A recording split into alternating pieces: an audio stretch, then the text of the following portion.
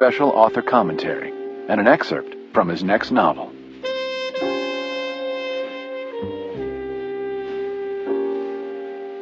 To the detectives who have to look into the abyss. Part 1. Blue Religion. Chapter 1. Within the practice and protocol of the Los Angeles Police Department, a 2-6 call is the one that draws the most immediate response, while striking the most fear behind the bulletproof vest. For it is a call that often has a career riding on it.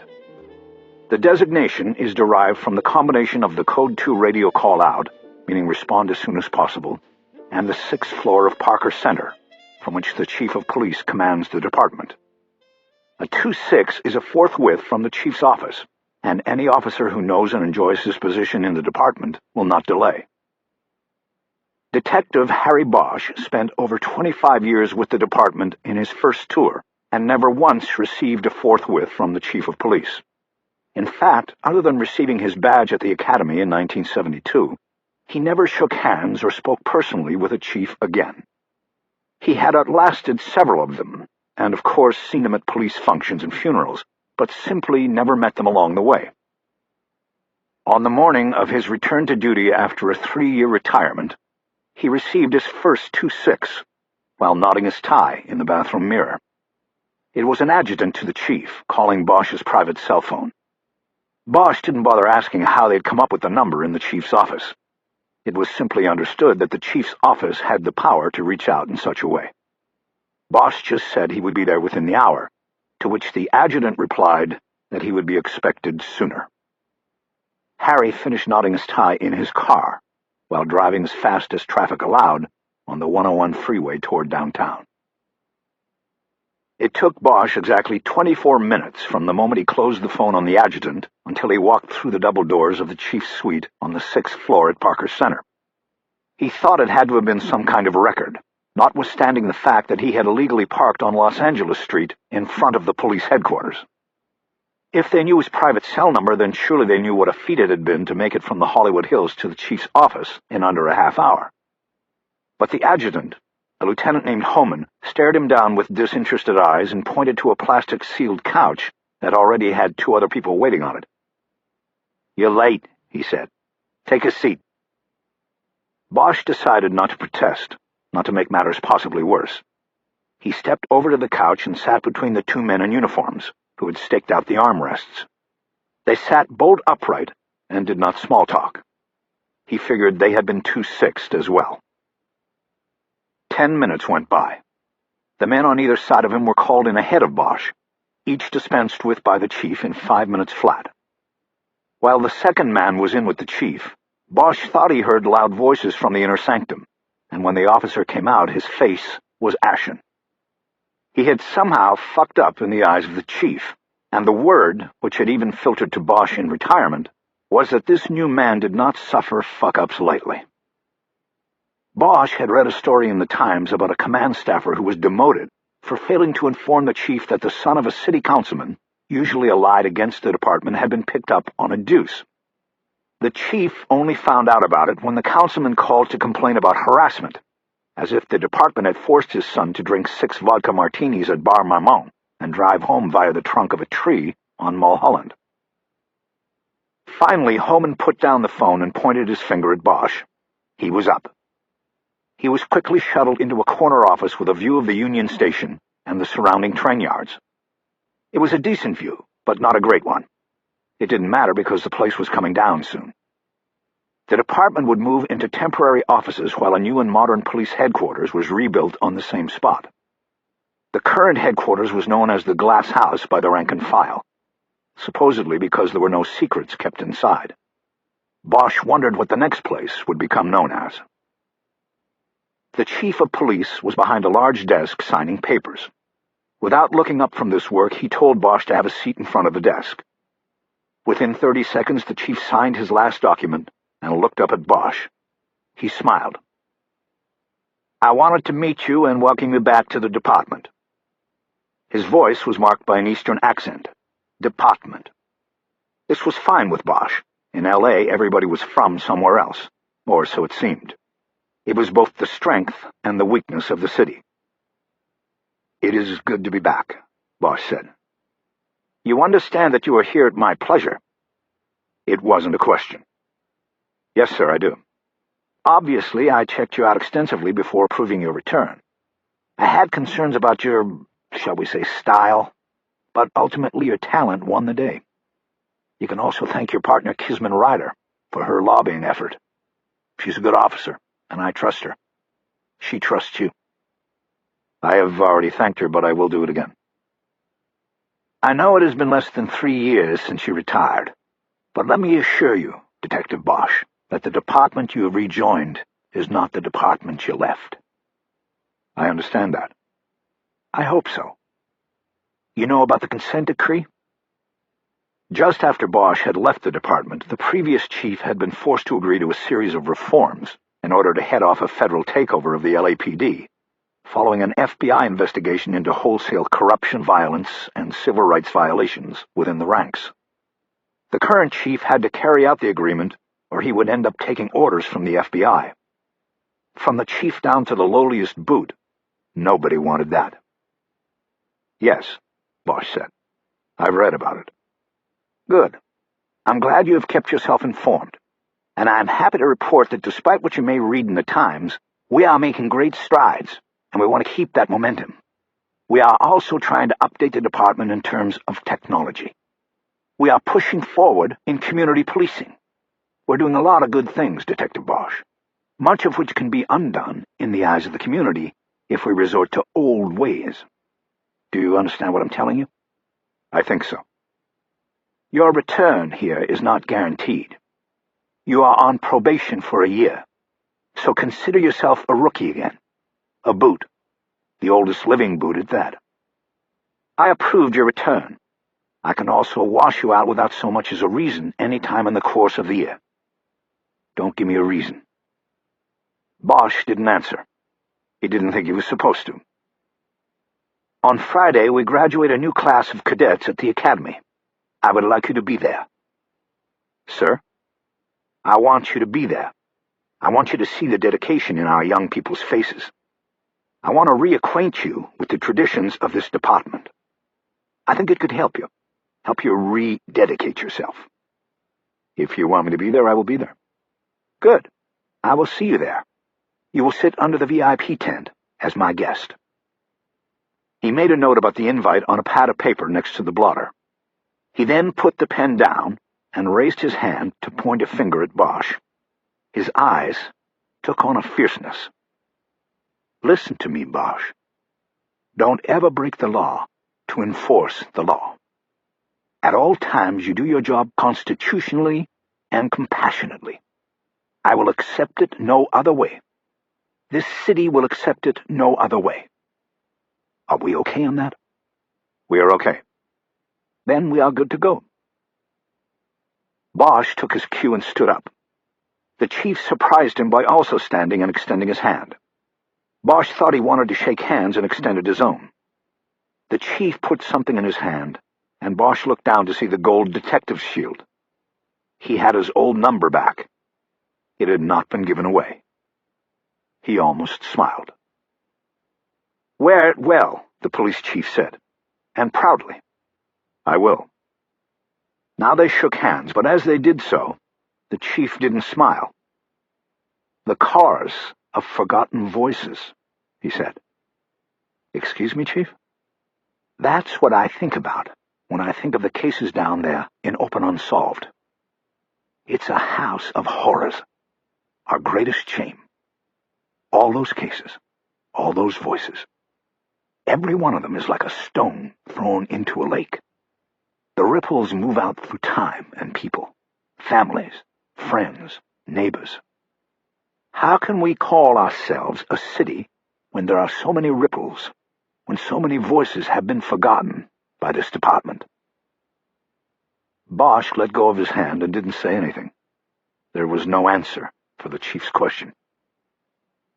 I changed the name of the unit when I came into the department. Those aren't cold cases, Detective. They never go cold. Not for some people. I understand that.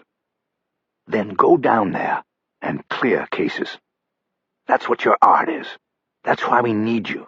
and why you are here. That's why I'm taking a chance with you. Show them we do not forget. Show them that in Los Angeles, cases don't go cold. I will. Bosch left him there, still standing, and maybe a little haunted by the voices. Like himself. Bosch thought that maybe for the first time he had actually connected on some level with the man at the top.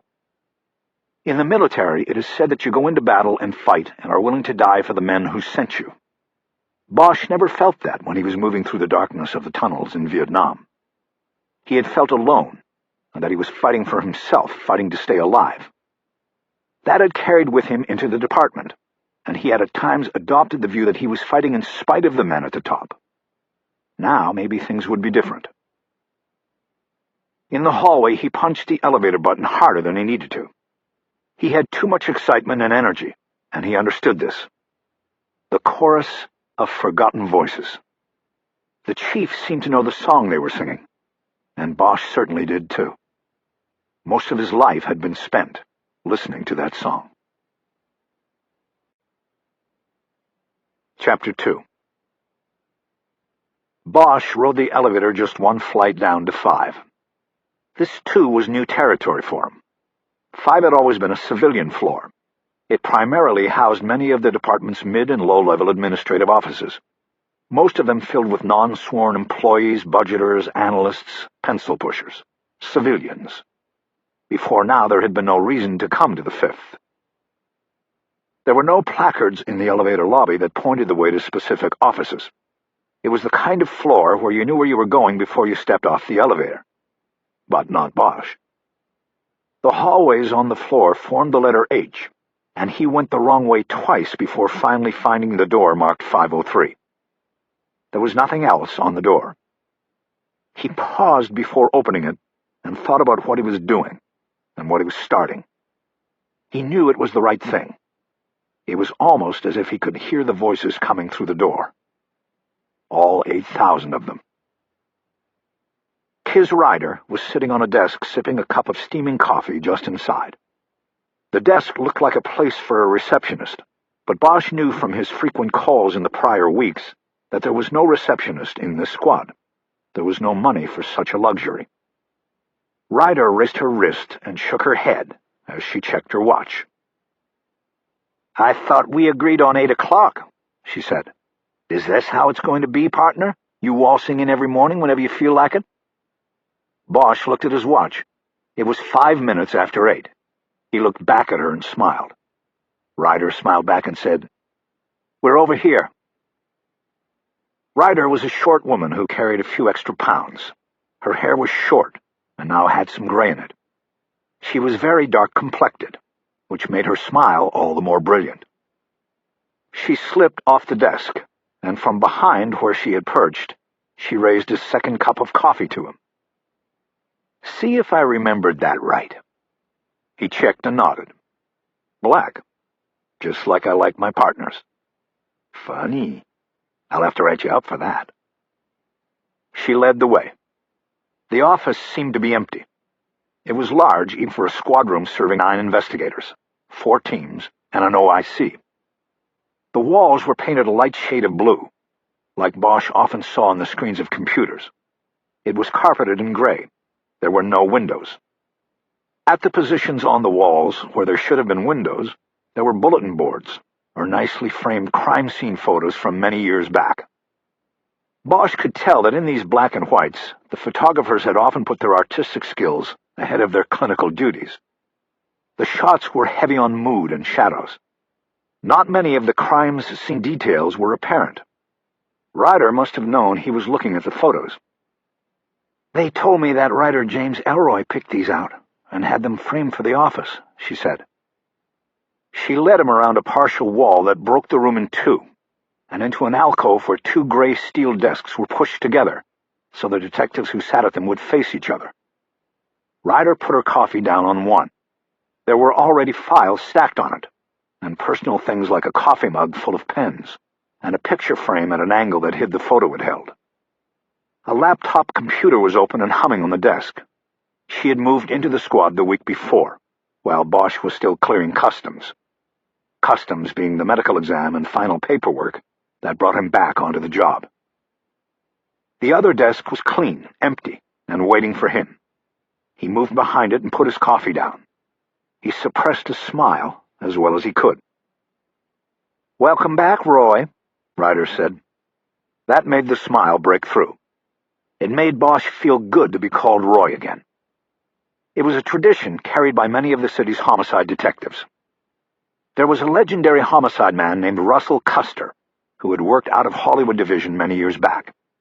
He was the ultimate professional, and many of the detectives working murders in the city today had come under his tutelage at one point or another. He was killed in an off-duty shootout in 1990. But his habit of calling people Roy, no matter their real name, was carried on. Its origin had become obscure. Some said it was because Custer once had a partner who loved Roy Acuff, and it had started with him. Others said it was because Custer liked the idea of the homicide cop being the Roy Rogers type, wearing the white hat and riding to the rescue, making things right. It didn't matter anymore. Bosch knew it was an honor, just to be called Roy again. He sat down. The chair was old and lumpy, guaranteed to give him a backache if he spent too much time in it. But he hoped that would not be the case. In his first run as a homicide detective, he had lived by the adage, "Get off your ass and knock on doors." He didn't see any reason that should change this time around. "Where is everybody?" he asked. "Having breakfast. I forgot. They told me last week that the routine is that on Monday mornings everybody meets early for breakfast. They usually go over to the Pacific. I didn't remember until I got in here this morning and found the place dead, but they should be back here soon." Bosch knew the Pacific dining car was a long-time favorite with LAPD brass and the Robbery Homicide Division. He also knew something else. $12 for a plate of eggs. I guess that means this is an overtime-approved squad. Ryder smiled in confirmation. "You got that right. But you wouldn't have been able to finish your fancy eggs anyway, once you got the forthwith from the chief." "You heard about that, huh?" "I still have an ear out on 6. Did you get your badge?" "Yeah. He gave it to me." "I told him what number you'd want. Did you get it?" "Yeah, Kiz. Thanks. Thanks for everything." "You already told me that, partner. You don't need to keep saying that." He nodded and looked around their space. He noticed that on the wall behind Ryder was a photo of 2 detectives, huddled beside a body lying in the dry concrete bed of the Los Angeles River. It looked like a shot from the early 50s, judging by the hats the detectives wore. "So, where do we start?" he said. "The squad breaks the cases up in 3-year increments. It provides some continuity. They say you get to know the era and some of the players in the department. It overlaps. It also helps with identifying serials. In 2 years, they've already come up with 4 serials nobody ever knew about." Bosch nodded. He was impressed. "What years did we get?" he asked. "Each team has 4 or 5 blocks.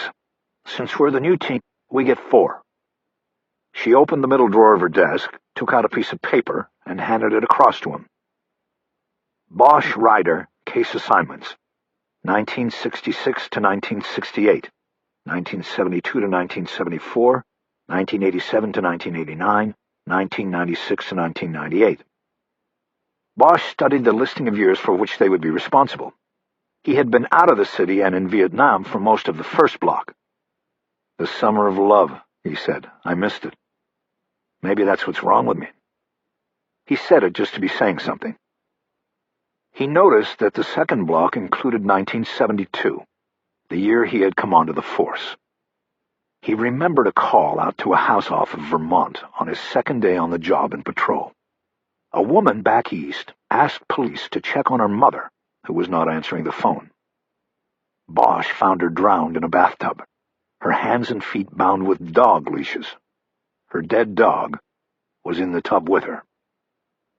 Bosch wondered if the old woman's murder was one of the open cases he would now be charged with solving.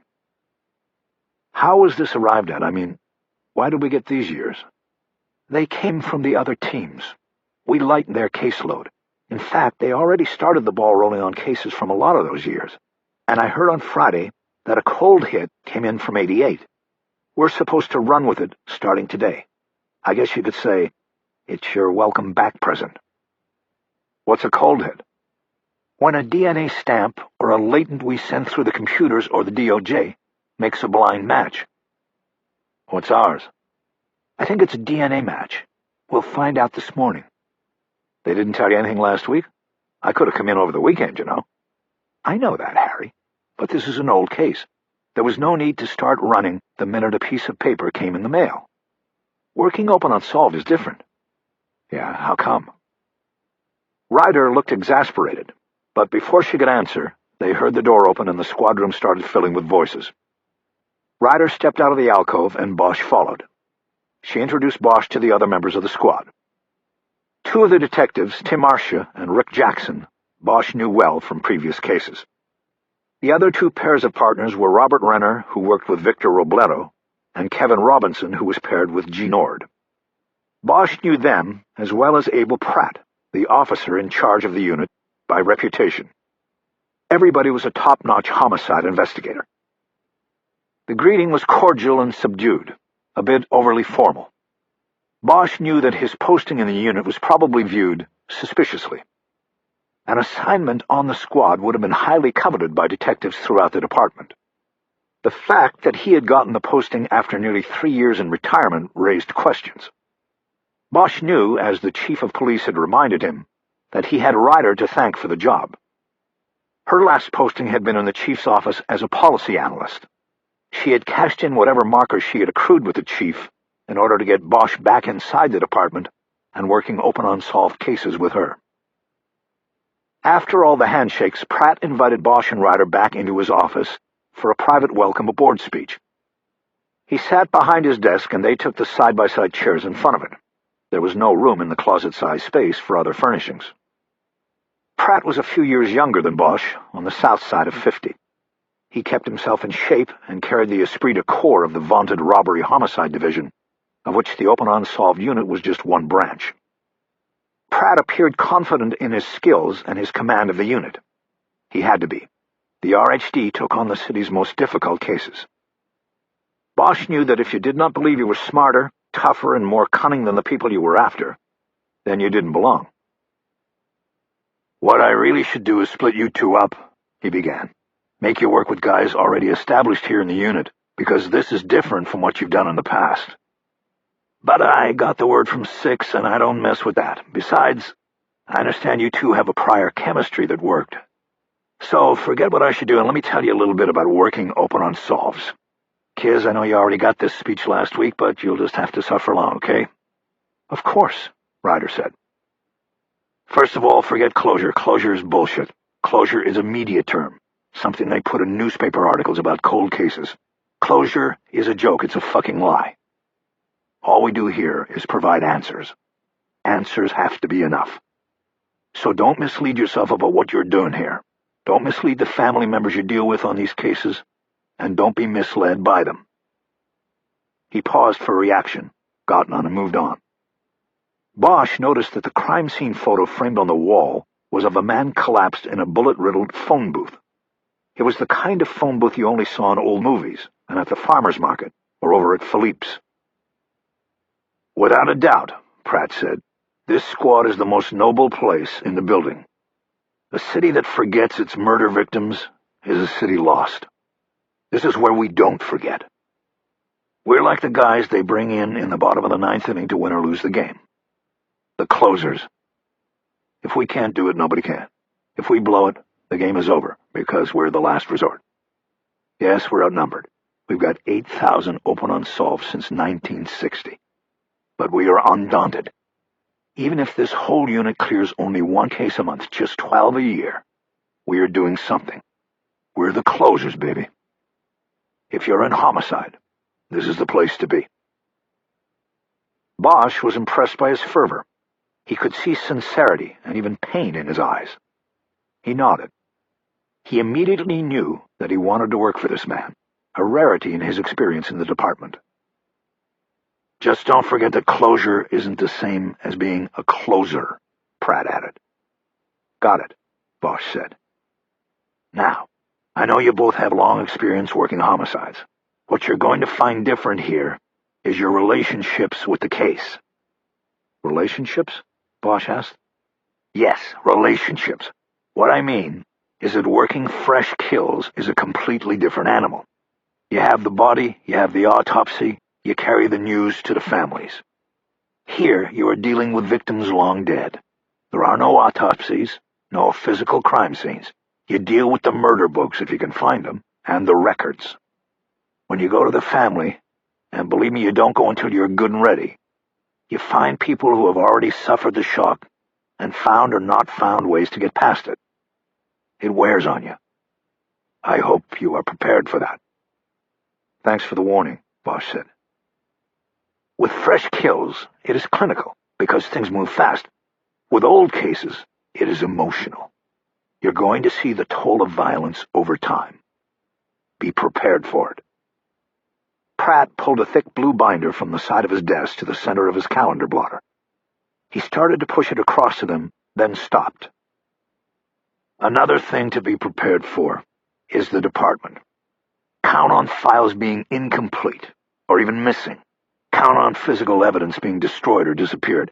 Count on starting from scratch with some of these. This unit was put together 2 years ago. We spent the first 8 months just going through the case logs and pulling out open unsolveds. We fed what we could into the forensics pipelines, but even when we've gotten a hit, we've been handicapped by the lack of case integrity.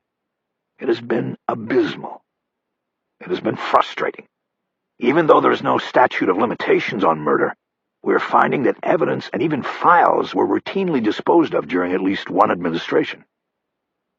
What I am saying is that you're going to find that your biggest obstacle on some of these cases may very well be the department itself." "Somebody said we have a cold hit that came out of one of our time blocks," Bosch said. He'd heard enough. He just wanted to get moving on something. "Yes, you do," Pratt said. "We'll get to that in a second. Let me just finish up with my little speech. After all, I don't get to make it that often. In a nutshell, what we try to do here is apply new technology and techniques to old cases. The technology is essentially threefold. You have DNA, fingerprints, and ballistics. In all 3 areas, the advancements in comparative analysis have been phenomenal in the last 10 years. The problem with this department is that it never took any of these advances and looked backward at old cases. Consequently, we have an estimated 2,000 cases in which there is DNA evidence that has never been typed and compared. Since 1960, we have 4,000 cases with fingerprints that have never been run through a computer. Ours, the FBI's, DOJ's, anybody's computer. It's almost laughable, but it's too fucking sad to laugh about. Same with ballistics. We are finding the evidence is still there in most of these cases, but it has been ignored." Bosch shook his head, already feeling the frustration of all the families of the victims. The case is swept away by time, indifference, and incompetence. "You will also find that techniques are different. Today's homicide copper is just plain better than anyone from, say, 1960 or 70, even 1980. So even before you get to the physical evidence and you review these cases, you're going to see things that seem obvious to you now, but that weren't obvious to anyone back at the time of the kill." Pratt nodded. His speech was finished. "Now, the cold hit," he said, pushing the faded blue murder book across the desk. "Run with that baby. It's all yours. Close it down and put somebody in jail." Chapter 3. After leaving Pratt's office, they decided that Bosch would go get the next round of coffee, while Ryder started in on the murder book. They knew from prior experience that she was the faster reader, and it didn't make sense to split the book up. They both needed to read it front to back, to have the investigation presented to them in the linear fashion in which it occurred and was documented. Bosch said he would give her a good head start. He told her he might drink a cup in the cafeteria just because he missed the place. The place, not the coffee. "Then I guess that gives me a few minutes to go down the hall," she said. After she left the office for the restroom, Bosch took the page listing the years that were assigned to them and put it into the inside pocket of his jacket. He left 503 and took the elevator down to the 3rd floor. He then walked through the main RHD squad room to the captain's office. The captain's office suite was broken into 2 rooms. One room was his actual office, and the other was called the murder room. It was furnished with a long meeting table where murder investigations were discussed, and its walls on 2 sides were lined with shelves containing legal books and the city's murder logs. Every homicide that had occurred in Los Angeles, going back more than 100 years, had a listing in these leather-bound journals. The routine over the decades was to update the journals every time one of the murders was cleared. It was the easy reference in the department for determining what cases were still open or had been closed. Bosch ran his finger along the cracked spines of the books. Each one simply said homicides, followed by the listing of the years the book recorded.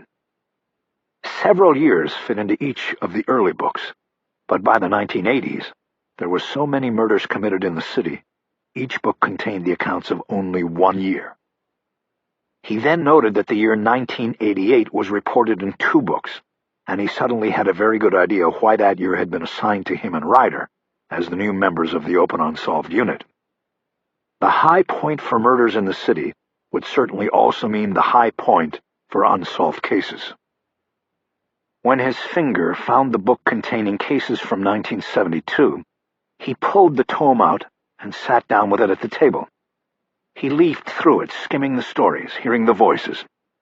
He found the old lady who was drowned in her bathtub. It was never solved.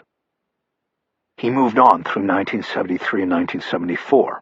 Then he went through the book containing 1966, 67, and 68. He read about Charles Manson and Robert Kennedy. He read about people whose names he had never heard or known. Names that were taken away from them, along with everything else they'd had or would ever have. As he read through the catalogs of the city's horrors, Bosch felt a familiar power begin to take hold of him and move in his veins again. Only an hour back on the job, and he was already chasing a killer. It didn't matter how long ago the blood had fallen. There was a killer in the wind, and Bosch was coming. Like the prodigal son returning, he knew he was back in his place now. He was baptized again in the waters of the one true church, the Church of the Blue Religion. And he knew that he would find his salvation in those who were long lost, that he would find it in these musty Bibles, where the dead lined up in columns, and there were ghosts on every page. Harry Bosch. Jarred by the intrusion, Bosch slammed the book closed and looked up. Captain Gib Norona was standing in the doorway of the inner office. "Captain, welcome back." He came forward and vigorously shook Bosch's hand. "Good to be back." "I see they already have you doing your homework." Bosch nodded. "Just sort of getting acquainted with it. New hope for the dead. Harry Bosch is on the case again." Bosch didn't say anything. He didn't know if the captain was being sarcastic or not. "It's the name of a book I read once," Norona said. "Oh. Well, good luck to you. Get out there and lock him up." "That's the plan." The captain shook his hand again, and then disappeared back into his office and closed the door. His sacred moment ruined by the intrusion, Bosch stood up. He started returning the heavy murder catalogs to their places on the shelves. When he was finished, he left the office for the cafeteria. Chapter 4. Kiz Ryder was almost halfway through the murder book when Bosch got back with a fresh round of coffees. She took her cup directly out of his hand. "Thanks. I need something to keep me awake." "What, you're going to sit there and tell me that this is boring compared to pushing paper in the chief's office?" "No, it's not that. It's just all the catching up, the reading. We've got to know this book inside and out. We've got to be alert for the possibilities." Bosch noticed she had a legal tablet next to the murder book, and the top page was almost full of notes. He couldn't read the notes, but could see that most of the lines were followed by question marks. "Besides," she added, "I'm using different muscles now, muscles I didn't use on the 6th floor." "I get it," he said. "All right if I start in behind you now?" "Be my guest." She popped open the rings of the binder and pulled out the 2-inch thick sheaf of documents she had already read through. She handed them across to Bosch, who had sat down at his desk. "You got an extra pad like that?" he asked. "I just have a little notebook." She sighed in an exaggerated way. Bosch knew it was all an act, and that she was happy they were working together again. She had spent most of the last 2 years evaluating policy and troubleshooting for the new chief. It wasn't the real cop work that she was best at. This was. She slid a pad across the desk to him. "You need a pen, too?" "No, I think I can handle that." He put the documents down in front of him and started reading. He was ready to go, and he didn't need the coffee to stay charged. The first page of the murder book was a color photograph in a plastic 3-hole sleeve. The photo was a yearbook portrait of an exotically attractive young girl with almond-shaped eyes that were startlingly green against her mocha skin. She had tightly curled brown hair with what looked like natural blonde highlights that caught the flash of the camera. Her eyes were bright, and her smile genuine. It was a grin that said she knew things nobody else did. Bosch didn't think she was beautiful, not yet. Her features seemed to compete with one another in an uncoordinated way. But he knew that teenage awkwardness often smoothed over and became beauty later. But for 16-year-old Rebecca Verloren, there would be no later. 1988 would be her last year. The cold hit had come from her murder. Becky, as she was known by family and friends, was the only child of Robert and Muriel Verloren. Muriel was a homemaker. Robert was the chef and owner of a popular Malibu restaurant called the Island House Grill. They lived on Red Mesa Way off of Santa Susana Pass Road in Chatsworth, at the northwest corner of the sprawl that made up Los Angeles. The backyard of their house was the wooded incline of Oat Mountain, which rose above Chatsworth and served as the northwest border of the city. That summer, Becky was between her sophomore and junior years at Hillside Preparatory School. It was a private school in nearby Porter Ranch, where she was on the honor roll, and her mother volunteered in the cafeteria and often brought jerk chicken and other specialties from her husband's restaurant for the faculty lunchroom. On the morning of July 6, 1988, the Verlorens discovered their daughter missing from their home. They found the back door unlocked, though they were sure it had been secured the night before. Thinking the girl might have gone for a walk, they waited worriedly for 2 hours, but she did not return. That day, she was scheduled to go to the restaurant with her father to work the lunch shift as an assistant hostess, and it was well past the time to leave for Malibu. While her mother called her friends hoping to locate her, her father went up the hillside behind the house looking for her. When he came back down the hill without finding a sign of her, they decided it was time to call the police. Patrol officers from the Devonshire Division were called to the home. They found no evidence of a break-in at the house. Citing this and the fact that the girl was in an age group with one of the highest runaway rates, the disappearance was viewed as a possible runaway situation and handled as a routine missing persons case. This was against the protests of the missing girl's parents, who did not believe that she had run away or left their home of her own volition. The parents were proved horribly correct 2 days later, when the decomposing body of Becky Verloren was found hidden beside the fallen trunk of an oak tree, about 10 yards off an equestrian trail on Oat Mountain. A woman riding her Appaloosa had gone off the path to investigate a bad smell and came across the body. The rider might have ignored the odor, but had earlier seen signs posted on telephone poles about the girl missing from the area. Becky Verloren had died less than a quarter mile from her house.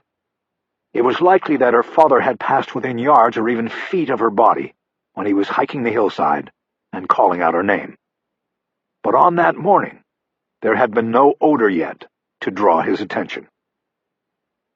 Bosch was the father of a young girl.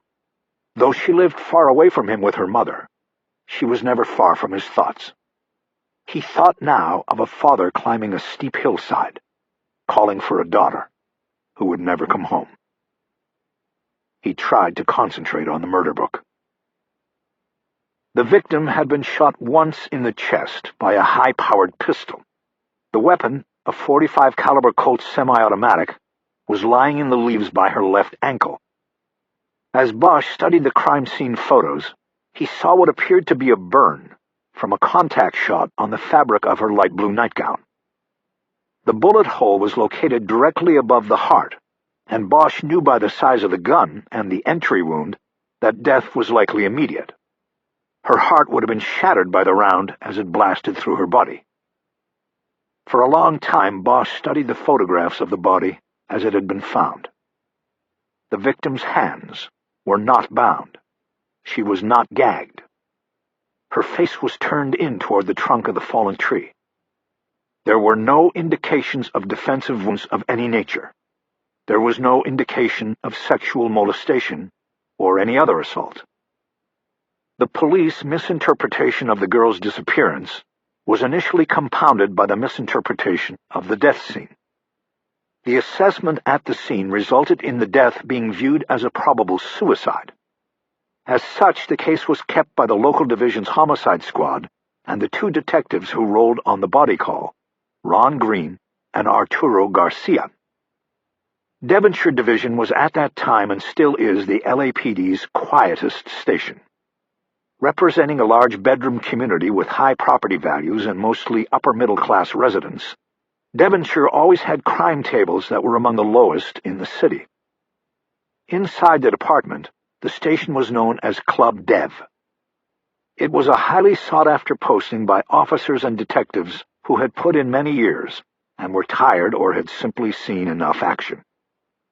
Devonshire Division also represented the part of the city closest to Simi Valley, a quiet, relatively crime-free community in Ventura County, where hundreds of LAPD officers chose to live. A posting at Devonshire made the commute a breeze, and the workload the lightest in the department. The Club Dev pedigree played in the back of Bosch's mind as he read the reports. He knew part of his task here was to make a judgment on Green and Garcia's work, to determine if they had been up to the task. He did not know them and had no experience with them. He had no idea what level of skills and dedication they had brought to the case. There was the initial misinterpretation of the death as a suicide, but by the appearances of the records, the two investigators seemed to quickly recover and move on with the case. Their reports seemed to be well-written, thorough, and complete. They seemed to have taken the extra step wherever possible. Still, Bosch knew that a murder book could be manipulated to give this impression. The truth would be revealed as he delved deeper and continued his own investigation. He knew there could be a vast difference between what was recorded and what was not. According to the murder book, Green and Garcia quickly reversed investigative directions when suicide was dismissed after the autopsy was completed and the gun found with the body was analyzed. The case was reclassified as a homicide that had been disguised as a suicide. Bosch first came to the autopsy findings in the murder book. He had read 1,000 autopsy protocols and had attended several hundred of the procedures as well. He knew to skip all the weights and measurements and descriptions of the actual procedure and go right to the summary section and the attendant photographs. Unsurprisingly, he found the cause of death listed as a gunshot wound to the chest. The estimated time of death was between midnight and 2 a.m. on July 6th. The surprises were in the other findings. Rebecca Verloren had long, thick hair. At the right side of the base of her neck, beneath the fall of her hair, the medical examiner found a small circular burn mark that was about the size of a button off an Oxford shirt. 2 inches from this mark was another burn mark, much smaller than the first. High white cell counts in the blood surrounding these wounds indicated that both had been sustained close to, but not at the time of death. The report concluded that the burns were caused by a stun gun, a handheld device that emits a powerful electric charge and renders its victims unconscious or incapacitated for several minutes or longer, depending on the charge. Normally, a charge from a stun gun leaves 2 small and almost unnoticeable marks on the skin, indicating the location of the twin contacts. But when the contact points of the device are held unevenly against the skin, The electric charge arcs and often burns the skin in the manner seen on Becky Verloren's neck. The autopsy summary also noted that an examination of the victim's bare feet found no soil deposits or cuts or bruises that would be evident had the girl walked barefoot up the mountainside in the dark. Bosch drummed his pen on the report and thought about this. He knew this was a mistake made by Green and Garcia. The victim's feet should have been examined at the scene, and they should have made the jump right then to the idea that the suicide was a setup. Instead, they missed it, and they lost 2 days waiting for the autopsy on a weekend. Those days plus the 2 days lost when patrol wrote the parents' call-off as a runaway case added up to a bad number in a murder investigation. There was no doubt that the case was slow out of the blocks. Bosch was beginning to see how badly the department had let Rebecca Verloren down. The autopsy report also contained the results of a gunshot residue test conducted on the victim's hands. While GSR was found on Becky Verloren's right hand, there was no indication of it on her left. Even though Verloren was right-handed, Bosch knew that the GSR test was an indicator that she had not actually fired the gun that killed her. Experience, no matter how limited, and common sense would have told the investigators that the girl would have needed to use both hands to properly hold the heavy gun pointed against her own chest and to pull the trigger. The result would have been GSR on both her hands. There was one more notable point in the autopsy summary. The examination of the body determined that the victim had been sexually active, and scarring on the walls of the uterus was indicative of a recent gynecological dilation and cauterization procedure to eliminate a pregnancy. The deputy coroner who conducted the autopsy estimated that this had occurred 4 to 6 weeks prior to her death. Bosch read the first investigator's summary report, which was written and added to the book after the autopsy. Green and Garcia had now classified the death as a murder and established the theory that someone had entered the girl's bedroom while she was sleeping, incapacitated her with a stun gun, and then carried her from the room and the house. She was carried up the mountainside to the location by the fallen oak tree where the murder was committed and clumsily disguised as a suicide in what was possibly a spur-of-the-moment decision by her killer. The report was filed Monday, July 11th, 5 days after Rebecca Verloren had been left dead on the hillside. Bosch moved on to the firearm analysis report.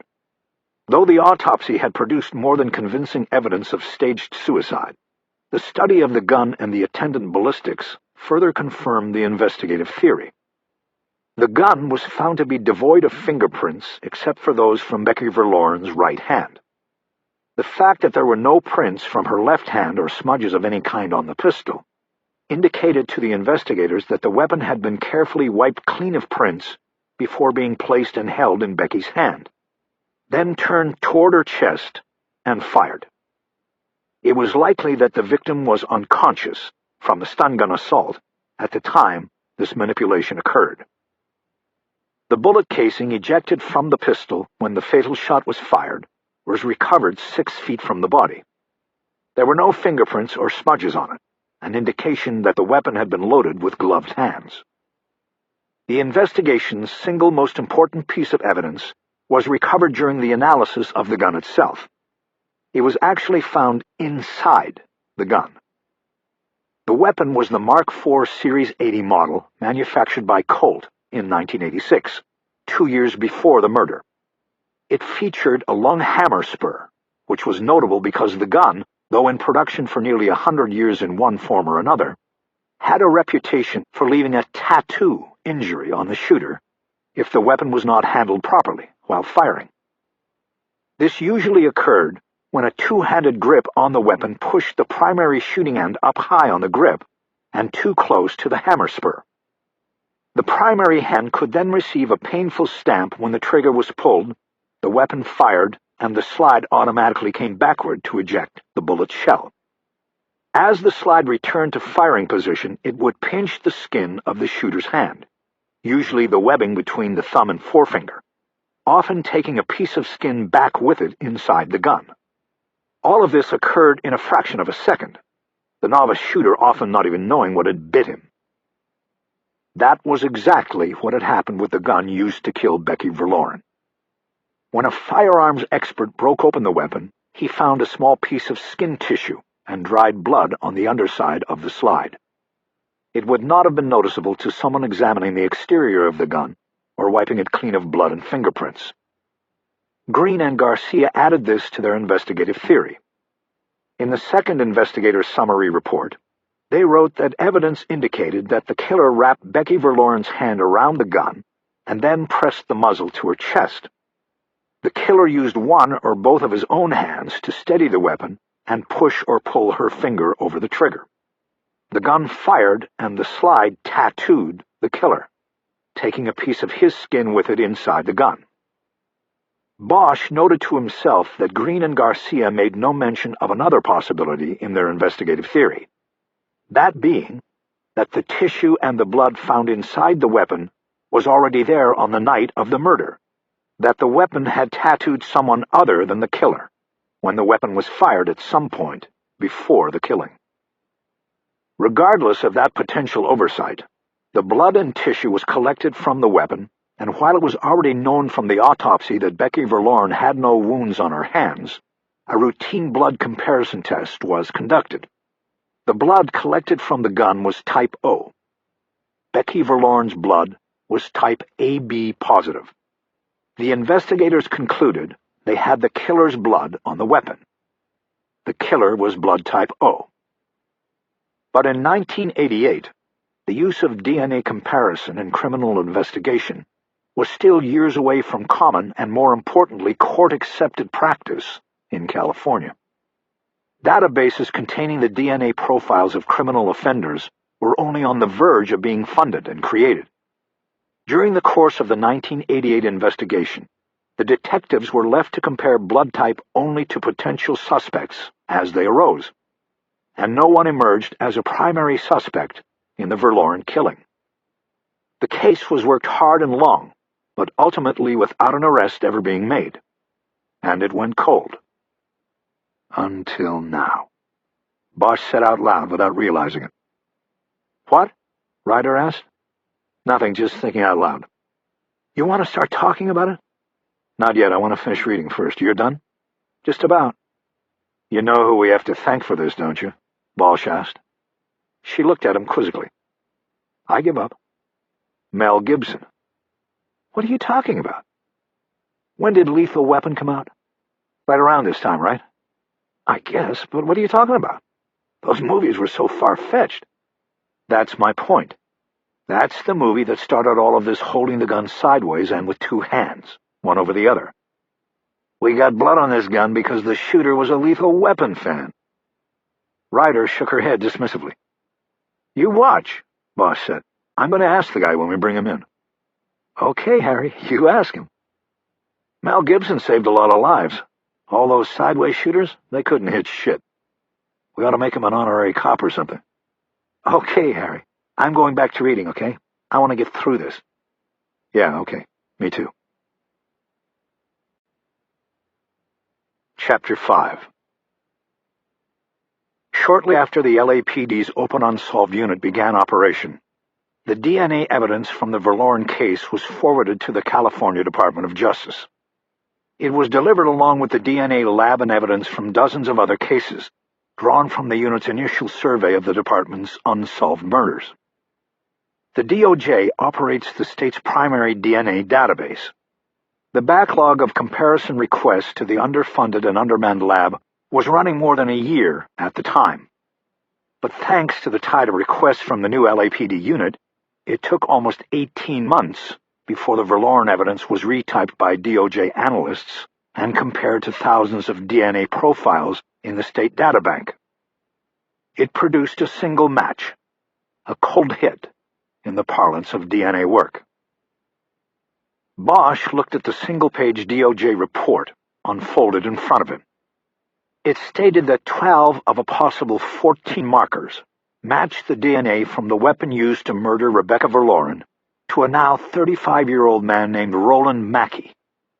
He was a native of Los Angeles, whose last known address was in Panorama City. Bosch felt his blood start moving a little faster as he read the cold hit report. Panorama City was in the San Fernando Valley, not more than 15 minutes from Chatsworth, even in bad traffic. It added a level of credibility to the match. It was not that Bosch didn't believe the science, he did. But he also believed you needed more than the science to convince a jury beyond a doubt. You needed to bolster the scientific fact with connections of circumstantial evidence and common sense. This was one of those connections. Bosch noticed the date on the cover letter of the DOJ report. "You said we just got this?" he asked Ryder. "Yeah, I think it came in Friday. Why?"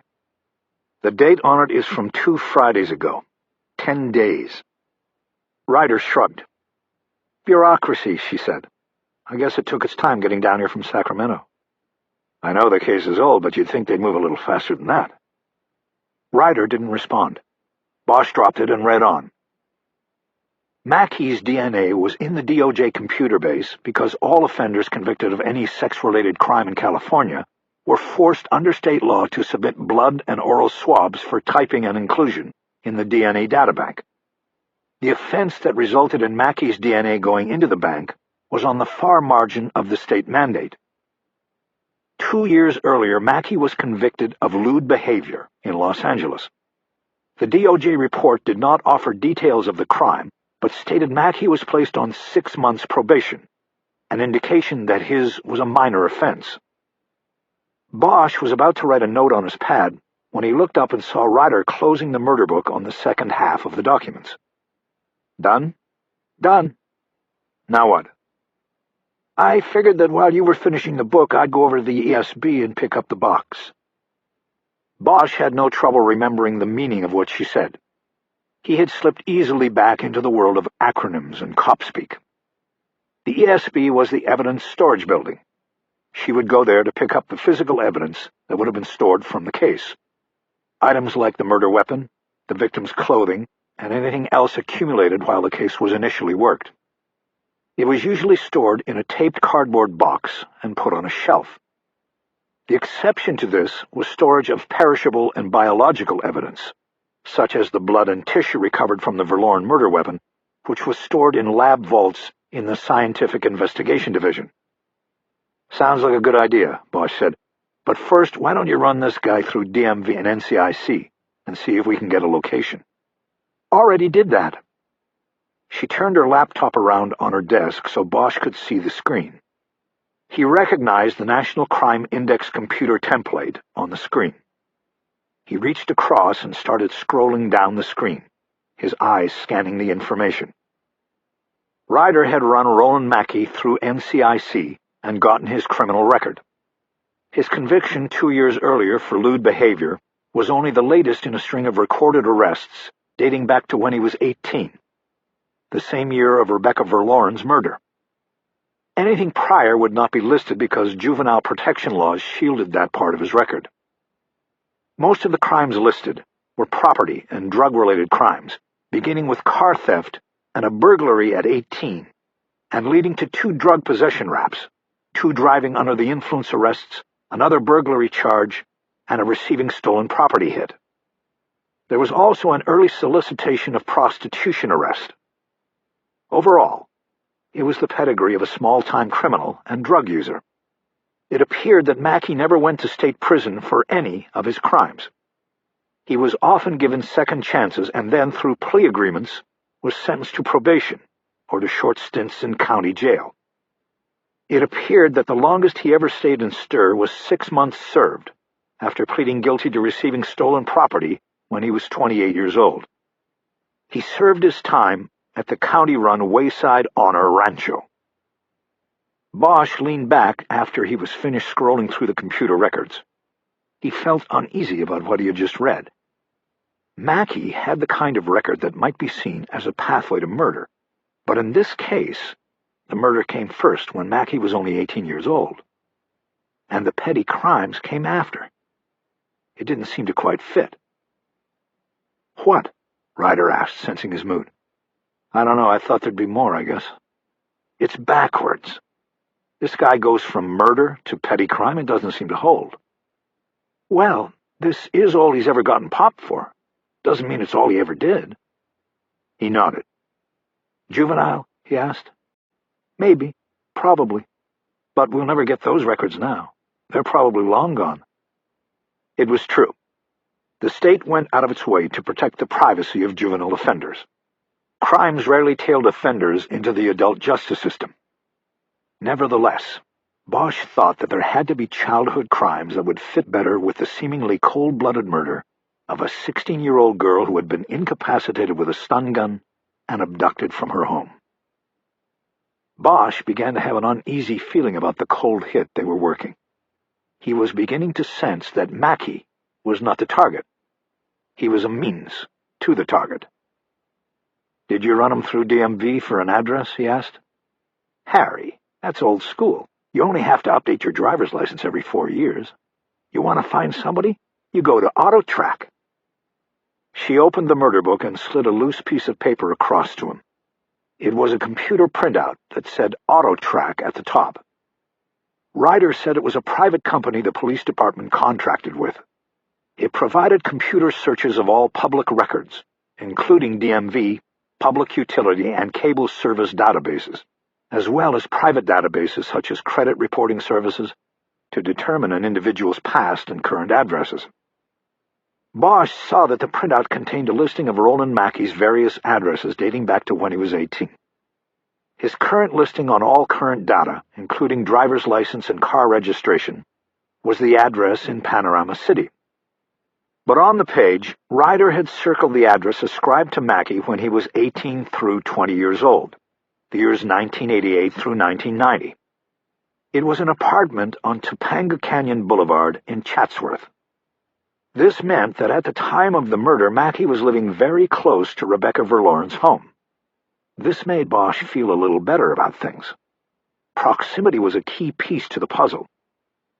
Bosch's misgivings over Mackey's criminal pedigree aside, knowing that he was in the immediate vicinity in 1988 and therefore could have seen or even known Rebecca Verloren, was a large check mark in the positive column. "Make you feel any better, Harry?" "A little bit." "Good. I'm going then. I'll be here." After Ryder left, Bosch jumped back into his review of the murder book. The third investigator's summary focused on how the intruder got into the house. The door and window locks showed no signs of having been compromised, and all known keys to the home were accounted for among family members and a housekeeper, who was cleared of any suspicion. The investigators theorized that the killer came in through the garage, which had been left open, and then entered the house through the connecting door, which was usually not locked, until after Robert Verloren came home from work at night. According to Robert Verloren, the garage was open when he came home from his restaurant about 10:30 on the night of July 5th. The connecting door from the garage into the house was unlocked. He entered his home, closed the garage, and locked the connecting door. The investigators theorized that by then, the killer was already in the house. The Verlorens' explanation for the open garage was that their daughter had recently received her driver's license and was on occasion allowed to use her mother's car. However, she had not yet acquired the habit of remembering to close the garage door upon leaving or coming home, and had been chastised by her parents on more than one occasion for this. Late in the afternoon before her abduction, Rebecca was sent on a chore by her mother to pick up dry cleaning. She used her mother's car. The investigators confirmed that she picked up the clothing at 5:50 p.m. and then returned home. It was believed by the investigators that she once again forgot to close the garage or lock the connecting door after returning. Her mother said she never checked the garage that night, assuming wrongly that it was closed. 2 residents in the neighborhood canvassed after the murder reported seeing the garage door open that evening. This left the house easily accessible until Robert Verloren came home. Bosch thought about how many times over the years he had seen someone's seemingly innocent mistake turn into one of the keys to their own doom. A routine chore to pick up clothes may have led to the opportunity for a killer to get inside the house. Becky Verloren may have unwittingly engineered her own death. Bosch pushed his chair back and stood up. He had finished the review of the first half of the murder book. He decided to get another cup of coffee before taking on the second half. He asked around in the office if anybody needed anything from the cafeteria, and got one order for coffee from G. Nord. He took the stairs down to the cafeteria and poured 2 cups out of the urn, then paid for them and went over to the condiments counter to get Nord's cream and sugar. While he was pouring a shot of cream into one of the cups, he felt a presence next to him at the counter. He made room at the station, but no one reached for any condiments. He turned toward the presence and found himself looking at the smiling face of Deputy Chief Irvin S. Irving. There had never been any love lost between Bosch and Deputy Chief Irving. The chief had at various times been his adversary and unwitting savior in the department. But Bosch had heard from Ryder that Irving was on the outs now. He had been unceremoniously pushed out of power by the new chief and given a virtually meaningless posting and assignment outside of Parker Center. "I thought that was you, Detective Bosch. I'd buy you a cup of coffee, but I see you already have more than enough. Would you like to sit down for a minute anyway?" Bosch held up both cups of coffee. "I'm kind of in the middle of something, Chief, and somebody's waiting on one of these." "1 minute, Detective," Irving said, a stern tone entering his voice. "The coffee will still be hot when you get to where you have to go, I promise." Without waiting for an answer, he turned and walked to a nearby table. Bosch followed. Irving still had a shaved and gleaming skull. His muscular jaw was his most prominent feature. He took a seat and held his posture, ramrod straight. He didn't look comfortable. He didn't speak until Bosch sat down. The pleasant tone was back in his voice. "All I wanted to do was welcome you back to the department," he said. He smiled like a shark. Bosch hesitated like a man stepping across a trapdoor before answering. "It's good to be back, Chief." "The Open Unsolved Unit. I think that is the appropriate place for someone of your skills." Bosch took a sip from his scalding cup of coffee. He didn't know if Irving had just complimented or insulted him. He wanted to leave. "Well, we'll see," he said. "I hope so. I think I better—" Irving held his hands out wide as if to show he wasn't hiding anything. "That's it," he said. "You can go. I just wanted to say welcome back. And to thank you." Bosch hesitated, but then bit. "Thank me for what, Chief?" "For resurrecting me in this department." Bosch shook his head and smiled as if he didn't understand. "I don't get it, Chief," he said. "How am I supposed to do that? I mean, you're across the street in the City Hall Annex now, right? What is it, the Office of Strategic Planning or something? From what I hear, you get to leave your gun at home." Irving folded his arms on the table and leaned in close to Bosch. All pretense of humor, false or otherwise, evaporated. He spoke strongly, but quietly. "Yes, that is where I am. But I guarantee you that it will not be for long, not with the likes of you being welcomed back into the department." He then leaned back, and just as quickly adopted a casual manner for what he delivered as casual conversation. "You know what you are, Bosch? You are a retread. This new chief likes putting retreads on the car. But you know what happens with a retread? It comes apart at the seams. The friction and the heat is too much for it. It comes apart, and what happens? A blowout. And then the car goes off the road." He nodded silently as he let Bosch think about that. "You see, Bosch, you are my ticket. You will fuck up. If you excuse my language, it's in your history. It is in your nature. It is guaranteed. And when you fuck up, our illustrious new chief fucks up for being the one who put a cheap retread on our car." He smiled. Bosch thought that all he needed was a gold earring to complete the picture. Mr. Clean all the way. "And when he goes down, my stock goes right back up. I'm a patient man. I've waited 40 years in this department. I can wait longer." Bosch waited, but that was it. Irving nodded once and stood up. He quickly turned and headed out of the cafeteria. Bosch felt the anger rise in his throat. He looked down at the 2 cups of coffee in his hands and felt like an idiot for having sat there like a defenseless errand boy while Irving had verbally punched him out. He got up and threw both cups into a trash can. He decided that when he got back to room 503, he would tell Jean Nord to get her own damn coffee.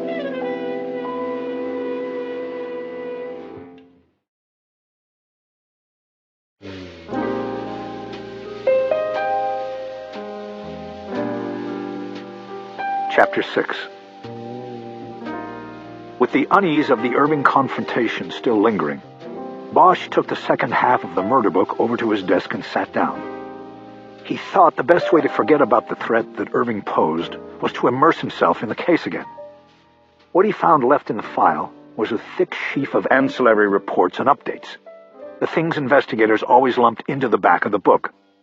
The reports that Bosch called the tumblers because they often seemed disparate, but nevertheless could unlock a case when seen from the right angle or pattern. First was a lab report stating that testing was unable to determine exactly how long the blood and tissue sample taken from the murder weapon could have been in the gun. The report said that while most of the sample was preserved for comparison purposes, an examination of selected blood cells indicated decomposition was not extensive. The criminalist who wrote the report could not say the blood was deposited on the gun at the time of the killing. No one could. But he would be prepared to testify that the blood was deposited on the gun close to or at the time of the killing. Bosch knew this was a key report in terms of mounting a prosecution of Roland Mackey. It might also give Mackey the opportunity to build a defense around having had possession of the gun before the murder, but not at the time of the murder. It would be a risky move to admit being in possession of the murder weapon, but the DNA match dictated that it was a move he would likely have to make.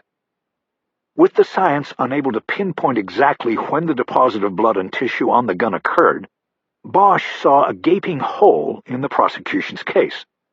The defense could clearly jump through it. Again, he felt the certainty of the cold-hit DNA match slipping away.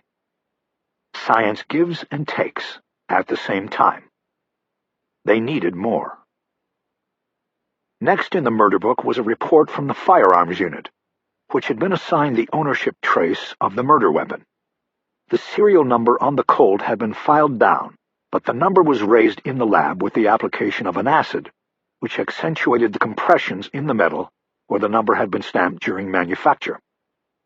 The number was traced to a gun purchased from the manufacturer in 1987 by a Northridge gun shop. It was then traced through its sale that year to a man who lived in Chatsworth on Winnetka Avenue. The gun had then been reported stolen by the owner when his home was burglarized June 2, 1988, just a month before it was used in the murder of Rebecca Verloren. This report helped their case somewhat because unless Mackey had a relationship with the gun's original owner, the burglary compressed the time period during which Mackey would have had possession of the gun. It made it more likely that he had the gun on the night Becky Verloren was taken from her home and murdered. The original burglary report was contained in the file. The victim was named Sam Weiss. He lived alone and worked as a sound technician at Warner Brothers in Burbank. Bosch scanned the report and found only one other note of interest. In the investigating officer's comments section, it was stated that the burglary victim had recently purchased the gun for protection, after being harassed by anonymous phone calls in which the caller threatened him because he was Jewish. The victim reported that he did not know how his unlisted number fell into the hands of his harasser, and he did not know what had brought on the threats. Bosch quickly read through the next report from the firearms unit, which identified the stun gun used in the abduction. The report said the 2 1/4-inch span between contact points, as exhibited by the burn marks on the victim's flesh, was unique to the professional 100 model manufactured by a company called Safety Charge in Downey. The model was sold over the counter and through mail order, and there were more than 12,000 professional 100 models distributed at the time of the murder. Bosch knew that without the actual device in hand, there was no way to connect the marks on Becky Verloren's body with an ownership trail. That was a dead end. He moved on, leafing through a series of 8x10 photos taken in the Verloren house after the body was found up on the hillside behind it. Bosch knew these were cover-your-ass photos. The case had been handled, or mishandled, as a runaway situation. The department did not go full field with it until after the body was found and an autopsy concluded the death was a homicide. 5 days after the girl was reported missing, the police came back and turned the house into a crime scene. The question was, what was lost in those 5 days?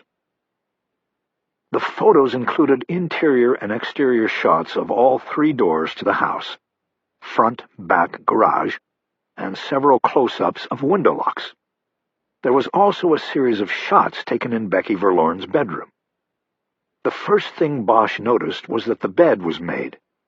He wondered if the abductor had made it, thereby further selling the suicide, or Becky's mother had simply made the bed at some point during the day she hoped and waited for her daughter to come home. The bed was a 4-poster, with a white and pink spread with cats on it, and a matching pink ruffle. The bedspread reminded Bosch of the one that had covered his own daughter's bed. It seemed to be something that a child much younger than 16 would like, and he wondered if Becky Verloren had kept it for nostalgic reasons, or as some sort of psychological security blanket. The bed's ruffle did not uniformly skirt the floor. It was a couple inches too long, and so it bunched on the floor and alternately fluffed out or tucked under the bed too far. There were photos of her bureau and bed tables. The room was festooned with stuffed animals from her younger years. There were posters on the walls from music groups that had come and gone. There was a poster of a John Travolta movie, 3 comebacks old. The room was very neat and orderly, and again Bosch wondered if this was how it had been on the morning Rebecca Verloren was discovered missing, or had her mother straightened the room while awaiting her daughter's return. Bosch knew the photos had to have been taken as the first step of the crime scene investigation. Nowhere did he see any fingerprint powder, or any other indication of the upset that would come with the intrusion of the criminalists. The photos were followed in the murder book by a packet of summaries from interviews the detectives conducted with numerous students at Hillside Prep. A checklist on the top page indicated that the investigators had talked to every student in Becky Verloren's class, and every boy who had attended the upper grades of the school. There were also summaries from interviews of several of the victims' teachers and school administrators. Included in this section was a summary of a phone interview conducted with a former boyfriend of Becky Verloren's who had moved with his family to Hawaii the year before her murder. Attached to the summary was an alibi confirmation report, stating that the teenager's supervisor had confirmed that the boy had worked in the car wash and detail facility at a Maui rent-a-car franchise on the days of and after the murder, making it unlikely that he could have been in Los Angeles to kill her. There was a separate packet of summaries of interviews with employees of the Island House Grill, the restaurant owned by Robert Verloren. His daughter had just started a part-time summer job at the restaurant. She was an assistant hostess during lunch. Her job was to lead customers to their tables and to put down the menus. Though Bosch knew restaurants often drew a variety of drifters to the low-level kitchen jobs, Robert Verloren avoided hiring men with criminal records, instead drawing on the population of surfers and other free spirits who flocked to the beaches of Malibu. These people would have limited contact with Rebecca, who worked in the dining room, but they were interviewed just the same and seemingly dismissed by the investigators. There was also a victim's chronology, in which the investigators outlined Rebecca Verloren's movements in the days leading up to her murder. In 1988, July 4th fell on a Monday. Rebecca spent most of the holiday weekend at home, except for a Sunday night sleepover with 3 girlfriends at one of their houses.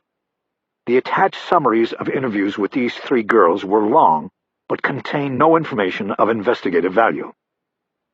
On Monday, the holiday, she stayed home until she and her parents went to Balboa Park to watch a fireworks display. It was a rare night off for Robert Verloren, and he insisted that the family stay together, much to Becky's reported upset at missing out on a friend's party in the Porter Ranch area. On Tuesday, the summer routine began again, with Rebecca going to the restaurant with her father to work the lunch shift as a hostess. At 3 o'clock, her father drove her home. He stayed at home through the afternoon, then headed back to the restaurant for the dinner shift. At about the same time, Rebecca used her mother's car to run the chore of collecting the dry cleaning. Bosch saw nothing in the schedule that raised suspicions, nothing that was missed by the original investigators. He next came to a transcript of a formal interview with the parents.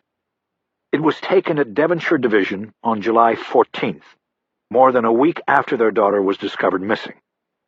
By this point, the detectives had accumulated a lot of case knowledge and were specific with their questions. Bosch carefully read this transcript, as much for the answers as for the insight it would give to the investigators' view of the case at that point.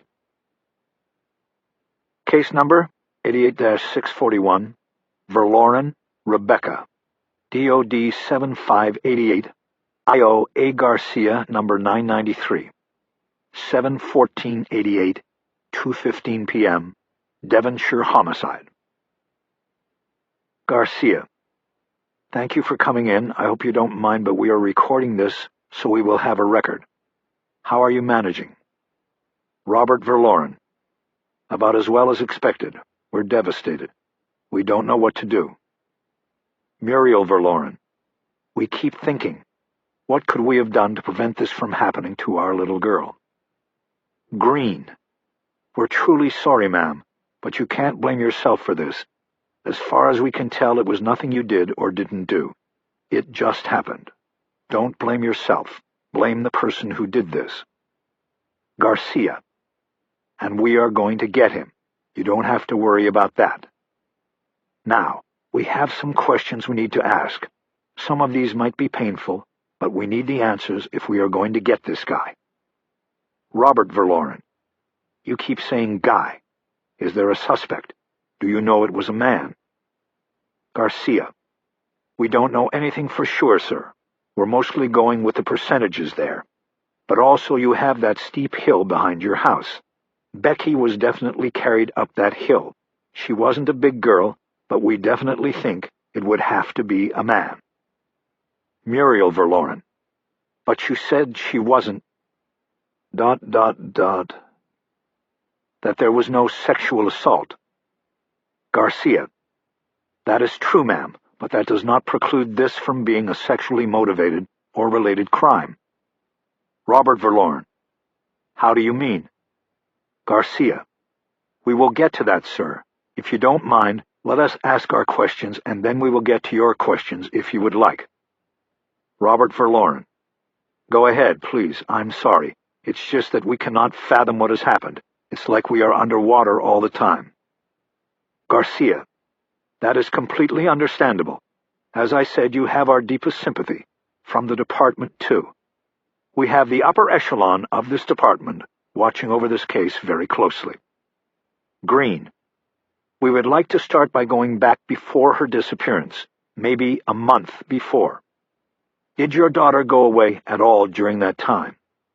Robert Verloren: What do you mean away? Garcia: Was she away from you at any time? Robert Verloren: No. She was 16.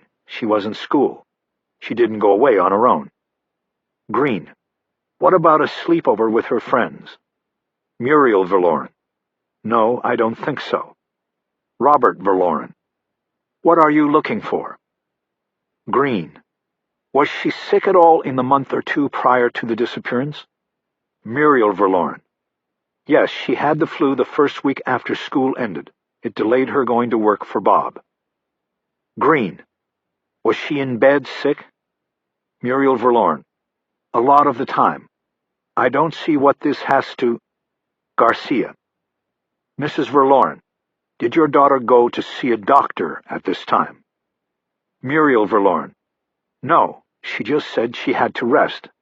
To tell you the truth, we thought she just didn't want to go to work in the restaurant. She didn't have a fever or a cold. We just thought she was being lazy. Green. She didn't confide in you at this time that she had been pregnant? Muriel Verloren. What? No. Robert Verloren. Look, detective, what are you telling us? Green. The autopsy revealed that Becky had had a procedure called a dilation and cauterization about a month before her death. An abortion. Our guess is that she was resting and recovering from this procedure when she told you she had the flu. Garcia. Would you two like to take a break here? Green. Why don't we take a break? We'll step out and get all of us some water. Break. Garcia. Okay, we're back. I hope you understand and forgive us. We do not ask questions or attempt to shock you to hurt you. We need to follow procedure and employ methods that allow us to collect information that is unfettered by preconceived perceptions. Robert Verloren. We understand what you are doing. It's part of our life now. What's left of it? Muriel Verloren. You are saying our daughter was pregnant and chose to get an abortion. Garcia. Yes, that's right. And we think there is a possibility that it could have a bearing on what happened to her a month later. Do you have any idea where she would have gone for this procedure? Muriel Verloren. No, I had no idea about this. Neither of us. Green. And as you said before, she did not go away overnight during that time? Muriel Verloren. No, she was home every night. Garcia. Any idea who the relationship could have been with? In our earlier talks you said she had no current boyfriend. Muriel Verloren. Well, obviously I guess we were wrong about that. But no, we don't know who she was seeing or who could have... done this. Green. Have either of you ever read the journal that your daughter kept? Robert Verloren. No, we didn't even know there was a journal until you found it in her room. Muriel Verloren. I would like to get that back. Will I get that back? Green. We will need to keep it through the investigation, but you will eventually get it back. Garcia. There are several references in the journal to an individual referred to as MTL. This is a person we would like to identify and talk to. Muriel Verloren. I don't know anyone with those initials offhand. Green. We looked at the school's yearbook. There is one boy named Michael Lewis. But we checked, and his middle name is Charles. We think the initials were a code or an abbreviation. It could stand for My True Love. Muriel Verloren. So there was obviously someone we didn't know about, that she kept from us. Robert Verloren. I can't believe this. You two are telling us we didn't really know our little girl. Garcia. I'm sorry, Bob. Sometimes the damage from a case like this goes deep, but it's our job to follow it where it goes. This is the current we are in right now. Garcia. Basically, we need to pursue this aspect of the investigation and find out who MTL is, which means we need to ask questions of your daughter's friends and acquaintances. Word about this, it will get around, I'm afraid. Robert Verloren. We understand this, Detective. We will deal with it. As we said on the day we met, do what you have to do. Find the person who did this. Garcia. Thank you, sir. We will. End of interview, 2:40 p.m. Bosch read the transcript a second time, this time writing down notes on his pad as he went. He then moved on to 3 more formal interview transcripts. These were conducted with Becky Verloren's 3 closest friends, Tara Wood, Bailey Coster, and Grace Tanaka. But none of the girls at the time, said they had knowledge of Becky's pregnancy or the secret relationship that produced it. All 3 said they did not see her the week after school got out because she was not answering her phone, and when they called the house's main number, Muriel Verloren told them her daughter was sick. Tara Wood, who was splitting a work schedule as a hostess at the Island House Grill with Becky, said that her friend was moody and incommunicative in the weeks prior to her murder. But the reason for this was unknown, because she rebuffed Wood's efforts to find out what was wrong. The last entry in the murder book was the media file. It was where Garcia and Green kept the newspaper stories that accumulated in the early stages of the case. The crime played bigger in the Daily News than in the Times. This was understandable, because the news circulated primarily in the San Fernando Valley, and the Times usually treated the valley as an unwanted stepchild, relegating the news emanating from its environs to the inside pages. There was no coverage of Becky Verloren's initial disappearance. The newspapers had obviously viewed it in the same way as the police had.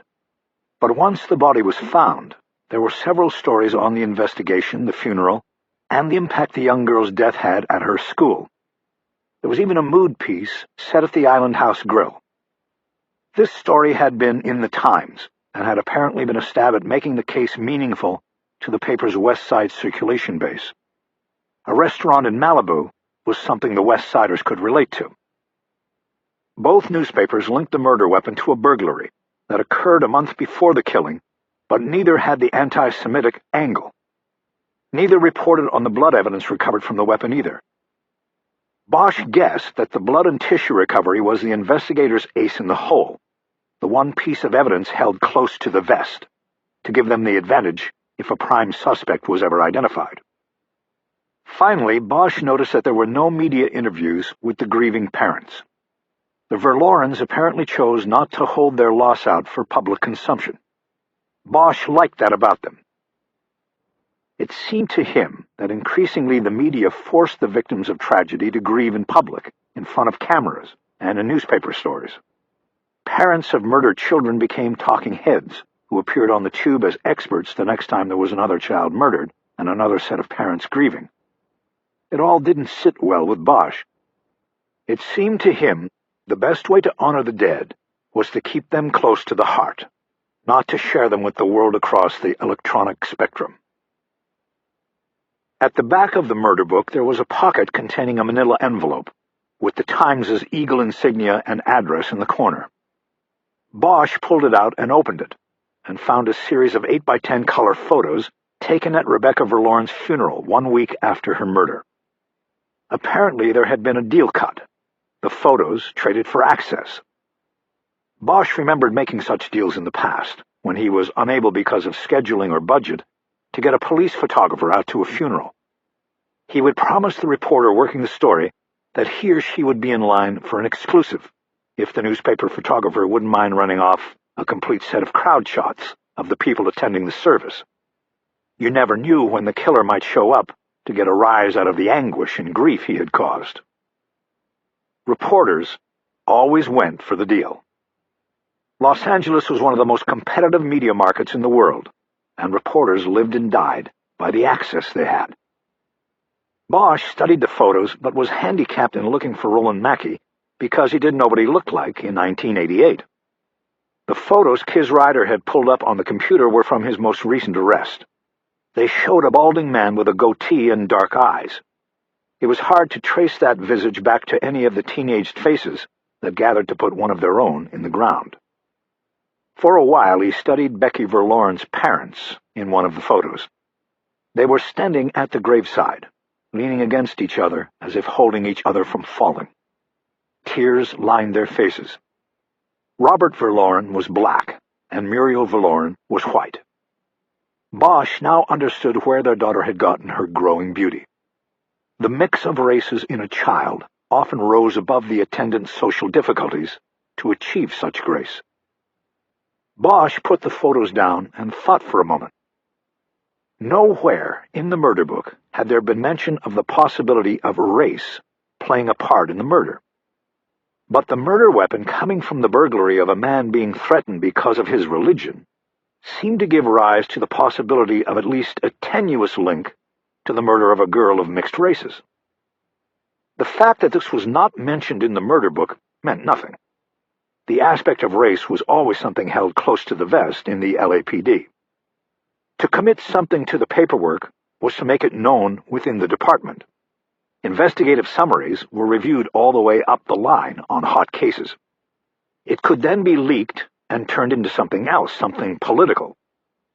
So its absence was not seen by Bosch as a taint on the investigation. Not yet, at least. He returned the photos to the envelope and closed the murder book.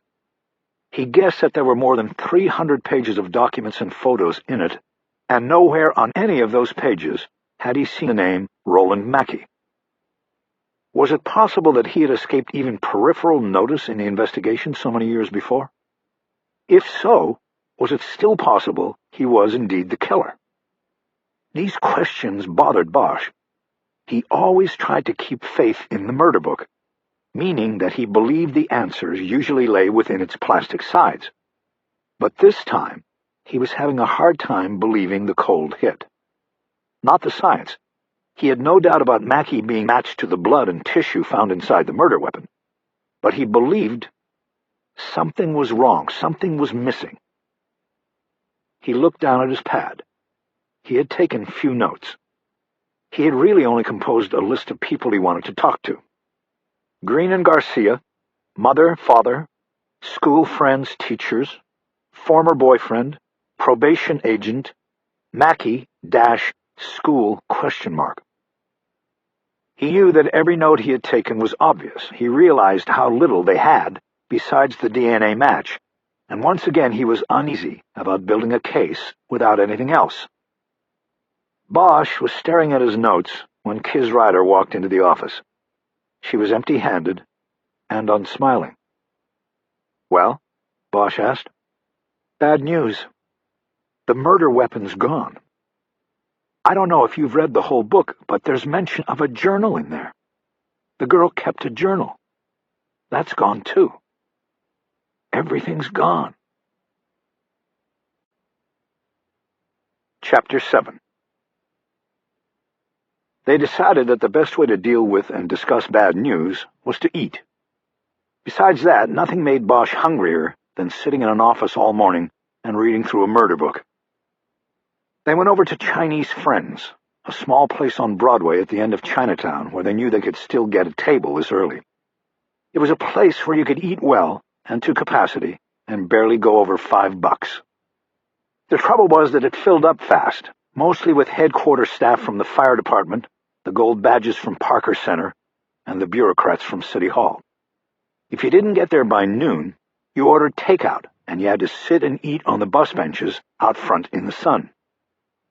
They left the murder book in the car so as not to disturb other patrons in the restaurant, where the tables were jammed as close as the desks in a public school.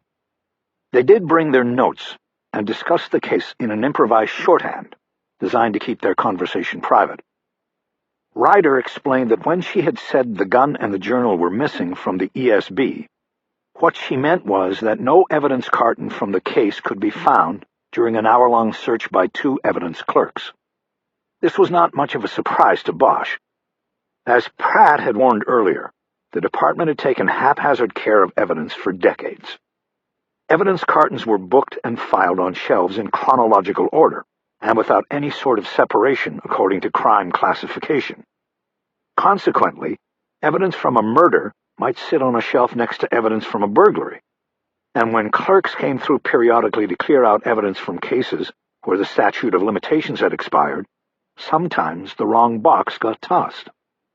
The security of the ESB was also a low priority for many years.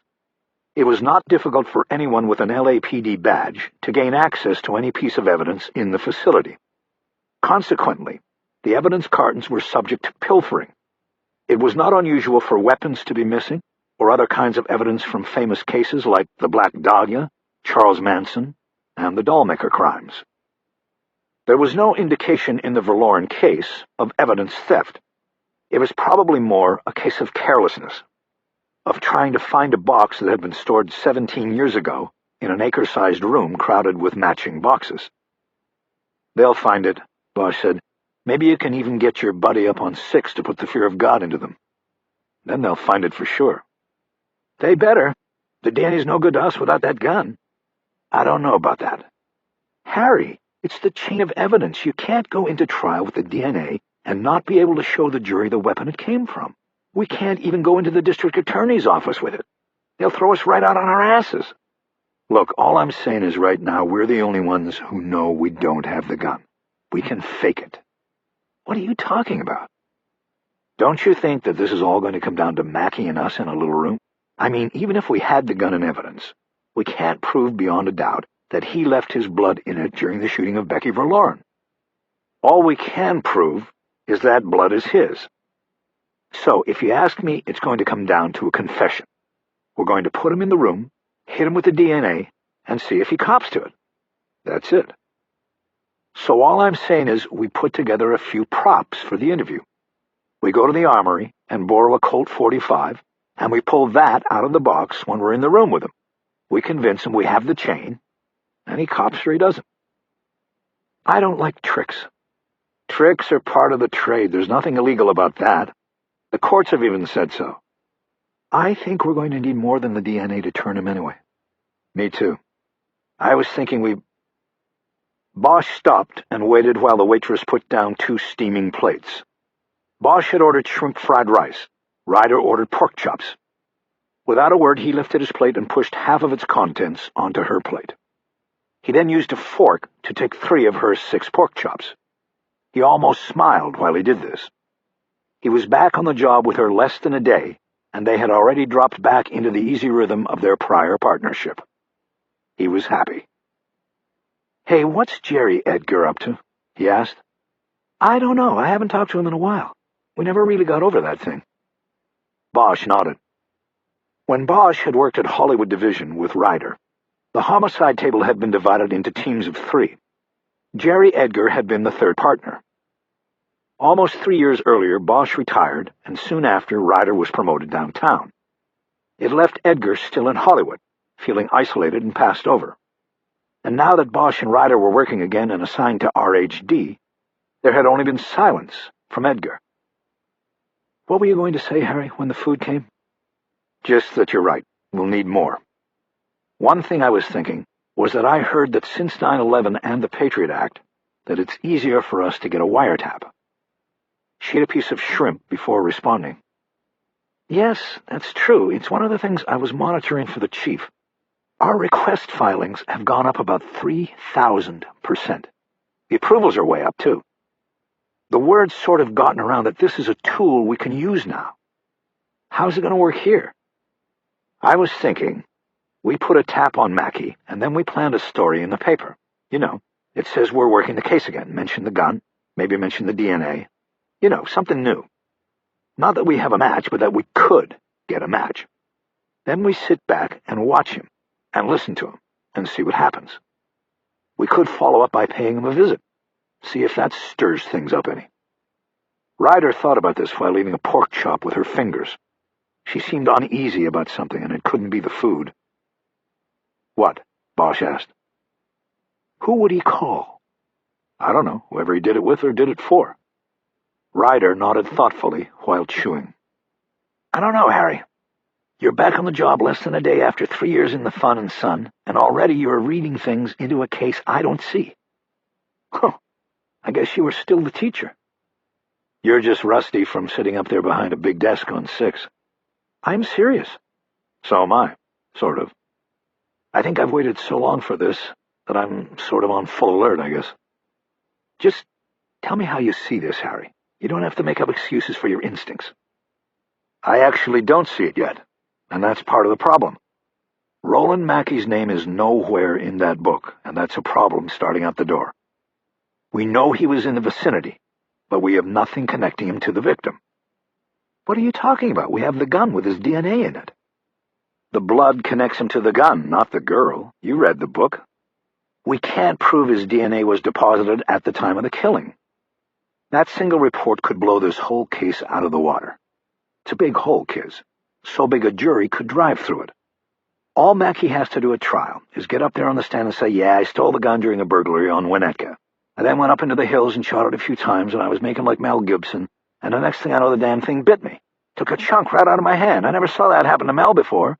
So I got so mad, I threw the damn gun into the bushes and went home to get some Band-Aids.'" The SID report, our own damn report, backs him up, and that is the end of it." Ryder didn't smile during the story at all. He could tell she was seeing his point. "That's all he has to say, Kiz, and he's got reasonable doubt, and we can't prove otherwise. We've got no prints at the scene, we've got no hair, no fiber. We've got nothing. But added to this, we do have his profile, and if you looked at his sheet before we were on this and knew about the DNA, you would have never pegged this guy as a killer. Maybe spur of the moment or heat of passion, but not something like this, something planned, and certainly not at age 18. Ryder shook her head in an almost wistful manner.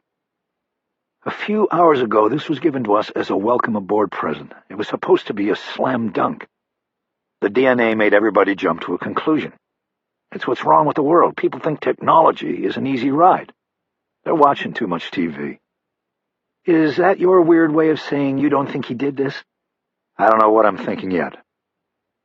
"So we put a tail on him, tap his phone, spook him somehow, and then see who he calls and how he acts." Bosch nodded. "That's what I'm thinking," he said. "We need to clear it with Abel first. We follow the rules, just like the chief told me today." "Holy smoke! The new Harry Bosch." "You're looking at him." "Before we go for the tap, we have to finish the due diligence. We have to make sure Roland Mackey was not known to any of the players.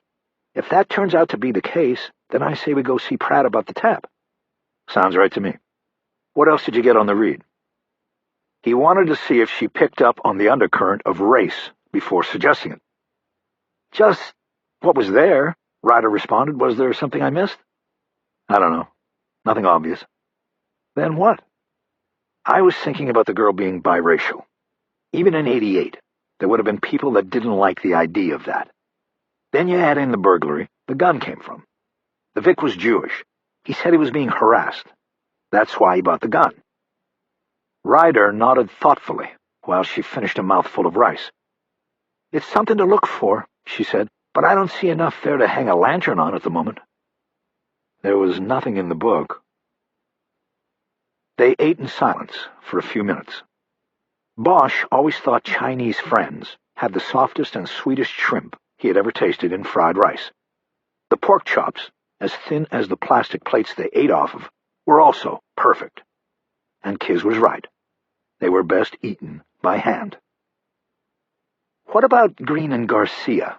Ryder finally asked. "What about them?" "How would you grade them on this?" "I don't know.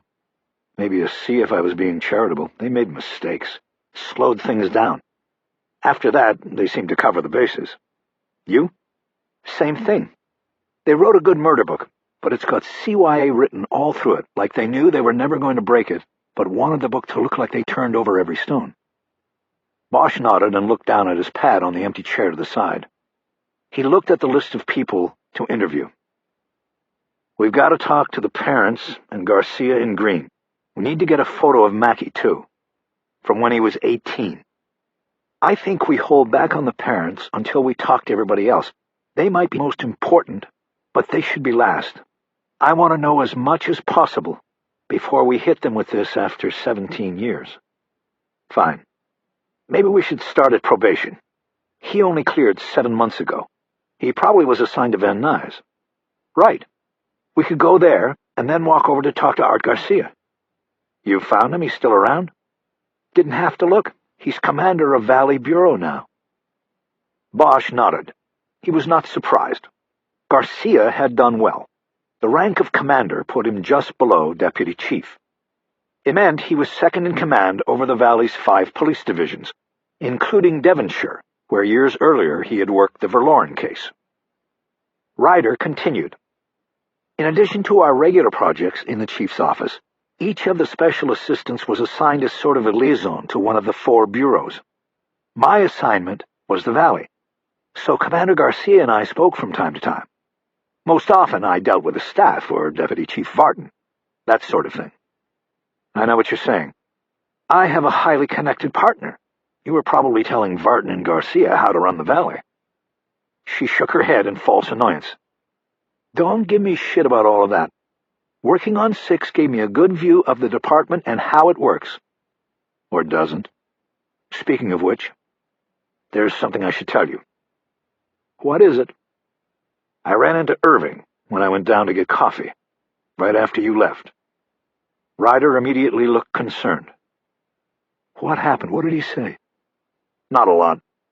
He just called me a retread and mentioned that I was going to crash and burn, and that when I did, I would take the chief down with me for hiring me back. Then, of course, when the dust settles, Mr. Clean would be there to step up." "Jesus, Harry, one day on the job and you already have Irving biting on the ass?"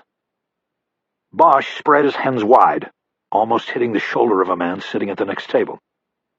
"I went to get coffee, he was there. He approached me, Kiz. I was just minding my own business, I swear." She bent her face down to look at her plate. She continued eating without talking to him.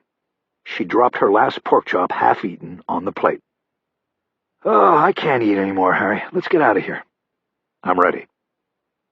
Bosch left more than enough money on the table, and Ryder said she would get the next one.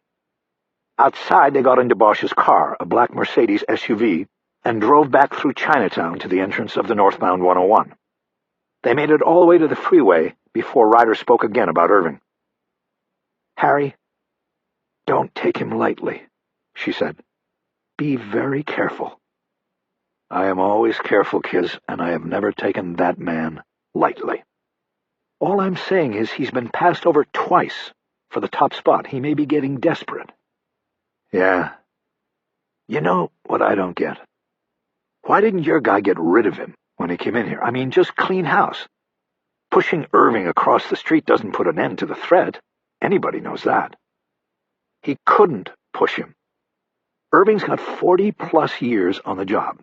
He has a lot of connections that go outside the department and into City Hall, and he knows where a lot of the bodies are buried. The chief couldn't make a move against him unless he was sure there wouldn't be any blowback from it." More silence followed. The early afternoon traffic out to the valley was light. They had KFWB, the all-news and traffic channel, on the radio, and there were no reports of problems ahead.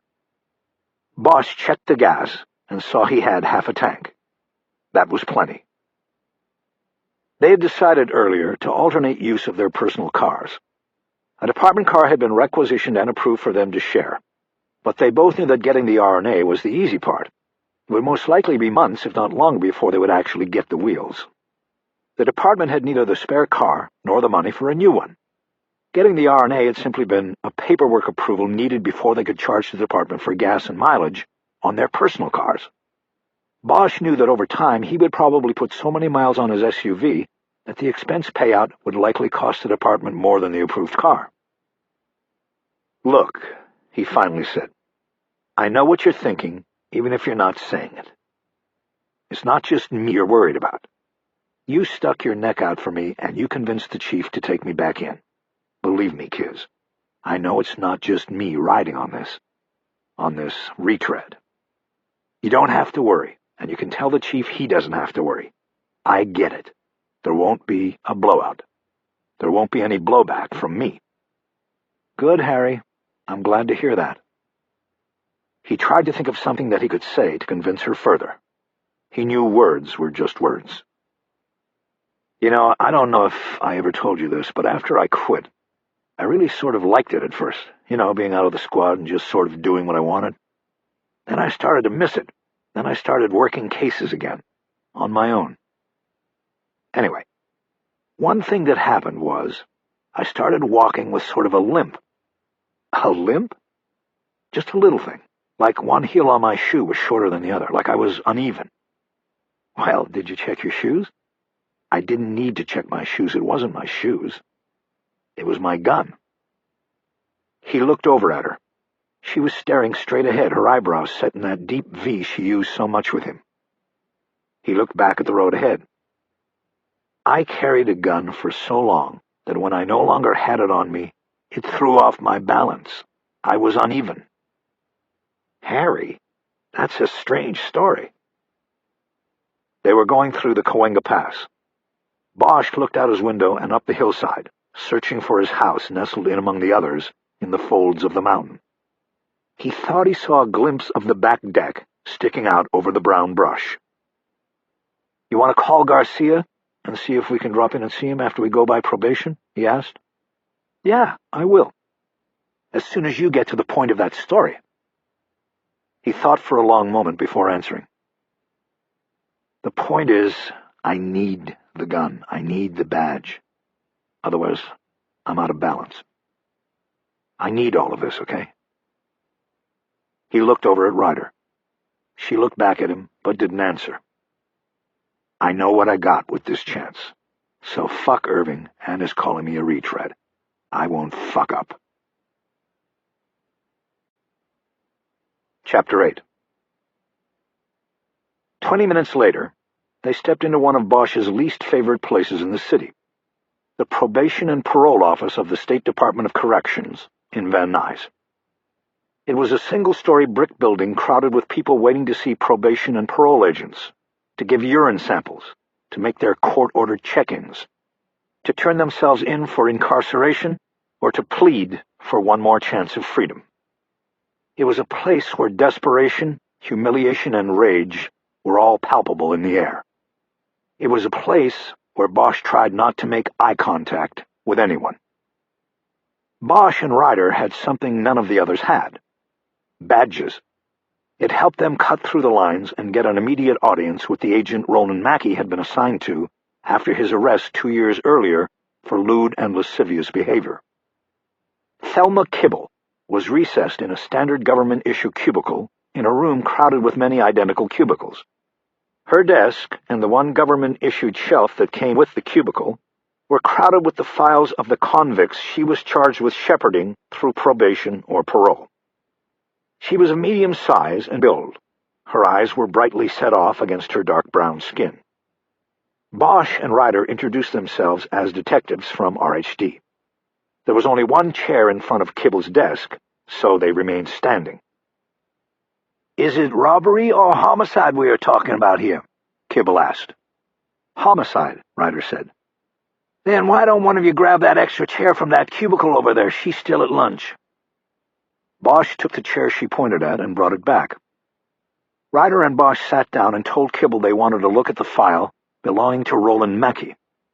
Bosch could tell that Kibble recognized the name, but not the case. "It was a lewd and lash probation you caught 2 years ago," he said. "He cleared after 18 months. "Oh, he's not current then. Well, I need to go grab that one in archives. I don't remember—" "Oh, yes I do. Roland Mackey, yeah. I rather enjoyed that one." "How so?" Ryder asked. Kibble smiled. "Let's just say he had some difficulty reporting to a woman of color. Tell you what, though, let me go grab the file so we get the details right." She double-checked the spelling of Mackey's name with them and left the cubicle. "That might help," Bosch said. "What?" Ryder asked. "If he had a problem with her, he'll probably have a problem with you. We might be able to use it." Ryder nodded. Bosch saw that she was looking at a newspaper article that was tacked to the fiberboard wall of the cubicle. It was yellowed with age. Bosch leaned closer to read it, but he was too far away to read anything but the headline. "Wounded parole officer gets hero's welcome." "What is it?" he asked Ryder. "I know who this is," Ryder said. "She got shot a few years ago. She went to some ex-con's house and somebody shot her. The convict called for help but then split. Something like that. We gave her an award at the BPO. God, she's lost a lot of weight." Something about the story rang a bell with Bosch, too. He noticed there were 2 photographs accompanying the story. One was of Thelma Kibble standing in front of the DOC building, a banner welcoming her back hanging from the roof. Ryder was right. Kibble looked like she'd dropped 80 pounds since the photo. Bosch suddenly remembered seeing that banner across the front of the building a few years back while one of his cases was in trial at the courthouse across the street. He nodded. Now he remembered. Then something about the second photo caught his eye and memory. It was a mugshot of a white woman, the ex-convict who lived in the house where Kibble had been shot. "That's not the shooter, right?" he asked. "No, she's the one who called it in, who saved her. She disappeared." Bosch suddenly stood up and leaned across the desk, putting his hands on stacks of files for support. He looked at the mugshot photo. It was a black and white shot that had darkened as the newspaper clipping had aged. But Bosch recognized the face in the photo. He was sure of it. The hair and eyes were different. The name underneath the photo was different too. But he was sure he had encountered the woman in Las Vegas in the past year. "Those are my files you're messing up." Bosch immediately pulled himself back across the desk as Kibble came around it. "Sorry about that. I was just trying to read the story." "That's old news. Time I took that thing down. A lot of years and a lot of pounds ago." "I was at the Black Peace Officers meeting when you were honored," Ryder said. "Oh, really?" Kibble said, her face breaking into a smile. "That was a really nice night for me." "Whatever happened to the woman?" Bosch asked. "Cassie Black? Oh, she's in the wind. Nobody's seen her since." "She has charges?" "The funny thing is, no. I mean, we violated her because she ran, but that's all she's got on her. Hell, she didn't shoot me. All she did was save my life. I wasn't going to have them charge her for it. But the parole violation I couldn't do anything about. She split. As far as I know, the guy who shot me might have got her and buried her out in the desert somewhere. I hope not, though. She did me a good turn." Bosch was suddenly not so sure the woman he had temporarily lived next to in an airport motel while visiting his daughter in Las Vegas the year before had been Cassie Black. He sat down and didn't say anything. "So, you found the file?" Ryder said. "Right here," Kibble said. "You two can have at it. But if you want to ask me about the boy, then do it now. My afternoon slate starts in 5 minutes. If I start late, then I have a domino theory running through the whole damn day, and I get out of here late. I can't do that tonight. I got a date." She was beaming at the prospect of her date. "Okay, well, what do you remember about Mackie? Did you look at the file?" "Yeah, I looked when I was coming back with it. Mackie was just a pissant weenie wagger. Small-time drug user who got racial religion somewhere along the way. He was no big thing. I rather enjoyed having him under my thumb. But that was about it."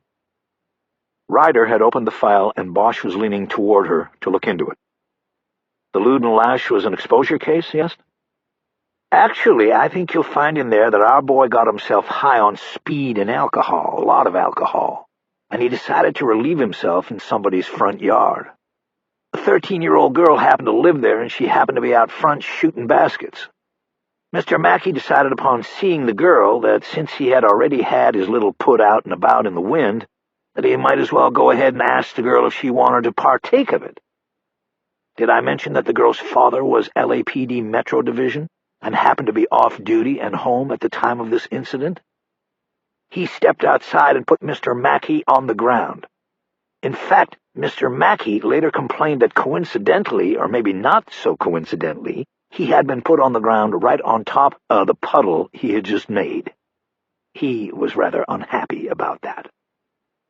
Kibble smiled at the story. Bosch nodded. Her version was more colorful than the case summary in the file. "And he just pleaded out." "That's right.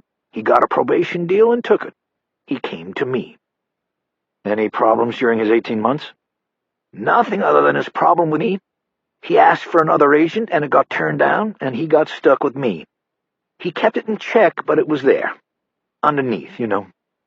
Couldn't ever tell which bugged his ass more, me being black or me being a woman." She looked at Ryder as she said this last part, and Ryder nodded. The file contained details of Mackie's past crimes and life. It had photos taken during earlier arrests. It would become the baseline resource on their target. There was too much in it to go through in front of Kibble. "Can we get this copied?" Bosch asked. "We'd also like to borrow one of these early photos if we could." Kibble's eyes narrowed for a moment. "You two working an old case, huh?" Ryder nodded. "From way back," she said. "Like a cold case, huh?" "We call it open unsolved," Ryder said. Kibble nodded thoughtfully. "Well, nothing surprises me in this place. I've seen people shoplift a frozen pizza and get popped 2 days before the end of a 4-year tale. But from what I remember of this guy Mackey, he didn't seem to me to have the killer instinct. Not if you ask me. He's a follower, not a doer." "That's a good read," Bosch said. "We're not sure he is the one. We just know he was involved." He stood up, ready to go. "What about the photo?" he asked. "A photocopy won't be clear enough to show." "You can borrow that one as long as I get it back. I need to keep the file complete. People like Mackey have a tendency to come back to me. Know what I mean?" "Yes, and we'll get it back to you. Also, can I get a copy of your story there? I want to read it." Kibble looked at the newspaper clip tacked to the cubicle's wall. "Just don't look at the picture. That's the old me." After clearing the DOC office, Ryder and Bosch crossed the street to the Van Nuys Civic Center and walked between the two courthouses to get to the plaza in the middle. They sat down on a bench by the library. Their next appointment was with Arturo Garcia in the LAPD's Van Nuys division, which also was one of the buildings in the government center. But they were early and wanted to study the DOC file first. The file contained detailed accounts of all the crimes Roland Mackey had been arrested for since his 18th birthday. It also contained biographical summaries used by probation and parole agents over the years in determining aspects of his supervision. Ryder handed Bosch the arrest reports while she started going through the biographical details. She then immediately proceeded to interrupt his reading of a burglary case by calling out details of Mackey's bio that she thought might be pertinent to the Verloren case. "He got a general education degree at Chatsworth High the summer of '88, she said. "So that puts him right in Chatsworth." "If he got a GED, then he dropped out first. Does it say from where?" "Nothing here. Says he grew up in Chatsworth. Dysfunctional family, poor student. He lived with his father, a welder at the General Motors plant in Van Nuys. Doesn't sound like hillside prep material." "We still need to check. Parents always want their kid to do better. If he went there and knew her and then dropped out, it would explain why he was never interviewed back in '88. Ryder just nodded. She was reading on. "This guy never left the valley," she said. "Every address is in the valley." "What's the last known?" "Panorama City, same as the Autotrack hit. But if it's in here, then it's probably old." Bosch nodded. Anybody who had been through the system as many times as Mackey would know to move house the day after clearing a probation tail. Don't leave an address with the man. Bosch and Ryder would go to the Panorama City address to check it out, but Bosch knew that Mackey would be gone. Wherever he had moved, he had not used his name on public utility applications, and he had not updated his driver's license or vehicle registration. He was flying below radar. "Says he was in the Wayside Whiteys," Ryder said as she reviewed a report. No surprise. The Wayside Whiteys was the name of a jail gang that had existed for years in the Wayside Honor Rancho in the northern county. Gangs usually formed along racial lines in the county jails as a means of protection, rather than out of racial enmity. It was not unusual to find members of the Wayside Whiteys to secretly be Jewish. Protection was protection. It was a way of belonging to a group and staving off assault from other groups. It was a measure of jail survival. Mackey's membership was only a tenuous connection to Bosch's theory of race possibly playing a part in the case. "Anything else on that?" he asked. "Not that I see." "What about physical description? Any tattoos?" Ryder rifled through the paperwork and pulled out a jail intake form. "Yeah, tattoos," she said, reading. "He's got his name on one bicep, and I guess a girl's name on the other. Rahowa. Capital R-A, capital H-O, capital W-A. As she spelled the name, Bosch started to get the first tingling sense that his theory was coming strongly into play. "It's not a name," he said. "It's code. Means racial holy war. First two letters of each word. The guy's one of the believers. I think Garcia and Green missed this, and it was right there." He could feel the adrenaline picking up. "Look at this," Ryder said urgently. "He also has the number 88 tattooed on his back. The guy's got a reminder of what he did in '88. Sort of, Bosch replied. It's more code. I worked one of these white power cases once, and I remember all the codes. To these guys, 88 stands for double H, because H is the 8th letter of the alphabet. 88 equals HH equals Heil Hitler. They also use 268 for Sieg Heil. They're pretty clever, aren't they? I still think the year '88 might have something to do with this. Maybe it does. You got anything in there about employment? Looks like he drives a tow truck. He was driving a tow truck when he stopped to take the leak that got him the loot and lash last time. This lists 3 different previous employers. All tow services. That's good, that's a start. We'll find him. Bosch looked back down at the arrest report in front of him. It was a burglary from 1990. Mackey had been caught by a police dog in the concession shop of the Pacific Drive-In Theater. He had broken in after hours, setting off a silent alarm. He had pilfered the cash drawer and filled a plastic bag with 200 candy bars. His exit was slowed because he decided to turn on the cheese warmer and make himself some nachos. He was still inside the building when a responding officer with a dog sent the animal inside the shop. The report said Mackey was treated for dog bite injuries to the left arm and upper left thigh at County USC Medical Center before being booked. The record indicated that Mackey pleaded guilty to breaking and entering, a lesser charge, and was sentenced to time served, 67 days in the Van Nuys jail, and 2 years probation. The next report was a violation of that probation for an assault arrest. Bosch was about to read the report when Ryder took the sheaf of photocopies out of his hands. "It's time to go see Garcia," she said. "His sergeant said if we're late, we'll miss him." She stood up and Bosch followed. They headed toward the Van Nuys division. The Valley Bureau Command offices were on the 3rd floor. In 1990, Mackey was popped for a burglary at the old Pacific Drive-In, Bosch said as they walked. "Okay. It was at Winnetka and Prairie. There's a multiplex there now. That puts it about 5 or 6 blocks from where the Verloren weapon was stolen a couple years before, the burglary. What do you think? 2 burglaries, 5 blocks apart.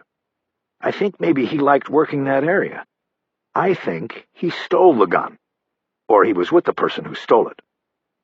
Ryder nodded, and they went up the stairs to the police station lobby and then took the elevator the rest of the way up to Valley Bureau Command. They were on time, but still were made to wait. While sitting on a couch, Bosch said, "I remember that drive-in. I went there a couple of times when I was a kid. The one in Van Nuys, too." "We had our own on the south side," Ryder said. "They turn it into a multiplex, too?" "No, it's just a parking lot. They don't put multiplex money down there." "What about Magic Johnson?" Bosch knew the former Laker basketball star had invested heavily in the community, including opening movie theaters. "He's only one man." "One man is a start, I guess." A woman with P2 stripes on her uniform sleeves came up to them. "The commander will see you now."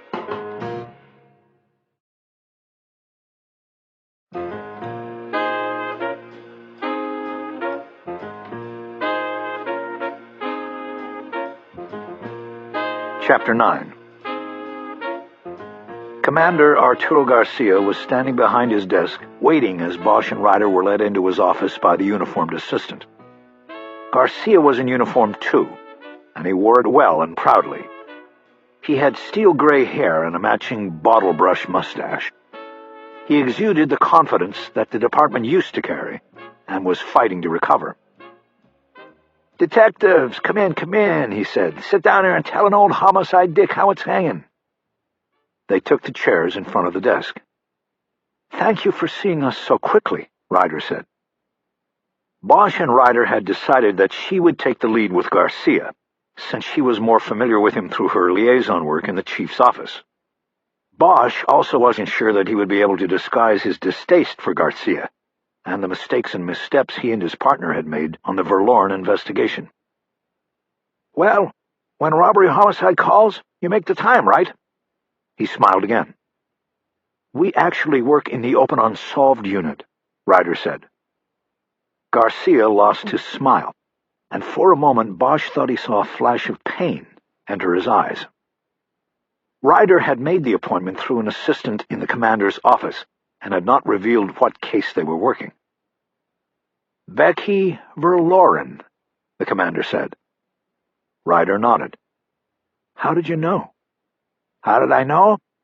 I was the one who called that guy down there, the OIC, and I told him there was DNA on that case, and they ought to send it through." "Detective Pratt?" "Yeah, Pratt. As soon as that unit was up and operational, I called them and said, 'Check out Becky Verloren, 1988. What have you got? You got a match, right?" Ryder nodded. "We got a very good match." "Who? I've been waiting 17 years for this. Somebody from the restaurant, right?" This gave Bosch pause. In the murder book, there were interview summaries from people who worked in Robert Verloren's restaurant, but nothing that rose above the routine. Nothing that indicated suspicion or follow-up. Nothing in the investigative summaries that pointed the case toward the restaurant. To now hear one of the original investigators voice a long-held suspicion that the killer had come from that direction was incongruous with what they had spent the morning reading. "Actually, no," Ryder said. "The DNA matches a man named Roland Mackey. He was 18 at the time of the murder. He was in Chatsworth at the time. We don't think he worked at the restaurant." Garcia frowned as though he was puzzled, or maybe disappointed. "Does that name mean anything to you?" Ryder asked. "We didn't come across it anywhere in the book." Garcia shook his head. "I don't place it, but it's been a long time. Who is he?" "We don't know who he is yet. We're circling him. We're just starting." "I'm sure I would have remembered the name. His blood was on the gun, right?" "That's what we got. He's got a history. Burglaries, receiving, drugs. We're thinking he might be good for the burglary when the gun was taken." "Absolutely," Garcia said, as if his excitement for the idea could make it so. "We can connect him to the gun, no doubt," Ryder said, "but we're looking for the connection to the girl. We thought maybe you'd remember something." "Have you talked to the mother and father yet?" "Not yet. You're our first stop." "That poor family, that was it for them." "You stayed in touch with the parents?" "Initially, as long as I had the case, but once I made lieutenant and went back to patrol, I had to give up the case. I kind of lost contact with them after that. It was Muriel, mostly, the mother, who I had talked to. The father, there was something going on with him. He didn't do well. He left home, they divorced, the whole thing. Lost the restaurant. Last I heard, he was living on the street. He would show up at the house from time to time and ask Muriel for money." "What made you guess it was somebody from the restaurant when we came in here?" Garcia shook his head like he was frustrated by reaching for a memory he couldn't quite grasp. "I don't know," he said. "I can't remember. It was more like a feeling. There was stuff wrong with the case. Something was hinky about it." "How so?" "Well, you read the book, I'm sure. She wasn't raped. She was carried up that hill, and it was made to look like a suicide. It was done badly. It was really an execution. So we weren't talking about the random intruder. Somebody she knew wanted her dead. And they either went in that house or sent somebody in that house." "You think it was related to the pregnancy?" Ryder asked. Garcia nodded. "We thought that was tied in, but we could never nail it down." "MTL. You never figured that one out?" Garcia looked at her, confusion on his face. "MTL? "No, MTL. The initials Rebecca used in her journal. You mentioned it in the formal interview with the parents. My true love, remember?" "Oh, yeah. The initials, it was like a code. We never knew for sure. We never found out who that was. Are you looking for the journal?" Bosch nodded, and Ryder spoke. "We're looking for everything. The journal, the gun, the whole evidence carton is lost somewhere in the ESB." Garcia shook his head like a man who had spent a career dealing with the department's frustrations. That is not surprising. Par for the course, right? Right. Tell you one thing, though. If they find the carton, there won't be any journal in it. Why? Because I gave it back. To the parents? To the mother. Like I said, I made lieutenant and was shipping out, going to South Bureau. Ron Green had already retired. I was passing the case off, and I knew that was going to be the end of it. Nobody was going to pay attention to it like we did. So I told Muriel I was leaving, and I gave her the journal. That poor woman. It was like time stood still for her on that day in July. She became frozen, couldn't go forward, couldn't go back. I remember I went to see her before I left. This was maybe 3 years after the murder. She had me look at Becky's bedroom. It was untouched. It was exactly the way it was on the night she was taken. Ryder nodded somberly. Garcia said nothing else. Bosch finally cleared his throat, leaned forward and spoke, hitting Garcia with the same question again. When we first came in and said we got a DNA match, you guessed it was somebody from the restaurant. Why? Bosch looked at Ryder to see if she was annoyed that he was entering the questioning. She didn't appear to be. I don't know why, Garcia said. Like I said, I always sort of thought that it might have come from that side of things, because I never felt we nailed everything down over there. You're talking about the father. Garcia nodded. The father was hinky. I don't know if even say that anymore, but back then the word was hinky.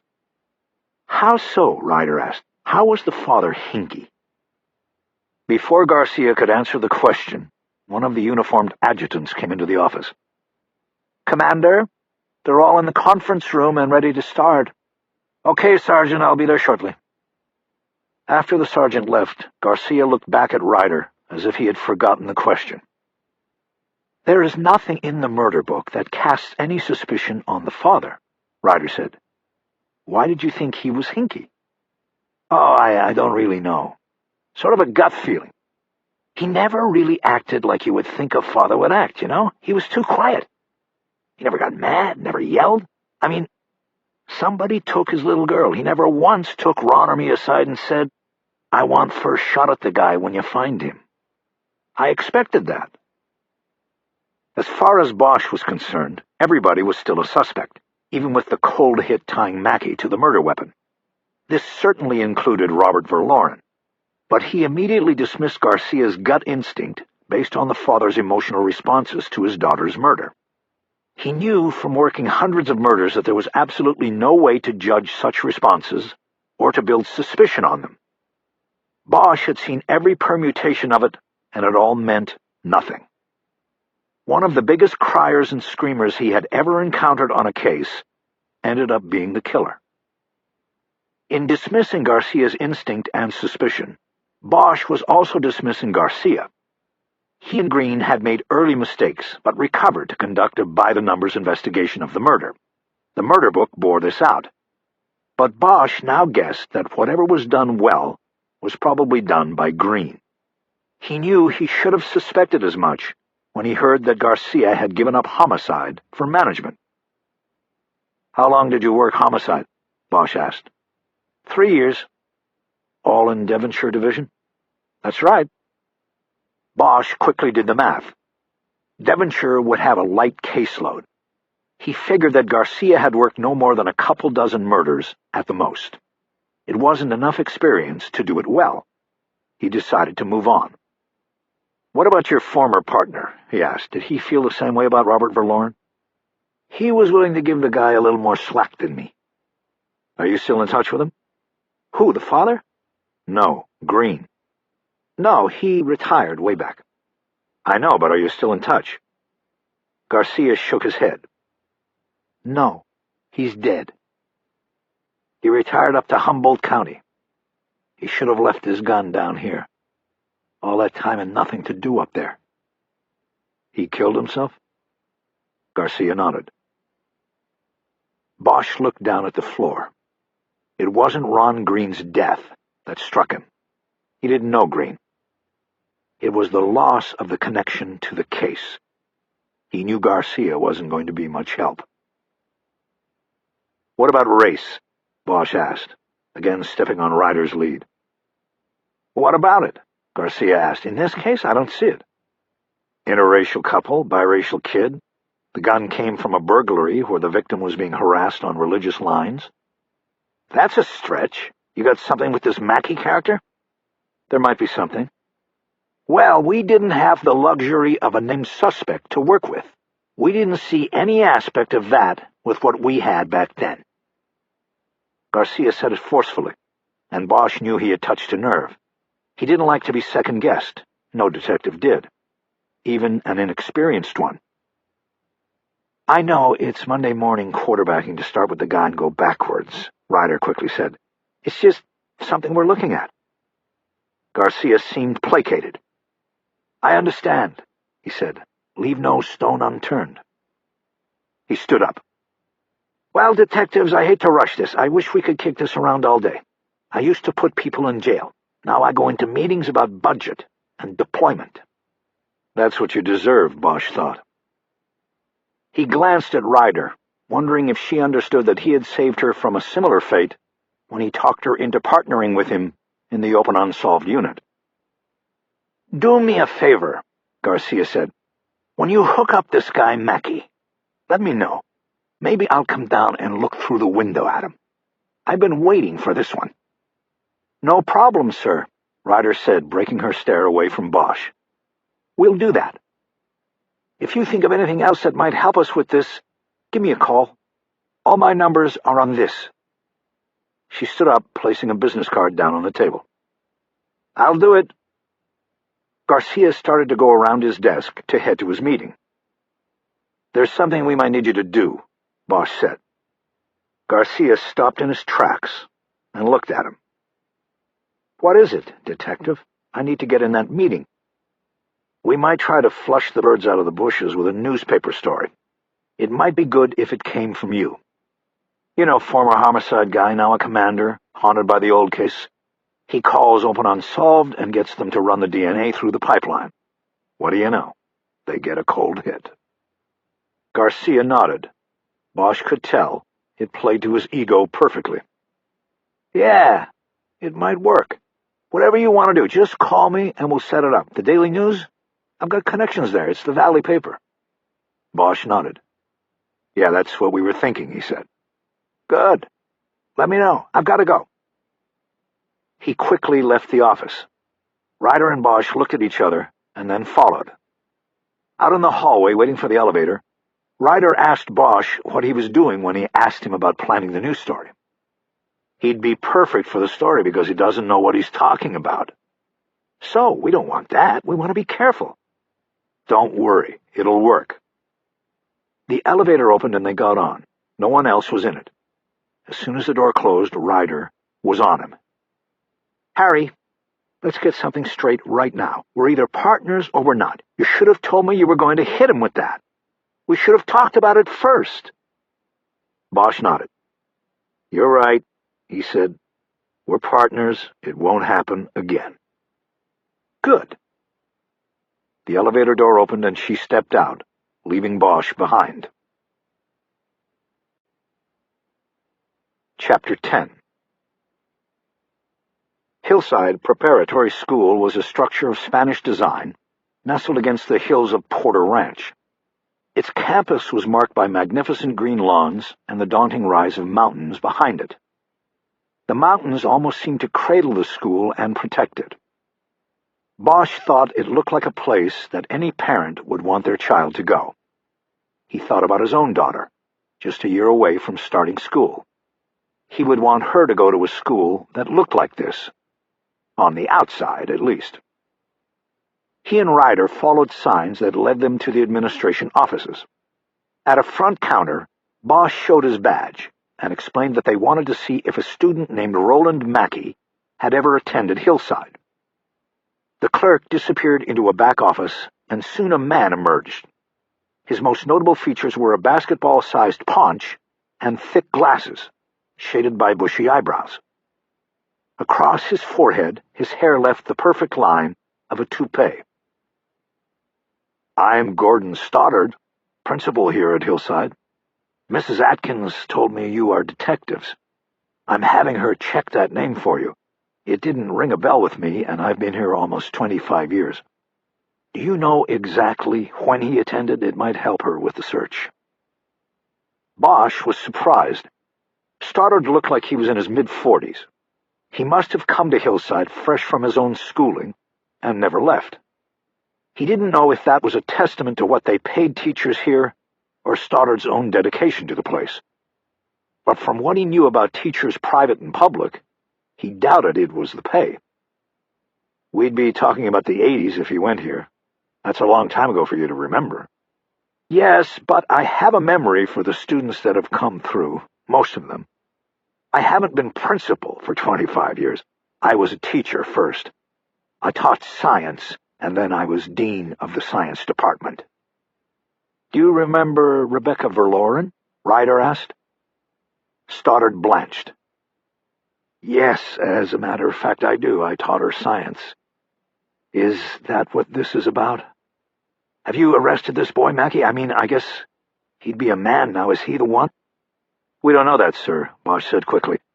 "We're reviewing the case, and his name came up, and we need to check on it, that's all." "Did you see the plaque?" Stoddard asked. "Excuse me?" "Outside on the wall in the main hallway there is a plaque dedicated to Rebecca. The students in her class collected the funds for it and had it made. It is quite nice, but of course it is also quite sad. But it does serve its purpose. People around here remember Rebecca Verloren." "We missed it. We'll look at it on our way out." "A lot of people still remember her. This school might not pay that well, and most of the faculty might have to work 2 jobs to make ends meet, but it has a very loyal faculty, nonetheless. There are several teachers still here who taught Rebecca. We have one, Mrs. Sable, who was actually a student with her and then returned here to teach. In fact, Bailey was one of her good friends, I believe." Bosch glanced at Ryder, who raised her eyebrows. They had a plan for approaching Becky Verloren's friends, but here was an opportunity presenting itself. Bosch had recognized the name Bailey. One of the 3 friends Becky Verloren had spent the evening with 2 nights before her disappearance was named Bailey Coster. Bosch knew that it was more than an opportunity to question a witness in the case. If they didn't get to Sable now, she would likely hear about Roland Mackey from Stoddard. Bosch didn't want that. He wanted to control the flow of information on the case to the players involved in it. "Is she here today?" Bosch asked. "Could we talk to her?" Stoddard looked up at the clock on the wall next to the counter. "Well, she is in class now, but school lets out for the day in about 20 minutes. If you don't mind waiting, I am sure you could talk to her then." "That's no problem." "Good. I will send a message to her classroom and have her come to the office after school." Mrs. Atkins, the counter clerk, appeared behind Stoddard. "Actually, if you don't mind," Ryder said, "we'd rather go to her classroom to talk to her. We don't want to make her uncomfortable." Bosch nodded. Ryder was on the same frequency. They didn't want a message of any kind going to Mrs. Sable. They didn't want her thinking about Becky Verloren until they were right there watching and listening. "Either way," Stoddard said, "whatever you want to do." He noticed Mrs. Atkins standing behind him and asked her to report her findings. "We have no record of a Roland Mackey as a student here," she said. "Did you come across anyone with that last name?" Ryder asked. "Yes, one Mackey, first name Gregory, attended for 2 years in 1996 and 7. There was a long-shot possibility that it was a younger brother or a cousin. It might become necessary to check the name out. "Can you check to see if there is a current address or a contact number for him?" Ryder asked. Mrs. Atkins looked at Stoddard for approval, and he nodded. She disappeared to go get the information. Bosch checked the wall clock. They had almost 20 minutes to kill. "Mr. Stoddard, are there yearbooks from the late 80s that we could look at while we're waiting to see Mrs. Sable?" he asked. "Yes, of course. I will take you to the library and get those for you." On the way to the library, Stoddard took them by the plaque Rebecca Verloren's classmates had put on the wall of the main hallway. It was a simple dedication with her name, the years of her birth and death, and the youthful promise of, "We will always remember." "She was a sweet kid," Stoddard said. "Always involved. Her family, too. What a tragedy." Stoddard used the sleeve of his shirt to wipe the dust off the laminated photograph of the smiling Becky Verloren on the plaque. The library was around the corner. There were few students at the tables or browsing the shelves as the end of the day drew near. In a whisper, Stoddard told them to have a seat at a table, and then he went off into the stacks. Less than a minute later, he came back with 3 yearbooks and put them down on the table. Bosch saw that each book had the title Veritas and the year on the cover. Stoddard had brought yearbooks from 1986, 1987, and 1988. "These are the last 3 years, Stoddard whispered. "I remember she went here from grade 1. So if you want earlier books, just let me know. They're on the shelf." Bosch shook his head. "That's okay. This will be fine for now. We'll come back by the office before we leave. We need to get that information from Mrs. Atkins anyway." "Okay, then. I will leave you to it." "Oh, can you tell us where Mrs. Sable's classroom is?" Stoddard gave them the room number and told them how to get there from the library. He then excused himself, saying he was returning to the office. Before leaving, he whispered a few words to a table of boys near the door. The boys then reached down to the backpacks they had haphazardly dropped on the floor and pulled them underneath the table so as to not impede foot traffic. Something about the way they had haphazardly dropped their packs reminded Bosch of the way the boys of Vietnam had done it, where they stood, not caring about anything but getting the weight off their shoulders. After Stoddard had left, the boys made faces at the door he had passed through. Ryder took the 1988 yearbook ahead of Bosch, and he took the 1986 edition. He wasn't expecting to find anything of value now that Mrs. Atkins had knocked down his theory that Roland Mackey had attended the school at one point, but had dropped out before the murder. He was already resigned to the idea that the connection between Mackey and Becky Verloren, if it even existed, would be found somewhere else. He did the math in his head and flipped through the book until he found the 8th grade photos. He quickly found Becky Verloren's picture. She wore pigtails and braces. She was smiling, but looked like she was just beginning that period of prepubescent awkwardness. He doubted she had been happy with her appearance in the book. He checked the group photos showing the class's different clubs and organizations, and was able to track her extracurricular activities. She played soccer, and was seen in the photos for the science and art clubs, and the homeroom representatives in student government. In all the photos, she was always in the back row or off to the side. Bosch wondered if that was where she had been placed by a photographer, or where she had felt comfortable. Ryder was taking her time with the 1988 edition. She was going through every page, at one point holding the book up to Bosch when she was going through the faculty section. She pointed to a photo of a young Gordon Stoddard, who had much longer hair back then and didn't wear glasses. He was lean and well-built as well. "Look at him," she said. "Nobody should grow old. And everybody should get the chance." Bosch moved on to the 1987 yearbook and found that the photos of Becky Verloren showed a young girl who appeared to be blossoming. Her smile was fuller, more confident. If the braces were still there, they were no longer noticeable. In the group photos, she had moved to front and center. In the student government photos, she was not a class officer yet, but she had her arms folded in a take-charge pose. Her posture and her unflinching stare at the camera told Bosch she was going places. Only somebody had stopped her. Bosch flipped through a few more pages and then closed the book. He was waiting for the bell to ring so they could go interview Bailey Coster Sable. "Nothing?" Ryder asked. "Of any value," he said. "It's good to look at her back then, though. In place, in her element." "Yes. Look at this." They were sitting across from each other.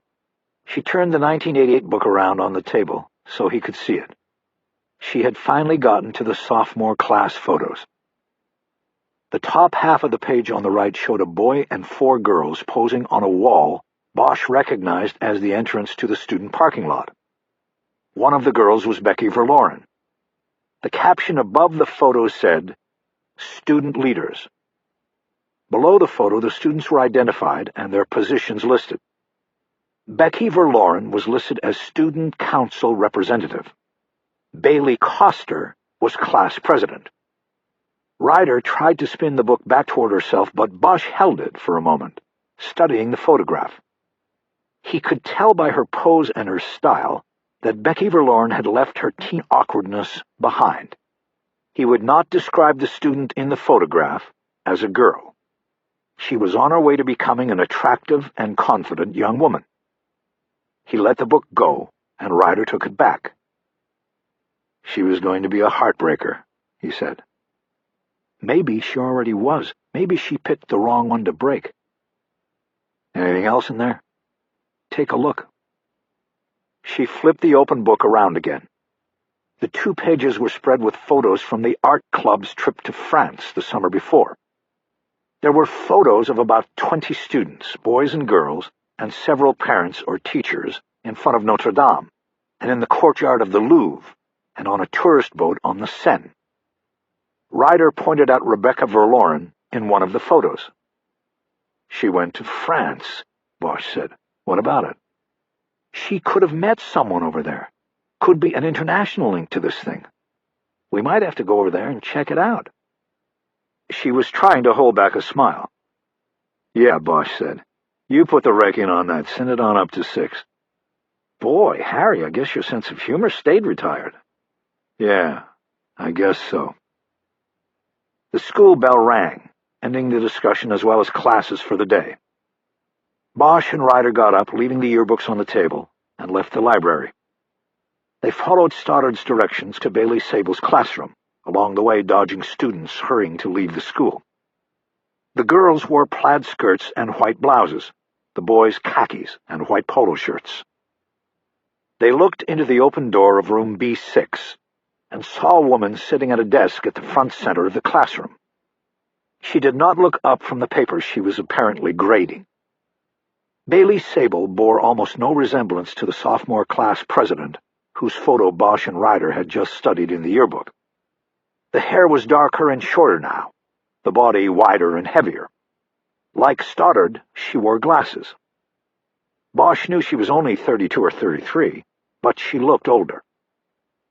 There was one last student in the room. She was a pretty blonde girl who was shoving books into a backpack.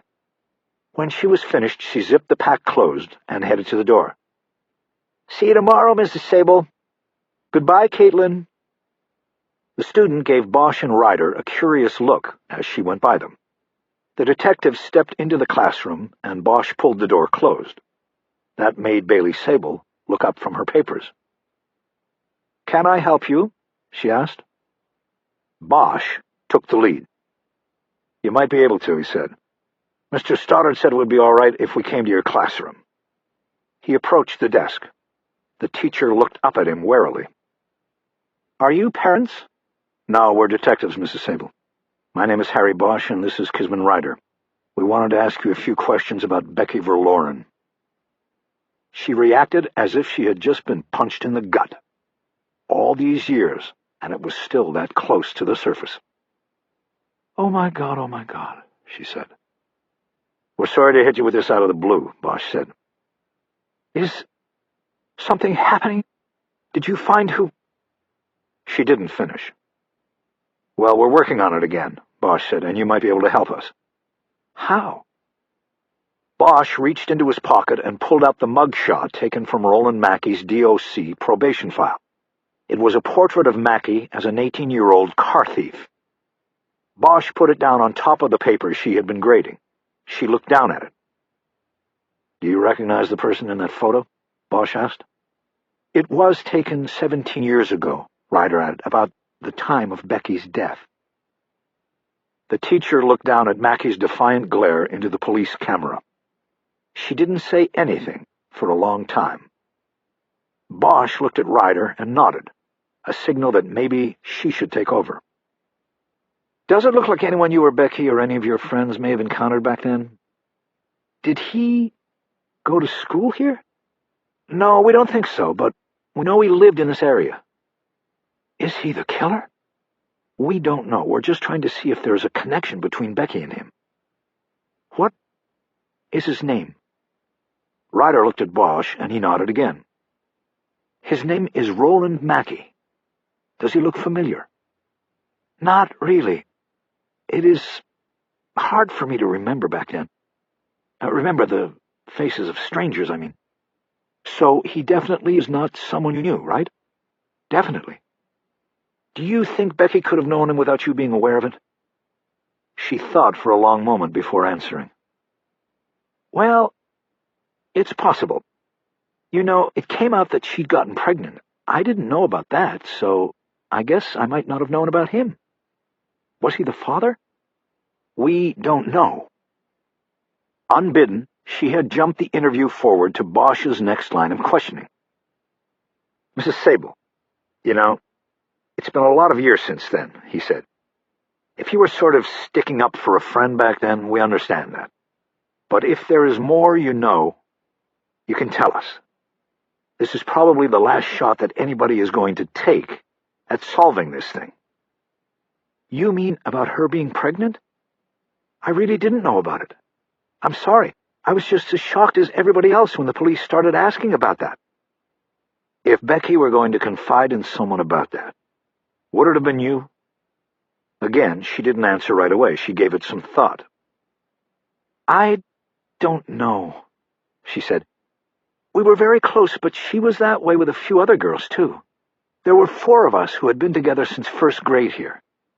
In first grade, we called ourselves the Kitty Cat Club because we all had pet cats. At different times in different years, one of us would be closer to one of the others. It changed all the time, but as a group, we always stuck together. Bosch nodded. That summer when Becky was taken, who would you say was closest to her? It was probably Tara. She took it the hardest. Bosch looked at Ryder, trying to remember the names of the girls Becky had been with 2 nights before her death. Tara Wood? Ryder asked. Yes, that's Tara. They hung out together a lot that summer because Becky's dad owned a restaurant in Malibu, and they were both working there. They were splitting a schedule there. It seemed that summer that all they did was talk about it. What would they say about it? Ryder asked. Oh, you know, like what stars came in there, people like Sean Penn and Charlie Sheen. And sometimes they talked about what guys worked there and who was cute. Nothing too interesting to me since I didn't work there. Was there any one guy in particular they talked about? She thought a moment before answering. Not really, not that I remember. They just liked to talk about them because they were so different. They were surfers and would-be actors. Tara and Becky were valley girls. It was like a culture clash for them. Was she dating anybody from the restaurant? Bosch asked. Not that I know of. But it's, like I said, I didn't know about the pregnancy, so there was obviously somebody in her life I didn't know about. She kept it a secret. Were you jealous of them because they worked there? Ryder asked. Not at all. I didn't have to work, and I was pretty happy about that. Ryder was going somewhere, so Bosch let her continue. What did you guys do for fun when you got together? She asked. I don't know, the usual, Sable said. We went shopping and to movies, stuff like that. Who had cars? Tara did, and so did I. Tara had a convertible. We used to go up. She cut it off when she came to a memory. What? Ryder asked. I just remember driving up into Lime Kiln Canyon a lot after school. Tara had a cooler in the trunk, and her dad never noticed if she'd taken some of his beers out of the refrigerator. One time, we got pulled over up there by a police car. We hid the beers under our uniform skirts. They worked perfect for that. The policeman didn't notice. She smiled at the memory. Of course, now that I teach here, I'm on the watch for that sort of thing. We still have the same uniforms. What about before she started working at the restaurant? Bosch said, drawing the interview back to Rebecca Verloren. She was sick for a week right after school let out. Did you visit her or talk to her then? I'm sure I did. That is when they said she probably, ended the pregnancy, so she wasn't really sick, she was just recovering. But I didn't know. I must have just thought she was sick, that's all. I can't really remember if we talked that week or not. Did the detectives back then ask you all of these questions? Yes, I'm pretty sure they did. Where would a girl from Hillside Prep go if she got pregnant? Ryder asked. Back then, I mean. You mean like a clinic or a doctor? Yes. Bailey Sable's neck flushed. She was embarrassed by the question. She shook her head. I don't know. That was as shocking, really, as Becky being, killed. It made us all think we didn't really know our friend. It was really sad because I realized she hadn't trusted me enough to tell me these things. I still think about that when I remember things back then. Did she have any boyfriends that you did know about? Bosch asked. Not then. I mean, at the time. She had a boyfriend freshman year, but he had moved away to Hawaii with his family. That was like the summer before. And then the whole school year I thought she was alone. She didn't go to any of the dances or the games with anybody. But I was wrong, I guess. Because of the pregnancy, Ryder said. Well, yeah, that's sort of obvious, isn't it? Who was the father? Bosch asked, hoping the direct question might elicit a response with something to pursue. But Sable shrugged. I have no idea, and don't think I've ever stopped wondering. Bosch nodded. He had gotten nothing. The breakup with the boy who moved to Hawaii. How was that with her? He asked. Well, I thought it broke her heart. She took it really hard. It was like Romeo and Juliet.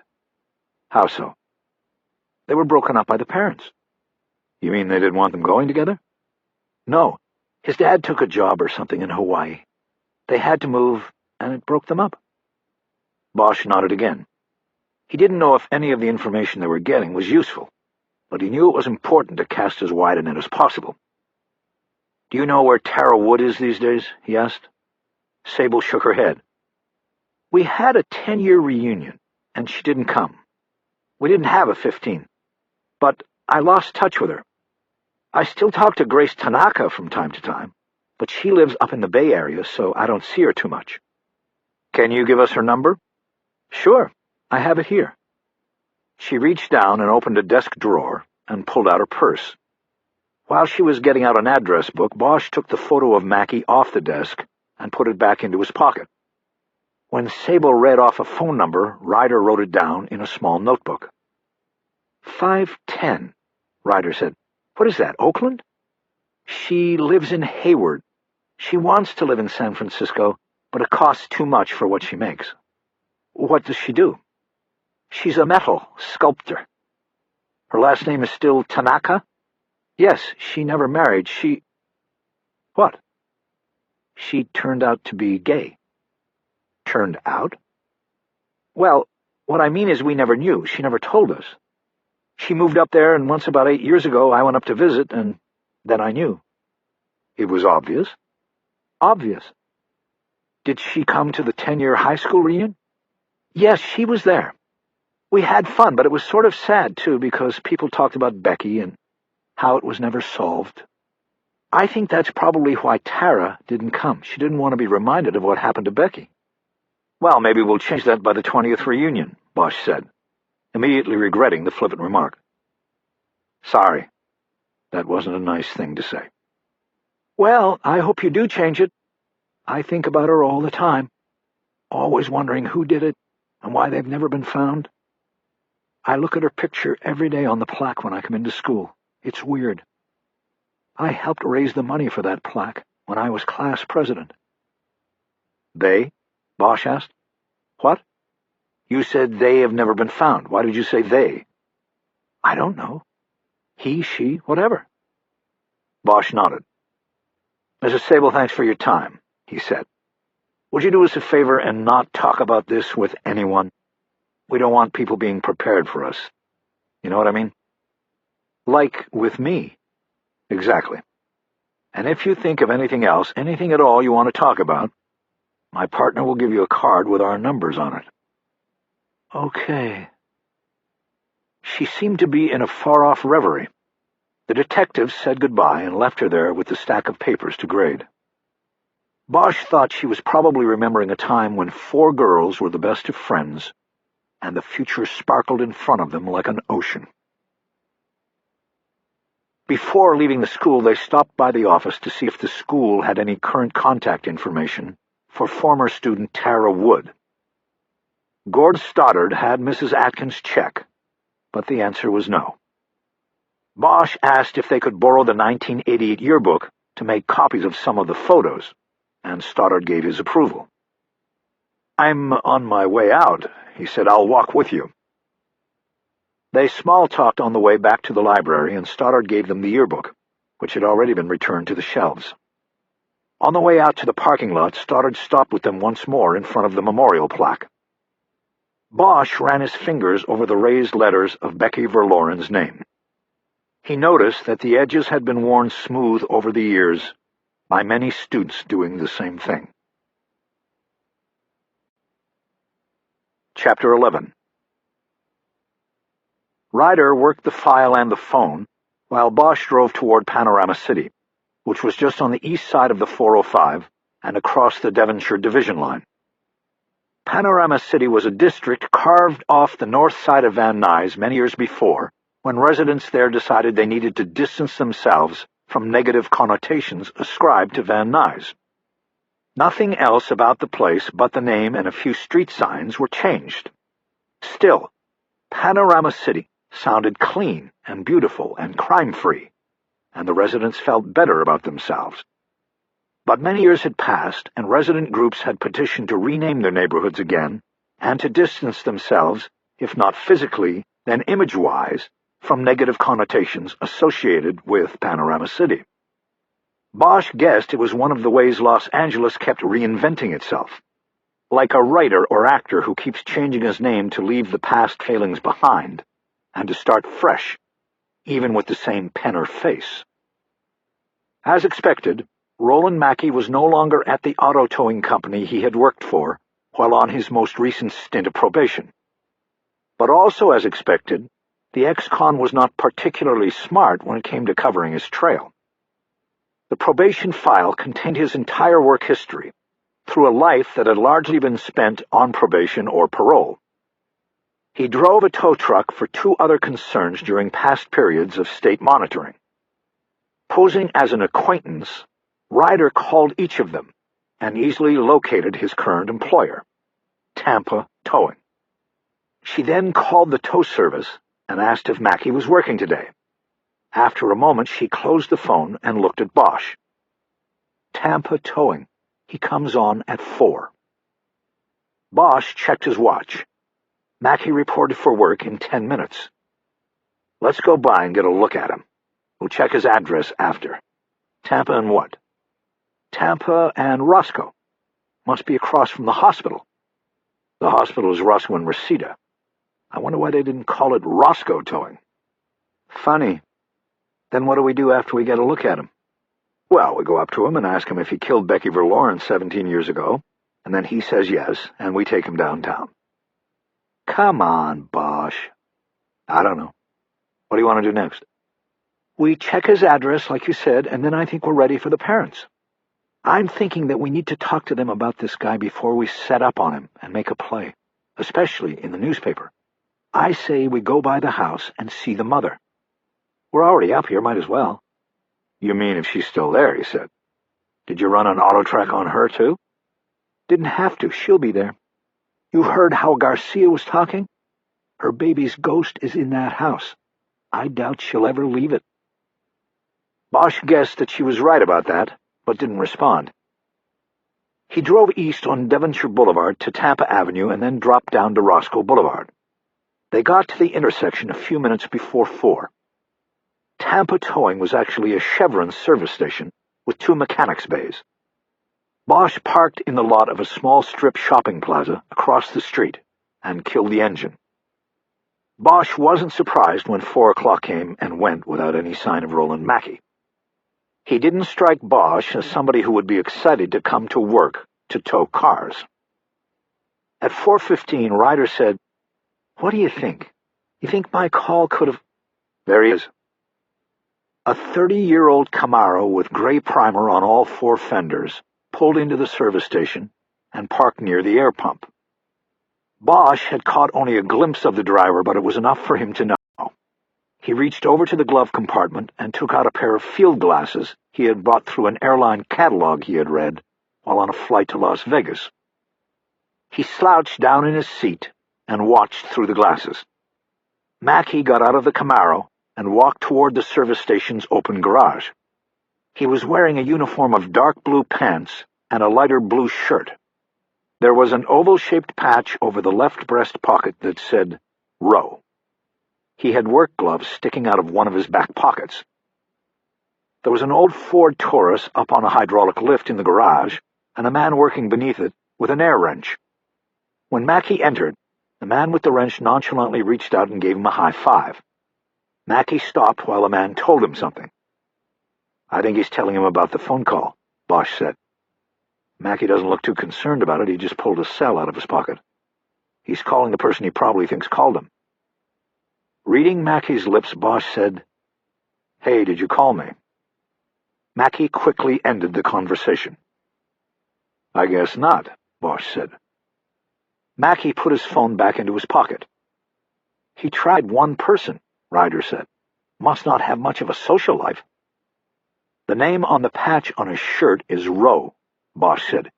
"If his buddy told him that the caller asked for Roland, then he may have narrowed it down to the one person who calls him that. Maybe it was dear old Dad, the welder." "So, what's he doing?" "Can't see him. He went into the back." "Maybe we should get out of here before he starts looking around." "Come on. One call and you think he's going to think somebody's onto him after 17 years? No, not for Becky. I'm worried about whatever else he's into now. We might be stumbling right into the middle of something and not even know it." Bosch put down the binoculars. She was right about that. He started the car. "Okay, we got our look," he said. "Let's get out of here. Let's go see Muriel Verloren." "What about Panorama City?" "PC can wait. We both know he doesn't live at that address anymore. Checking it is just a formality." He started backing out of the space. "Do you think we should call Muriel first?" Ryder asked. "No. Let's just go knock on the door. We're good at that." Chapter 12. In 10 minutes they were in front of the Verloren house. The neighborhood where Becky Verloren had lived still seemed pleasant and safe. Red Mesa Way was wide, with sidewalks on both sides, and no shortage of shade trees. Most of the homes were ranch houses that sprawled across the extra-large lots. In the 60s, the larger properties were what drew people to settle the northwest corner of the city. 40 years later, the trees were mature, and the neighborhood had a cohesive feel to it. The Verloren's house was one of the few that had a second floor. It was still the classic ranch-style home, but the roof popped up over the double-slot garage. Bosch knew from the murder book that Becky's bedroom had been upstairs over the garage and in the back. The garage door was closed. There was no apparent sign that anyone was home. They parked in the driveway and went to the front door.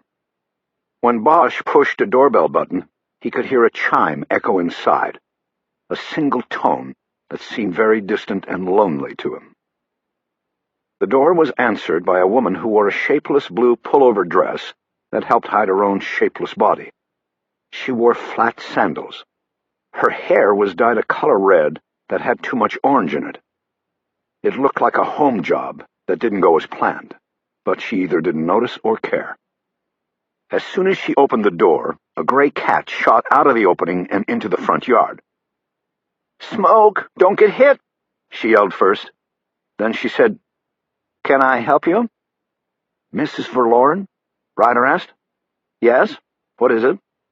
"We're with the police. We'd like to talk to you about your daughter." As soon as Ryder said the word police, and before she got to daughter, Muriel Verloren brought both hands up to her mouth and reacted as though it was the moment she had learned her daughter was dead. "Oh, my God! Oh, my God! Tell me you caught him! Tell me you caught the bastard who took my baby away from me!" Ryder reached a comforting hand to the woman's shoulder.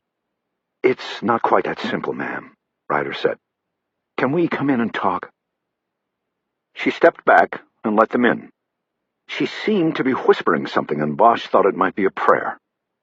Once they were in, she closed the door after yelling a warning one more time into the front yard to the escaped cat.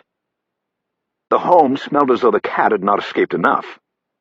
The living room to which they were led was neatly kept, but with furniture that was old and worn.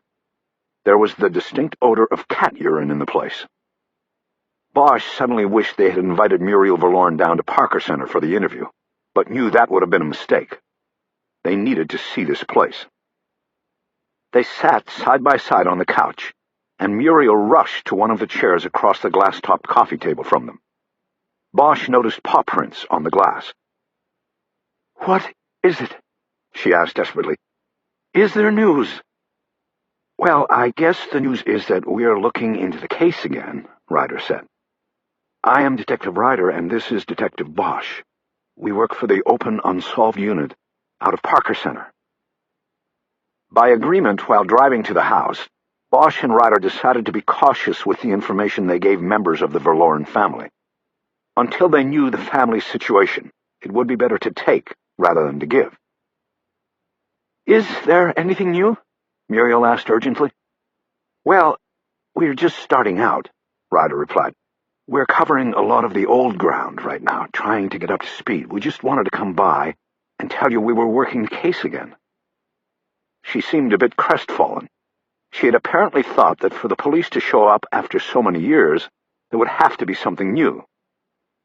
Bosch felt a twinge of guilt, withholding the fact that they had a rock-solid DNA lead, a cold hit to work with. But at the moment, he felt that it was for the best. "There are a couple things," he said, speaking for the first time. "First, in looking through the files on the case, we came across this photo." He took the photo of Roland Mackey as an 18-year-old out of his pocket and put it down on the coffee table in front of Muriel. She immediately leaned down to look at it. "We're not sure what the connection is," he continued. "We thought maybe you might recognize this man and tell us if you knew him back then." She continued to look without responding. "This is a photo from 1988, Bosch said as a means of prompting her. "Who is he?" she finally asked. "We're not sure. His name is Roland Mackey. He's got a small-time record for crimes committed after your daughter's death. We're not sure why his photo was in the file. Do you recognize him?" "Did you ask Art or Ron about it?" Bosch started to ask who Art and Ron were when he realized. Actually, Detective Green retired and passed away a long time ago. Detective Garcia is Commander Garcia now. We talked to him, but he wasn't able to help us with Mackey. How about you? Could he have been one of your daughter's acquaintances? Do you recognize him?" "He could have been. There is something about him that I recognize." Bosch nodded. "Do you know how you recognize him, or from where?" "No, I don't remember. Why don't you tell me, and maybe that will help jog my memory." Bosch made a quick side glance at Ryder. This was not totally unexpected, but it always complicated things when the parent of a victim was so eager to help that he or she simply asked what it was the police wanted them to say. Muriel Verloren had waited 17 years for her daughter's killer to be brought forward into the light of the justice system. It was very clear that she was going to carefully choose answers that would in no way hinder the possibility of that happening. At this point, it might not even matter if it was a false light. The past years had been cruel to her, and the memory of her daughter. Someone still needed to pay. "We can't tell you that because we don't know, Mrs. Verloren," Bosch said. "Think about it, and let us know if you remember him." She nodded sadly, as if she thought it was yet another missed opportunity. "Mrs. Verloren, what do you do for a living?" Ryder asked. It seemed to bring the woman in front of them back from her memories and desires. "I sell things," she said matter-of-factly. "Online." They waited for further explanation and didn't get any. "Really?" Ryder asked. "What things do you sell?" "Whatever I can find. I go to yard sales. I find things. Books, toys, clothes. People will buy anything, and they'll pay anything. This morning, I sold 2 napkin rings for $50. They were very old." "We want to ask your husband about the photo," Bosch said then. "Do you know where we could find him?" She shook her head. "Somewhere down there in Toyland. I haven't heard from him in a long, long time." A somber moment of silence passed by. Most of the homeless missions in downtown Los Angeles were clustered at the edge of the toy district. Several blocks of toy manufacturers and wholesalers, even a few retailers. It wasn't unusual to find homeless people sleeping in the doorways of toy stores. What Muriel Verlorn was telling them was that her husband was lost in the world of floating human debris. He had descended from restaurateur to the stars to a homeless existence on the streets. But there was a contradiction there. He still had a home here. He just couldn't stay because of what had happened. Yet his wife would never leave. "When were you divorced?" Ryder asked. "We never did get a divorce. I guess I always thought Robert would wake up and realize that no matter how far you run, you can't get away from what happened to us. I thought he would realize that and come home. Hasn't happened yet." "Do you think you knew all of your daughter's friends?" Bosch asked. Muriel thought about this one for a long moment. "Until the morning she disappeared, I did. But then we learned things. She kept secrets. I think that this is one of the things that bothers me most. Not that she kept secrets from us, but that she thought she had to. I think that maybe if she had come to us, things would have been different."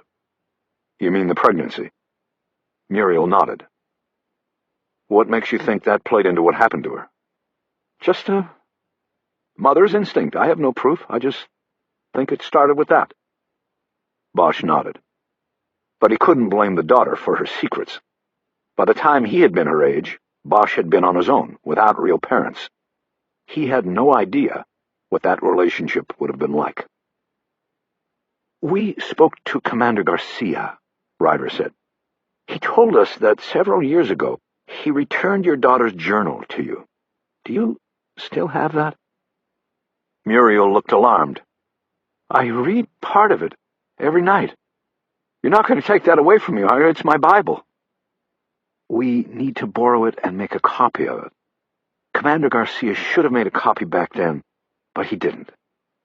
"I don't want to lose it." "You won't, Mrs. Verlorn. I promise. We'll copy it and get it right back to you." "Do you want it now? It's by my bed." "Yes, if you could get it."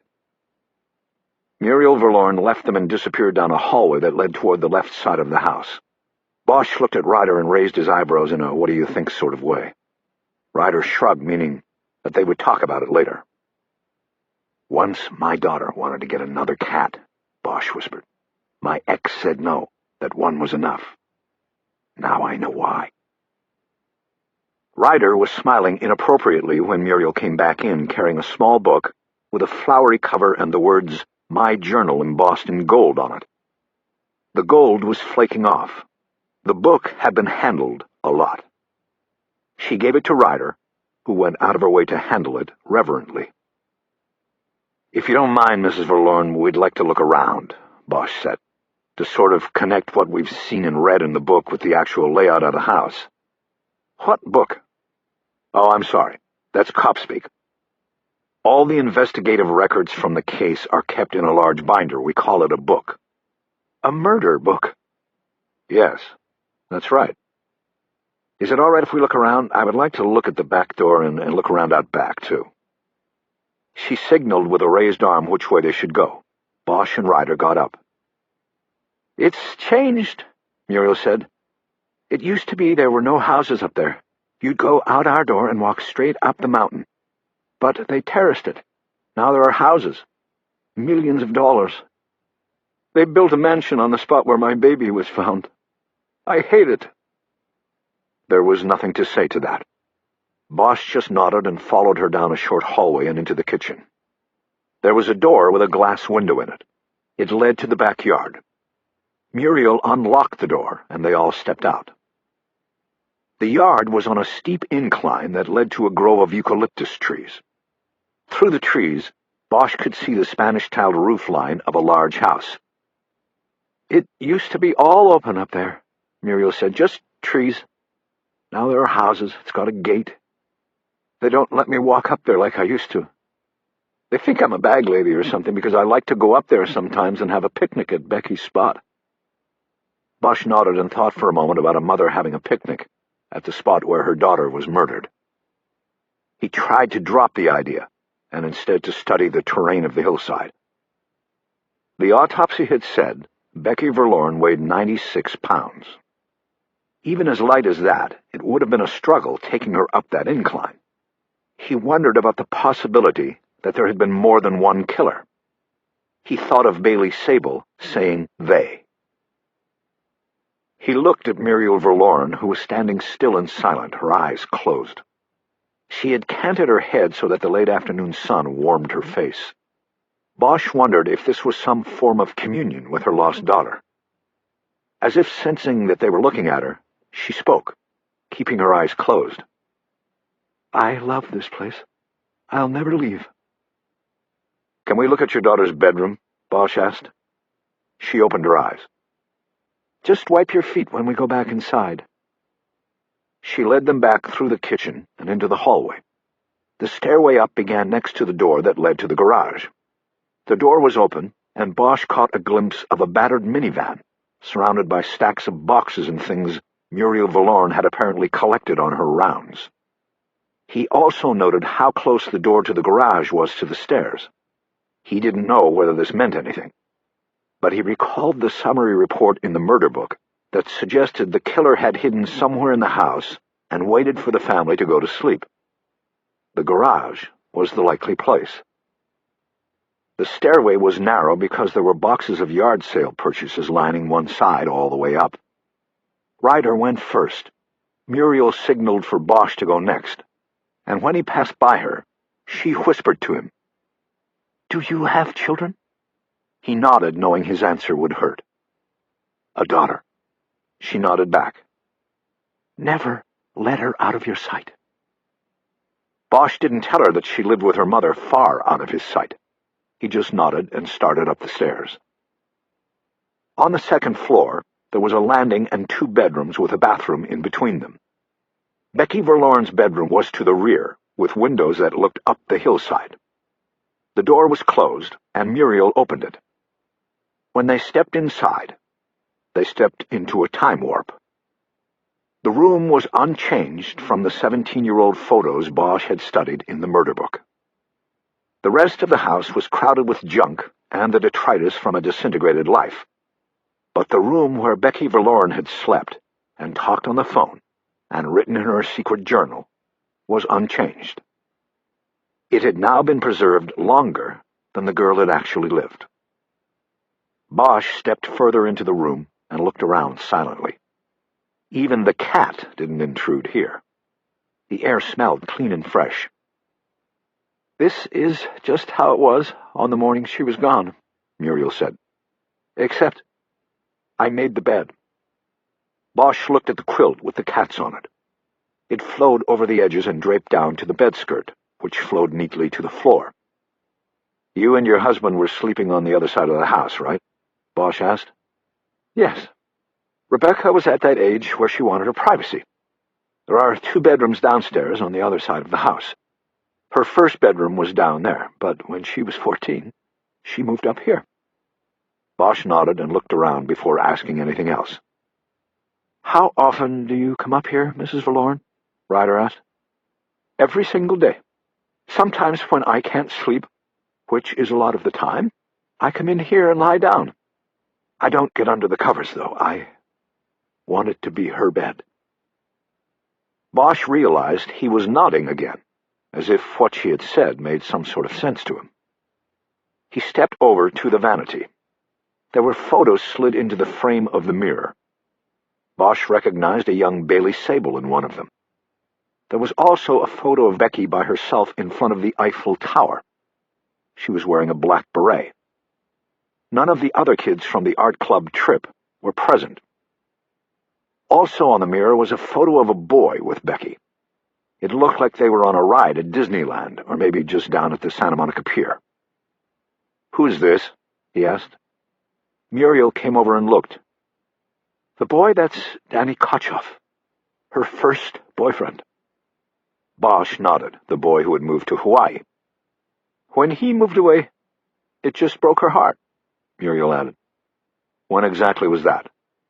"The summer before, in June, right after her freshman year and his sophomore. He was a year older." "Why did the family move, do you know?" "Danny's dad worked for a rent-a-car company, and he got transferred to a new franchise in Maui. It was a promotion."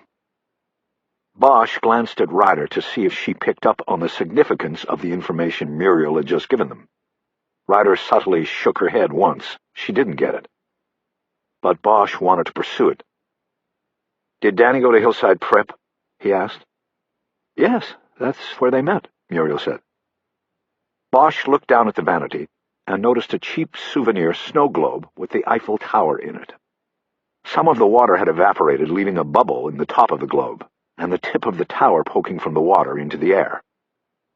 "Was Danny in the art club?" he asked. "Did he make the trip to Paris with her?" "No, they moved away before," Muriel said. "He left in June, and the club went to Paris the last week of August." "Did she ever see or hear from Danny again?" he asked. "Oh, yes, they sent letters back and forth, and there were phone calls. At first they phoned back and forth, but it got too expensive. And then Danny did all the calling. Every night before bedtime. That lasted almost right up until she was gone." Bosch reached up and removed the photo from the mirror's border. He looked closely at Danny Kotchoff. "What happened when your daughter was taken? How did Danny find out? How did he react?" "Well, we called there and told his father so that he could sit Danny down and tell him the bad news. We were told he did not take it well. Who would?" "The father told Danny. Did either you or your husband talk directly to Danny?" "No, but Danny wrote me a long letter about Becky and how much she meant to him. It was very sad, very sweet. Everything was." "I'm sure it was. Did he come to the funeral?" No, he didn't. His parents thought it best for him if he stayed there in the islands. The trauma, you know. Mr. Kotchoff called and said he wouldn't be coming." Bosch nodded. He turned from the mirror, sliding the photo into his pocket. Muriel didn't notice. "What about after?" he asked. "After the letter, I mean. Did he ever contact you? Maybe call and talk to you?" "No, I don't think we ever heard from him. Not since the letter." "Do you still have that letter?" Ryder asked. "Of course. I kept everything. I have a drawer full of letters we got about Rebecca. She was a well-loved girl." "We need to borrow that letter from you, Mrs. Verloren," Bosch said. "We also might need to look through the whole drawer at some point." "Why?" "Because you never know," Bosch said. "Because we want to leave no stone unturned," Ryder added. "We know this is disruptive, but please remember what we are doing. We want to find the person who did this to your daughter. It has been a long time, but that doesn't mean anybody should get away with it." Muriel Verloren nodded. She had absent-mindedly picked up a small decorative pillow off the bed and was clutching it with both hands in front of her chest. It looked like it might have been made by her daughter many years ago. It was a small blue square with a red felt heart sewn across its middle. Holding it made Muriel Verloren look like a target.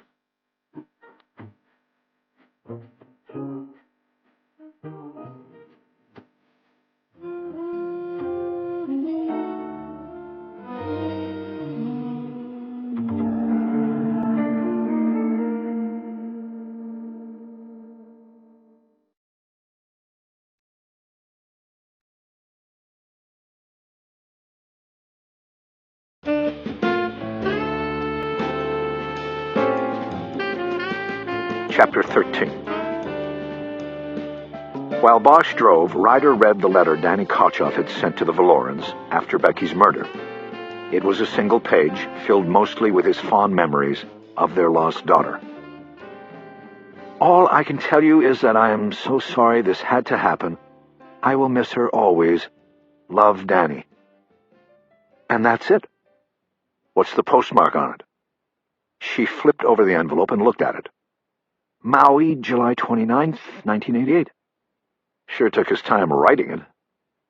Maybe it was hard for him. Why are you keen on him, Harry? I'm not. It's just that Garcia and Green relied on a phone call to clear him. You remember what it said in the book? It said the kid's supervisor said he was washing cars at the rent-a-car agency the day before and the day after. No time to fly to L.A., kill Becky, and get back home in time for work. Yeah, so?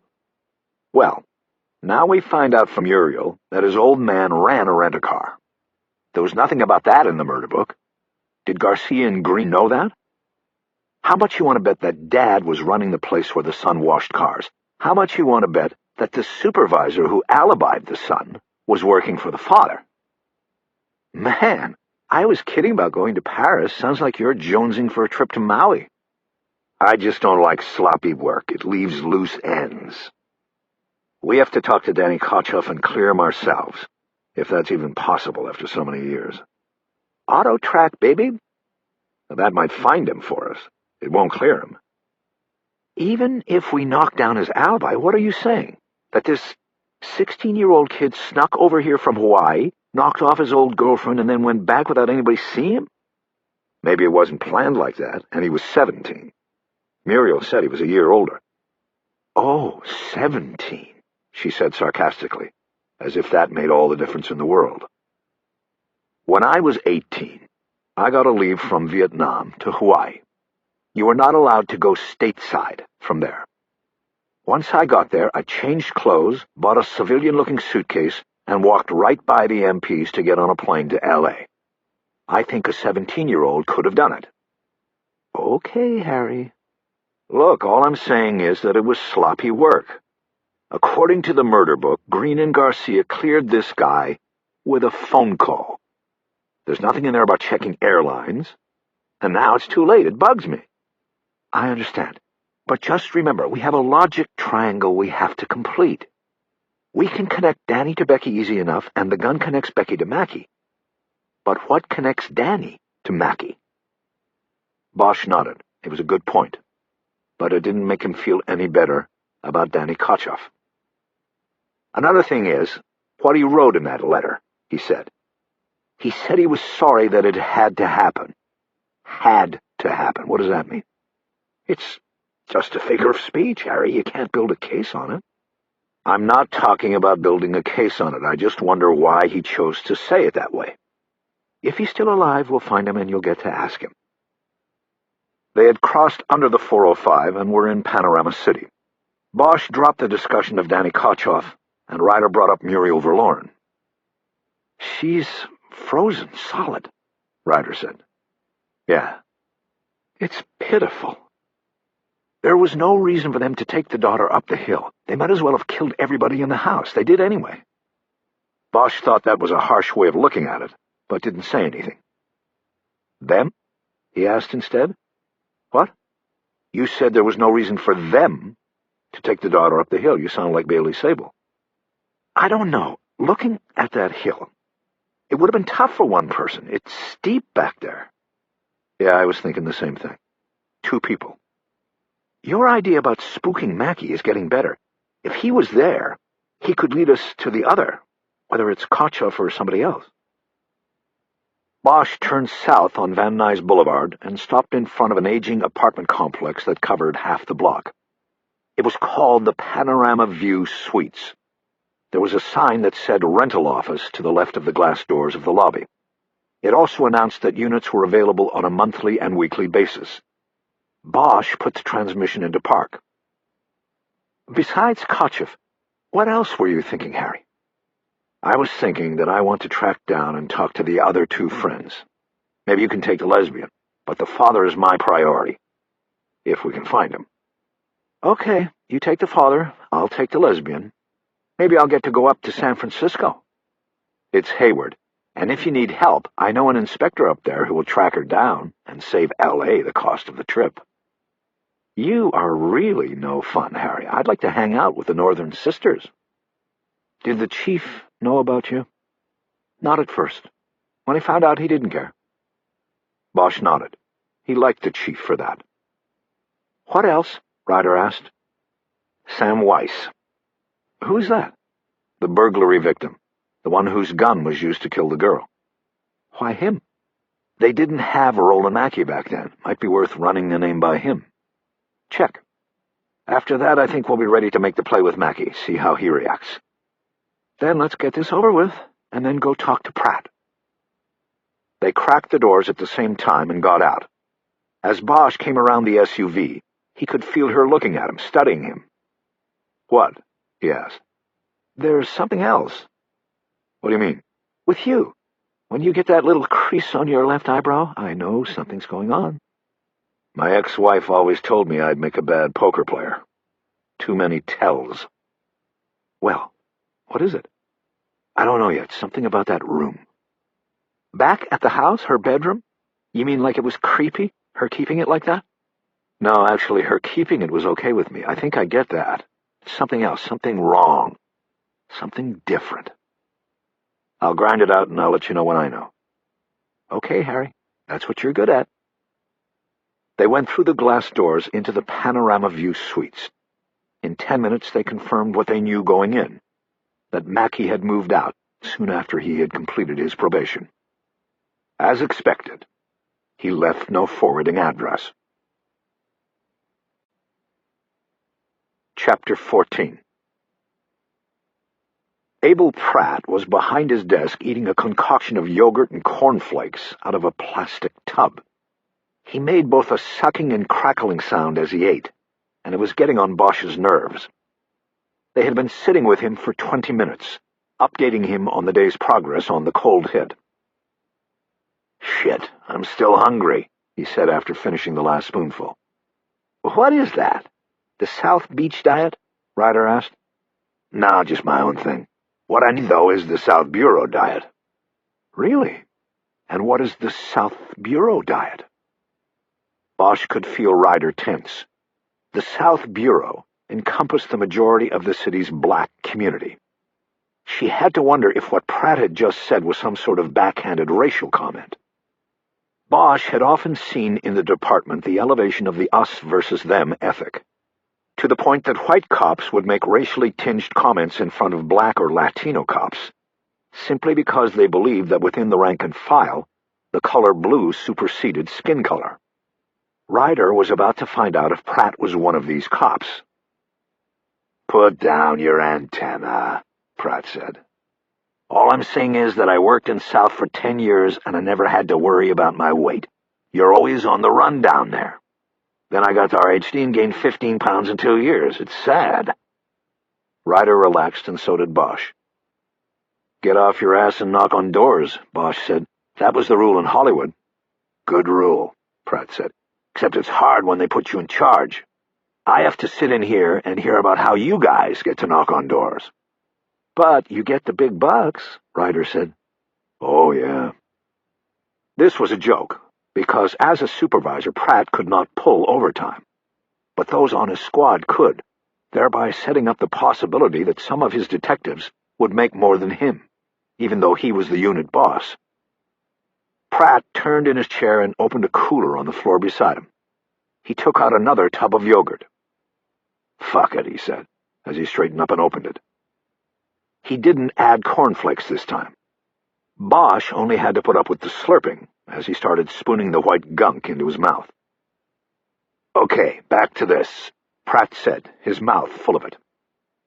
What you were telling me is that at the end of the day you can tie the gun to this mope Mackey. He fired this weapon, but you've got nobody who ties him to the victim yet, and therefore you cannot tie him to the fatal shot. That and other things, Ryder said. So if I was a defense lawyer, Pratt continued, I would have Mackey cop to the burglary because statute of limitations has long expired. He would say the gun bit him when he tried it out, so he got rid of the damn thing long before any murder. He'd say, "No, sir, I didn't kill that little girl with it, and you can't prove I did. You can't prove I ever laid eyes on her." Ryder and Bosch nodded. "So, you got nothing?" They nodded again. "Not bad for a day's work. What do you want to do about it?" "We want a wiretap," Bosch said. 2, maybe 3 locations. One on his cell, one on the phone at the gas station, and then one on his home once we find it, and if he's got a line there. We plant a story in the paper that says we're working the case again and make sure he sees it. Then we see if he talks about it with anybody." "And what makes you think he would talk to someone else about a murder he may or may not have committed 17 years ago?" "Because, like we said, so far we can't connect this guy to the girl in any way. So we're thinking there's somebody in the middle in this thing. Mac either did this for somebody, or he got the gun for that somebody to do it himself." "There is a third possibility," Ryder added. "That he helped. That girl was carried up a steep hillside. It was either somebody big or somebody with help." Pratt took 2 spoonfuls of yogurt, frowning as he looked down into the tub, before responding. "Okay, what about the paper? You going to be able to make a plant?" "We think so," Ryder said. "We're going to use Commander Garcia of Valley Bureau. He was on the case originally. Haunted by the one that got away, that sort of pitch. He says he's got a connection at the Daily News." "Okay, sounds like a plan. Write up the warrants and give them to me. The captain has to approve them, and then they go to the DA's office for approval before going to the judge. It's going to take some time. Once we get a judge to okay it, we'll take the other teams off what they're doing and put them on the wire, while you watch our guy." Bosch and Ryder stood up at the same time. Bosch felt a little charge of adrenaline drop into his blood. "There's no chance this guy Mackey is into something right now, is there?" Pratt asked. "What do you mean?" Bosch asked. "It's just that if we could make a case that he was about to commit a crime, we could probably expedite the warrants." Bosch thought about this. "We don't have that now," he said. "But we could work on it." "Good. That would help." Chapter 15. Ryder was the writer. She had an ease with the computer as well as the language of law. Bosch had seen her put these skills to use on several previous investigations, so their decision was unspoken.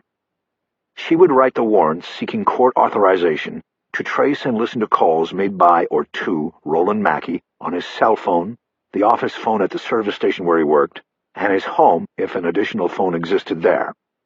It would be painstaking work. She had to lay out the case against Mackey, making sure the chain of logic and probable cause had no weak links.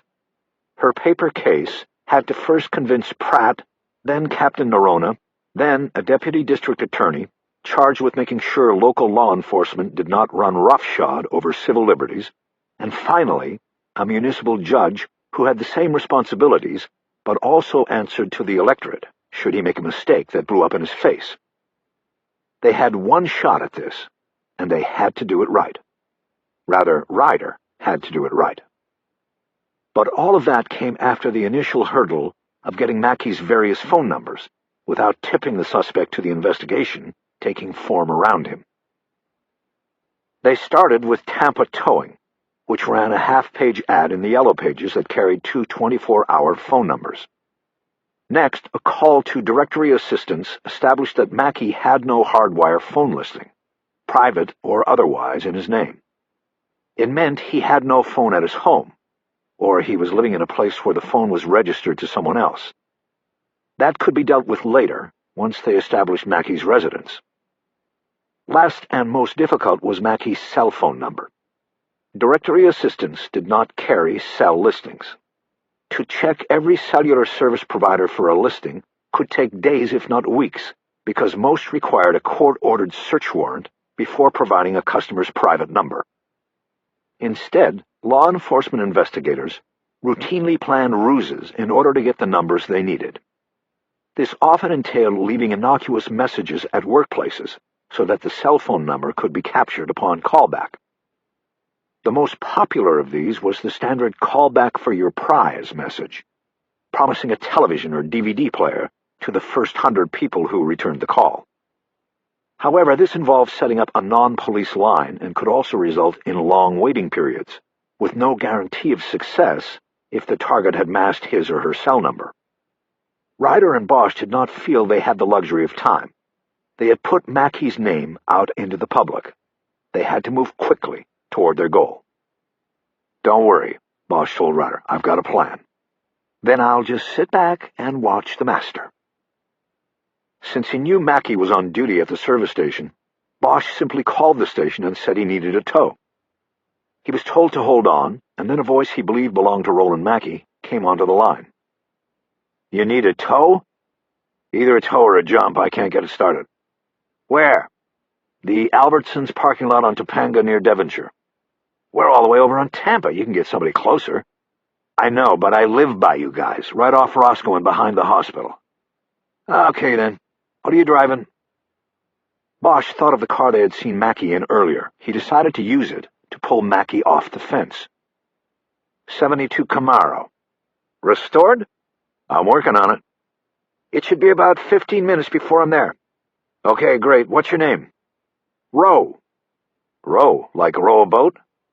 "Like in rolling, man. I'm on my way." He hung up. Bosch and Ryder waited 5 minutes, during which Bosch told her the rest of the plan and what part she would play in it. Her goal was to get two things: Mackey's cell number and his service provider, so that a search warrant authorizing the wiretap could be delivered to the proper company.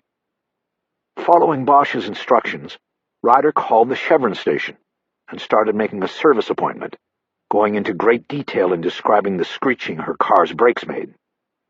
While she was in the middle of it, Bosch called the station on the second line listed in the phone book. As expected, Ryder was put on hold. Bosch's call was answered, and he said, "Do you have a number I can reach Row on? He's coming here to give me a jump, and I got it started already." Mackey's harried co-worker said, "Try him on his cell." He gave Bosch the number, and Bosch flashed the thumbs up across the desk to Ryder. She finished her call without breaking the act and hung up. "One down, one to go," Bosch said. "You got the easy one," Ryder said.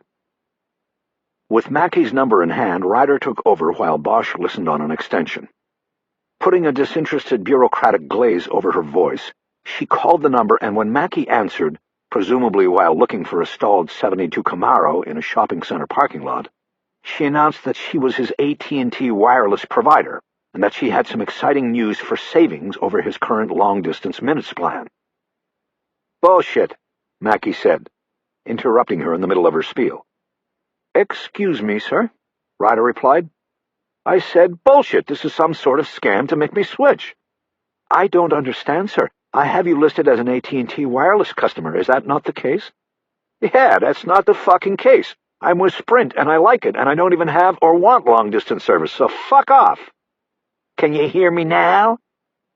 He hung up, and Ryder started laughing. "This is an angry guy we're dealing with," she said. "Well, he just drove all the way across Chatsworth for nothing," Bosch said. "I'd be angry too." "So, it's Sprint. That means I'm ready to rock and roll on the paper." They talked some more about scheduling and decided that she would work exclusively on the warrant that night and the next day, and then babysit it through the approval stages. She said she wanted Bosch with her when it got to the final approval. Having both members of the team in the judge's chambers would help cement the deal. Until then, Bosch would continue to work the field, tracking the remaining names on their list of people to be interviewed and putting the newspaper story in motion. Timing was going to be the issue. They didn't want a story about the case in the newspaper until they had taps in place on the phones Mackey used. Finessing all of this would be the key maneuver. "I am going home, Harry," Ryder said. "I can get this started on my laptop." "Have a good one." "What will you do?" "I've got a few things I want to get done tonight. Maybe go down to the toy district, I think." "By yourself?" "They're only homeless people." "Yeah, and 80% of them are homeless because they've got faulty wiring, faulty plumbing, the whole bit. You be careful. Maybe you ought to call Central Division and see if they'll send a car with you. Maybe they can spare the U-boat tonight." The U-boat was a single-officer car primarily used as a gopher for the watch commander. But Bosch didn't think he needed a chaperone.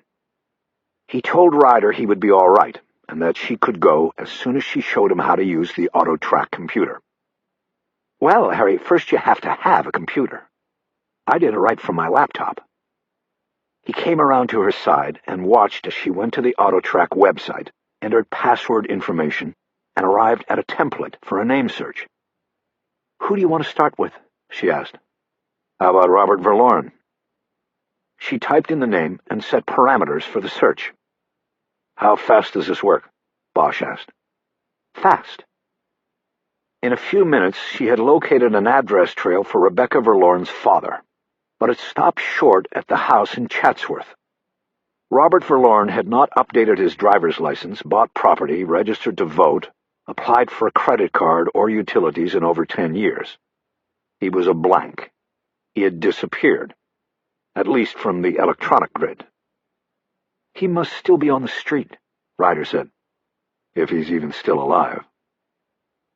Ryder put the names Tara Wood and Daniel Kochoff through the auto-track moves and came up with multiple name hits for both of them. But by using their approximate ages and focusing on Hawaii and California, they narrowed the searches to 2 address trails they believed belonged to the correct Tara Wood and Daniel Kochoff.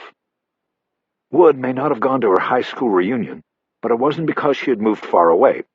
She had only moved from the valley over the hills to Santa Monica.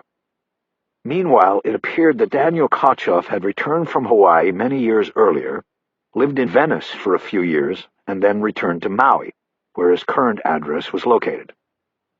The last name Bosch gave Ryder to run through the computer was Sam Weiss, the burglary victim whose gun was used to murder Rebecca Verloren. Though there were hundreds of hits on the name, it was easy to find the right Sam Weiss. He had never left the home where the burglary had taken place. He even had the same number. He had stood his ground. Ryder printed everything out for Bosch and also gave him the number for Grace Tanaka, which they had gotten earlier from Bailey Sable. She then gathered what she would need to work on the search warrant at home. If you need me, give me a page, she said as she put her computer into a padded case. After she was gone, Bosch checked the clock over Pratt's door and saw it was just past 6.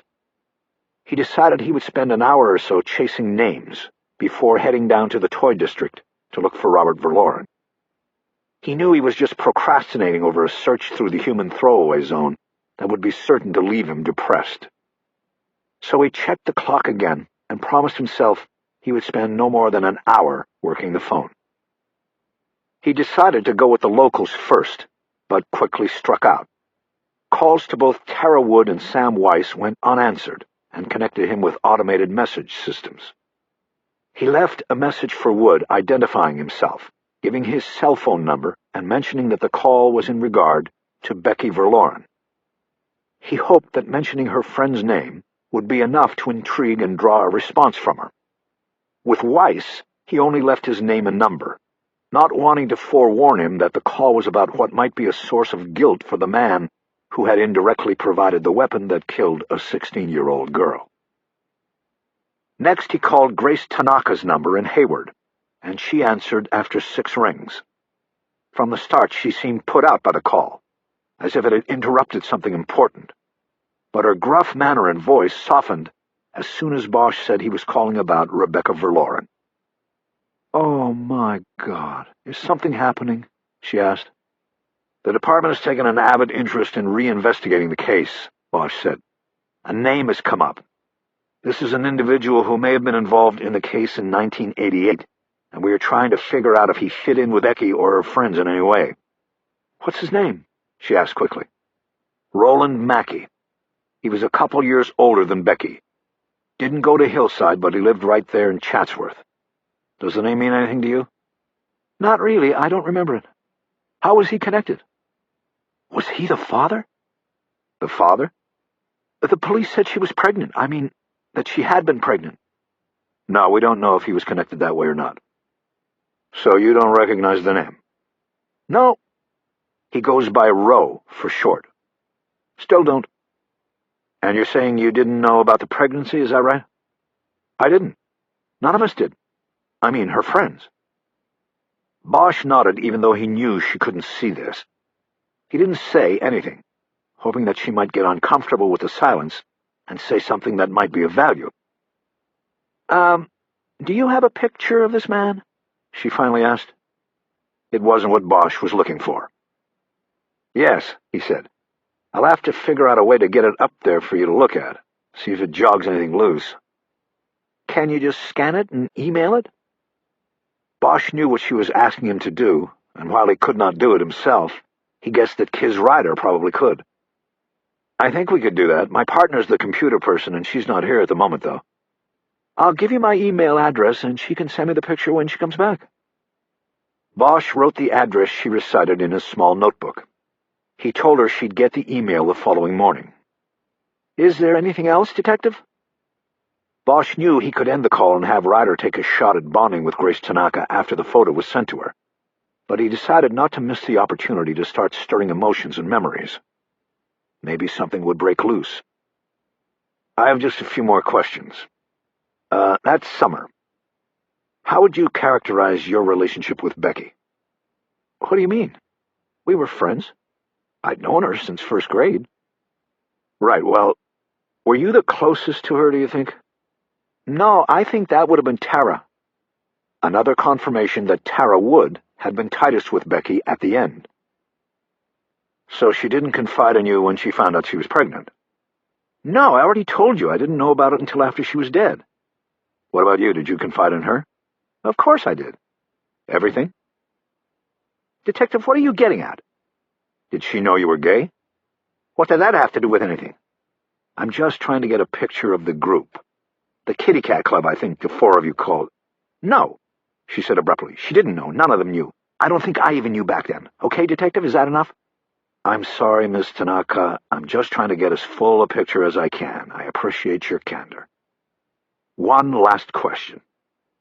If Becky was at a clinic after going through the procedure and she needed a ride home because she didn't think she could drive, who would she have called?"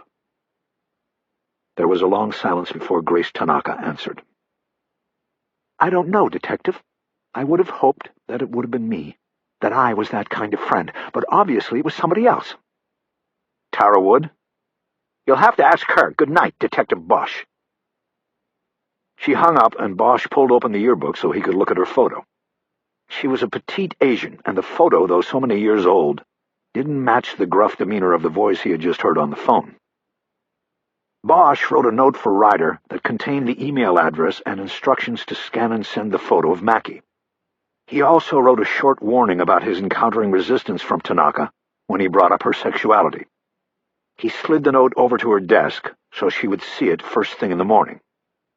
That left one last call, this one to Daniel Kochoff, who lived, according to AutoTrack, in Maui, where it was 3 hours earlier. He called the number he had gotten from the AutoTrack search, and a woman answered the line. She said she was Daniel Kochoff's wife, and told Bosch that her husband was at work at the Four Seasons Hotel, where he was employed as the hospitality manager.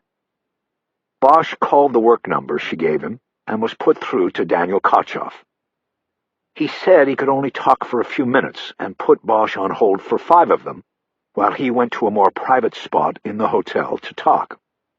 When he finally came back on the line, the call started out unproductive.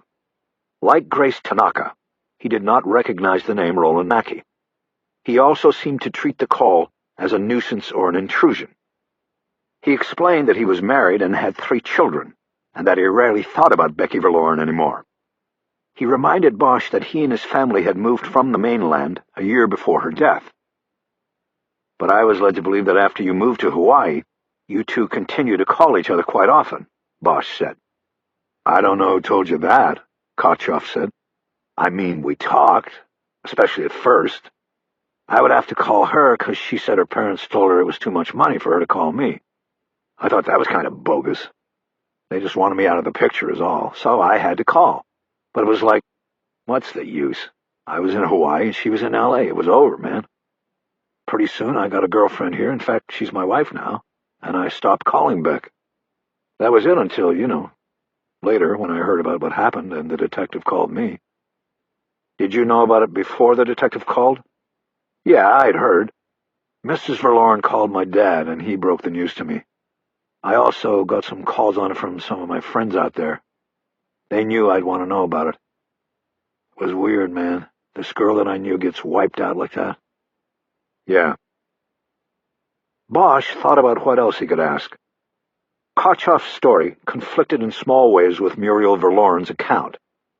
He knew he would need to square the stories at some point. Kotcheff's alibi also continued to bother him.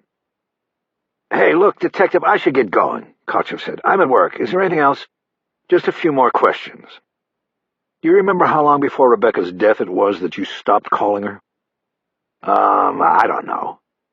Somewhere around the end of that first summer, something like that. It had been a while, almost a year. Bosch decided to try to rattle Kotcheff and see what came out. It was something he would have rather attempted in person, but there was no time or money for a trip to Hawaii. "So your relationship was definitely over by the time of her death?" "Yes, definitely." Bosch thought the chances of recovering phone records from back then were not very high. "When you were still calling, was it always at a certain time, like an appointment?" "Sort of. I was 3 hours behind, so I couldn't call too late. I usually called right before dinner, and that was right before she was going to go to bed. But like I said, it didn't last too long." "Okay, now I have to ask you something pretty personal. Did you have sex with Rebecca Verloren?" There was a pause. "What's that got to do with this?"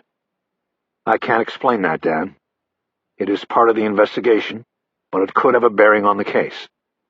Do you mind answering?" "No." Bosch waited, but Kotcheff said nothing else. "Is that your answer?" Bosch finally asked. "You two never had sex?" "We never did. She said she wasn't ready, and I didn't push it." "Look, I have to go." "Okay, Dan, just a few more. I'm sure you would like for us to catch the guy who did this, right?" "Yes, right. It's just that I'm at work." "Yeah, you said that. Let me ask you. When was the last time you saw Rebecca?" "I don't remember the exact date, but it was like the day we left, when we said goodbye that morning." "So you never came back from Hawaii once your family moved?" "No, not at first. I mean, I've been back since. I lived in Venice for a couple years after I was finished school, but then I came back here." "But not from the time your family moved up until Rebecca was murdered, is that what you're saying?" "Yes, right." "So, if another witness I've spoken to said she saw you in town that weekend of July 4th, right before Rebecca disappeared, then she would be wrong about that." "Yeah, she'd be wrong. Look, what is this? I told you, I never went back. I had a new girlfriend. I mean, I didn't even go back for the funeral. Who told you they saw me? Was it Grace? She never liked me, that dyke. She was always trying to get me in trouble with Beck." "I can't tell you who it is, Dan. Just like if you want to tell me something in confidence, then I will respect that." "Whoever it is, she's a fucking liar," Kotcheff said, his voice turning shrill. "This is a goddamn lie. Check your records, man. I had an alibi. I was working on the day she was taken, and I was working the next day, too. How could I have gotten there and back? Whoever told you that is totally fucking bogus." "It's your alibi that is bogus, Dan. Your old man could have put your supervisor up to it. That was easy." "I don't know what you were talking about. My father didn't put anybody up to anything, and that's a goddamn fact. We had the time cards, and my boss talked to the cops, and that was it. Now you come along 17 years later with this shit? Are you fucking kidding me?" "Okay, then take it easy. Sometimes people make mistakes, especially when you were going back all those years." "This is all I need to be dragged into this, man. I got a family over here." "I said, take it easier. You aren't dragged into anything. This is just a phone call. Just a conversation, okay? Now, is there anything else you can tell me, or want to tell me to help with this thing?" "No. I told you all I know, which is nothing. And I have to go. I mean it this time." "So were you upset when Rebecca told you she was pregnant and it was obvious to you that it was with another guy?" There was no answer at first, so Bosch tried to turn the screw a bit. "Especially since she would never have relations with you when you two were together." Bosch realized he had gone too far and tipped his hand. Kotcheff realized that Bosch was playing good cop and bad cop with him all at once. When he responded, his voice was calm and modulated. "She never told me that," he said. "I never knew until it came out after." "Really? Who told you?" "I can't remember. One of my friends, I guess." "Really? Because Rebecca kept a journal, and you're all over it, man. And she says she told you, and you weren't too happy about it." Now Kotchoff laughed, and Bosch knew he had really blown it. "Detective, you are full of shit. You're the one who's lying. This is really weak, man. I mean, I watch Law and Order, you know." "Do you watch CSI?" "Yeah, so?" "Well, we got the killer's DNA. If we match it to somebody, they're going to take a fall. DNA is the ultimate closer." "Good. Check mine, and maybe this can all be over for me." Bosch knew he was the one backpedaling now. He had to end the call. "Okay then, Dan. We'll let you know about that. Meantime, thank you for your help. One last question. What's a hospitality manager?" "What, you mean here at the hotel? I take care of large parties and conferences and weddings and things like that. I make sure it all runs smoothly when these big groups come in here." "Okay, well, I'll let you get back to it. Have a good day." Bosch hung up and sat at the desk thinking about the call. He was embarrassed by how he had let the upper hand slip across the line to Kotchoff. He knew his interviewing skills had largely been dormant for 3 years, but that did not salve the burn. He knew he had to get better, and it had to be soon. Aside from that, there was a lot of content from the call to consider. He didn't read much into Kotchoff's angry reaction to supposedly being seen in L.A. right before the murder. After all, Bosch had fabricated the witness, and Kotchoff's angry response would certainly be justified. But what was notable was how Kotchoff's anger zeroed in on Grace Tanaka. Their relationship might be worth exploring further, maybe through Kiz Ryder. He also considered Kotchoff's statement about not knowing about Rebecca Verloren's pregnancy. Bosch instinctively believed him. All in all, it didn't drop Kotchoff from the suspect list, but it at least pushed him to a back burner. He would discuss all of Kotchoff's answers with Ryder and see if she agreed. The most interesting information gleaned from the call was in the conflicts between Kotchoff's memories and those of Muriel Verloren, the victim's mother. Muriel Verloren had said Kotchoff had called her daughter religiously, right up until the time of her death. Kotchoff said he had done no such thing. Bosch didn't see any reason for Kotchoff to lie about it. If he hadn't, then Muriel Verloren's memory was wrong. Or it was her daughter who had lied about who called her every night before bed. Since the girl was hiding a relationship and the pregnancy that came from it, it seemed likely that the phone calls did come in every night, but they were not from Kotchoff. They were from someone else, someone Bosch started thinking of as Mr. X. After looking up Muriel Verloren's number in the murder book, Bosch called the house. He apologized for intruding and said he had a few follow-up questions. Muriel said she was not bothered by the call. "What are your questions?" "I saw the phone on the table next to your daughter's bed. Was that an extension of the house phone, or did she have her own phone number?" "She had her own number, a private line." "So when Daniel Kotchoff called her at night, she would be the one who answered the phone, right?" "Yes, in her room. It was the only extension." "So the only way you know that Danny was calling was because she told you?" "No, I heard the phone ring sometimes. He called." "What I mean, Mrs. Verloren, is that you never answered those calls, and you never talked to Danny Kotchoff, right?" "That's right. It was her private line."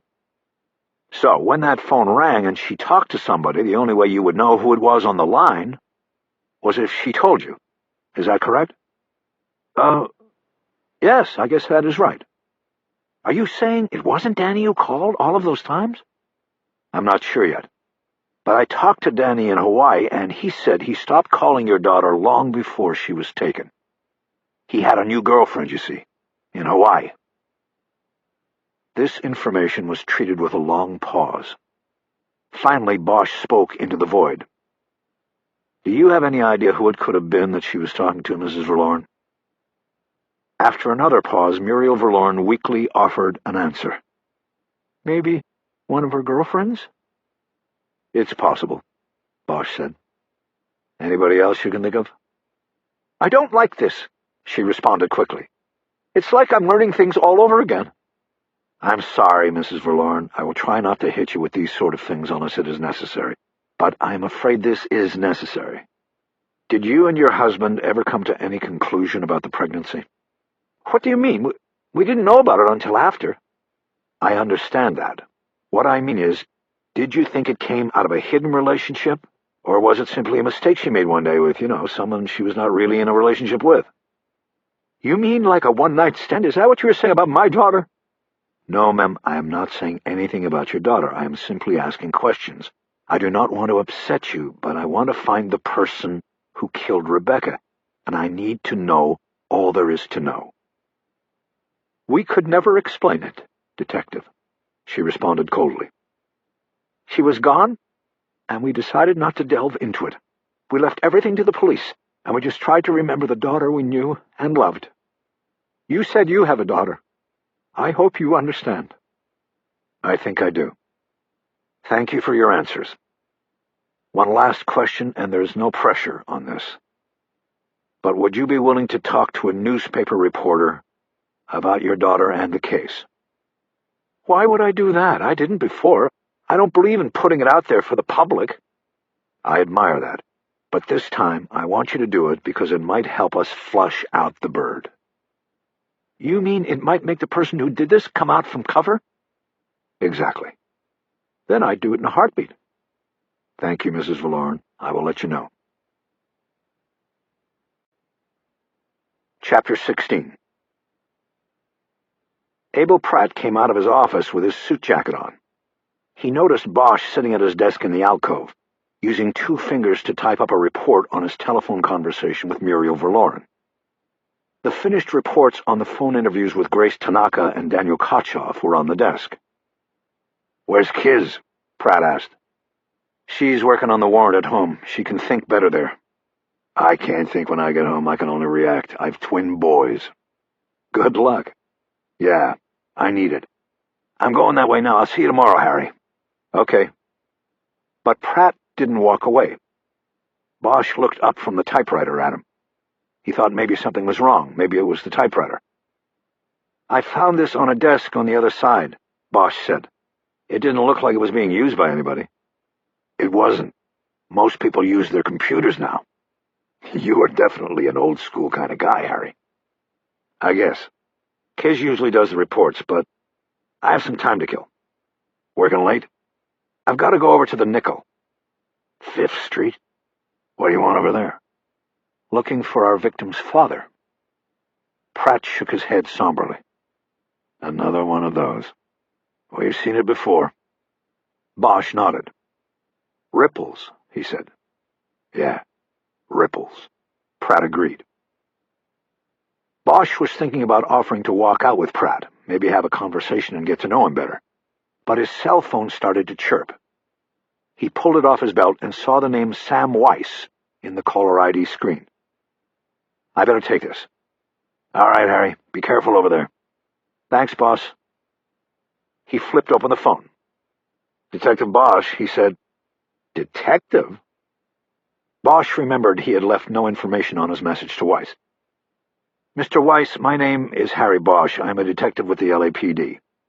I'd like to ask you a few questions about an investigation I'm conducting." "I have all the time you need, Detective. Is this about my gun?" The question caught Bosch off guard. "Why would you ask that, sir?" "Well, because I know it was used in a murder that was never solved, and that's the only thing I could think of that the LAPD would want to ask me about." "Well, yes, sir. It's about the gun. Can I talk to you about it?" "If it means you're trying to find who killed that girl, then you can ask me anything you want." "Thank you. I guess the first thing I'd like is for you to tell me how and when you knew or were told that the weapon stolen from you was used in a homicide." "It was in the papers. The murder was, and I put 2 and 2 together." I called the detective assigned to my burglary and asked and got the answer I wish I hadn't. Why is that, Mr. Weiss? Because I've had to live with it. But you didn't do anything wrong, sir. I know that, but it doesn't make a person feel any better. I bought that gun because I was having trouble with a bunch of punks. I wanted protection. Then the gun I bought ended up being the instrument of death for that young girl. Don't think I haven't thought about changing history. I mean, what if I wasn't so stubborn? What if I just pulled up stakes and moved, instead of going and buying that damn thing? You see what I mean? Yes, I see. Now, that said, what else can I tell you, Detective? I have just a few questions. Calling you was sort of a shot in the dark. I thought it might be easier than trying to find my way back through 17 years of paperwork and department history. I have the initial report on the burglary, and the investigator is listed as John McClellan. Do you remember him? Sure, I remember him. Did he ever clear the case? Not as far as I know. At first, John thought it might have been connected to the punks who had threatened me. And was it? John told me no, but I was never sure. The burglars really tore the place apart. It wasn't like they were really looking for stuff to steal. They were just destroying things. My belongings. I walked in this place, and man, I could feel a lot of anger. Why do you say burglars? Did the police think it was more than one? Well, John figured it had to be at least 2 or 3. I was only gone an hour. Went to the store. One guy couldn't have done all that damage in that time. The report lists the gun, a coin collection, and some cash that was taken. Anything else come up missing after? No, that was it. That was enough. At least I got the coins back, and that was the most valuable thing. It was my father's collection from when he was a boy. How did you get it back? John McClellan. He brought them back to me a couple weeks later. Did he say where he recovered them from? He said a pawn shop in West Hollywood, and then, of course, we know what became of the gun. But that was not given back to me. I wouldn't have taken it anyway. I understand, sir. Did Detective McClellan ever tell you who he thought burglarized your home? Did he have any theories? He thought it was just another set of punks, not the Chatsworth Eights. The mention of the Chatsworth Eights stirred something in Bosch, but he couldn't place it. Mr. Weiss, act like I don't know anything. Who were the Chatsworth Eights? It was a gang out here in the valley. They were all white kids, skinheads. And back in 1988, they committed a number of crimes out here. They were hate crimes. That's what they called them in the papers. Back then, it was the new term for crimes motivated by race or religion. And you were the target of this gang? Yeah, I started getting calls. The typical kill-the-Jew stuff. But then the police told you the Eights did not commit the burglary? That's right. Strange, isn't it? They didn't see any connection? That's what I thought at the time, but he was the detective, not me. What made the Eights target you, Mr. Weiss? I know you were Jewish, but what made them pick you out? Simple. One of the little shits was a kid who lived in my neighborhood. Billy Burkhart was 4 houses away. I put a menorah in my window during Hanukkah, and that's when it all started. What happened to Burkhart? He went to jail. Not for what he did to me, but to others. They got him and the others on other crimes. They burned a cross a few blocks from me, in the front lawn of a black family. And they did other things. Mean things, vandalism. They tried to burn a temple, too. But not the burglary at your house. That's right, that's what the police told me. You see, there was no graffiti or indication of religious motivation. The place was just torn apart, so they didn't classify the burglary as a hate crime. Bosch hesitated, wondering if there was anything else to ask. He decided he didn't know enough to ask smart questions. Okay, Mr. Weiss, I appreciate your time, and I'm sorry to reawaken bad memories. Don't worry about it, Detective. Believe me, they weren't asleep. Bosch closed the phone. He tried to think of whom he could call about all of this. He didn't know John McClellan, and the chances of him still being in Devonshire Division 17 years later were slim. Then it hit him. Jerry Edgar. His old partner at Hollywood Division had previously been assigned to Devonshire detectives. He would have been there in 1988. Bosch called the Hollywood homicide table, but got the machine. Everybody had cut out early. He called the main detective bureau number and asked if Edgar was around.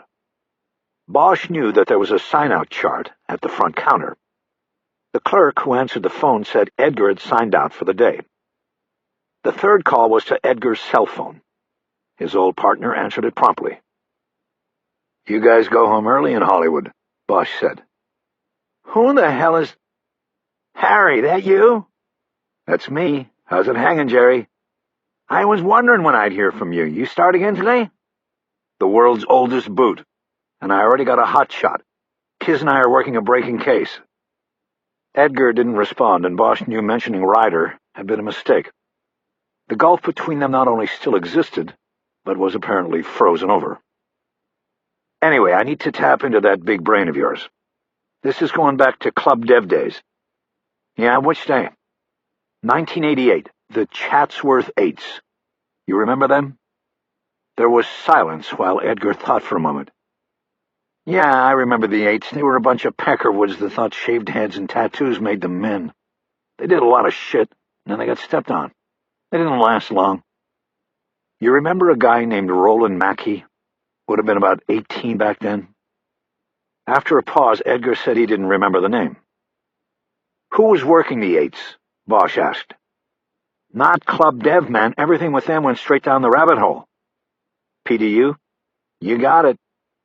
The Public Disorder Unit. A shadowy downtown squad that gathered data and intelligence on conspiracies, but made few cases. Back in 1988, the PDU would have been under the aegis of then-Commander Irvin Irving. The unit was not in existence anymore. When Irving rose to the level of deputy chief, he promptly disbanded the PDU, with many in the department believing it was a measure taken to cover up and distance himself from its activities. "That's not going to help," Bosch said. "Sorry about that. What are you working?" "The murder of a girl up on Oat Mountain." "The one taken out of her house?" "Yeah." "I remember that one, too. I didn't work it. I had just gotten to the homicide table, but I remember that one." "You're saying the Eights were in on that one?" "No. Just a name that came up might have a connection to the Eights. Might." "So does Eights mean what I think?" "Yeah, man. 8 for H, 88 for HH, and HH for Heil Hitler. Yeah, I thought so." Then it struck Bosch that Kiz Ryder had been right when she thought the year of the crime might be significant. The murder and the rest of the crimes committed by the Chatsworth Eights had occurred in 1988. It was all part of a confluence of seemingly small things coming together. And now Irvin Irving and the PDU mixed into the soup as well. A cold-hit match of DNA to a loser who drove a tow truck for a living was blossoming into something bigger. "Jerry, you remember a guy who worked at Devonshire named John McClellan?" "John McClellan? No, I don't remember. Where did he work?" "I got his name here on a burglary report." "No, definitely not the burglary table. I worked burglary before going over to homicide. There was no John McClellan on burglary." "Who is he?" "Like I said, just a name on a report. I'll figure it out." Bosch knew that this meant McClellan was likely in the PDU at the time, and the investigation of the burglary of Sam Weiss's home was folded into the investigation of the Chatsworth Eights. He didn't care to discuss all of this with Edgar. "Jerry, so you were new on the homicide table back then?" "That's right." "Did you know Green and Garcia very well?" "Not really. I just got to the table, and they weren't there that long after. Green pulled the pin, and a little while after that, Garcia made lieutenant." "From what you saw, what was your take on them?" "How so?" "As homicide men." "Well, Harry, I was pretty fresh back then. I mean, what did I know? I was still learning. But the take on them was that Green was the power. Garcia was just the housekeeper. What some people said about Garcia was that he couldn't find shit in his own mustache with a mirror and comb." Bosch didn't respond. By labeling Garcia a housekeeper, he was saying that Garcia rode his partner's coattails. Green was the real homicide cop, and Garcia was the guy who backed him up and kept the murder books tidy and up to date. A lot of partnerships got sanded down into such relationships. An alpha dog and his assistant. I guess he didn't need to, Edgar said. Didn't need to what? Find shit in his mustache. He was going places, man. He made lieutenant and was out of there. You know he's currently second in command in the valley, right? Yeah, I know. In fact, if you see him, you might not want to mention that mustache bit. Yeah, probably not. Bosch thought some more about what this might have meant to the Verloren investigation. A small crack was moving under the surface of things. That, Harry? I heard Green ate his gun not too long after pulling the pin. Yeah, I heard that. I don't remember being surprised. He always looked like a guy carrying a full load of something. Are you gonna take a run at PDU, Harry? You know that was Irving's squad, don't you? Yeah, Jerry, I know. I doubt I'm going that way. Be careful if you do, my man. Bosch wanted to change the subject before hanging up. Edgar had always been a department gossip. Harry didn't want his old partner's loose lips to spread the word that Bosch was taking a run at Irving now that he was back with a badge. So how's things in Hollywood? He asked. We just got back into the bureau after the earthquake retrofit. You missed all of that. We were stuck upstairs in a roll call for like a year. How is it? It's like an insurance office now. We have pods and sound filters between the desks, all done up in government gray. Nice, but not the same. I know what you mean. Then they give the D3s double wides, desks with two sides of drawers. The rest of us get one side. Bosch smiled. Little slights like that got magnified in the department, and the administrators who made such decisions never learned. Like when most of internal affairs moved out of Parker Center and into the old Bradbury building, and the word spread through the ranks that the captain over there had a fireplace in his office. So what are you going to do, Jerry? Same old, same old. That's what I'm going to do, get off my ass and knock on doors. I hear you, man. Watch your six, Harry. Always. After hanging up, Bosch sat motionless at his desk for a few moments as he thought through the conversation and the new meanings it brought to the case. If there was a connection between the case and PDU, then they had a whole new ballgame. He looked down at the murder book, still open to the burglary report, and stared at the scrawled signature of John McClellan. He picked up the phone and called the Department of Operations in Parker Center and asked the duty officer for an assignment location for a detective named John McClellan. He read McClellan's badge number off the burglary report. He was put on hold and expected that he would be told that McClellan was long retired.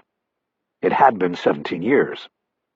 But when the duty officer came back on the line, he reported that an officer named John McClellan with the badge number Bosch provided was now a lieutenant assigned to the Office of Strategic Planning. The synapse connections in Bosch's brain started tripping. 17 years ago, McClellan worked for Irving in the PDU. Now the assignment and rank were different, but he was still working for him. And Irving just happened to run into Bosch in the Parker Center cafeteria on the day Bosch caught a case with ties to the PDU. Hi, Jingo, Bosch whispered to himself as he hung up.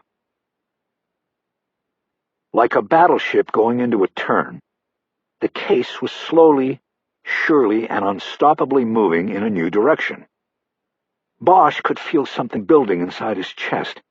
He thought about the coincidence of Irving crossing his path, if it was a coincidence. Bosch wondered if the deputy chief already knew at that moment what case they had pulled the cold hit on, and where it was going to lead. The department buried secrets every day, it was a given.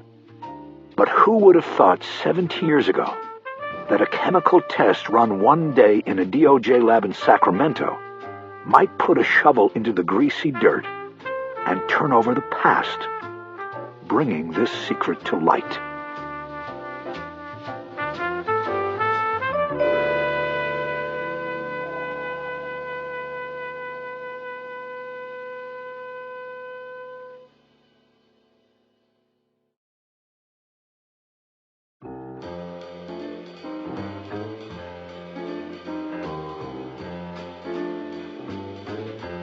Chapter 17. Driving home, Bosch thought about the many different tendrils of the investigation that were wrapping around the body of Rebecca Verloren. He knew he had to keep his eyes on the prize. The evidence was the key. The elements of departmental politics and possible corruption and cover-up all amounted to what was known as high jingo. It could be threatening and distracting from the intended goal. He had to avoid this at the same time that he had to be wary of it. Eventually, he was able to push thoughts of Irving's shadow over the investigation aside and concentrate on the case.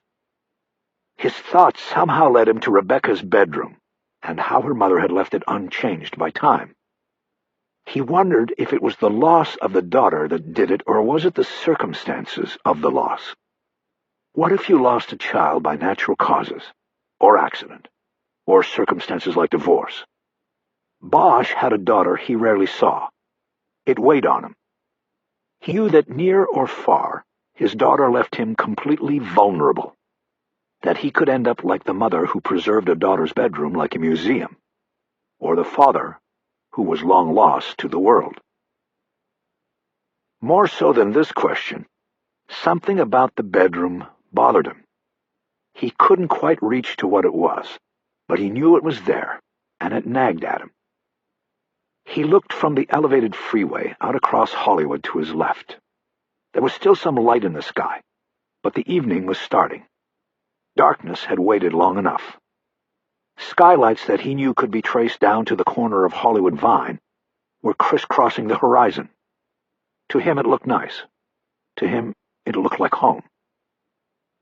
When he got to his house on the hill, he checked the mail and the phone for messages, and then changed out of the suit he had bought for his return to the job. He carefully hung it in the closet, thinking he could wear it at least once more before having to take it to the cleaners. He put on blue jeans, black sneakers, and a black pullover shirt. He put on a sport coat that was fraying on the right shoulder from him cutting corners too close. He transferred his gun and badge and wallet. Then he got back into his car and headed downtown to the toy district.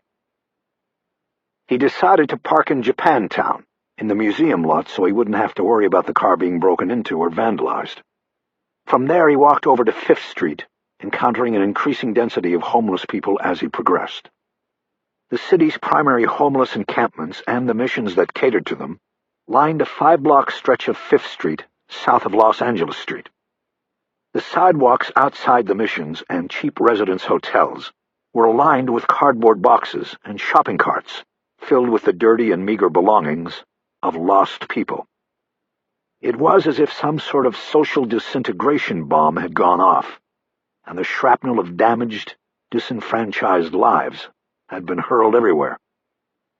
Up and down the street there were men and women yelling, their shouts unintelligible, or simply eerie non-sequiturs in the night.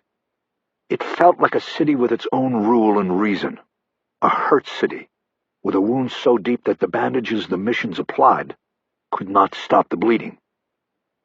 As he walked, Bosch noted that he was not asked once for money or cigarettes or any kind of handout.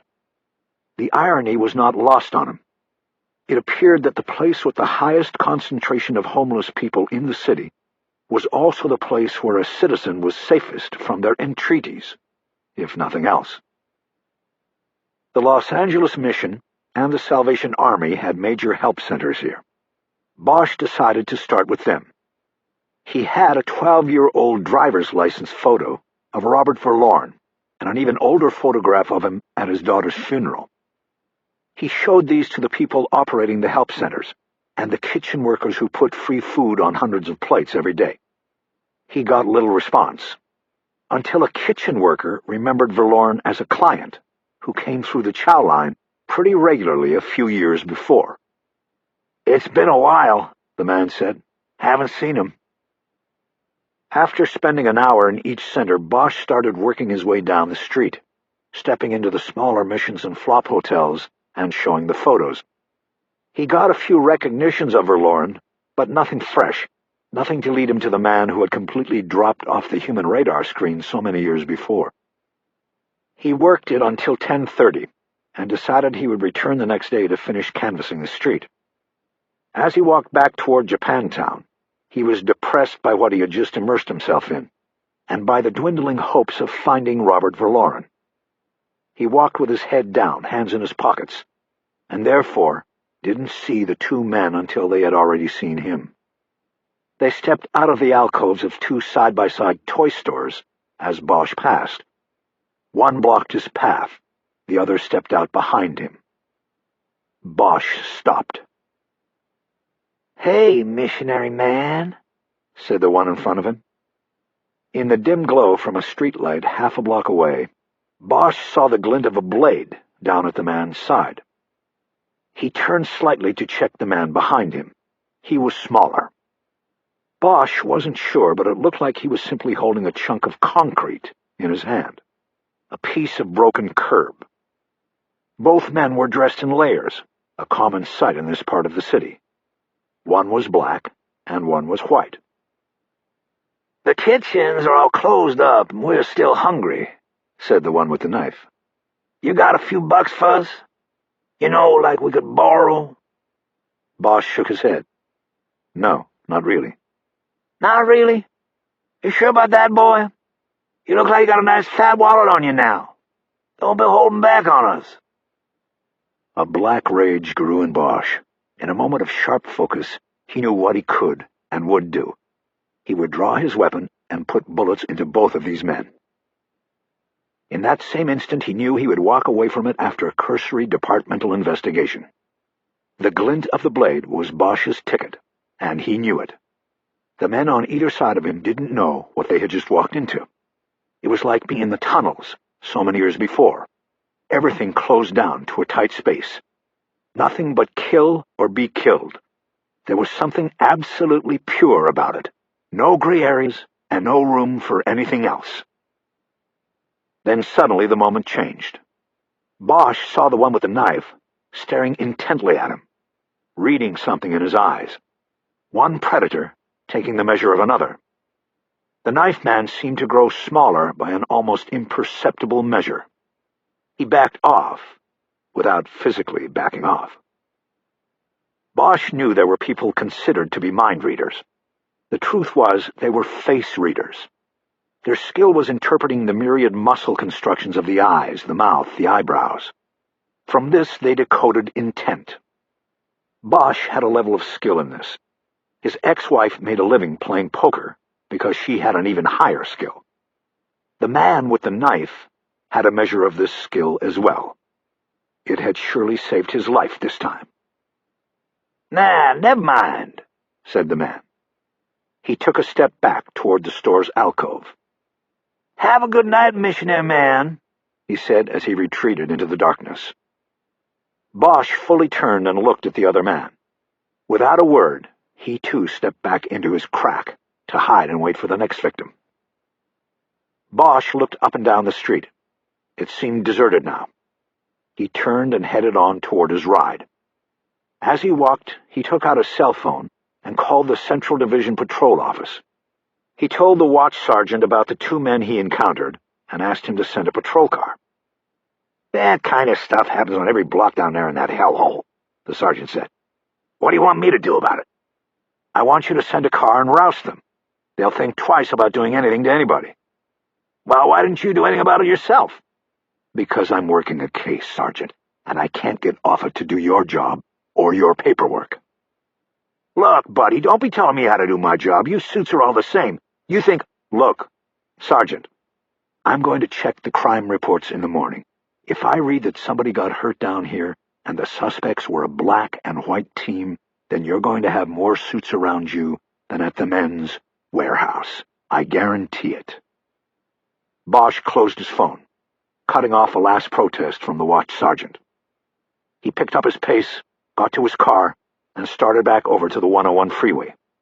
He then headed back up to the valley. Chapter 18. Finding cover with a visual line on Tampa Towing was difficult. Both strip shopping plazas located on the other corners were closed, and their parking lots empty. Bosch would be obvious if he parked in either one. The competing service station on the third corner was still open, and so, unusable for surveillance. After considering the situation, Bosch parked on Roscoe, a block away, and walked back to the intersection. Borrowing an idea from the would-be robbers of less than an hour before, he found a darkened alcove in one of the strip plazas from which he could watch the service station. He knew the problem with his choice of surveillance was getting back to his car fast enough to avoid losing Mackey when he went off shift. The ad he had checked earlier in the phone book said Tampa Towing offered 24-hour service, but it was coming up on midnight, and Bosch was betting that Mackey, who had come on duty at 4 p.m., would be getting off soon. He would either be replaced by a midnight man or would be on call through the night. It was at times like this that Bosch thought about smoking again. It always seemed to make the time go faster, and it took the edge off the anxiety that always builds through a surveillance. But it had been more than 4 years now, and he didn't want to break stride. Learning 2 years earlier that he was a father had helped him get past the momentary weaknesses. He thought that, if not for his daughter, he'd probably be smoking again. At best, he had controlled the addiction. By no means had he broken it. He took out his cell phone and angled the light from its screen away from the view of the service station, while he punched in Kiz Ryder's home number. She didn't answer. He tried her cell and got no answer again. He assumed she had shut down the phones so she could concentrate on writing the warrant. She had worked it that way in the past. He knew she would leave her pager on for emergencies, but he didn't think the news he had gathered during the evening's phone calls rose to the level of emergency. He decided to wait until he saw her in the morning to tell her what he had learned. He put his phone in his pocket and raised the binoculars to his eyes. Through the glass windows of the service station office, he could see Mackey, sitting behind a weathered gray desk. There was another man in a similar blue-on-blue uniform in the office. It must have been a slow night. Both of the men had their feet propped up on the desk and were looking up at something high on the wall over the front window. Bosch could not see what they were focused on, but the changing light in the room told him it was a television. Bosch's phone chirped, and he pulled it from his pocket and answered without lowering the binoculars. He didn't check the display because he assumed it was Kiz Ryder calling after noticing that she had missed his call. "Hey, Detective Bosch?" It wasn't Ryder. Bosch lowered the field glasses. "Yes, this is Bosch. How can I help you?" "This is Tara Wood. I got your message." "Oh, yeah. Thanks for calling back." "It sounds like this is your cell. I'm sorry to call so late. I just got in. I thought I was just going to leave a message on your office line." "No problem. I'm still working." Bosch went through the same interview process he had employed with the others. As he mentioned the name Roland Mackey to her, he checked on Mackey through the glasses. He was still at the desk, watching the tube. Like Rebecca Verloren's other friends, Tara Wood didn't recognize the tow truck driver's name. Bosch added a new question, asking if she remembered the Chatsworth Eights, and her memory was vague about that as well. Lastly, he asked if the next day he could continue the interview and show her a photograph of Mackey. She agreed, but told him he would have to come to the CBS television studios where she worked as a publicist. Bosch knew that CBS was next to the farmer's market, one of his favorite places in the city. He decided he could go to the market, maybe eat a bowl of gumbo for lunch, and then go see Tara Wood to show the photo of Mackey and ask about Rebecca Verloren's pregnancy. He made the appointment for 1 p.m., and she agreed to be in her office. "This is such an old case," Wood said. "Are you, on a cold case squad?" "We actually call it the Open Unsolved Unit." "You know, we have a show called Cold Case. It's on Sunday nights. It's one of the shows I work on. I'm thinking, maybe you could visit the set and meet some of your television counterparts. I'm sure they would love to meet you." Bosch realized she might be working up some sort of publicity angle. He looked through the glasses at Mackey staring up at the television, and thought for a moment of trying to use her interest in the wiretap play they were going to put into motion. He then quickly shelved it, concluding that it would be easier to start the play with a newspaper plant. "Yeah, maybe, but I think that would have to wait a while. We're working this case pretty hard right now, and I just need to talk to you tomorrow." "No problem. I really hope you find who you were looking for. Ever since I was assigned to this show, I've been thinking about Rebecca. Wondering if there was anything happening. And then out of the blue you called. It's weird, but in a good way. I'll see you tomorrow, Detective. Bosch said goodnight and hung up. A few minutes later, at midnight, the lights at the service station went out. Bosch knew that offering 24-hour tow service didn't necessarily translate into being open 24 hours a day. Mackey or another driver was probably on call through the night. Bosch slipped from his hiding spot and hustled down Roscoe to the SUV. Just as he got to it, he heard the deep thrumming sound of Mackey's Camaro coming to life. He started his engine, pulled away from the curb, and headed back toward the intersection. As he got there and was stopping for the red light, he saw the Camaro with the gray-painted fenders cross the intersection, heading south on Tampa. Bosch waited a few moments, checked all lanes of the intersection for other cars, and blew through the red light to follow. Mackey's first stop was a bar called the Side Pocket. It was on Sepulveda Boulevard in Van Nuys, near the railroad tracks. It was a small place with a blue neon sign, and the barred windows painted black. Bosch had an idea what it would be like inside and what kind of men would be in there. Before leaving his car, he took off his sport coat, wrapped his gun, handcuffs, and extra clip in it, and put it on the floor in front of the passenger seat. He got out and locked the door and headed toward the bar, pulling his shirt out of his jeans as he went. The inside of the bar was as he expected. A couple of pool tables, a stand-up bar, and a row of scarred wood booths. Even though smoking inside the place was illegal, blue smoke was heavy in the air and hanging like a ghost beneath each table light. Nobody was complaining. Most of the men took their medicine straight up, meaning they were standing. Most had chains on their wallets and tattoos ringing their lower arms. Even with the changes to his appearance, Bosch knew he would stand out, possibly even be advertising that he didn't belong. He saw an opening in the shadows where the bar curved under the television mounted in the corner. He slipped into the spot and leaned over the bar, hoping it helped hide his appearance. The bartender, a worn woman wearing a black leather vest over a t-shirt, ignored Bosch for a while, but that was all right. He wasn't there to drink. He watched Mackey put quarters on one of the tables and wait for his turn to play. He hadn't ordered a drink either. Mackey spent 10 minutes going through the assortment of pool cues on the wall racks until he found one he liked the feel of.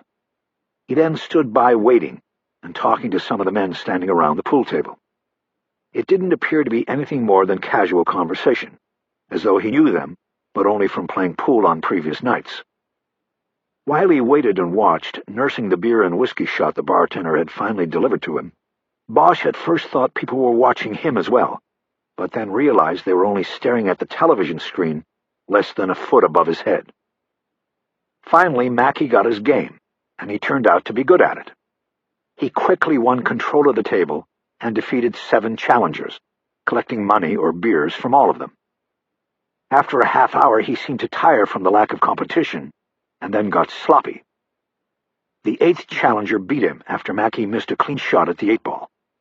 Mackey took the loss well and slapped a $5 bill down on the green felt before stepping away. By Bosch's count, he was at least $25 and 3 beers ahead for the night. Mackey took his rolling rock to a space at the bar, and that was Bosch's cue to withdraw. He put a 10 under his empty shot glass and turned away, never giving Mackey his face. He left the bar and went back to his car. The first thing he did was put the gun back on his right hip, gripped forward. He started the engine and drove out onto Sepulveda and then a block south. He turned around and pulled to the curb in front of a hydrant. He had a good angle on the front door of the Side Pocket and was in position to follow Mackey's car north on Sepulveda toward Panorama City. Mackey may have changed apartments after completing probation, but Bosch expected that he had not moved far. The wait this time was not long. Mackey apparently only drank free beer. He left the bar 10 minutes after Bosch had, got in the Camaro, and headed south on Sepulveda. Bosch had guessed wrong. Mackey was driving away in the opposite direction of Panorama City in the North Valley.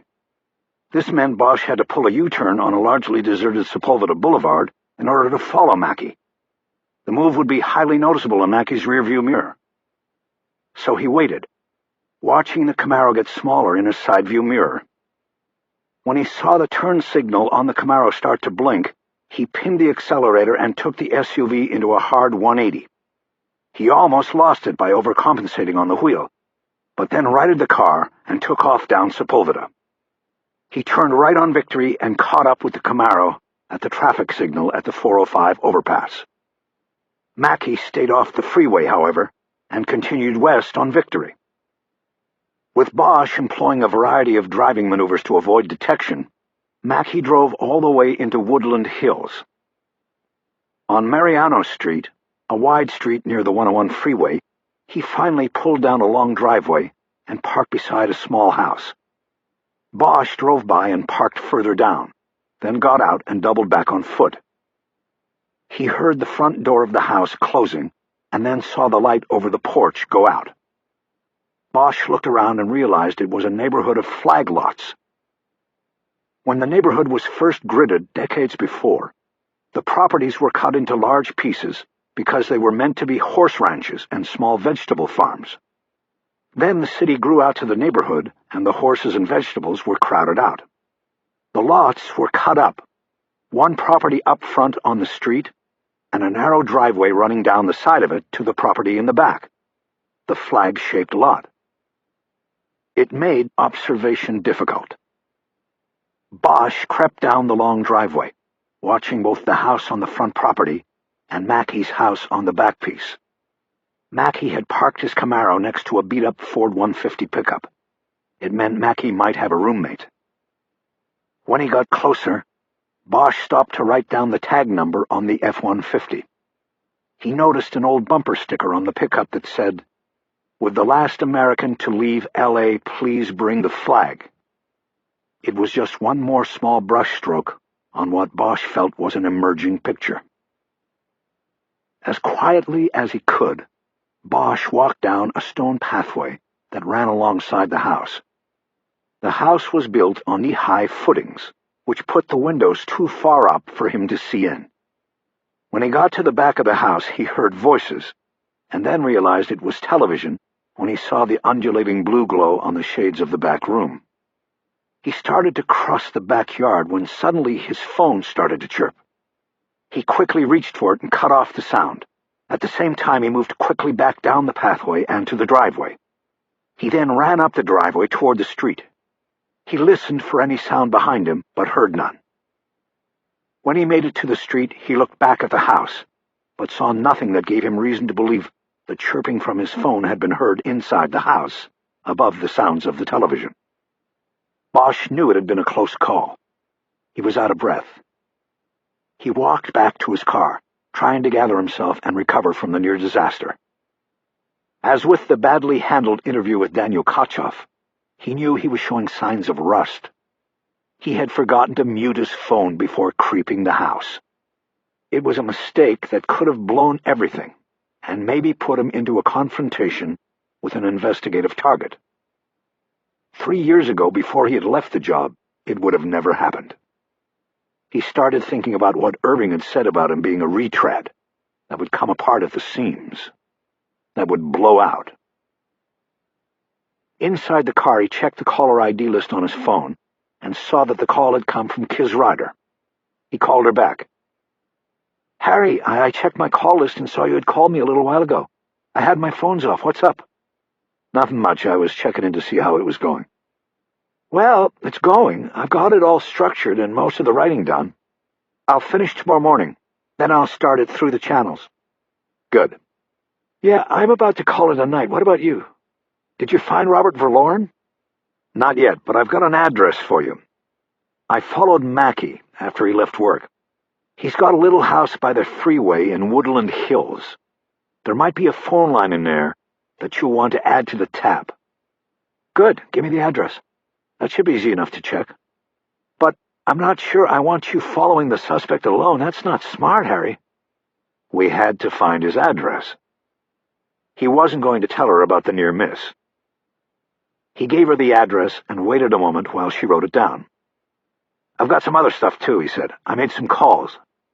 You've been busy for just a day back on the job. What have you got?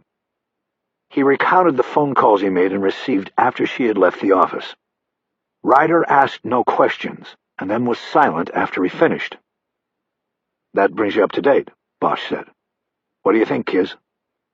I think there might be a picture coming together, Harry. Yeah, I was thinking the same thing. Plus, the year, 1988. I think you were onto something about that. Maybe these assholes were trying to prove a point in 88. The problem is, it all went under the door at PDU. Who knows where all that stuff ended up? Irving probably dumped it in the evidence incinerator at the ESB. Not all of it. When the new chief came in, he wanted a full assessment of everything. He wanted to know where the bodies were buried. Anyway, I wasn't involved in that, but I knew about it, and I heard that a lot of the PDU files were kept after the unit was disbanded. A lot of it, Irving put in special archives. Special archives? What the hell is that? It just means limited access. You need command approval. It's all in the basement at Parker Center. It's mostly in-house investigations. Political stuff. Dangerous stuff. This Chatsworth business doesn't really seem to qualify, unless it was connected to something else. Like what? Like somebody in the department or somebody in the city. The latter meant someone powerful in city politics. Can you get in there and see if any files on this still exist? What about your pal on 6? Maybe he... I can try. Then try. First thing, what about you? I thought you were going out to find Robert Verloren tonight, and now I hear you were following our suspect. I went down there. I didn't find him. He proceeded to update her on his earlier swing through the toy district, leaving out his encounter with the would-be robbers. That incident and the phone fiasco behind Mackey's house were not things he cared to share with her. I'll go back out there tomorrow morning, he said in conclusion. Okay, Harry. Sounds like a plan. I should have the warrant together by the time you get in, and I'll check on the PDU files. Bosch hesitated, but then decided not to hold back any warnings or concerns with his partner. He looked out the windshield at the dark street. He could hear the hiss from the nearby freeway. Kiz, be careful. How do you mean, Harry? You know what it means when a case has high jingo? Yeah, it means it's got command staff's fingers in the pie. That's right. And so? So be careful. This thing has Irving all over it. It's not that obvious, but it's there. You think his little visit with you at the coffee counter wasn't coincidence? I don't believe in coincidences, not like that. There was silence for a bit before Ryder answered. Okay, Harry. I'll watch myself. No holding back, though, right?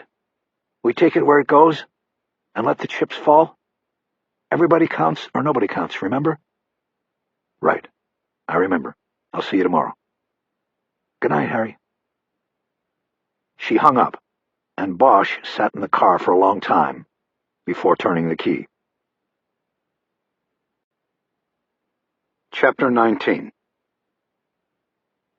Bosch started the engine, pulled a slow U-turn on Mariano, and drove by the driveway that led to Mackey's house. It appeared to be all quiet down there. He saw no lights behind the windows. He cut over to the freeway and took it east across the valley and then down into the Cahuenga Pass. On the way, he used his cell phone to call Central Dispatch and run the plate off the Ford pickup that Mackey had parked next to.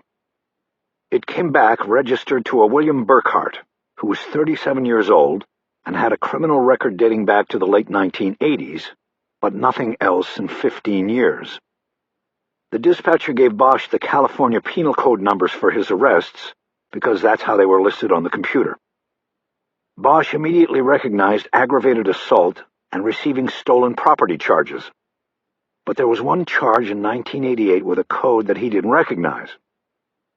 Anybody there with a code book who can tell me what that is? He asked, hoping things were quiet enough that the dispatcher would just do it herself. He knew that copies of the penal code were always in the dispatch center, because officers often called in to get the proper citations when they were in the field. Hold one, He waited. Meantime, he exited on Barham and took Woodrow Wilson up into the hills toward his home. "Detective?" "Still here." "That was a hate crime violation." "Okay, thanks for looking it up." "No problem." Bosch pulled into his carport and killed the engine. Mackey's roommate, or landlord, was charged with a hate crime in 1988, the same year as the murder of Rebecca Verloren. William Burkhart was likely the same Billy Burkhart, whom Sam Weiss had identified as a neighbor and one of his tormentors. Bosch didn't know how all of this fit together, but he knew it was part of the same picture. He now wished he had taken home the Department of Corrections file on Mackey. He was feeling too tired to go all the way back downtown to get it. He decided he would leave it be for the night and read it cover to cover when he got back to the office the next day. He would also get the file on William Burkhart's hate crime arrest. The house was quiet when he got inside. He grabbed the phone and a beer out of the box and headed out onto the deck to check on the city.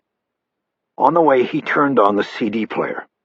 There was already a disc in the machine, and he soon heard the voice of Boz Scaggs on the outside speakers. He was singing For All We Know. The song competed with the muted sound of the freeway down below. Bosch looked out and saw there were no spotlights cutting across the sky from Universal Studios. It was too late for that. Still, the view was captivating in the way it could only be at night. The city shimmered out there like a million dreams, not all of them good. Bosch thought about calling Kiz Ryder back and telling her about the William Burkhart connection, but decided to let it wait until the morning. He looked out at the city and felt satisfied with the day's moves and accomplishments, but he was also out of sorts. High Jingo did that to you. The man with the knife had not been too far off calling him a missionary man. He almost had it right. Bosch knew he had a mission in life, and now, after 3 years, he was back on the beat. But he could not bring himself to believe it was all good.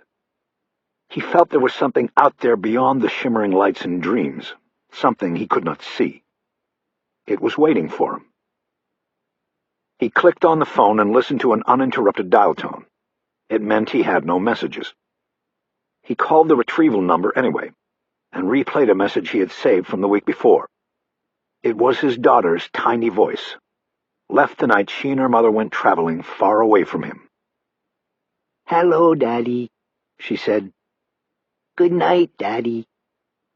That was all she had said, but that was enough. Bosch saved the message for the next time he needed it, and then killed the line. Part 2. High Jingo. Chapter 20. At 7:50 a.m. the next day, Bosch was back on the nickel. He was watching the food line at the Metro shelter, and he had his eye on Robert Verloren back in the kitchen, behind the steam tables. Bosch had gotten lucky. In the early morning, it was almost as if there had been a shift change among the homeless. The people who patrolled the street in darkness were sleeping off the night's failures. They were replaced by the first shift of homeless, the people who were smart enough to hide from the street at night. Bosch's intention had been to start at the big centers again and go from there. But as he had made his way into the homeless zone after parking again in Japantown, he started showing the photo of Verloren to the most lucid of the street people he encountered, and almost immediately started getting responses.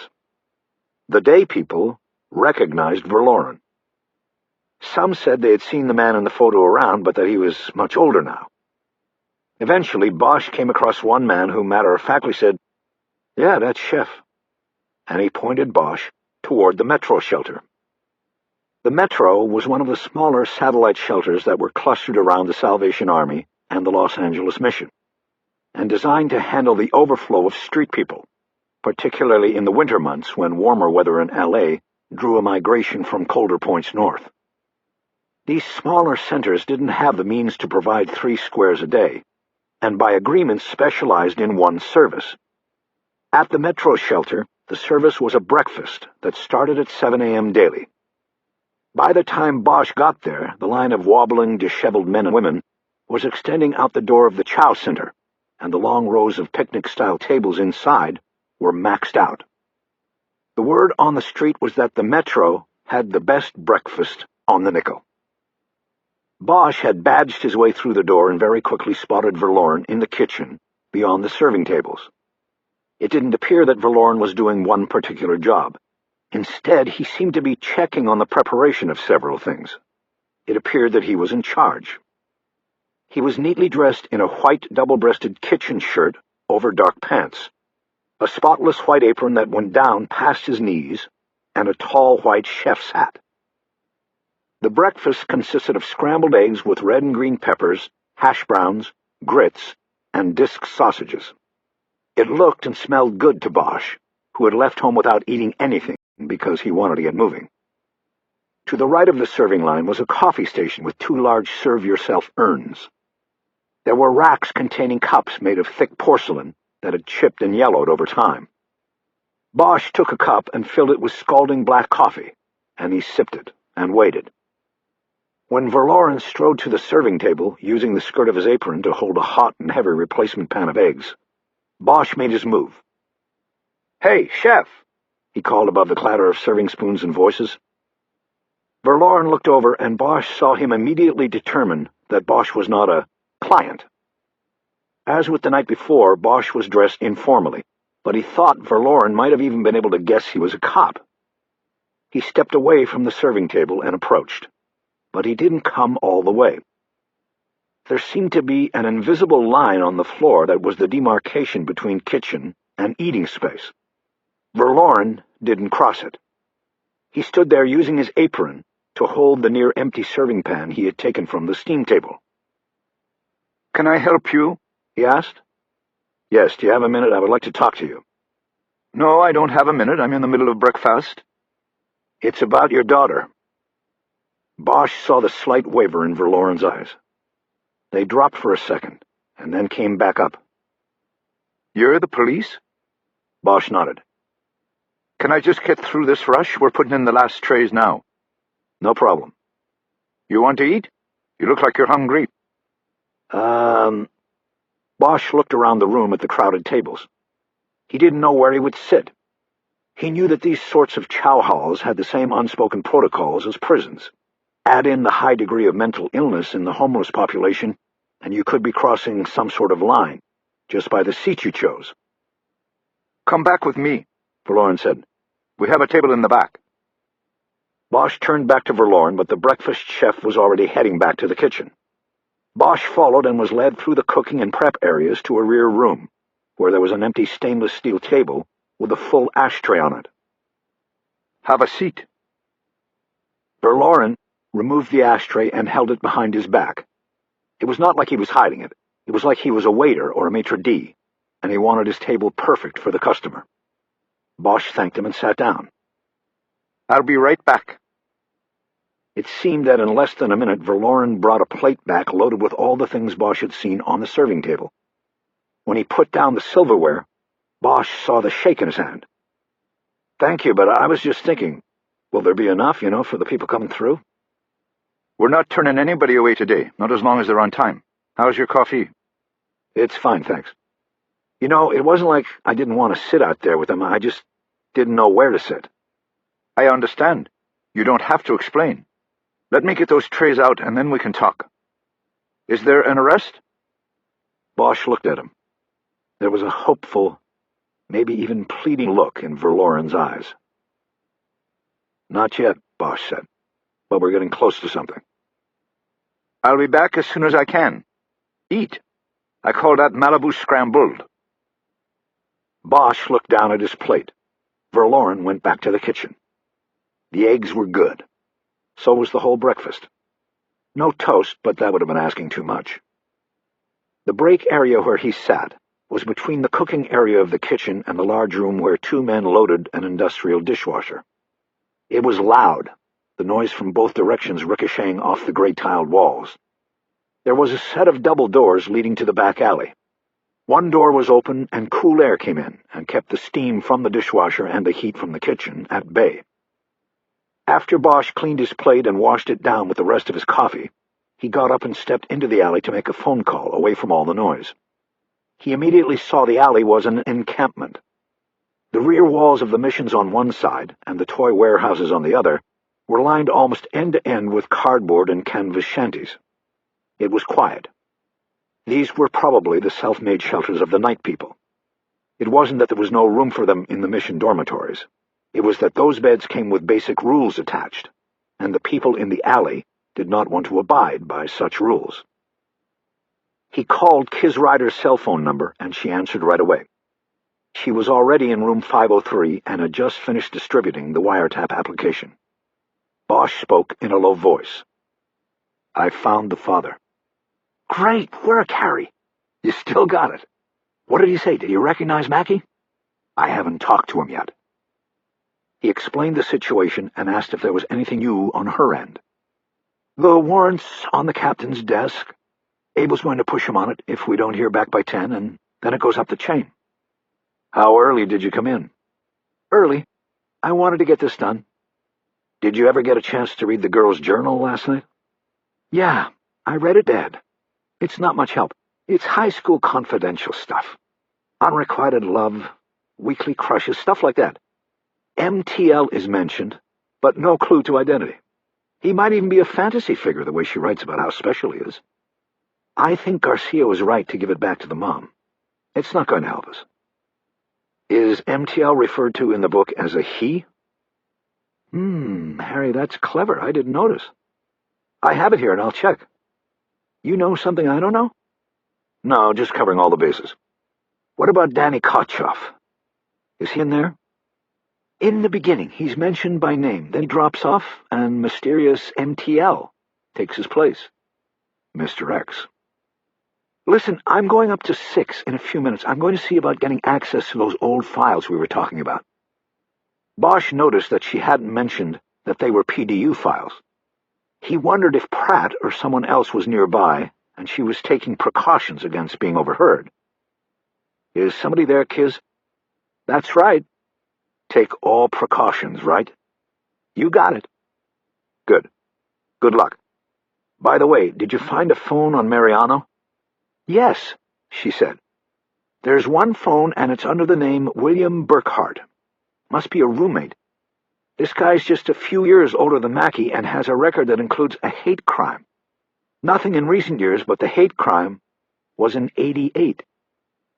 Bosch knew the name. "And guess what?" he said. "He was also Sam Weiss's neighbor. I must have left that out last night when we talked."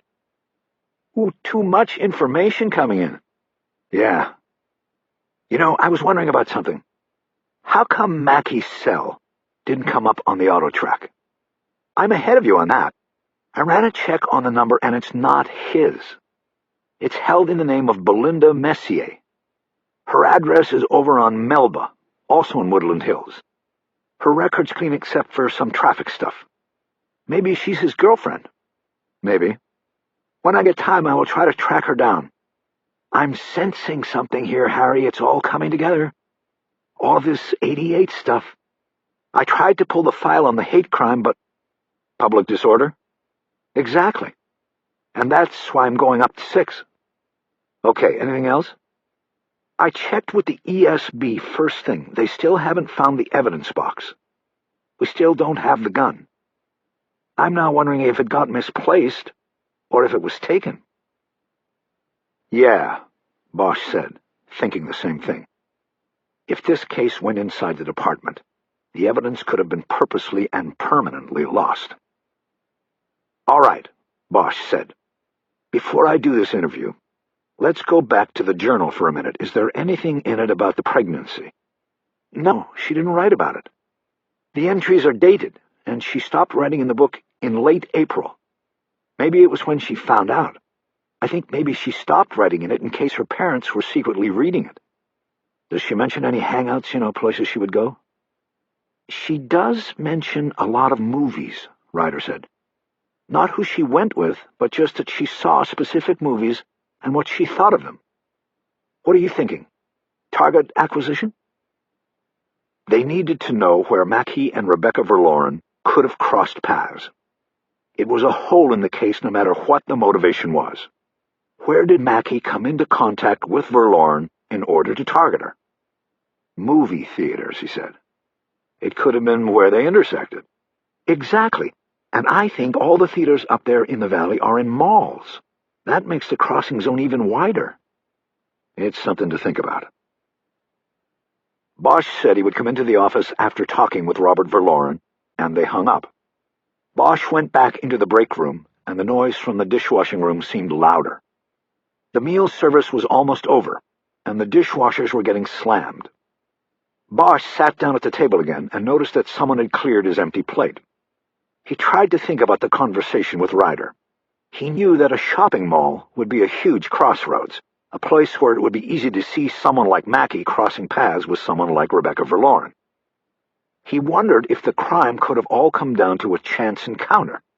Mackie seeing a girl with the obvious mix of races in her hair, face, and eyes. Could this have incensed him to the point that he followed her home, and later came back alone or with others to abduct and kill her? It seemed like a long shot, but most theories began as long shots. He thought about the original investigation, and the possibility of it having been tainted from within the department.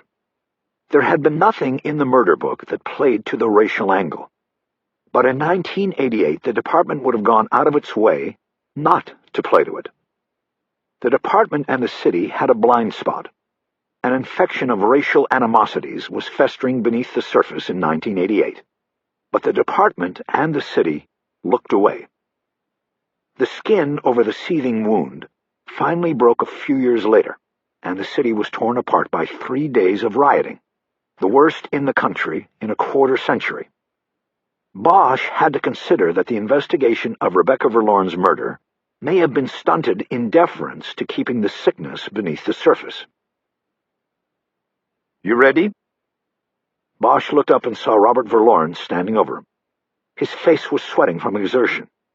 He now held the chef's hat in his hand. There was still a slight tremor in his arm. "Yeah, sure. Do you want to sit down?" Verloren took the seat across from Bosch. "Is it always like this?" Bosch asked, "this crowded?" "Every morning. Today we served 162 plates. A lot of people count on us. No, wait. Make that 163 plates. I forgot about you." "How was it?" "It was damn good, thank you. I needed the fuel." "My specialty." "A little different than cooking for Johnny Carson in the Malibu set, huh?" "Yeah, but I don't miss that. Not at all. Just to stop off on the road to find in the place where I belong. But I'm here now thanks to the Lord Jesus, and this is where I want to be." Bosch nodded. Whether intentional or not, Verloren was communicating to Bosch that his new life had been achieved through the intervention of faith. Bosch had often found that those who talked about it the most had the weakest hold on it. "How did you find me?" Verloren asked. "My partner and I talked to your wife yesterday, and she told us that the last time she had heard anything about you, you were down here. I started looking last night." "I wouldn't go on these streets at night if I were you." There was a slight Caribbean lilt in his voice, but it was something that seemed to have receded over time. "I thought I was going to find you standing in a line, not feeding the line." "Well, not too long ago I was in the line. I had to stand there to stand where I am today." Bosch nodded again. He had heard these one-day-at-a-time mantras before. "How long have you been sober?" Verloren smiled. "This time, a little over 3 years." "Look, I don't want to force you to relive the trauma of 17 years ago, but we've reopened the case." "It's okay, Detective. I reopen the case every night when I shut my eyes, and every morning when I say my prayers to Jesus." Bosch nodded again. "Do you want to do this here, or take a walk, or go over to Parker Center where we can sit in a quiet room?" "Here is good. I'm comfortable here." "Okay. Then let me tell you a little bit about what is going on. I work for the Open Unsolved Unit. We are currently looking into your daughter's murder again, because we have some new information." "What information?" Bosch decided to take a different approach with him. Where he had held information back from the mother, he decided to give it all to the father.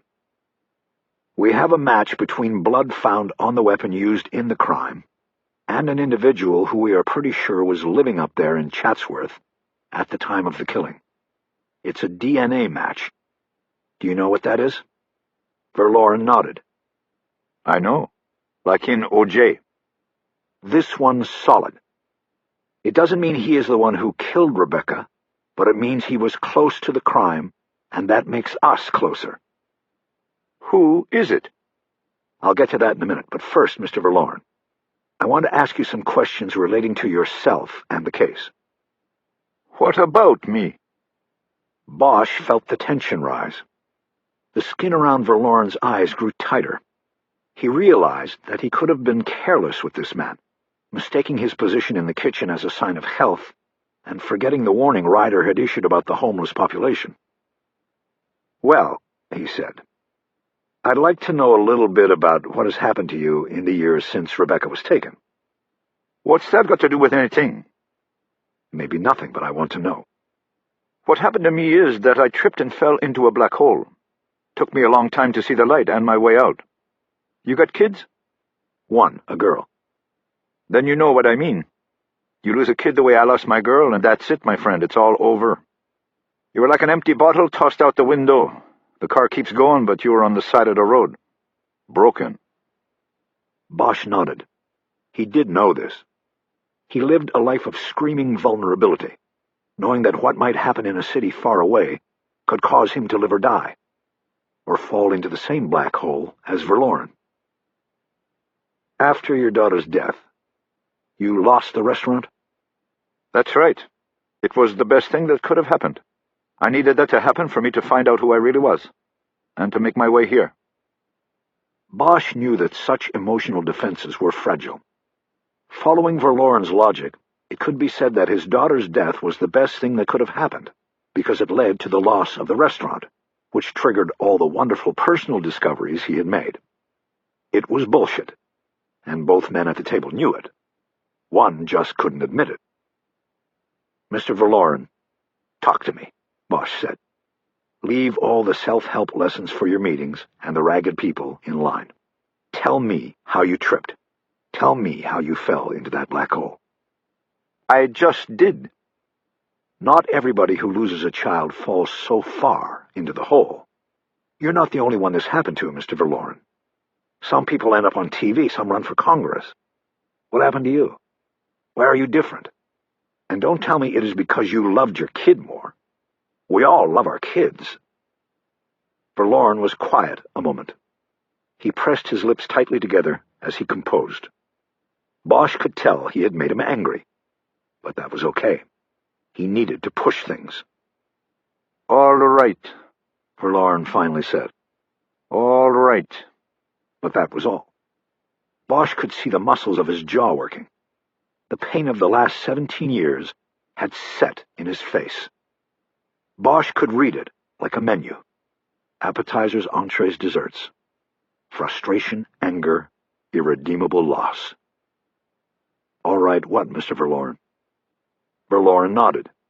He removed the final barricade. I could blame you people, but I must blame myself. I abandoned my daughter in death, Detective. And then the only place I could hide from the betrayal was in the bottle. The bottle opens up the black hole. Do you understand? Bosch nodded. I'm trying to. Tell me what you mean about blaming you people. Do you mean cops? Do you mean white people? I mean all of it. Verloren turned in his seat so that his back was against the tile wall next to the table. He looked toward the door to the alley. He wasn't looking at Bosch. Bosch wanted the eye contact, but he was willing to let things ride as long as Verloren kept talking. Let's start with the cops, then, Bosch said. Why do you blame the cops? What did the cops do? You expect me to talk to you about what you people did? Bosch thought carefully before responding. He felt this was the make-or-break point of the interview, and he sensed that this man had something important to give up. We start with the fact that you loved your daughter, right? Bosch said. Of course. Well, Mr. Verloren, what happened to her should have never happened. I can't do anything about it, but I can try to speak for her. That's why I'm here. What the cops did 17 years ago is not what I'm going to do. Most of them are dead now anyway. If you still love your daughter, if you love the memory of her, then you will tell me the story. You will help me speak for. It's your only way of making up for what you did back then." Verloren started nodding halfway through Bosch's plea. Bosch knew he had him, that he would open up. It was about redemption. It didn't matter how many years had gone by. Redemption is always the brass ring. A single tear rolled down Verloren's left cheek, almost imperceptible against the dark skin. A man in dirty kitchen whites came into the break area with a clipboard in hand, but Bosch quickly waved him away from Verloren. Bosch waited, and finally Verloren spoke. "I chose myself over her, and in the end I lost myself anyway," he said. "How did that happen?" Verloren covered his mouth with his hand as if to try to keep the secrets from being dispelled. Finally he dropped it and spoke. "I read one day in the newspaper that my daughter had been killed with a gun that came from a burglary. Green and Garcia. They hadn't told me that. So I asked Detective Green about it, and he told me the man with the gun had it because he was afraid. He was a Jewish man, and there had been threats against him. I thought—" He stopped there, and Bosch had to prompt him. "You thought that maybe Rebecca had been targeted because of her mixed races, because her father was black?" Verloren nodded. "I thought, yes, because from time to time there would be a comment or something. Not everybody saw the beauty in her, not like we did. I wanted to live on the west side, but Muriel, she was from up there. It was home to her." "What did Green tell you?" "He told me, no, that it wasn't there. They had looked at that, and it wasn't a possibility. It wasn't. It didn't seem right to me. They were ignoring this, it seemed to me. I kept calling and asking. I was pushing it. Finally, I went to a customer I had at the restaurant, who was a member of the police commission. I told him about this thing, and he said he would check into it for me." Verloren nodded, more to himself than to Bosch. He was fortifying his faith in his actions as a father seeking justice for his daughter. "And then what happened?" Bosch prompted. "Then I got a visit from 2 police. Not Green and Garcia?" "No, not them. Different police. They came to my restaurant." "What were their names?" Verloren shook his head. "They never gave me their names. They just showed me their badges. They were detectives, I think. They told me I was wrong about what I was pushing Green about. They told me to back off it because I was just stirring the pot. That is what they called it. Stirring the pot. Like it was about me and not my daughter." He shook his head tightly, that anger still sharp after all the years. Bosch asked an obvious question, obvious because he knew so well how the LAPD worked back then. "Did they threaten you?" Verloren snorted. "Yes, they threatened me," he said quietly. "They told me that they knew my daughter had been pregnant, but they couldn't find the clinic she had gone to get it taken care of. So there was no tissue they could use to identify the father. No way to tell who it was or wasn't. They said that all it would take was for them to ask a few questions about me and her, like with my customer on the police commission, and the rumors would start to run. They said just a few questions in the right places, and pretty soon people would think it was me." Bosch didn't interrupt. He felt his own anger tightening his throat. "They said it would be hard for me to keep my business if everybody thought I had done that to my daughter." Now more tears came down his dark face. He did nothing to stop their flow. "And so I did what they wanted. I backed off and dropped it. Stopped stirring the pot. I told myself it didn't matter. It wouldn't bring back Becky to us. So I never called Detective Green again, and I never solved the case. After a while I started drinking to forget what I had lost and what I had done, that I had put myself and my pride and my reputation and my business ahead of my daughter. And pretty soon, before you knew it, I came to that black hole I was telling you about. I fell in, and I'm still climbing out." After a moment he turned and looked at Bosch. "How's that for a story, Detective?" "I'm sorry, Mr. Verloren. I'm sorry that happened, all of it." "Is that the story you wanted to hear, Detective?" "I just wanted to know the truth. Believe it or not, it is going to help me. It will help me speak for her. Can you describe these two men who came to you? Verloren shook his head. It's been a long time. I probably wouldn't recognize them if they stood in front of me. I just remember they were both white men. One of them I always thought of as Mr. Clean, because his head was shaved and he stood with his arms folded like the guy on the bottle. Bosch nodded, and he felt his anger working into the muscles of his shoulders. He knew who Mr. Clean was. How much of all of this did your wife know? He asked in a calm tone. Verloren shook his head. Muriel didn't know anything about this. I kept it from her. It was my water to carry. Verloren wiped his cheeks and seemed to have earned some relief from finally telling the story. Bosch reached into his back pocket and came up with the old photograph of Roland Mackey. He put it down on the table in front of Verloren. Do you recognize this kid? Verloren looked for a long moment before shaking his head in the negative. Should I? Who is he? His name is Roland Mackey. He was a couple years older than your daughter in '88. He didn't go to school at Hillside, but he lived in Chatsworth. Bosch waited for a response, but didn't get any. Verloren just stared at the photo on the table. That's a mug shot. What did he do? Stole a car. But he has a record of associating with white power extremists, in and outside of jail. Does the name mean anything to you? No. Should it? I don't know, I'm just asking. Can you remember if your daughter ever mentioned his name, or maybe somebody named Roe? Verloren shook his head. What we're trying to do is figure out if they could have intersected anywhere. The valley's a big place. They could have... What school did he go to? He went to Chatsworth High, but never finished. He got a GED.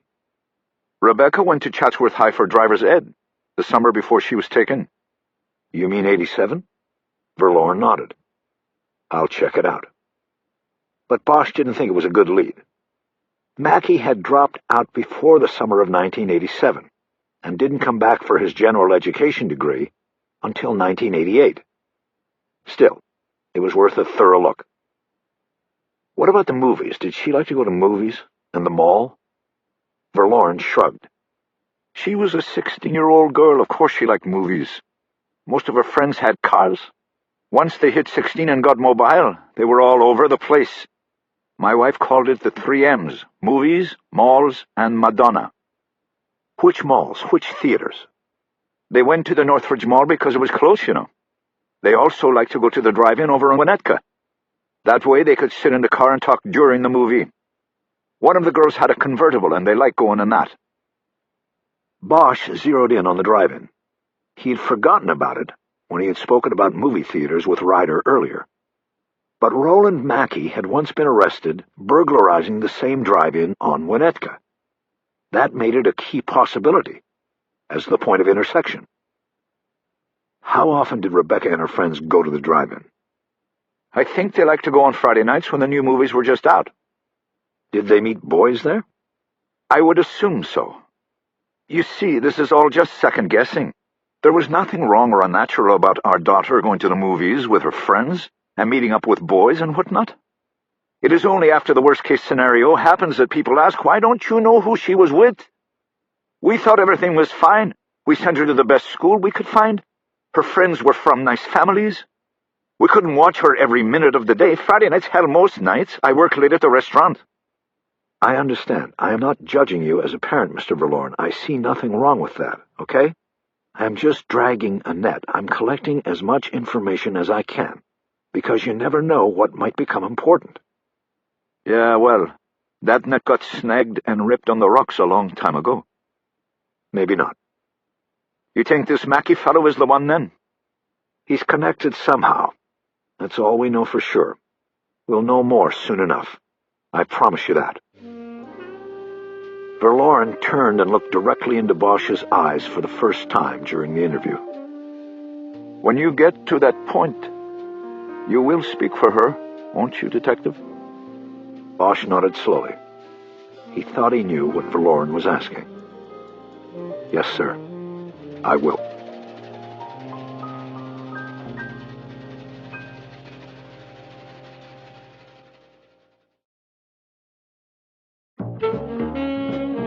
Chapter 21. His Ryder sat at her desk with her arms folded, as if she had been waiting for Bosch all morning. She had a somber look on her face, and Bosch knew something was up. "You get the PDU file?" he asked. "I got to look at it. I wasn't allowed to take it." Bosch nodded. He slid into a seat across from her. "Good stuff?" he asked. "Depends on how you look at it." "Well, I got some stuff, too."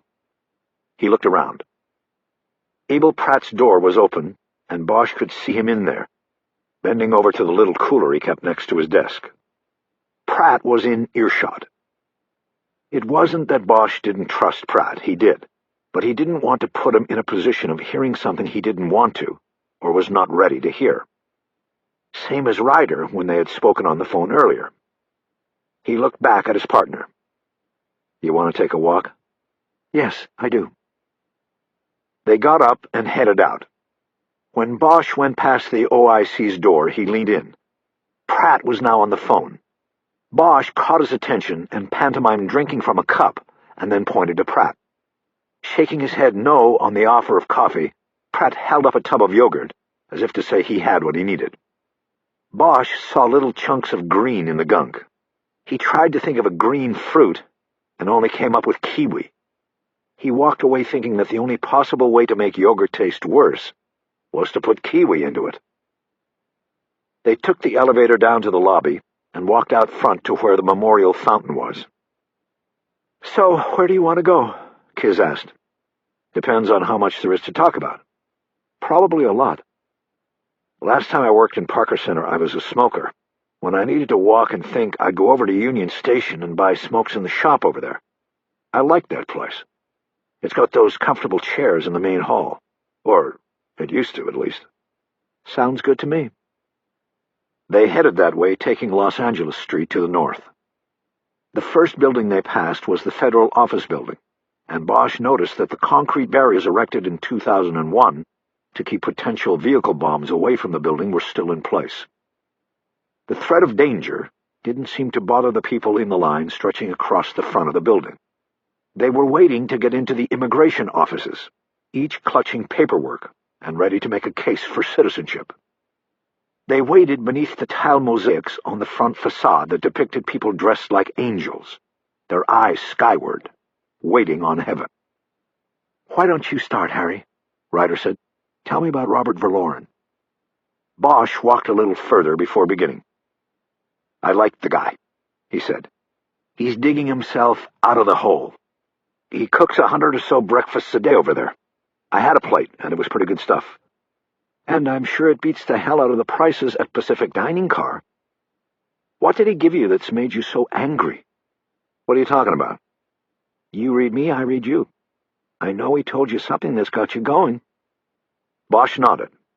It sure didn't seem like 3 years since they'd worked together. "Irving. Or at least I think he gave me Irving." "Tell it." Bosch took her through the story Verloren had told him less than an hour before.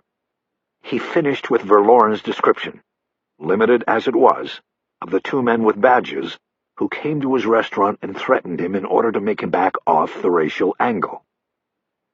"Sounds like Irving to me, too," Ryder said. "And one of his poodles. Maybe it was McClellan." "Maybe. So you think Verloren was straight?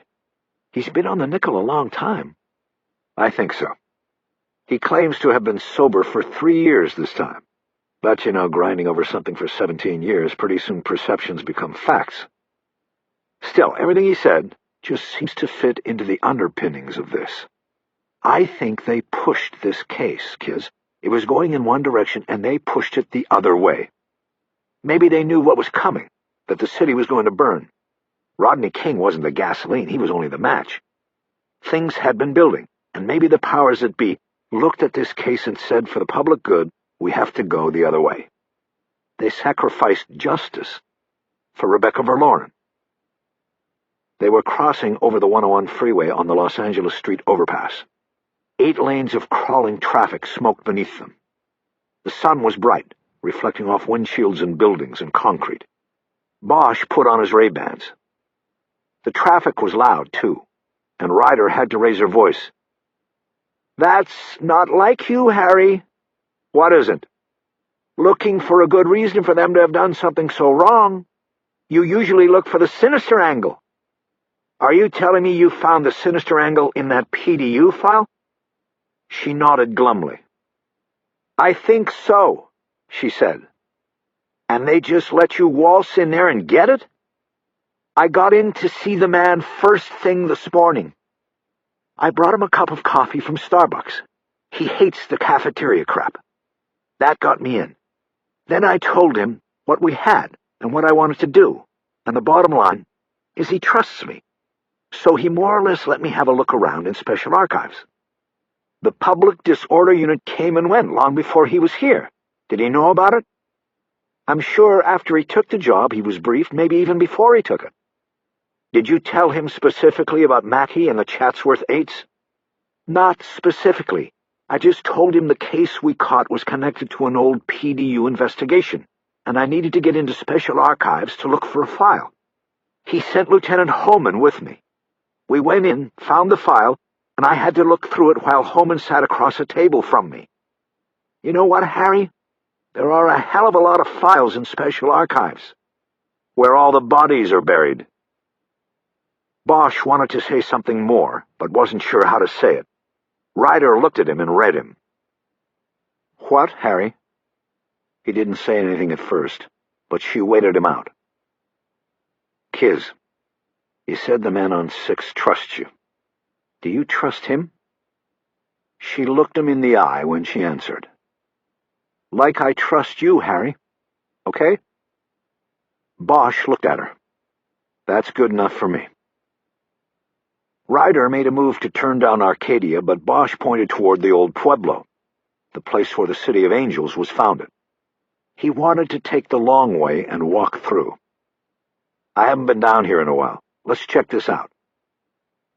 They cut through the circular courtyard where the Padres blessed the animals every Easter, and then past the Instituto Cultural Mexicano. They followed the curving arcade of cheap souvenir booths and churro stands. Recorded mariachi music came from unseen speakers, but as counterpoint was the sound of a live guitar. They found the musician sitting on a bench in front of the Avila Adobe. They stopped and listened as the old man played a Mexican ballad Bosch thought he had heard before, but could not identify. Bosch studied the mud-walled structure behind the musician and wondered if Don Francisco Avila had any idea what he was helping to set in motion when he staked his claim to the spot in 1818. A city would grow tall and wide from this place, a city as great as any other, and just as mean. A destination city, a city of invention and reinvention, a place where the dream seemed as easy to reach as the sign they put up on the hill, but a place where the reality was always something different. The road to that sign on the hill had a locked gate across it. It was a city full of haves and have-nots, movie stars and extras, drivers and the driven, predators and prey, the fat and the hungry, and little room in between. A city that, despite all of that, would still have them lining up and waiting every day behind the bomb barriers to get in. Bosch pulled the fold of money from his pocket and dropped a 5 in the old musician's basket. He and Ryder then cut through the old Cucamonga winery, its cask rooms converted to galleries and artists' stalls, and out to Alameda. They crossed the street to the train station, its clock tower rising in front of them. In the front walkway they passed a sundial with an inscription cut into its granite pedestal. Vision to see, faith to believe, courage to do. Union Station was designed to mirror the city it served and the way in which it was supposed to work. It was a melting pot of architectural styles, Spanish colonial, mission, streamlined modern, Art Deco, Southwestern and Moorish design flourishes among them. But unlike the rest of the city, where the pot more often than not boiled over, the styles at the train station blended smoothly into something unique, something beautiful. Bosch loved it for that. Through the glass doors they came into the cavernous entry hall, and an archway 3 stories tall led to the immense waiting room beyond. As Bosch took it in, He remembered that he used to walk over here not only for cigarettes, but also to renew himself a little bit. Going to Union Station was like paying a visit to church, a cathedral where the graceful lines of design and function and civic pride all intersected.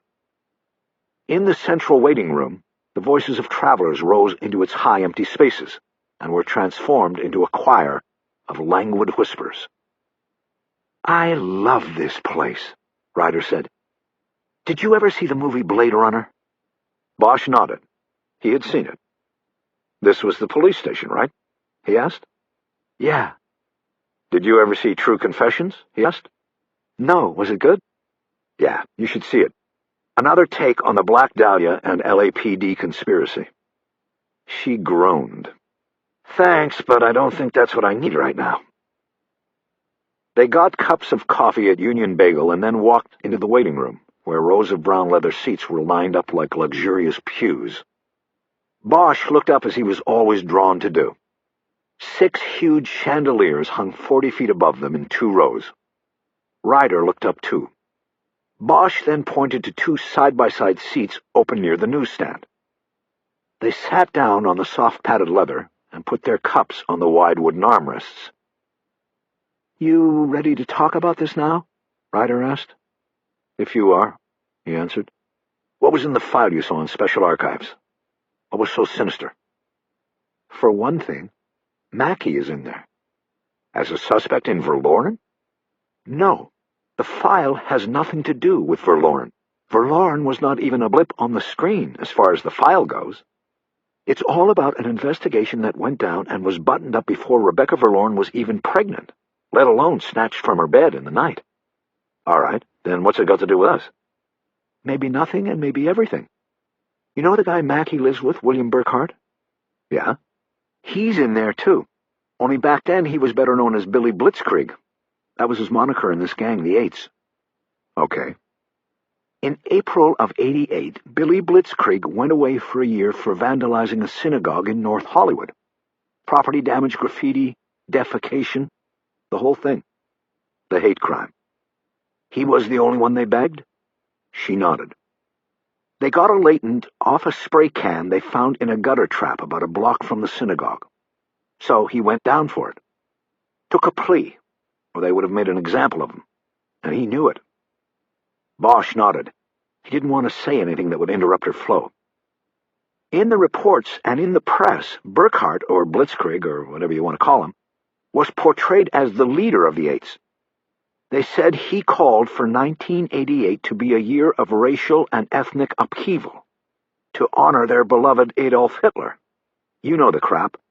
Rahowa, Revenge of the White Trash, and all of that. They all ran around in Minnesota Vikings jerseys. The Vikings apparently were a pure race. They all wore number 88. I'm getting the picture. Anyway, they had a lot on Burkhart. They had him cold on the synagogue, and they had the feds chomping at the bit to do a civil rights dance on his pointy little head. There were a lot of crimes, beginning right at the start of the year when they toasted New Year's by burning a cross on a black family's lawn in Porter Ranch. After that, there were more cross burnings, threatening phone calls, bomb scares, the synagogue break-in. They even trashed a Jewish daycare center in Encino. This was all in January. Then they started going to street corners, picking up Mexican laborers, and taking them out into the desert, where they assaulted or abandoned them, or both. Usually both. To use their terminology, they were fomenting disharmony which they believed would help lead to a separation of the races. Yeah, I've heard that song. Okay, well, like I said, they were ready to make Burkhart the poster boy for all of this, and if they went with it to justice, he could have ended up going away for a 10-year minimum in a federal pen. So it was a no-brainer. He took a deal. Ryder nodded. He took a year in Wayside and a 5-year tail, and the rest of it went away. And the Eights went away with it. They were broken up, and that was the end of the threat. All of this went down by the end of April, long before Verloren. As he thought about all of this, Bosch watched a woman in a hurry as she pulled a young girl by the hand toward the gateway to the Metroline tracks. The woman was also lugging a heavy suitcase, and her focus was only on the gate ahead. The child was pulled along with her face turned upward as she looked at the ceiling. She was smiling at something. Bosch looked up and saw a child's balloon trapped in one of the ceiling's vaulted squares. One child's disaster was another's secret smile. The balloon was orange and white, and was shaped like a fish, and Bosch knew because of his daughter that it was an animated character named Nemo. He had a flash of his daughter, but just as quickly pushed it away so he could concentrate. He looked at Ryder. "So where was Mackie in all of this?" he asked. "He was sort of the runt of the litter," Ryder answered. "One of the minions. He was thought to be the perfect recruit, high school dropout with no life and no prospects. He was on probation for burglary, and his juvie jacket was full of pops for car theft, burglary, and drugs. So he was just the kind of guy they were looking for. A loser they could mold into a white warrior. But once they jumped him in, they found that he was, to use a quote from Burkhart, dumber than a nigger off the boat. He apparently was so stupid that they had to take him off their graffiti runs because he couldn't even spell their basic racist vocabulary. In fact, his homie name in the group became Wedge. Not like you wedge your way into a door, wedge like Jew, spelled backwards, because that was how he sprayed it once on a synagogue wall." "Dyslexic?" "I'd say." Bosch shook his head. "Even with the giveaways in the Verloren scene, I'm not seeing this guy." "I agree. I think he had a part, but not the main part. He doesn't have it between the ears." Bosch decided to drop Mackie and double back to the beginning of her report. "So, if they had all of this intel on these guys, how come only Burkhart went down?" "I'm getting to that." "This is where the high jingo comes in." "You got it. You see, Burkhart was a leader of the Eights, but he wasn't the leader." "Ah." "The leader was identified as a guy named Richard Ross. He was older than the others, a true believer. He was 21 and was the smooth talker who recruited Burkhart and then most of the other Eights and got the whole thing going." Bosch nodded. Richard Ross was a common name, but he thought he knew where this was going. "This Richard Ross, was that as in Richard Ross, Jr.? "Exactly. The good Captain Ross's prodigy." Captain Richard Ross had been the longtime head of Internal Affairs Division during the early part of Bosch's career in the department. He was now long retired. For Bosch, the rest of the story tumbled into place. So they kept Junior out of it and saved Senior and the department all the embarrassment. They laid it all on Burkhart, Ross's second in command. He went away to wayside and the group was broken up. Chalk it all up to youthful misadventure. You got it. And let me guess, all the intel came from Richard Ross, Jr. You're good. It was part of the deal. Richard Jr. gave up everybody, and it was all PDU needed to quietly splinter the group. Jr. then got to walk away from it.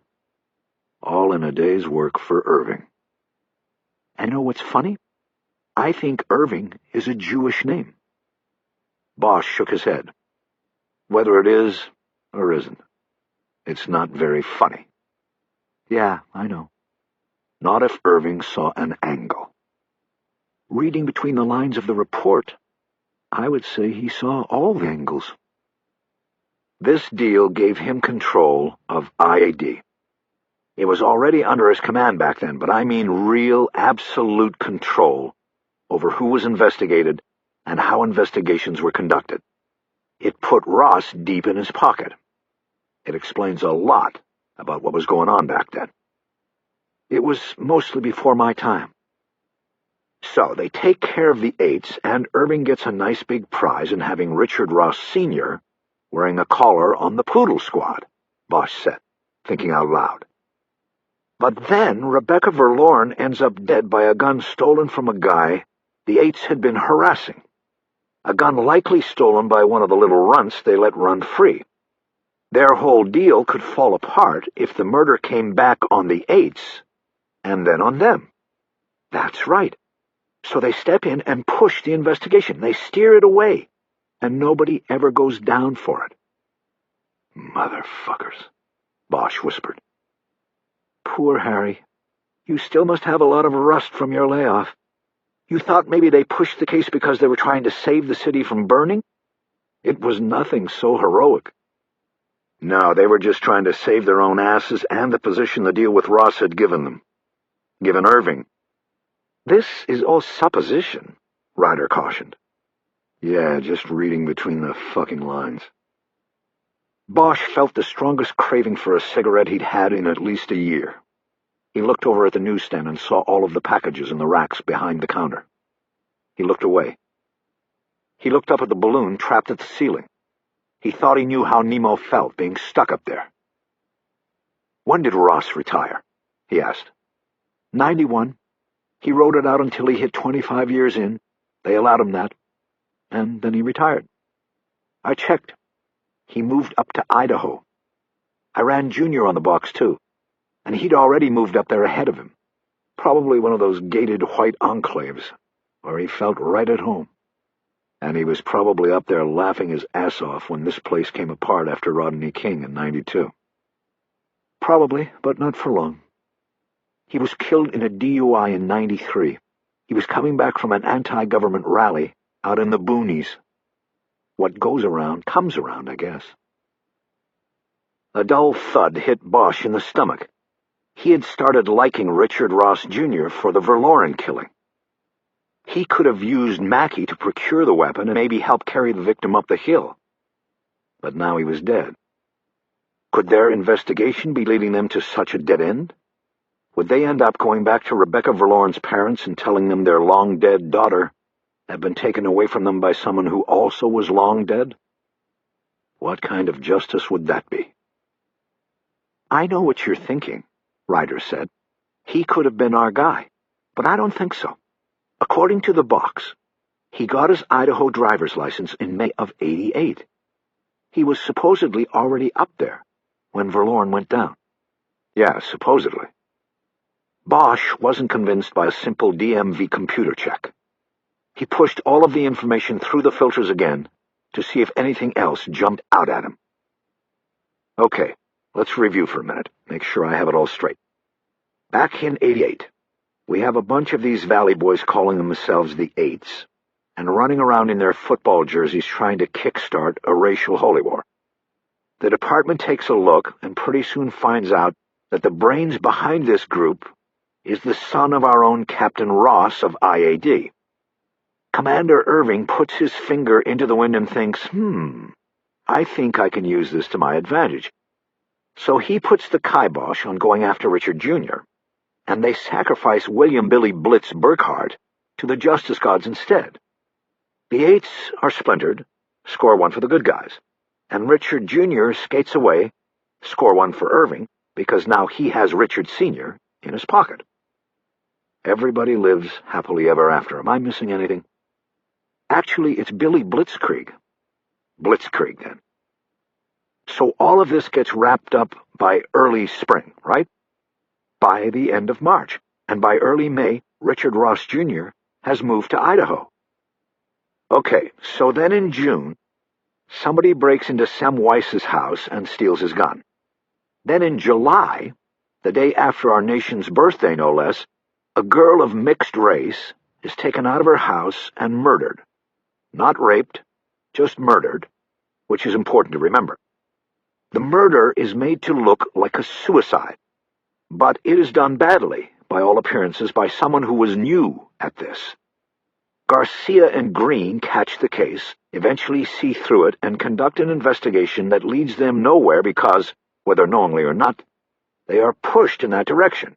Now, 17 years later, the murder weapon is incontrovertibly tied to someone who just a few months before the killing was running around with the Eights. What am I missing here? I think you've got it all. So the question is, could it be that the Eights were not finished That they continued to foment, only they tried to disguise their signature now, and that they raised the ante to include murder? Ryder slowly shook her head. Anything is possible, but it doesn't make much sense. The eights were about statements, public statements, burning crosses and painting synagogues. But it's not much of a statement if you murder somebody and then try to disguise it as a suicide. Bosch nodded. She was right. There was not a smooth flow to any of the logic. Then again, they knew they had the LAPD on their backs. Maybe some of them continued to operate, but as sort of an underground movement. Like I said, anything is possible. Okay, so we have Ross Jr. supposedly up in Idaho, and we have Burkhart in Wayside, the two leaders. Who was left besides Mackey? There are 5 other names in the file. None of the names jumped out at me. That's our suspect list for now. We need to run them and see where they went from. Wait a minute. Was Burkhart still in Wayside? You said he got a year, right? That meant he'd be out in 6 months unless he got into trouble up there. When exactly did he go in? Ryder shook her head. No, it would have been late April when he checked into Wayside. He couldn't have... Doesn't matter when he checked into Wayside. When was he popped? When was the synagogue thing? It was January, late January. I have the exact date back in the file. All right, late January. You said prints on a paint can tripped them to Burkhart. What did that take back in '88 when they were probably still doing it by hand? A week, if it was a hot case like this. If they popped Burkhart in the first few days of February, and he didn't make bail... He held his hands wide, allowing Ryder to finish. He'd get credit for time served before going to Wayside, she said excitedly. And 6 months from the start of February is the start of July. Bosch nodded. This looks good, Harry. Maybe too good. We have to nail it down. When we get back, I'll go on the computer and find out when he left Wayside. What's this do to the wiretap? Bosch thought for a moment about whether they should slow things down. I think we go ahead with the wiretap. If the Wayside date fits, then we watch Mackey and Burkhart. We still spook Mackey because he's the weak one. We do it when he's at work and away from Burkhart. If we're right, he'll call him. He stood up. But we still have to run down the other names, the other members of the eights, he added. Ryder didn't get up. She looked up at him. You think this is going to work? Bosch shrugged. It has to. He looked around the cavernous train station. He checked faces and eyes, looking for any that might quickly turn away from his own. He half expected to see Irving in the crowd of travelers. Mr. Clean on the scene. That's what Bosch used to think when Irving would show up at a crime scene. Ryder stood up. They dropped their empty cups into a nearby trash can and walked toward the front doors of the station. When he got there, Bosch looked behind them, again searching for a follower. He knew they now had to consider such possibilities. The place that had been so warm and inviting to him 20 minutes before was now suspicious and forbidding. The voices inside were no longer graceful whispers. There was a sharp edge to them. They sounded angry. When they got outside, he noticed that the sun had moved behind the clouds. He wouldn't need his sunglasses for the walk back. I'm sorry, Harry, Ryder said. For what? I just thought that it would be different. You coming back. Now, here we are. Your first case back, and what do you get? A case with high jingo all over it. Bosch nodded as they crossed to the front walkway. He saw the sundial and the words etched in granite beneath it. His eyes held on the last line. Courage to do. I'm not worried, he said, but they should be. Chapter 22. Good to go, Commander Garcia replied when Bosch asked if he was ready. Bosch nodded and went to the door to usher in the 2 women from the Daily News. Hi, I'm Mackenzie Ward, said the one leading the way in. She was obviously the reporter. The other woman was carrying a camera bag and a tripod. "I'm Emmy Ward," said the photographer.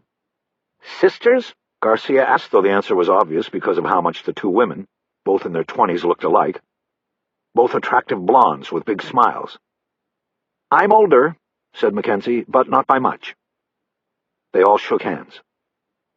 "How did two sisters get on the same paper together, then the same story together?" Garcia said. "I was here a few years, and then Emmy just applied. It's no big deal. We've worked together a lot. It's just a blind draw on who gets the photo assignments. Today we work together, tomorrow maybe not." "Do you mind if we take some photos first?" Emmy asked. "I have another assignment I need to get to right after this." "Of course," Garcia said, ever accommodating. "Where do you want me?" Emmy Ward set up a shot with Garcia seated at the meeting table with the murder book open in front of him. Bosch had brought it with him to use as a prop. As the photo session proceeded, Bosch and Mackenzie Ward stood off to the side and talked casually. Earlier they had spoken at length on the phone. She had agreed to the deal. If she got the story into the paper the following day, she would be first in line for the exclusive when they took down the killer. She had not agreed easily. Garcia had initially been clumsy in his approach to her before turning the negotiation over to Bosch. Bosch was wise enough to know that no reporter would allow the police department to dictate when a story would be published and how it would be written. So Bosch concentrated on the when, not the how. He went with the assumption that Mackenzie Ward would and could write a story that would serve his purposes. He just needed it in the paper sooner rather than later. His writer had an appointment with a judge that afternoon. If the wiretap application was approved, they would be in business by the next morning. "Did you talk to Muriel Verloren?" she asked Bosch. "Yeah, she's there all afternoon and she's ready to talk." "I pulled the clips and read everything from back then, like I was 8 years old at the time, and there were several mentions of the father and his restaurant. Will he be there too?" "I don't think so. He's gone. It's more of a mother's story anyway. She's the one who has kept her daughter's bedroom untouched for 17 years. She said you could photograph in there too if you want." "Really?" "Really." Bosch watched her looking at the shot being set up with Garcia. He knew what she was thinking. The mother in the bedroom, frozen in time, would be a lot better shot than an old cop at a table with a binder. She looked at Bosch while she started digging in her purse. "Then I have to make a call to see if I can keep Emmy." "Go ahead." She left the office probably because she didn't want Garcia to overhear her telling an editor that she needed Emmy to stay on the assignment because she had a better shot with the mother. She was back in 3 minutes and nodded to Bosch, which he took to mean that Emmy was going to stay with her on the story. "So this thing is a go for tomorrow?" he asked, just to make sure once again. "It's slotted for the window, depending on the art. My editor wanted to hold it for Sunday, make a nice long feature, but I told him we were competitive on it. Anytime we can beat the Times on a story, we do." "Yeah, but what will he say when the Times doesn't run anything? He'll know you tricked him." "No, he'll think that the Times killed their story because we beat them to the punch. Happens all the time." Bosch nodded thoughtfully, then asked, "What did you mean about it being slotted for the window?" "We run a news feature every day with a photo on the front page. We call it the window because it's in the center of the page. Also because you can see the art in the window of the newspaper boxes on the street. It's a prime spot." "Good." Bosch was excited by the play the story was going to get. "If you guys screw me on this, I won't forget it," Mackenzie said quietly. There was a threat in her tone. The tough reporter coming to the surface. Bosch held his hands wide, as if he had nothing to hide. "That's not going to happen. You've got the exclusive. As soon as we wrap somebody up, I'm calling you, and you only." "Thank you. Now, just go over the rules again. I can quote you by name in the story, but you don't want to be in any photos, right?" "Right. I may have to do some undercover work on this. I don't want my face in the paper." "Got it. What undercover?" "You never know. I just want to keep the option open. Besides, the commander is better for the photo. He's lived with the case longer than I have." Well, I think I already have most of what I need from the clips and our call earlier, but I still want to sit down with you two for a few minutes. Whatever you need. Don, Emmy said a few minutes later. She started breaking down her equipment. Call the photo desk, her sister said. I think there's been a change, and you are staying with me. Oh, Emmy said, not seeming to mind. Why don't you make the call outside while we get going with the interview? Mackenzie said. I want to get back to writing this as soon as we can. The reporter and Bosch took seats at the table with Garcia, while the photographer went out to check on her new assignment.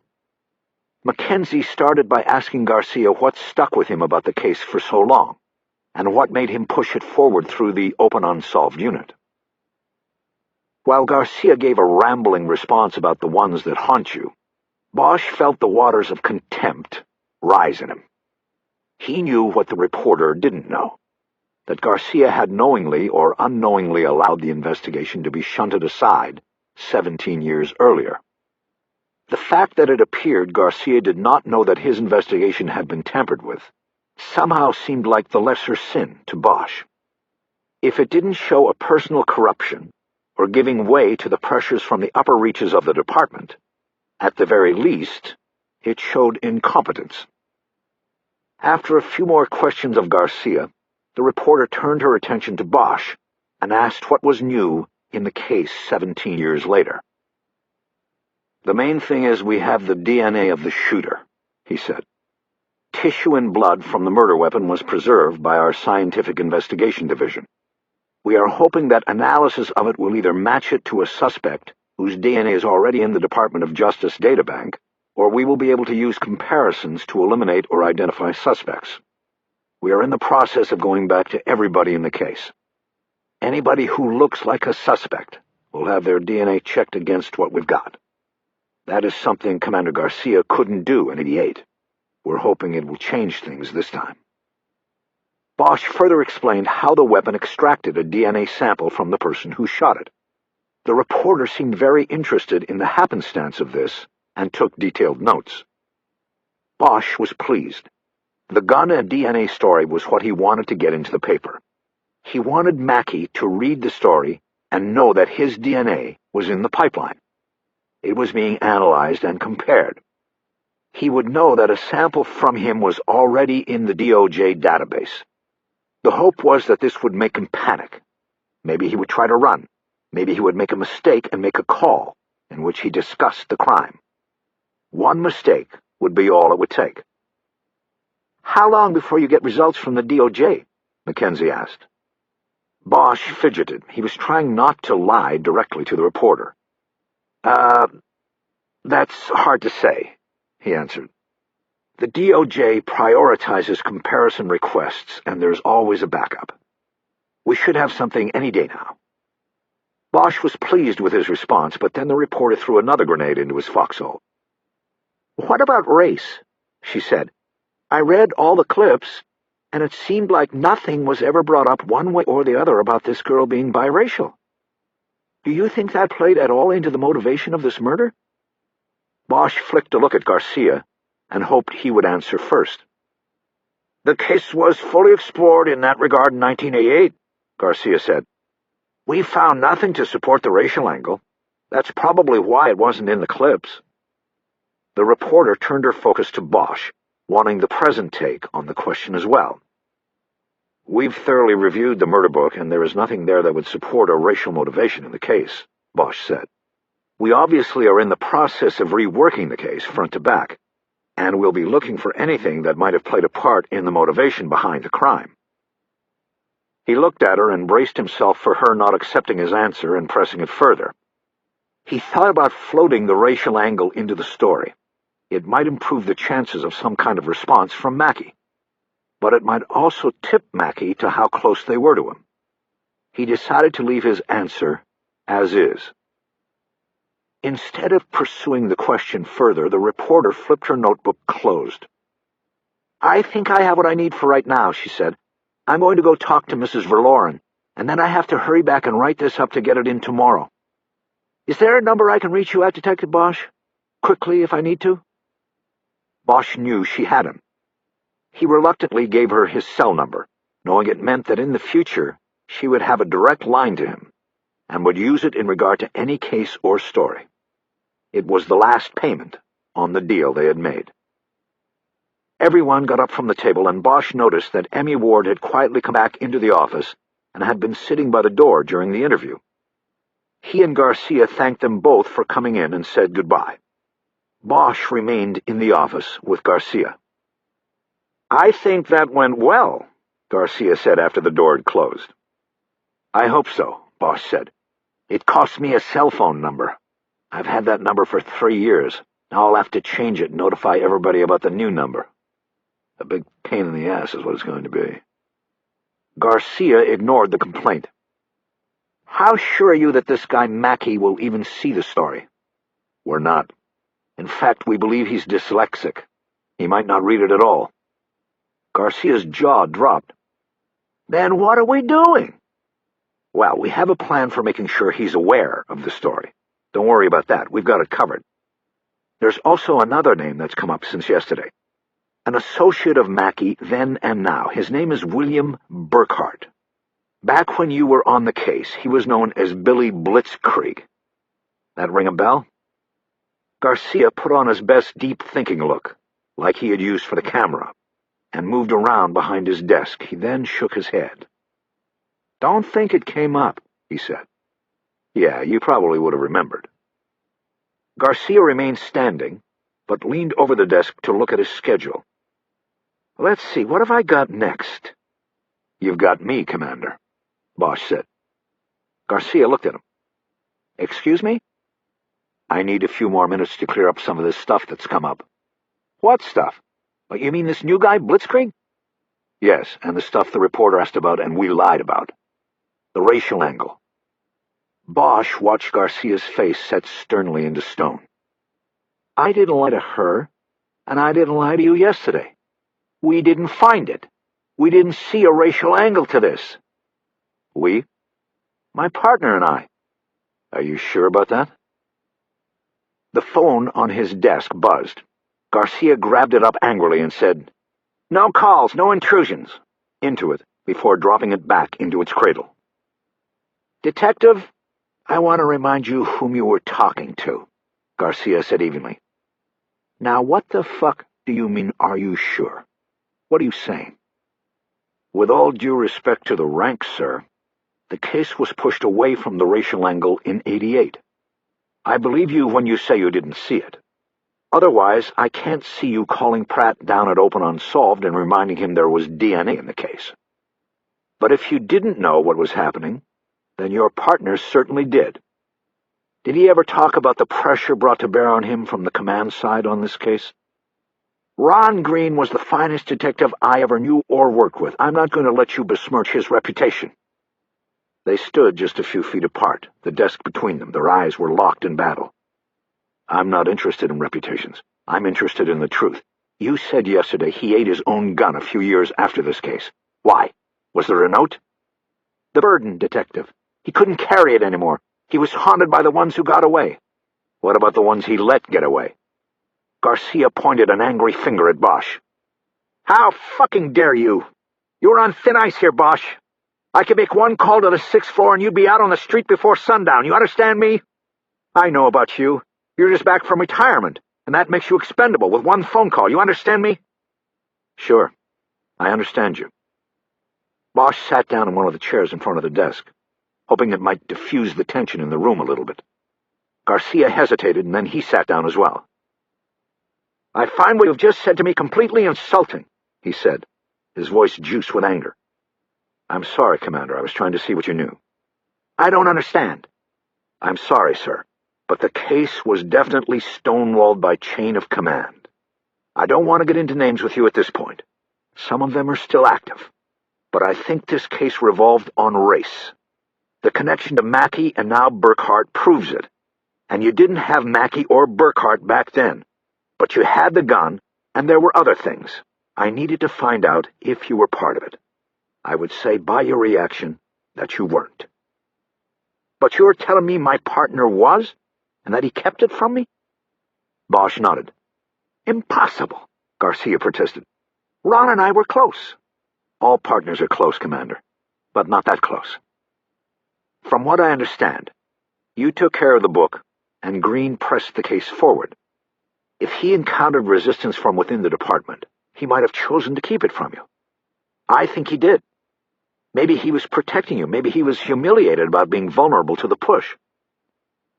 Garcia dropped his eyes from Bosch and looked down at his desk. Bosch could tell he was looking at a memory. Something in the stone wall of his face broke and gave way. "I think maybe I knew something was wrong," he said quietly. "About halfway through." "How so?" "Early on, we decided to split up the parents. Ron took the father and I took the mother. You know, to establish relationships. Ron was having trouble with the father. He was volatile. He had been passive, and then all of a sudden he's on Ron's ass, wanting results. But there was something more there, and Ron kept it from me." "Did you ask about it?" "Yeah, I asked. He just told me the father was a handful. He said he was paranoid about race, that he thought his daughter was killed because of the race thing. And then he said something that I still remember. He said, 'We can't go there.' That's all he said. But it stuck with me because that didn't sound like the Ron Green I knew. We can't go there. The Ron Green I knew would go wherever it led. There were no can't go theres with him. Not until that case." Garcia raised his eyes to Bosch, and Bosch nodded, his way of thanking him for opening up. "You think it had something to do with what happened later?" Bosch asked. "You mean the suicide?" "Yeah. Maybe. I don't know. Anything's possible. After this case, we sort of went in different directions. The thing about partners is that once the work stops, there isn't a whole lot to talk about." "True," Bosch said. "I was in a command staff meeting at 77th. I was assigned there after making lieutenant. That's when I found out he was dead. It came across in a staff notice. I guess that shows how far apart we'd gotten. I found out he had killed himself a week after he did it." Bosch just nodded. There was nothing he could say to that. "I think I have a staff meeting now, Detective," Garcia said. "It's time for you to go." "Yes, sir. But you know, I was thinking, in order for them to push Ron Green so hard, they must have already had something to push him with. You remember anything like that? Did he have an IED beef running at the time?" Garcia shook his head. He wasn't saying no to Bosch's question. He was saying something else. "You know, this department has always had more cops assigned to investigating cops than it has to investigating murders. I always thought that if I reached the top, I would change that." "Are you saying there was an investigation?" "I'm saying it was rare in the department not to have something on your record. There was a file on Ron, sure. He had been accused of assaulting a suspect. It was bullshit. The kid bumped his head and needed stitches when Ron was putting him in the back of the car. Big deal, right?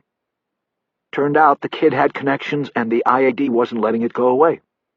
So they could have used that to push this case." "Could have, depending on how much a believer in conspiracy theories you are." "When it comes to the LAPD, I am a believer," Bosch thought, but didn't say. "Okay, sir. I think I have the picture," he said instead. "I'll get out of here now." Bosch stood up to leave. "I understand your need to know all of this," Garcia said. "I just don't appreciate how you sandbagged me." "I'm sorry, sir." "No, you're not, Detective Bosch. Not really." Bosch said nothing. He moved to the door and opened it. He looked back at Garcia and tried to think of something to say. He came up blank. He turned and left, closing the door behind him. Chapter 23. Kis Ryder was still sitting in the waiting area outside Municipal Judge Ann Demchak's chambers when Bosch got there. He had been caught in mid-afternoon traffic coming back to downtown from Van Nuys and thought he might have missed the conference with the judge. Ryder was reading a magazine, but Bosch's first thought was that at this point in the case, he would be unable to leisurely start flipping through a magazine. At this point, his focus could not be split. He was all about one thing. In a strange way, He likened it to surfing, a pursuit he had not followed since the summer of 1964, when he ran away from a foster home and lived on the beach. Many years had passed since then, but he still remembered the water tunnel. The goal was to tuck yourself into the tube, the place where water swirled completely around you, where there was nothing but the water and the ride. Bosch was in the tube now. There was nothing but the case. "How long you been here?" he asked. Ryder checked her watch. "About 40 minutes.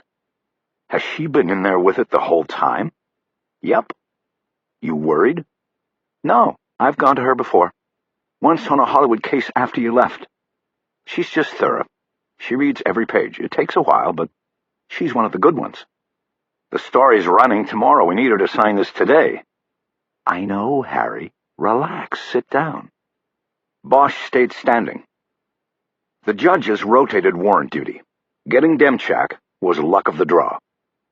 "I've never dealt with her before," he said. "Was she a DA?" "No. Other side. Public defender." Bosch groaned. His experience had been that criminal defense attorneys who became judges always brought at least the shadow of their allegiance to the defendant with them to the bench. "We're in trouble," he said. "No, we're not. We'll be okay. Please sit down. You're making me nervous." "Is Judy Champagne still on the bench? Maybe we can take it into her." Judy Champagne was a former prosecutor married to a former cop. They used to say he hooked them and she cooked them. Once she became a judge, she was Bosch's favorite for taking warrants to. "She's still a judge, but we can't shop search warrants around the building. You know that, Harry. Now, would you please sit down? I've got something to show you." Bosch sat down in a chair next to her. "What?" "I've got Burkhart's probation jacket." She pulled a file from her bag, opened it and slid it in front of Bosch on the coffee table. She tapped a fingernail on a line on a release form. Bosch leaned down to read it. "Released from Wayside July 1st, 1988, reported to probation and parole in Van Nuys on July 5th. He straightened up and looked at her. "So he's in play." "Absolutely. They took him in on the synagogue vandalism on January 26th. Never made bail. And with time-served credits, got out of Wayside 6 months later. He's totally in play on this, Harry." Bosch felt a charge of excitement as things seemed to fall closer together. "Okay, good. Did you amend the warrant to include him?" "I put him in, but not in too big a way. Mackey's still the direct link because of the gun." Bosch nodded and looked across the room at the empty desk where the judge's clerk would normally sit. The nameplate on the desk said Kathy Kurzanowski, and Bosch wondered where she was. He then decided to try not to think about what was happening inside the judge's chambers. "You want to hear the latest from Commander Garcia?" he asked. Ryder was putting the probation file back in her bag. "Sure." Bosch spent the next 10 minutes recounting his visit to Garcia's office, the newspaper interview, and the commander's revelations at the end. "You think he told you everything?" she asked. "You mean about how much he knew of what happened back then?" "No. But he told me as much as he was willing to." "I think he had to have been part of the deal. I can't see one partner making a deal the other one doesn't know about, not a deal like that." "Then if he was in on it, why would he call up Pratt and tell him to send the DNA through the DOJ? Wouldn't he have just sat on it like he had been doing for 17 years? "Not necessarily. A guilty conscience works in strange ways, Harry. Maybe this has been working on Garcia all these years, and he decided to call Pratt to make himself feel better about it. Plus, say he was in on the deal back then with Irving. He might have felt safe to make that call once Irving was pushed to the side by the new chief." Bosch thought about Garcia's reaction to his saying Green might have been haunted by the ones he let get away. Maybe Garcia got heated because it was he who was haunted. "I don't know," Bosch said. "Maybe." Bosch's cell phone chirped. As he pulled it out of his pocket, Ryder said, "You better turn that off before we go in. That's one thing. Judge Demchak doesn't like going off in chambers. I heard about a DA whose phone she confiscated." Bosch nodded and opened his phone and said hello. "Detective Bosch?" "Yes?" "It's Tara Wood. I thought we had an appointment." It struck Bosch before she finished the sentence that he had forgotten the meeting at CBS and the bowl of gumbo he was planning for lunch beforehand. He hadn't even had time for lunch. "Tara, I am really sorry. Something came up and we had to sort of run with it. I should have called you, but it slipped my mind. I'm going to need to reschedule the interview, if you will still talk to me after this." Sure, no problem. I just had a couple of the writers from the show hanging around. They were going to try to talk to you." "What show?" "Cold Case. Remember? I told you we have—" "Oh, right, the show. Well, I'm sorry about that." Now Bosch didn't feel so bad. She had been trying to use his interview appointment to work up a publicity angle of some kind. He wondered if there was any feeling left in her for Rebecca Verlorn. As if knowing his thoughts, she asked about the case. "Is something happening on the case? Is that why you weren't here?" "Sort of. We're making progress, but there's nothing I can tell you right—" "Actually, there is something. Did you think at all about that name I mentioned last night, Roland Mackey? Ringing any bells?" "No, still no." "I've got another one. What about William Burkhart? Maybe Bill Burkhart?" There was a long silence while Wood did a memory scan. "No, I'm sorry. I don't think I know him." "What about the name Billy Blitzkrieg?" "Billy Blitzkrieg? You're kidding, right?" "No, why? You recognize it?" "No, not at all. It sounds like a heavy metal rock star or something." "No, he's not.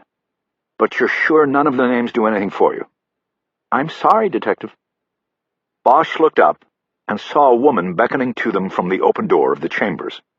Ryder looked at him and drew a finger across her throat. "Look, Tara, I need to go now. I will call you to set up the interview as soon as I can. I apologize again, and I will call you soon. Thank you." He closed the phone before she could respond, and then he turned it off. He followed Ryder through the door being held open by a woman Bosch assumed was Kathy Kurzanowski.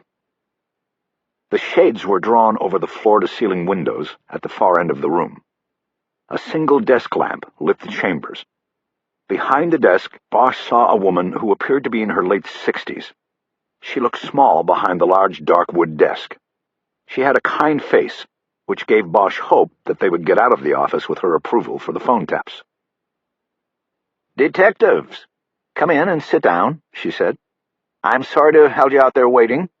"No problem, Your Honor," Ryder said. "We appreciate your taking a thorough look at this." Bosch and Ryder sat in chairs in front of the desk.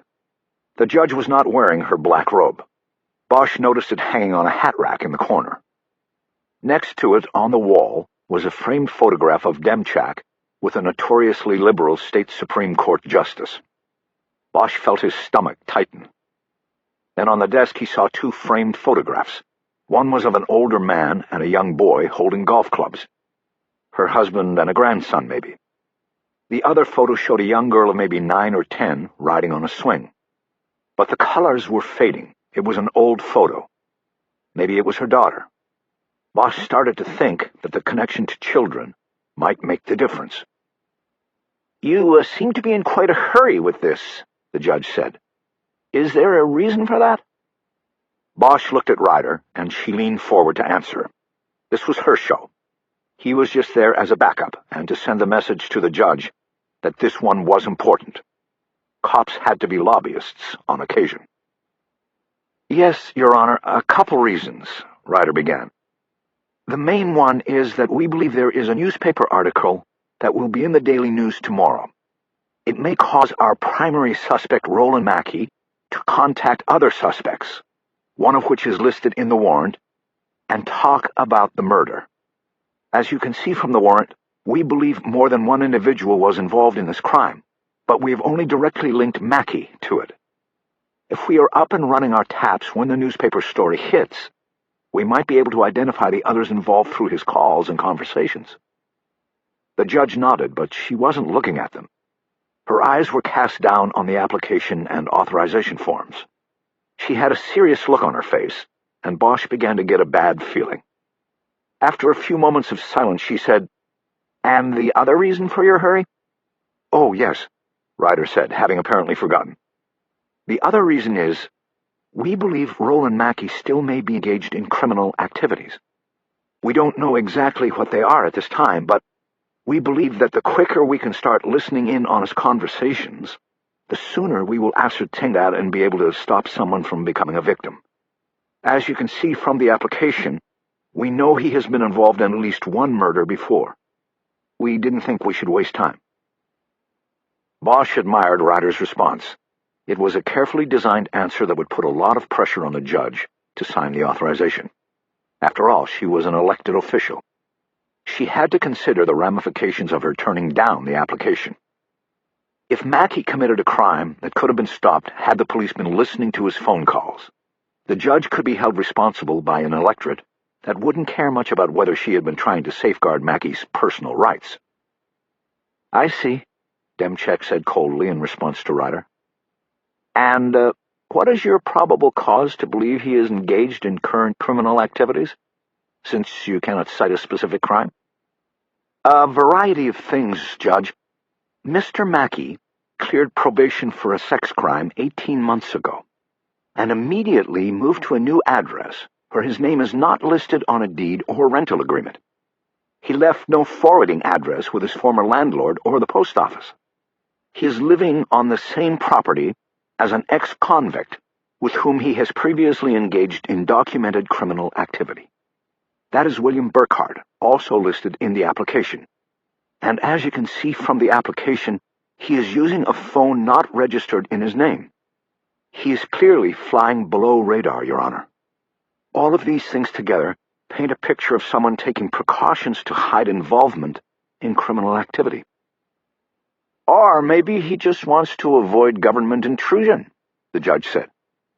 "It is still very thin, Detective. Do you have anything else? I could use something else." Ryder glanced sideways at Bosch, her eyes wide.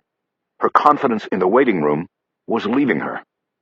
Bosch knew she had put everything into the application and her comments in chambers. What was left? Bosch cleared his throat and leaned forward to speak for the first time. "The previous criminal activity he took part in with the man he now lives with were hate crimes, Judge. These guys hurt and threatened a lot of people. A lot of people." He settled back in his seat, hoping he had just ratcheted the pressure up at least another notch. "And how long ago were these crimes?" the judge asked. "They were prosecuted in the late 80s, Bosch said. "But who knows how long they've continued? The association of these two men has obviously continued." The judge said nothing for another minute, as she seemed to be reading and rereading the summation section of Ryder's application. A small red light at the side of the desk went on. Bosch knew it meant that whatever was scheduled in her courtroom was ready to begin. All attorneys and parties were present. Finally, Judge Demchak shook her head. "I just don't think you have it here, detectives. You have him with the gun, but not at the murder scene. He could have handled the gun days or weeks before the killing." She waved dismissively at the paper spread in front of her. "This bit about him burglarizing a drive-in movie theater where the victim and her friends like to go is tenuous at best. You really put me on the spot here by asking me to sign off on something that just isn't there." "It is there," Bosch said. "We know it is there."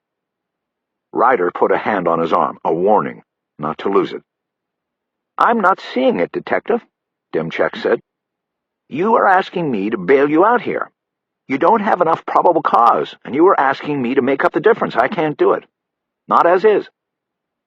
"Your Honor," Ryder said, "if we don't get this signed, we will lose the opportunity with the newspaper story." The judge smiled at her. "That has nothing to do with me and what I must do here, Detective. You know that. I am not an arm of the police department. I am independent, and I have to deal with the facts of the case as presented." "The victim was biracial," Bosch said. "This guy is a documented hater. He stole that gun, and it was used to kill a girl of mixed race. The connection is right there." "Not a connection of evidence, Detective. A circumstantial connection. Of inference." Bosch stared at the judge for a moment, and the judge stared right back. "Do you have children, Judge?" he asked. The color immediately rose in the judge's cheeks. What does that have to do with this? Your Honor, Ryder broke in. We'll come back to you with this. No, Bosch said, no, we're not coming back. We need this now, Judge. This guy has been out there free for 17 years. What if it had been your daughter? Could you look away then? Rebecca Verloren was an only child. Judge Demchek's eyes grew darker. When she spoke, it was with measures of both calm and anger. I am not looking away from anything, Detective. I happen to be the only one in this room that is looking closely at this. And I might add that if you continue to insult and question the court, then I will remand you to the lockup for contempt. I could have a bailiff in here in 5 seconds. Perhaps you could use the downtime to contemplate the deficiencies of your presentation. Bosch pressed on undaunted. Her mother still lives in the house, Bosch said. The bedroom she was taken from is still the same as the day she was killed. Same bedspread, same pillows, same everything. The room and the mother are frozen in time. But those facts are not germane to this. Her father became a drunk. He lost his business, then his wife and home. I visited with him on 5th Street this morning. That's where he lives now. I know that's not germane either, but I thought you might want to know. I guess we don't have enough facts for you, but we have a lot of the ripples, Your Honor. The judge held his eyes, and Bosch knew he was either about to go to jail or walk out with a signed warrant. No in between. After a moment, he saw the glimmer of pain in her eyes.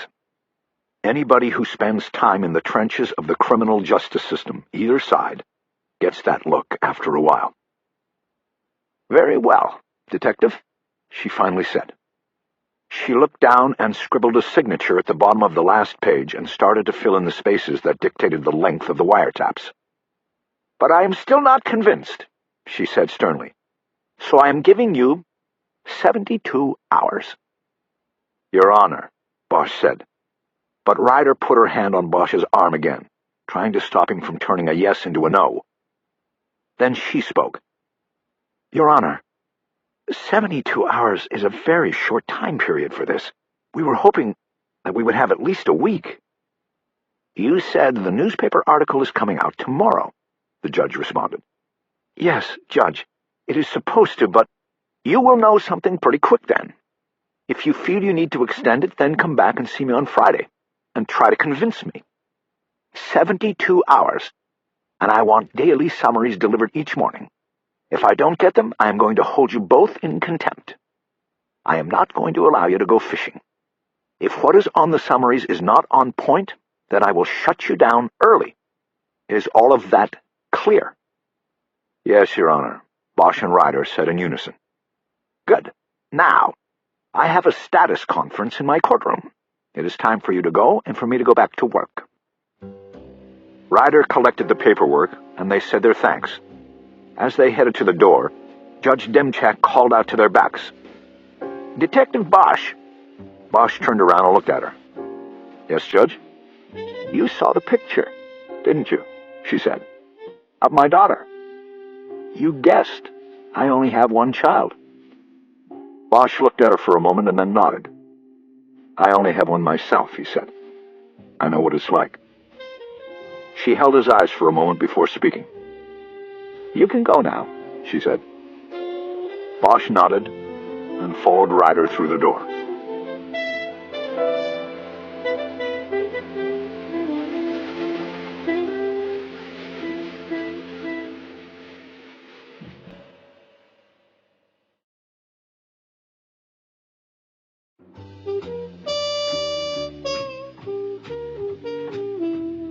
Chapter 24. They didn't speak to each other as they left the courthouse. It was as if they wanted to get out of there without putting a jinx on it, as if their saying one word about what had happened might echo back through the building and make the judge change her mind and call them back. Now that they had the judge's signature on the authorization forms, all they cared about was getting out. Once on the sidewalk in front of the monolithic courthouse, Bosch looked at Ryder and smiled. That was close, he said. She smiled and nodded her approval. Ripples, huh? You took it right up to the red line with her. I thought I was going to have to go downstairs and post a bond for you." They started walking toward Parker Center. Bosch pulled his phone out and turned it back on. "Yeah, it was close," he said. "But we got it. You want to tell Abel to set up the meeting with the others?" "Yeah, I'll tell him. I was just going to wait until we got over there." Bosch checked his phone and saw he had missed a call and had a message. He didn't recognize the number, but it had an 818 area code, the Valley. He checked the message and heard a voice he didn't want to hear. "Detective Bosch, it's Mackenzie Ward at the News. I need to talk to you about Roland Mackey as soon as possible. I need to hear from you, or I may have to hold the story. Call me." "Shit," Bosch said as he deleted the message. "What?" Ryder asked. "It's the reporter. I told Muriel Verloren not to mention Mackey to her, but it sounds like she let it slip. Either that or the reporter is talking to somebody else." "Shit." "That's what I said." They walked a little further without speaking. Bosch was thinking of a way to deal with the reporter. They had to keep Mackey out of the story, or else he'd probably just cut and run without bothering to call anyone else. "What are you going to do?" Ryder finally asked. "I don't know. Try to talk her out of it, lie to her if I have to. She can't put his name in the story." "But she has to run the story, Harry. We only have 72 hours. "I know. Let me think." He opened his phone and called Muriel Verloren. She answered, and he asked her how the interview went. She said it was fine, and she was glad it was over. "Did they take photos?" "Yes, they wanted pictures of the bedroom. I didn't feel good opening it up like that to them, but I did." "I understand. Thank you for doing that. Just remember, the story is going to help us. We're getting close, Muriel, and the newspaper story will push things. We appreciate your doing it." "If it helps, then I'm glad to do it." "Good. Let me ask you something else. Did you mention the name Roland Mackey to the reporter?" "No, you told me not to, so I didn't." "Are you sure?" "I'm more than sure. She asked me what you people were telling me, but I didn't say anything about him." "Why?" "No reason. I just wanted to make sure, that's all. Thank you, Muriel. I'll call you as soon as I have some news." He closed the phone. He didn't think Muriel Verloren would lie to him. The reporter had to have another source. "What?" Ryder asked. "She didn't tell her." "Then who did?" "Good question." The phone started to vibrate and chirp while he was still holding it. He looked at the screen and recognized the number. "It's her, the reporter. I have to take this." He answered the call. "Detective Bosch, it's Mackenzie Ward. I'm on deadline, and we need to talk." "Right, I just got your message. My phone was off because I was in court." "Why didn't you tell me about Roland Mackey?" "What are you talking about?" "Roland Mackey. I was told you already have a suspect named Roland Mackey." "Who told you that?" "That doesn't matter. What matters is that you withheld a key piece of information from me. Is Roland Mackey your prime suspect? Let me guess, you were playing both sides and giving that to the Times?" Bosch had to think quickly. The reporter was sounding pressed and upset. A reporter who goes off angry could be a problem. He had to calm the situation and at the same time take Mackey out of the mix. The one thing he had going for him was that she had not mentioned a DNA link between Mackey and the gun. This made Bosch think that her source of information was outside the department, someone with limited information. "First of all, I'm not talking to the Times on this. As long as it runs tomorrow, you are the only one with this story. Secondly, it does matter where you got that name from because your information is wrong. I'm trying to help you here, Mackenzie. You would be making a big mistake if you put that name in the article. You might even get sued." "Then who is he?" "Who is your source?" "You know I can't give you that." "Why not?" Bosch was stalling for time while he thought it out. While the reporter rattled off a standard response about shield laws and protecting sources, Bosch was ticking off the names of people outside of the department who he and Ryder had talked to about Mackey. They included Rebecca Verloren's 3 friends, Tara Wood, Bailey Sable, and Grace Tanaka. There was also Robert Verloren and Gordon Stoddard, the school principal, as well as Mrs. Atkins, the school secretary who looked for Mackey's name in the school's rolls. There was also Judge Demchak, but Bosch dismissed that as a long shot. Ward's message had been left on his line while he and Ryder were with the judge. The idea that the judge would have picked up the phone and called the reporter while she had been alone in chambers studying the search warrant application seemed out of the question. She hadn't even known of the pending newspaper story, let alone the reporter assigned to it. Bosch guessed that because of time constraints, the reporter had simply gone back to the office and made a few phone calls to round out the story. She had gotten the name Roland Mackey from someone she had called. Bosch doubted that she could have located or even contacted Robert Verlorn in the few hours since the interview. He also scratched Grace Tanaka because she wasn't local. That left Tara Wood and the school, either Stoddard, Sable, or the school secretary. The most obvious answer was the school, because it would have been the easiest link for the reporter to make. He now felt better, and thought he could contain the threat. "Detective, are you still there?" "Yes, sorry, I'm trying to dodge some traffic here." "Then what is your answer? Who is Roland Mackey?" "He's nobody. He's a loose end. Or was, actually. We've tied that up now." "Explain that." "Look, we inherited this case, right? Well, over the years, the murder book got shelved, reshelved, moved around a bit. Things got mixed up. So part of what we had to do was some basic housekeeping. We had to put things in order. We found a picture of this Roland Mackey guy loose in the book, and we weren't sure who he was and what his connection was. When we were out doing interviews, getting acquainted with the players in the case, we showed his picture to a few people to see if they knew who he was and where he fit. At no time, Mackenzie, did we tell anyone he was a prime suspect. That is the truth. So either you are exaggerating, or whoever mentioned this guy to you was exaggerating." There was a silence, and Bosch guessed she was revisiting the interview that gave her the name Mackey. "Then, who is he?" she finally asked. "Just some guy with a juvie record who was living in Chatsworth back then. He hung out at the old drive-in on Winnetka, and that was apparently a hangout for Rebecca and her friends as well. But it turns out that back in 1988 he was cleared of any involvement. We didn't find out until after we showed the photo to a few people. It was a mixture of truth and shadings of the truth." Again, the reporter was silent while she considered his answer. "Who told you about him? Gordon Stoddard or Bailey Sable?" Bosch asked. "We took the photo to the school to see if he fit in there, and it turns out he didn't even go to school there. We dropped it after that." "You sure about this?" "Look, do what you want. But if you put that guy's name in the paper simply because we asked about him, you could be getting calls from him and his lawyer. We ask about a lot of people, Mackenzie. That's our job." More silence slipped by. Bosch thought the silence meant he had successfully defused the bomb. "We went over to the school to look at the yearbook and copy photos," Ward finally said. "We found out you took the only one they had in the library from '88. It was her way of confirming that Bosch had it right, but without giving up her source. "Sorry about that," he said. "I have the yearbook on my desk. I don't know what kind of time you have, but you can send somebody over to pick it up if you want." "No, there's no time. We took a picture of the plaque that's on the wall at the school. That will work. Besides, I found a shot of the Vic in our archives. We'll use that." "I saw the plaque. It's nice."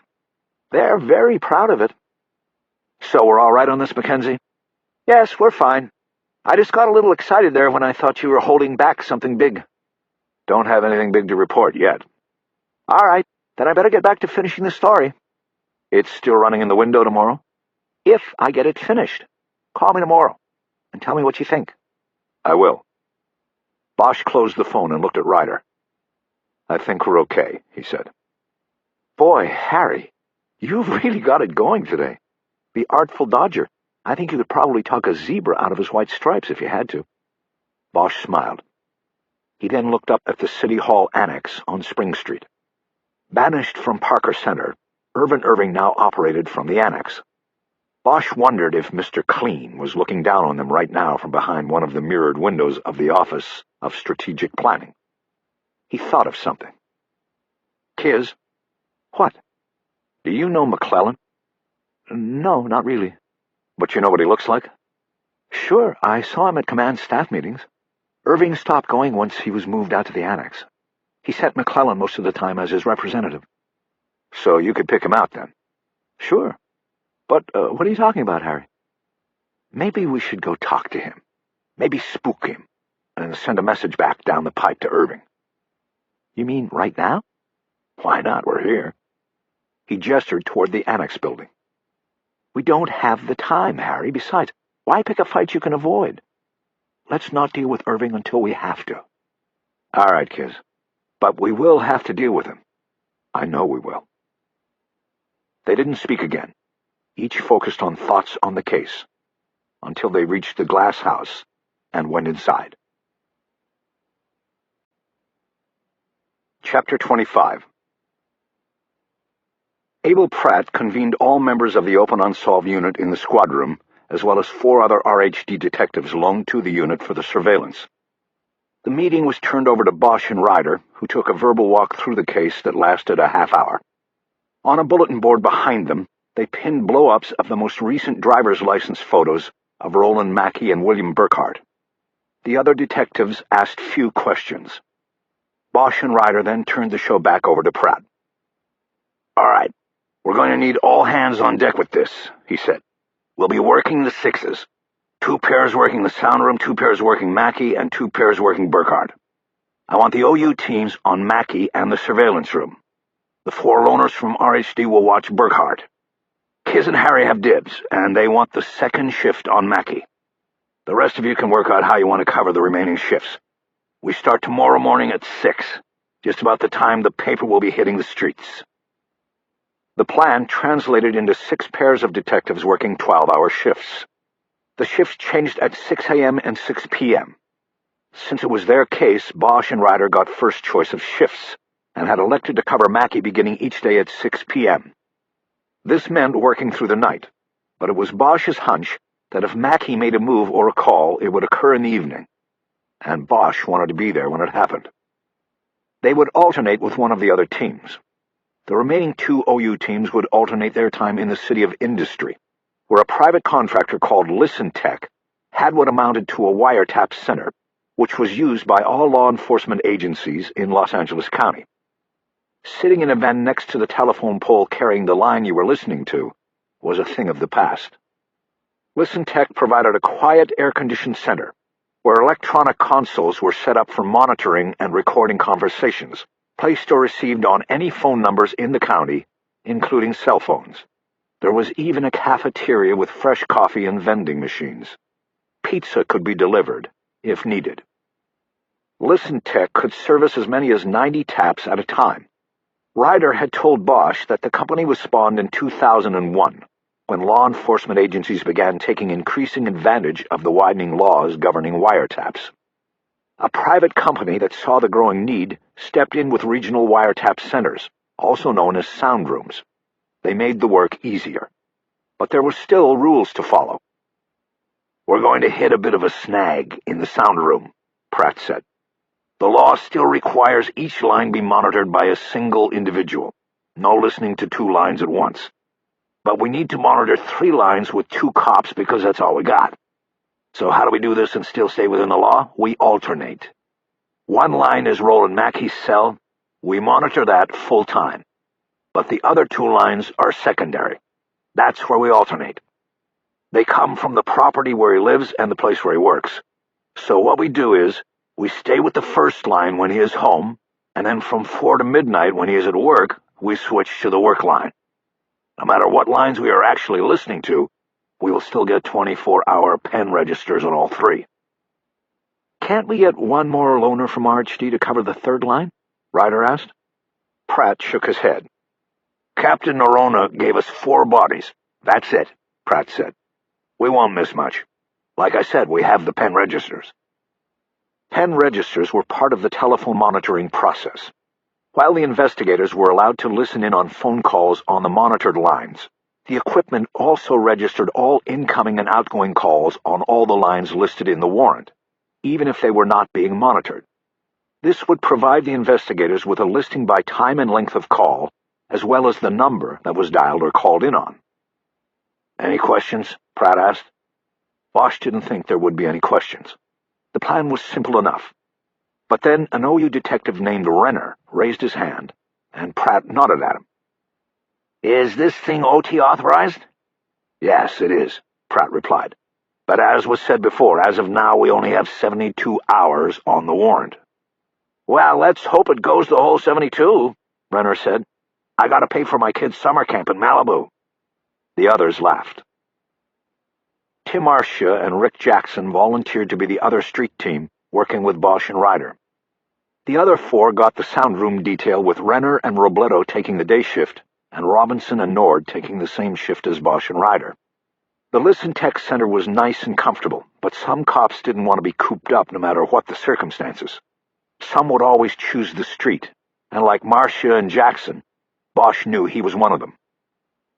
Pratt ended the meeting by handing out copies of a piece of paper with everyone's cell phone number on it, as well as the radio channel they would use during the surveillance. For you teams in the field, I've got rovers on hold down in the equipment shed, Pratt said. Make sure you have the radio on. Harry, Kiz, did I miss anything? I think you've got it covered, Ryder said. Since our time is short on this one, Bosch said, Kiz and I are working something up to sort of push the action if we don't see any signs by tomorrow night. We have the newspaper article, and we have to make sure he sees it. How's he going to read it if he's dyslexic? Renner asked. He got a GED, Bosch said. He should be able to read it. We just have to make sure it somehow gets in front of him.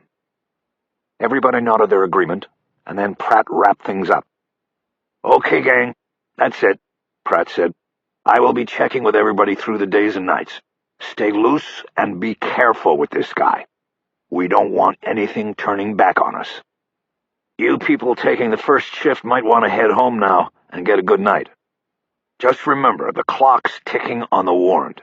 We have till Friday night, and then it's pumpkins. So let's get out there and get what's to be got. We're the closers, so let's close this one out. Bosch and Ryder stood and small-talked about the case with the others for a few minutes, and then Bosch made his way back to their alcove. He pulled the copy of the probation file out of the stack of accumulated case files. He had not gotten a chance to read through it thoroughly, and now was the time. The file was an add-on file, meaning that as Mackey repeatedly was arrested and continued a lifelong trek through the criminal justice system, the reports and court transcripts were merely added to the front of the file. Therefore, the reports ran in reverse chronological order. Bosch was most interested in Mackey's earlier years. He went to the back of the file with the idea of moving forward in time. Mackey's first arrest as an adult came only a month after he turned 18. In August 1987, he was picked up for car theft in what the follow-up reports classified as a joyriding incident. Mackey had been living at home at the time and stole a neighbor's Corvette. He had jumped in the car and taken off after the neighbor had left it running in the driveway and gone back inside his house for a forgotten pair of sunglasses. Mackey pleaded guilty, and the pre-sentencing report contained in the file cited his juvenile record but made no mention of the Chatsworth Eights. In September 1987, the young car thief was placed on 1-year probation by a Superior Court judge who tried to talk Mackey out of a life of crime. The transcript of the sentencing hearing was in the file. Bosch read the judge's 2-page lecture in which he told Mackey he had seen young men like him 100 times before. He told Mackey he was standing at the same precipice as the others. One simple crime could be a life lesson, or could be the first step down a spiral. He urged Mackey not to go down the wrong path. He told him to think hard and make the right decision on which way to go. The words of warning had obviously fallen on deaf ears. 6 weeks later, Mackey was arrested for burglarizing another neighborhood home while the husband and wife who lived there were at work. Mackey had cut an alarm, but the break-in current had registered with the alarm company, and a patrol car was dispatched. When Mackey came out the back door carrying a video camera and assorted other electronics and jewelry, 2 officers were waiting with guns drawn. Because Mackey had been on probation for the car theft, he was held in the county jail while awaiting disposition of the case. After 36 days in stir, he stood before the same judge again, and according to the transcript, begged forgiveness and for one more chance. This time the pre-sentencing report noted that drug testing indicated that Mackey was a marijuana user, and that he had begun hanging around an unsavory group of young men from the Chatsworth area. Bosch knew that these men were likely the Chatsworth Eights. It was early December, and their plan of terror and symbolic homage to Adolf Hitler was just a few weeks away. But none of this was in the PSR. The report simply stated that Mackey was hanging with the wrong crowd. As he sentenced Mackey, the judge would not have known how wrong that crowd was. Mackey was sentenced to 3 years of prison, reduced to time served. He was also placed on 2 years probation. The judge, knowing that prison would be just a finishing school for a young criminal like Mackey, was giving him a break and attempting to break him at the same time. Mackey walked out of court free, but the judge had placed a series of heavy restrictions on his probation. They included weekly drug tests, maintaining gainful employment, and a requirement that the high school dropout get his general education degree within 9 months. The judge told Mackey that if he failed in any part of the probation order, he would be sent to a state prison to complete his 3-year sentence. "You may consider this harsh, Mr. Mackey," the judge said in the transcript, "but I consider it quite kind. I am giving you a last chance here. If you fail me on this, you will without a doubt be going to prison. Society will be through with trying to help you at that point. It will simply throw you away. Do you understand this?" "Yes, Your Honor," Mackey said. The file came with copies of the court-requested completion reports from Chatsworth High. Mackey got his GED in August 1988, a little more than a month after Rebecca Verloren was taken from her bed and murdered. Despite the judge's admirable efforts to steer Mackey from a life of crime, Bosch had to wonder if those efforts had cost Rebecca Verloren her life.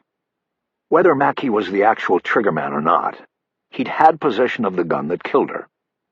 Was it reasonable to think that the chain of events leading to the murder would have been broken if Mackey had been behind bars? Bosch wasn't sure.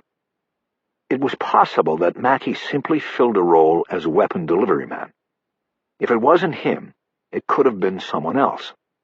Bosch knew there was no sense in breaking down the chain into what could or could not have happened. "Anything?" Bosch looked up from his thoughts. Ryder was standing at her desk. He flipped the file closed. "No, not really. I was reading the probation file, the early stuff. A judge took an interest at first, but then sort of let him go. The best he could do was make him get the GED. And that served him so well, didn't it?" "Yeah." Bosch said nothing else. He only had a GED himself. He'd also stood before a judge once as a car thief. The car he had gone joyriding in had also been a Corvette, except it had not been a neighbor's. It had been his foster father's. Bosch had taken it as a way to say fuck you, but it was the foster father who sent the ultimate fuck you. Bosch was sent back to the youth hall to fend for himself. "My mother died when I was 11, Bosch suddenly said. Ryder looked at him, doing her eyebrow thing. "I know. Why'd you bring that up?" "I don't know. I spent a lot of time in the youth hall after that. I mean, I had some stays with foster families, but it never lasted long. I always went back." Ryder waited, but Bosch didn't continue. "And?" she prompted. "Well, we didn't have gangs in the hall," he said. "But there was sort of a natural segregation. You know, the whites stuck together, the blacks, the Hispanics. There weren't any Asians back then." "What are you saying? That you feel sorry for this asshole Mackey?" "No. He killed a girl, or at least helped kill her, Harry." "I know that, Kiz. That's not my point." "What is your point?" "I don't know. I'm just sort of wondering, what makes people go down different paths? How come this guy became a hater? How come I didn't?" "Harry, you're overthinking. Go home tonight and get a good night's sleep. You'll need it because there won't be any tomorrow night." Bosch nodded but didn't move. "You going to take off?" Ryder asked. "Yeah, in a few. You heading out?" "Yeah, unless you want me to go with you over to Hollywood Vice." "No, I'll be all right. Let's talk in the morning after we get the paper." "Yeah, I'm not sure where I can get the Daily News in the South End. I might have to call you up and let you read it to me." The Daily News was circulated widely in the valley, but sometimes hard to locate elsewhere in the city. Ryder lived down near Inglewood, in the same neighborhood where she had grown up. "That's cool. Give me a call and I'll have it. There's a box down at the bottom of the hill from my place." Ryder opened one of her desk drawers and pulled out her purse. She looked at Bosch and did her eyebrow thing once again. "You sure about doing this? Marking yourself like that?" She was talking about their plan for pushing Mackie the next day. Bosch nodded. "I have to be able to sell it," he said. "Besides, I can wear long sleeves for a while. It isn't summer yet." "But what if it's not necessary? What if he sees the story in the paper and gets on the phone and starts talking a blue streak?" "Something tells me that isn't going to happen. Anyway, it isn't permanent. Vicky Landreth told me it lasts a couple weeks at the most, depending on how often you shower. It's not like those henna tattoos kids get on the Santa Monica Pier. They last longer." She nodded her agreement. "Okay, Harry. I'll catch you in the AM then." "See you, Kiz. Have a good one." She started walking out of the alcove. "Hey, Kiz," Bosch called after her. "What?" she said, stopping and looking back at him. "What do you think? You happy to be back on it?" She knew what he was talking about, being back in homicide. "Oh, yeah, Harry, I'm happy. I'll be downright giddy once we take this pale rider down and solve the mystery." "Yeah," Bosch said. After she left, Bosch thought for a few moments about what she meant by calling Mackie a pale rider. He thought it might be some sort of biblical reference, but he couldn't place it. Maybe in the South End it was what some people called racists. He decided to ask her about it the next day. He started to look through the probation file again, but soon gave up. He knew it was time to focus on the here and now, not the past, not the choices made and the paths not taken. He got up and stacked the file and the murder book under his arm. If things were slow on the surveillance the next day, they might make for good reading. He stuck his head in Abel Pratt's office to say goodbye. "Good luck, Harry," Pratt said. "Close it out." "We're going to." Chapter 26. Bosch parked in the rear lot and walked in through the back doors of Hollywood Division. It had been a long time since he had been in the place, and he immediately found it different. The earthquake renovation that Edgar had spoken of had seemingly touched every space in the building. He found the watch office in the place where a holding tank had been located. He found a report writing room for patrol officers, whereas before they'd had to steal space in the detective bureau. Before going upstairs to the vice unit, he had to go by the detective bureau to see if he could pull a file. He went down the rear hallway, passing a patrol sergeant named McDonald, whose first name he couldn't remember. "Hey, Harry, you back? Long time no see, man." "I'm back, Six." "Good deal." Six was the radio designation for Hollywood Division.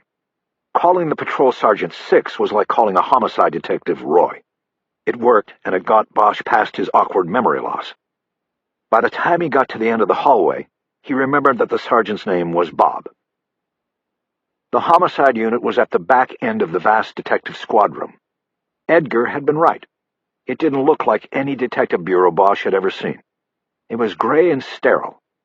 It looked like a warehouse where yaks made cold calls and ripped off businesses and old ladies for overpriced pens or timeshare units. He recognized the top of Edgar's head just cresting above one of the sound partitions between the cubicles. It looked like he was the only one left in the whole bureau. It was late in the day, but not that late. He walked over and looked over the partition and down on Edgar. He had his head down and was working on the Times crossword puzzle. It had always been a ritual with Edgar.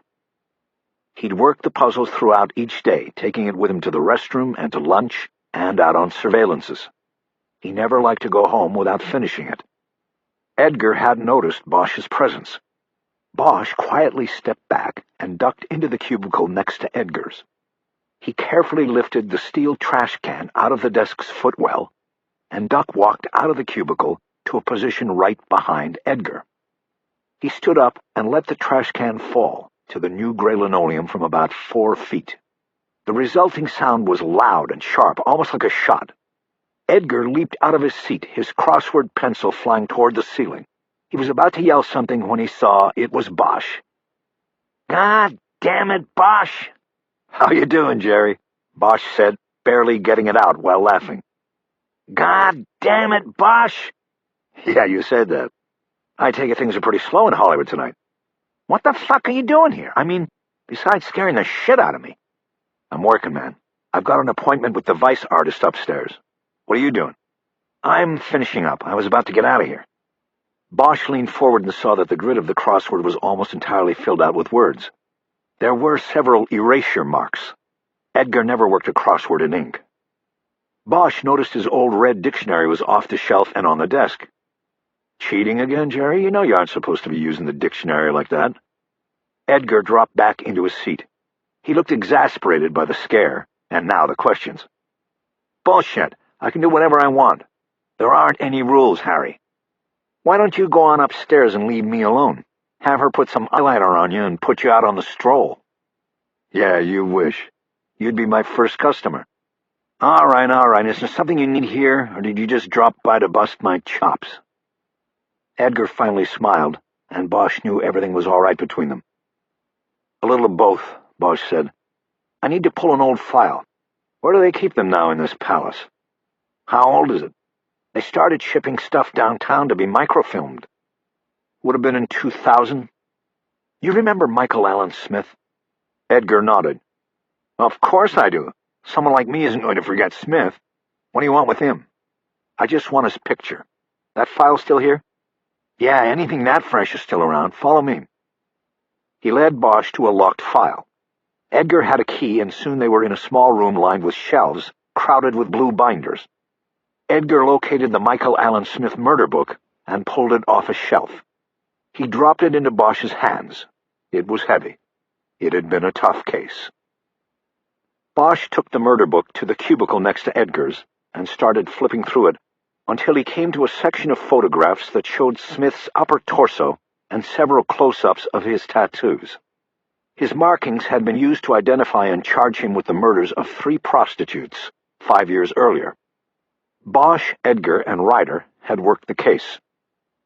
Smith was an avowed white supremacist who secretly hired black transvestite prostitutes he picked up on Santa Monica Boulevard. Then, out of guilt for crossing both racial and sexual lines, he would kill them. It somehow made him feel better about his transgressions. The key break in the case came when Ryder found a prostitute who had seen one of the victims get into a van with a customer. He was able to describe a distinctive tattoo on the John's hand. That eventually led them to Smith, who had collected a variety of tattoos while in various prisons around the country. He was tried, convicted, and sent to death row, where he was still dodging the needle with a barrage of legal appeals. Bosch removed the photos that showed Smith's neck, hands, and upper left arm, all of which were festooned with prison ink. "I need these while I'm upstairs. If you're leaving and need to lock the file room, I can just leave these on your desk." Edgar nodded. "That'll be fine. So what are you getting into, man? You're going to put that shit on yourself?" "That's right. I want to be like Mike." Edgar narrowed his eyes. "This connected to that Chatsworth 8 stuff we were talking about yesterday?" Bosch smiled. "You know, Jerry, you ought to be a detective. You're good at it." Edgar nodded like he was merely putting up with another sarcastic assault. "You going to get the haircut, too?" he asked. "Nah, I wasn't planning on going that far," Bosch said. "I'm going to be sort of a reformed skinhead, I think." "I get it. So, listen, are you busy tonight? This shouldn't take too long up there. If you want to wait and finish your puzzle, we could go grab a steak over at Musso's." Just saying it made Bosch hungry for it. That and a vodka martini. "Nah, Harry, I gotta go over the hill to the Sportsman's Lodge for Sherry Riley's retirement gig. That's why I was killing time here. I was just waiting out the traffic." Sherry Riley was a sex crimes investigator. Bosch had worked with her on occasion, but they had never been close. When sex and murder entwined, the cases were usually so brutal and difficult, there wasn't much room for anything but the work. Bosch didn't know she was retiring. "Maybe we can get that steak some other time," Edgar said. "That cool?" "Everything's cool, Jerry. Have a good time up there, and tell her I said hello and good luck. And thanks for the pictures." They'll be on your desk."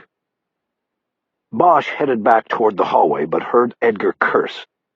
He turned around and saw his old partner standing and looking into his cubicle with his arms wide. "Where'd my damn pencil go?"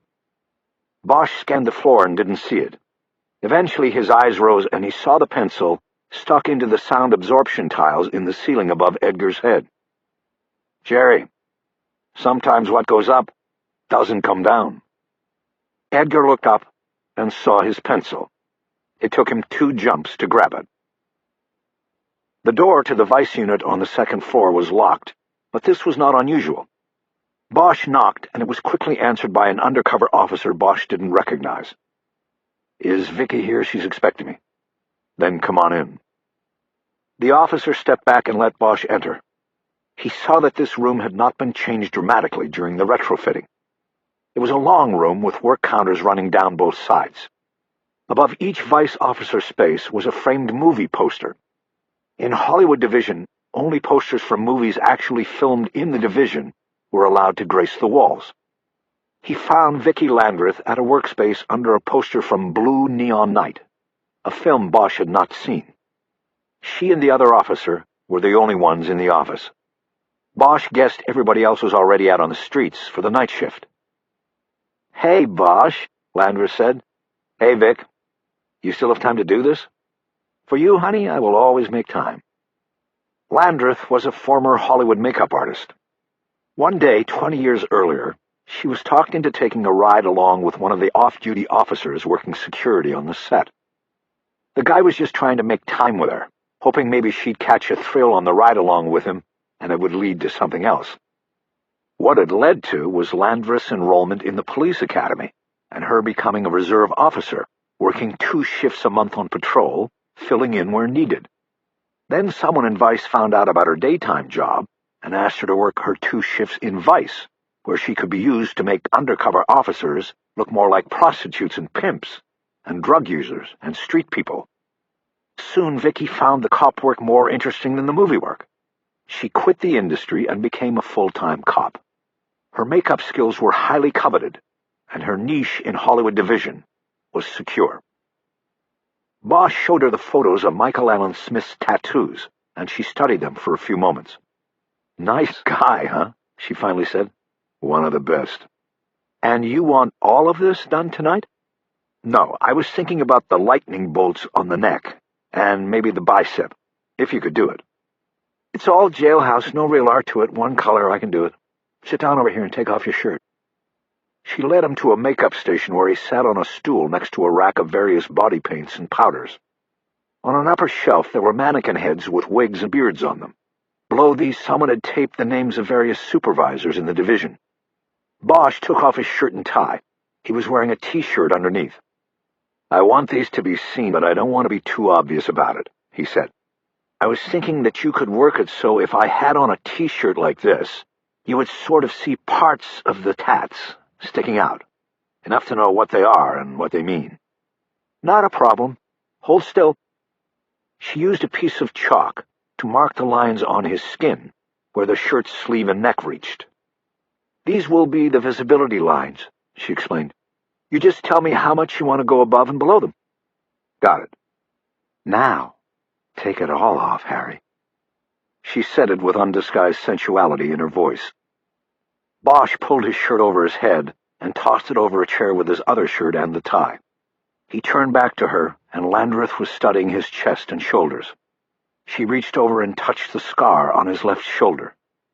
"That's new," she said. "That's old." "Well, it has been a long time since I saw you naked, Harry." "Yeah, I guess so." "Back when you were a boy in blue and could talk me into anything. Even join the cops." "I talked you into my car, not the department. Blame yourself for that." Bosch felt embarrassed and felt his skin blush. Their liaison 20 years earlier had flickered out for no reason other than that neither was looking for any sort of commitment, to or from anybody. They went their separate ways, but always remained easy friends, especially when Bosch was transferred to the Hollywood Division Homicide Squad, and they were working out of the same building. "Look at you blushing," Landreth said. "After all these years."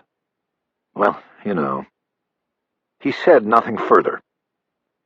Landreth rolled her stool closer to Bosch. She reached up and rubbed her thumb over the tunnel rat tattoo at the top of his right arm. "I do remember this one," she said. "It's not holding up so well, is it?" She was right. That tattoo he had gotten in Vietnam had lost its lines over time, and the colors had blurred. The character of the rat with a gun emerging from a tunnel was not recognizable. That tattoo looked like a painful bruise. "I'm not holding up so well myself, Vicky," Bosch said. She ignored his complaint and got down to work. She first used an eyeliner pencil to sketch out the tattoos on his body. Michael Allen Smith had what he had called a Gestapo collar tattooed on his neck. On each side of his neck was the twin lightning bolt insignia of the SS. This symbolized the emblems attached to the collar points of the uniforms worn by Hitler's elite force. Landreth etched these onto Bosch's skin easily and quickly.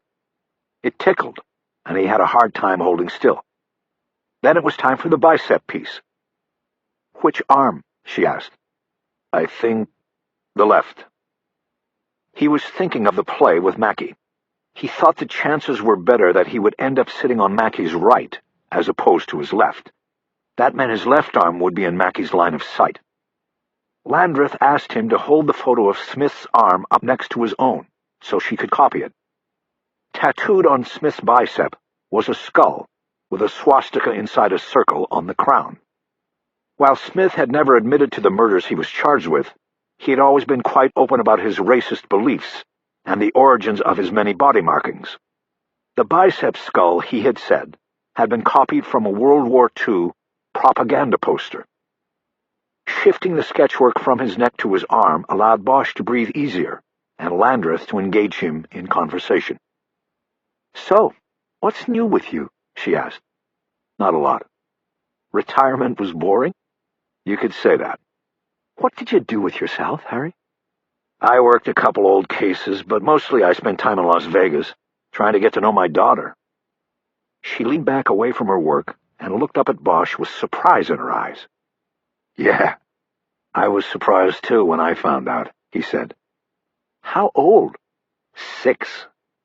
"You still going to be able to see her now that you're on the job?" "Doesn't matter, she's not there." "Well, where is she?"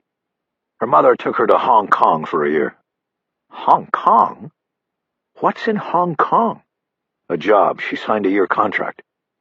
"She didn't consult you about it?" "I don't know if consulted is the right word.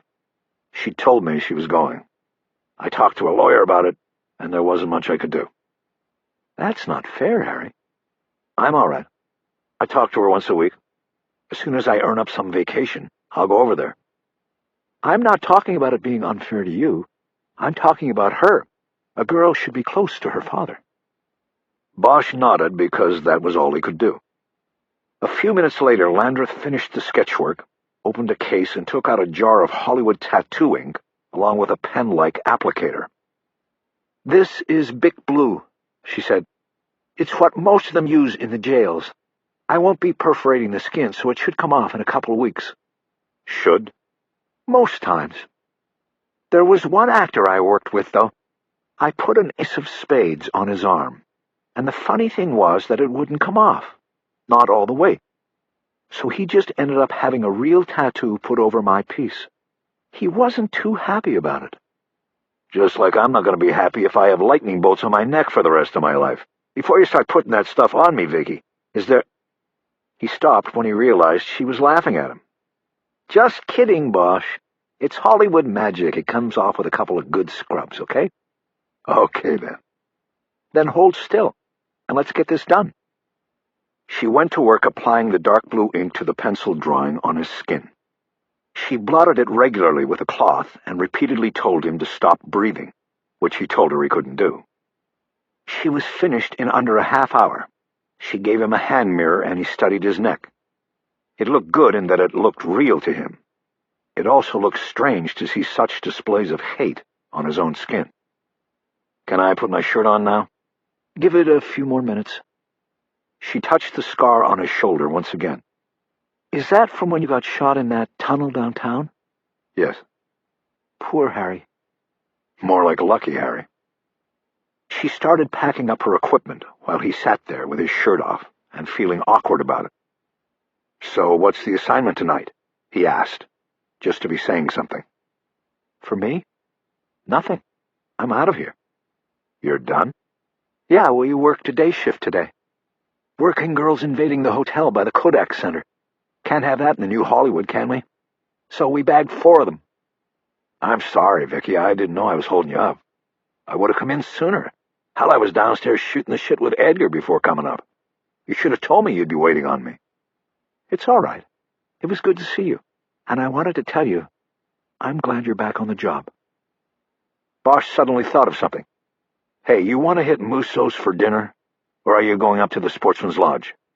Forget the Sportsman's Lodge. Those things remind me too much of rap parties. I didn't like them either. Then what do you think? I don't know if I want to be seen in that place with such an obvious, racist pig. This time Bosch knew she was kidding. He smiled, and she smiled, and she said dinner was a go. I'll go on one condition, she said. What's that? You put your shirt back on. Chapter 27.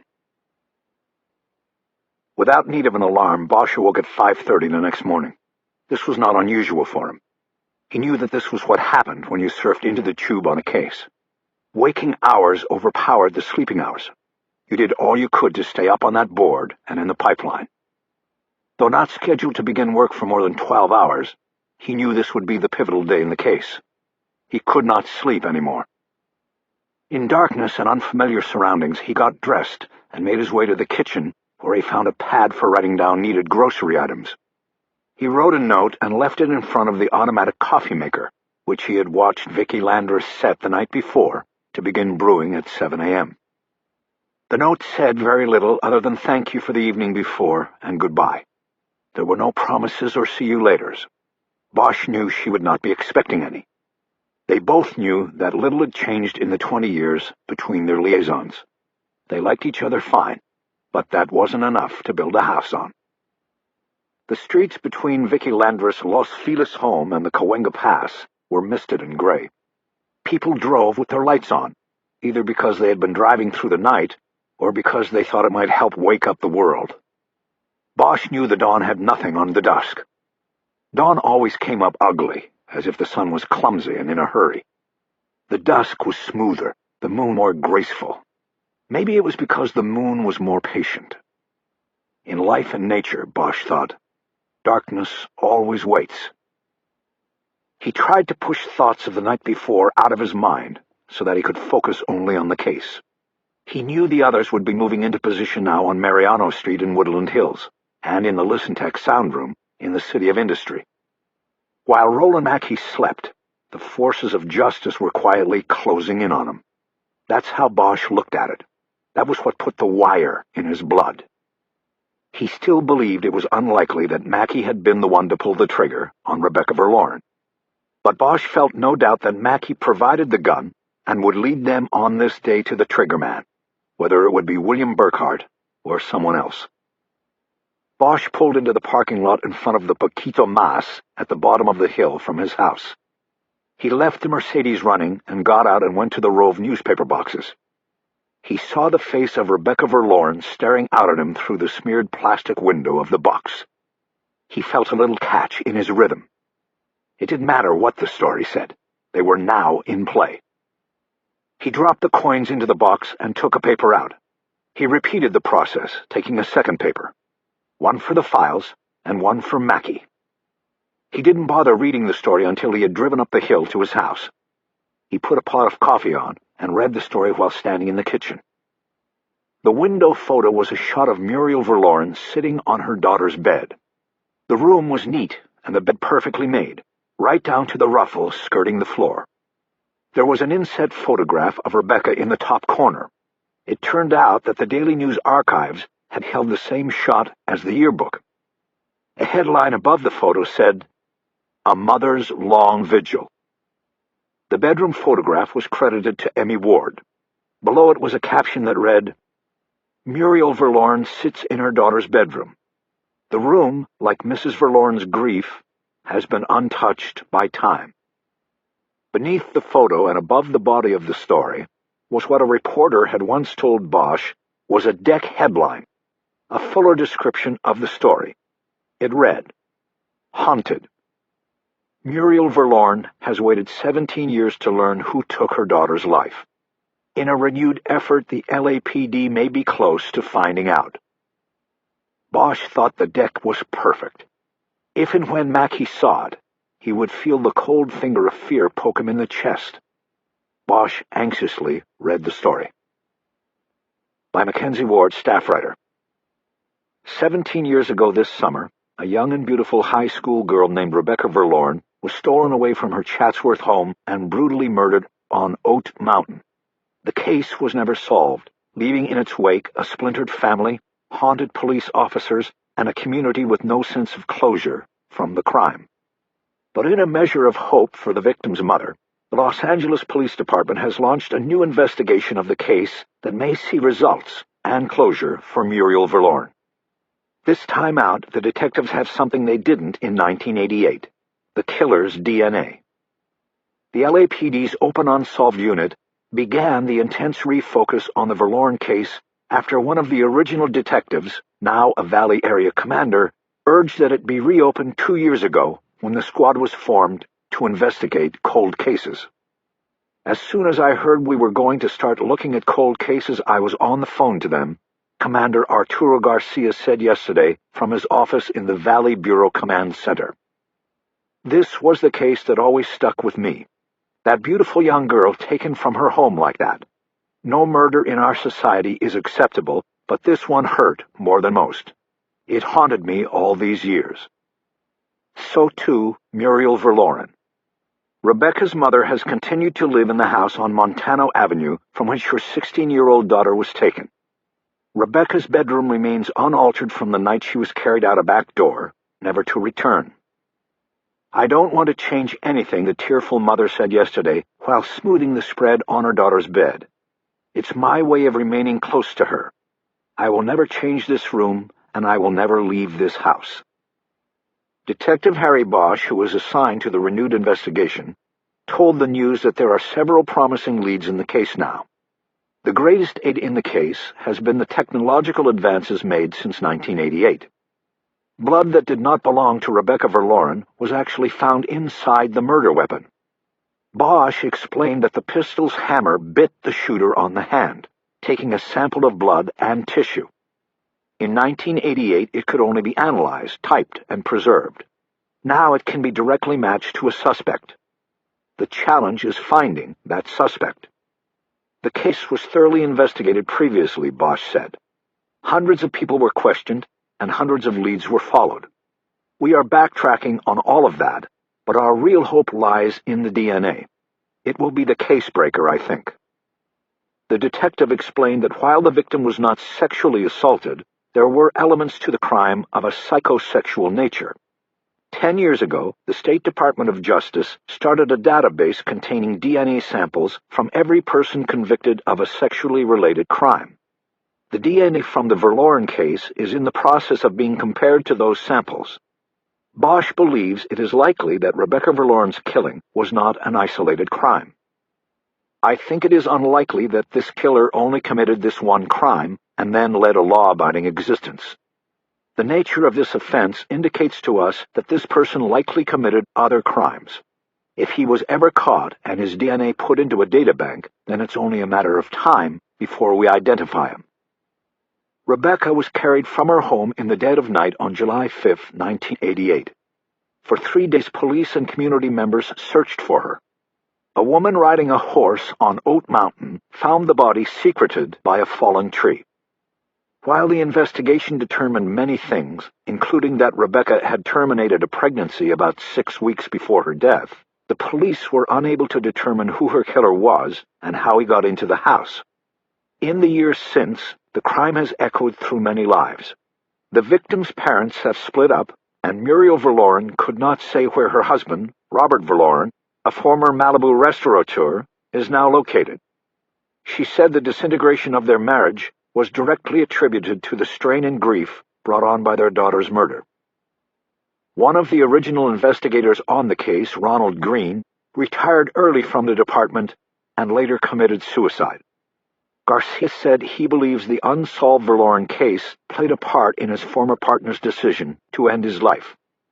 Ronnie took things to heart, and I think this one always bothered him, Garcia said. And at Hillside Prep, where Rebecca Verloren was a popular student, there is a daily reminder of her life and death.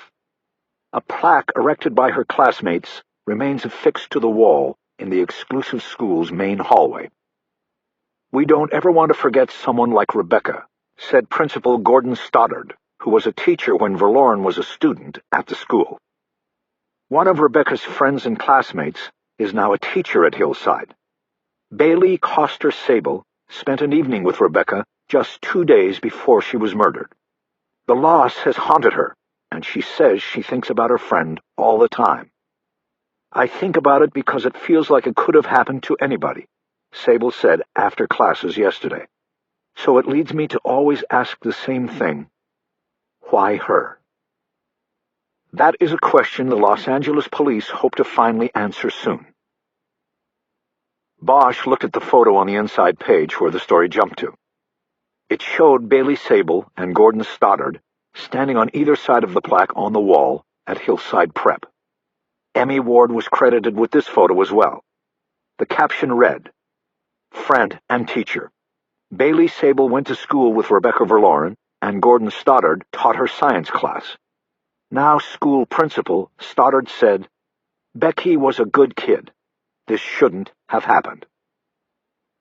Bosch poured coffee into a mug and then read the story again while sipping his breakfast. He then excitedly grabbed the phone off the counter and called Kisman Ryder's home number. She answered with a blurry voice. "Kiz, the story is perfect. She put in everything we wanted." "Harry? What time is it, Harry?" "Almost 7. We're in business." "Harry, we have to work all night. What are you doing awake? What are you doing calling me at 7 o'clock? Bosch realized his mistake. "I'm sorry. I'm just excited about it. Call me back in 2 hours. She hung up. There had not been a pleasant tone in her voice. Undaunted, Bosch pulled a folded sheet of paper from his jacket pocket. It was the sheet of numbers Pratt had passed out during the staff meeting. He called Tim Marsh's cell number. "It's Bosch," he said. "You guys in position?" "Yeah, we're here." "Anything shaking?" "It's a sleepy hollow right now. We figure if this guy worked till midnight last night, then he's going to be sleeping late." "His car's there, the Camaro?" "Yeah, Harry, it's here." "Okay, did you read the story in the paper?" "Not yet, but we've got 2 teams sitting on this house for Mackey and Burkhart. We're about to break off to get coffee and pick up the paper." "It's good. It's going to work." "Let's hope so." After Bosch hung up, he realized that until Mackey or Burkhart left the house on Mariano, there would be double surveillance on the place. It was a waste of time and money, but he didn't see any way around it. There was no telling when one of the surveillance subjects might take off from the house. They knew very little about Burkhart. They didn't even know if he had a job. He next called Renner in the sound room at ListenTech. He was the oldest detective on the squad and had used seniority to get him and his partner the day shift in the sound room. "Anything yet?" Bosch asked him. "Not yet, but you'll be the first to know." Bosch thanked him and hung up. He checked his watch. It wasn't even 7:30, and he knew it was going to be a long day waiting for his surveillance shift to begin. He refilled his coffee mug and looked at the paper again. The photo of the dead girl's bedroom bothered him in a way he could not pinpoint. There was something there, but he could not pull it out. He closed his eyes for a 5 count and then brought them open, hoping the trick would jar something loose. But the photo did not reveal the secret. A sense of frustration started to rise in him, but then the phone rang. It was Ryder. "Great, now I can't go back to sleep. You better be bright-eyed tonight, Harry, because I won't be." "Sorry, Kiz, I will." "Read me the story." He did, and when he was finished, she seemed to have caught some of his excitement. They both knew that the story would play perfectly into provoking a response from Mackey. The key would be to make sure that he saw it and read it, and they thought they had that covered. "Okay, Harry, I'm going to get going. I have some things to do today." "All right, Kiss, see you up there. How about we meet at 5:45 on Tampa, about a block south of the service station?" "I'll be there unless something happens before." "Yeah, me too." After hanging up, Bosch went into his bedroom and changed into fresh clothes that would be comfortable during an all-night surveillance, and useful as well for the play he intended for Mackie. He chose a white T-shirt that had been washed many times and had shrunk, so that its sleeves were tight and short on his biceps. Before putting on a shirt over it, he checked his look in the mirror. A full half of the skull was exposed, and the SS bolts pointed up above the cotton on his neck. The tattoos looked more authentic than the night before. He had taken a shower at Vicky Landris, and she told him that the water would slightly blur the ink on his skin, as was the case with most prison-applied tattoos. She warned him that the ink would start to wash away after 2 or 3 showers, and if needed, she could maintain his look with further applications. He told her he wasn't planning on needing the tattoos more than 1 day. They would work or not work when he made his play. He put on a long-sleeved button-down shirt over the T-shirt. He checked this in the mirror and thought he could see details of the skull tattoo bleeding through the cotton. The thick black swastika on the crown was coming through. Ready to go, but with hours before he was needed, Bosch paced nervously around his living room for a few moments, wondering what to do. He decided to call his daughter, hoping that her sweet voice and cheerfulness would give him an added charge for the day. He got the number for the Intercontinental Hotel in Kowloon off the post-it on his refrigerator and punched it into his phone. He knew it would be almost 8 p.m. there. His daughter should still be awake. But when his call was connected to Eleanor Wish's room, there was no answer. After 6 rings, an answering service picked up, giving Bosch instructions in English and Cantonese in how to leave a message. He left a short message for both Eleanor and his daughter and hung up the phone. Now, not wanting to dwell on his daughter or thoughts about where she was, Bosch opened the murder book and began reviewing its contents again, always looking for details of the case he had possibly missed. Despite everything he had learned about the case and how it was pushed off track by the powers that be, he still believed in the book. He believed the answers to the mysteries were always found in the details. He finished a read-through and was going to take up the copy of Mackie's probation file when he thought of something and called Muriel Verloren. She was at home. "Did you see the story in the paper?" he asked. "Yes. It makes me feel so sad to see that." "Why is that?" "Because it makes it all real to me. I had pushed it away." "I'm sorry, but it is going to help us, I promise. I'm glad you did it. Thank you." "Whatever will help, I want to do." "Thank you, Muriel. Listen, I wanted to tell you that I located your husband. I spoke to him yesterday morning." There was a long silence before she spoke. "Really? Where is he?"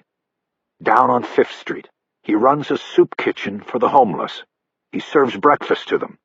It's called the Metro Shelter. I thought you might want to know." Again, a silence. Bosch guessed she wanted to ask him questions, and he was willing to wait. "You mean he works there?" "Yes, he's sober now. He said it's been 3 years. I guess he first went there for a meal and he sort of worked his way up. He runs the kitchen now, and it's good food. I ate there yesterday." "I see." I have a number that he gave me. It's not a direct line. He doesn't have a phone in his room, but it's in the kitchen, and he's there in the mornings. He said it slows down after about 9. "Okay." "Do you want the number, Muriel?" This question was followed by the longest silence of all. Bosch finally answered the question himself. "I'll tell you what, Muriel. I've got the number, and if you ever want it, you can just call me. Is that okay?"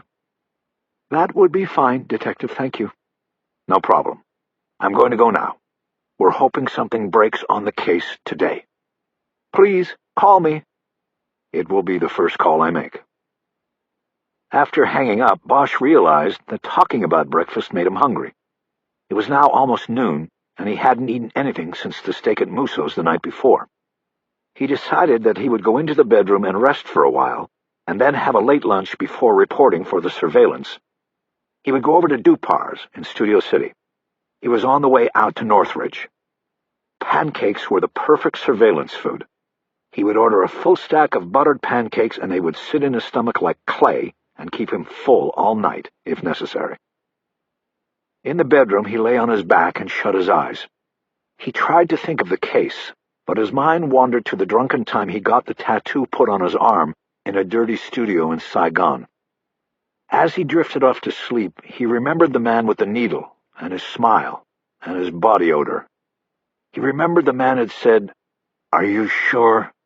Remember, you'll be marked forever with this." Bosch had smiled back and said, "I already am."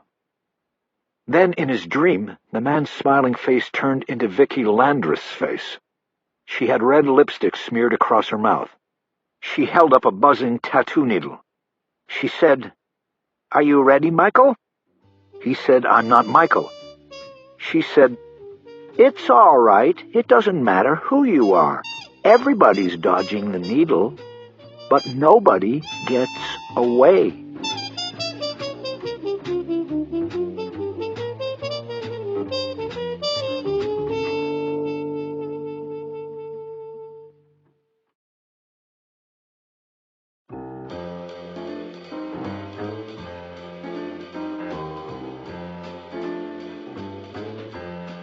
Chapter 28. Kis Ryder was already at the meeting spot when Bosch got there. He got out of his car and brought the murder book and the other files to her car, a nondescript white Taurus. "You have any room in your trunk?" he asked before getting in. "It's empty. Why?" "Pop it, I forgot to leave my spare tire at home." He went back to his car, a Mercedes-Benz SUV, and took the spare tire out of the back and transferred it to Ryder's trunk. Using a screwdriver from the toolkit, he removed the license plates from his car and put them in the trunk as well. He then got in with her, and they drove up Tampa to the Plaza Shopping Center, across from the service station where Mackie worked. The day team, Marcia and Jackson, were waiting in their car on the lot. The space next to them was open, and Ryder pulled in. Everybody put down their windows so they could talk and transfer the two Rovers without having to get out of their cars. Bosch took the radios, but knew he and Ryder wouldn't use them. "Well?" Bosch asked. "Well, nothing," Jackson said. "Seems like we're pumping a dry hole here, Harry." "Nothing at all?" Ryder asked. "There's been absolutely no indication at all that he's seen the paper or that anybody he knows has seen it. We checked with the sound room 20 minutes ago, and this guy hasn't even gotten a phone call, let alone one about this. He hadn't even had a tow call since he came on." Bosch nodded.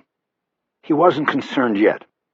Sometimes things needed a little push, and that was what he was ready to do. "I hope you got a good plan, Harry," Marcia called over. He was in the driver's side of their car, and Bosch was furthest away on the passenger side of Ryder's car. "You want to stick around?" Bosch replied. "No use waiting on it if there hasn't been any action. I'm ready to go." Jackson nodded. "I don't mind," he said. "You are going to need backup?" "I doubt it. I'm just going to plant a seed, but you never know. It couldn't hurt." "All right, we'll watch anyway. Just in case. What's your flare going to be?" Bosch hadn't thought about how he would send up a flare if things went wrong and he had to call in backup. "I guess I'll hit the horn," he said. "Or you'll hear the shots." He smiled, and everybody nodded, and then Ryder backed out of the space, and they headed back down Tampa to his car. "You sure about this?" Ryder asked as she pulled in next to the Mercedes. "I'm sure." He had noticed on the way over that she had brought an accordion file with her. It was on the armrest between the seats. "What's this?" "Since you woke me up early, I decided to go to work. I traced down the other 5 members of the Chatsworth Eights." "Great work. Any of them still local?" "2 of them are still around, but it looks like they've grown out of their so-called youthful indiscretions. No records. They've got pretty decent jobs." "What about the others?" "The only one that still seems like he's a believer in the cause is a guy named Frank Simmons. Moved out here from Oregon when he was in high school. A couple years later, he joins the Eights. He now lives in Fresno, but he did a 2-year bit in Obispo, for selling machine guns. I might be able to use that. When was he there? Hold on a second. She opened her file and dug through it until she came up with a slim manila folder with the name Frank Simmons on it. She opened it and showed Bosch a prison mugshot of Simmons. 6 years ago, she said. He got out 6 years ago. Bosch studied the photo, committing the details of Simmons's look to memory. He had dark, short hair and dark eyes.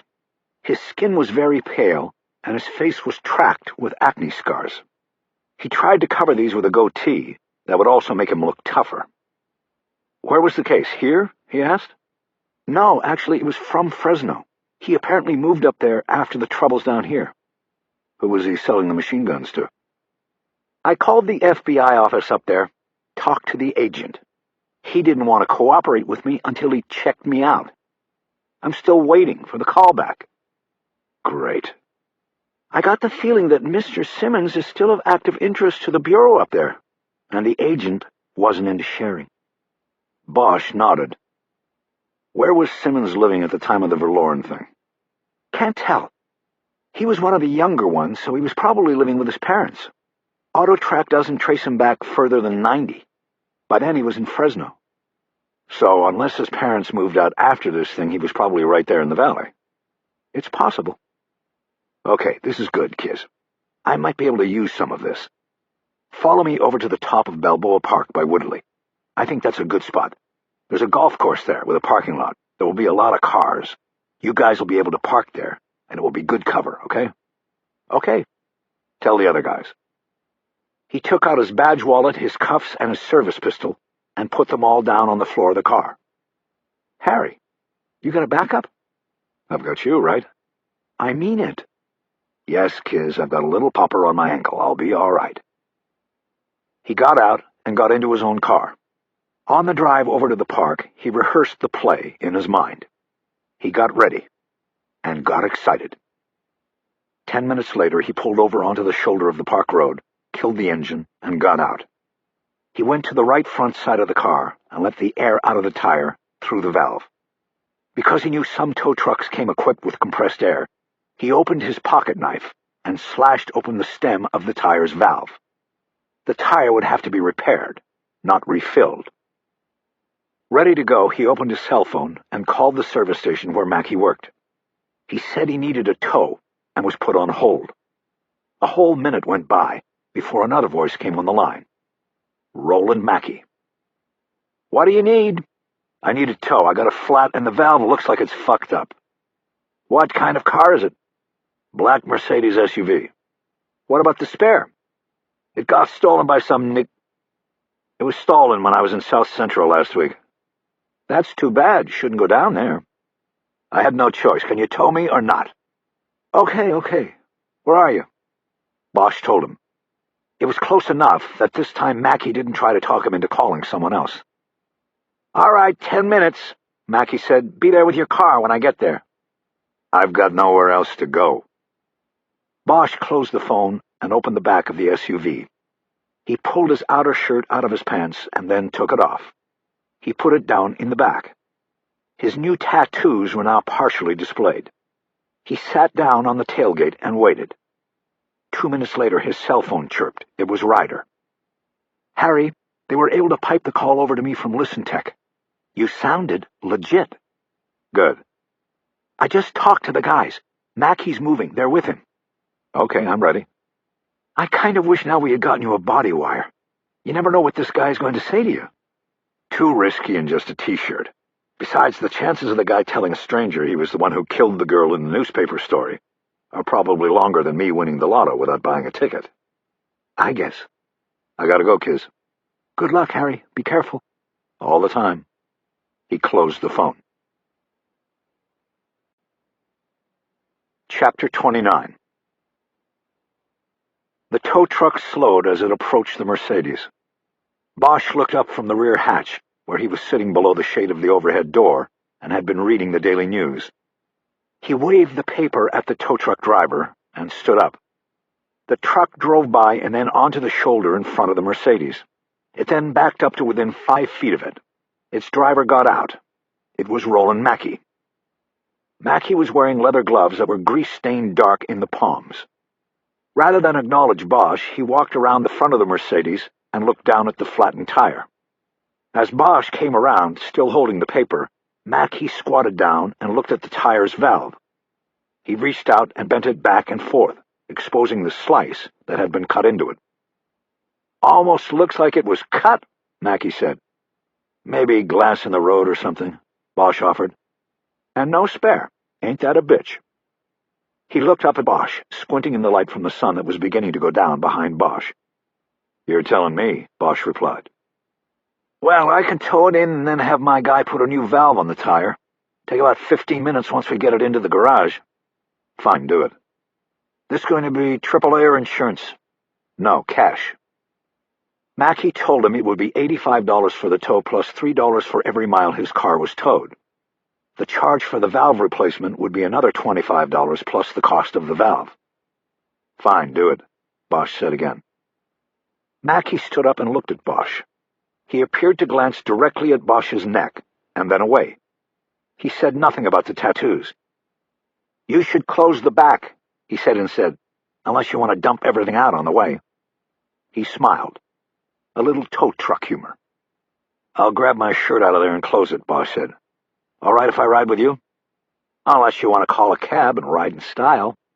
"I'd rather ride with somebody who speaks English."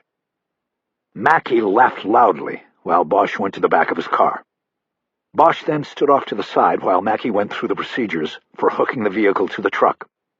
It took him no more than 10 minutes before he was standing at the side of his truck, holding down a lever that raised the front end of the SUV into the air.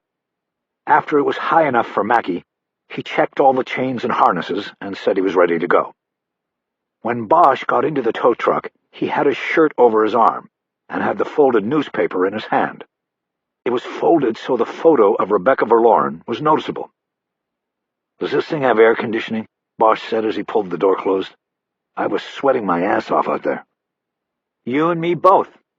You should have stayed in the vehicle with your own AC blowing while you waited. This piece of shit doesn't have air in the summer or heat in the winter. Kind of like my ex-wife." More tow truck humor, Bosch guessed. Mackey handed him a clipboard with an information page and a pen attached. "Fill that out," he said. "Then we're set." "Okay." Bosch started to fill the form in with the false name and address he had come up with earlier. Mackey pulled a microphone off the dashboard and spoke into it. "Hey, Kenny." A few moments later there was a response. "Go ahead." "Tell Spider not to leave yet," Mackey said. "I'm bringing in a tire that needs a valve."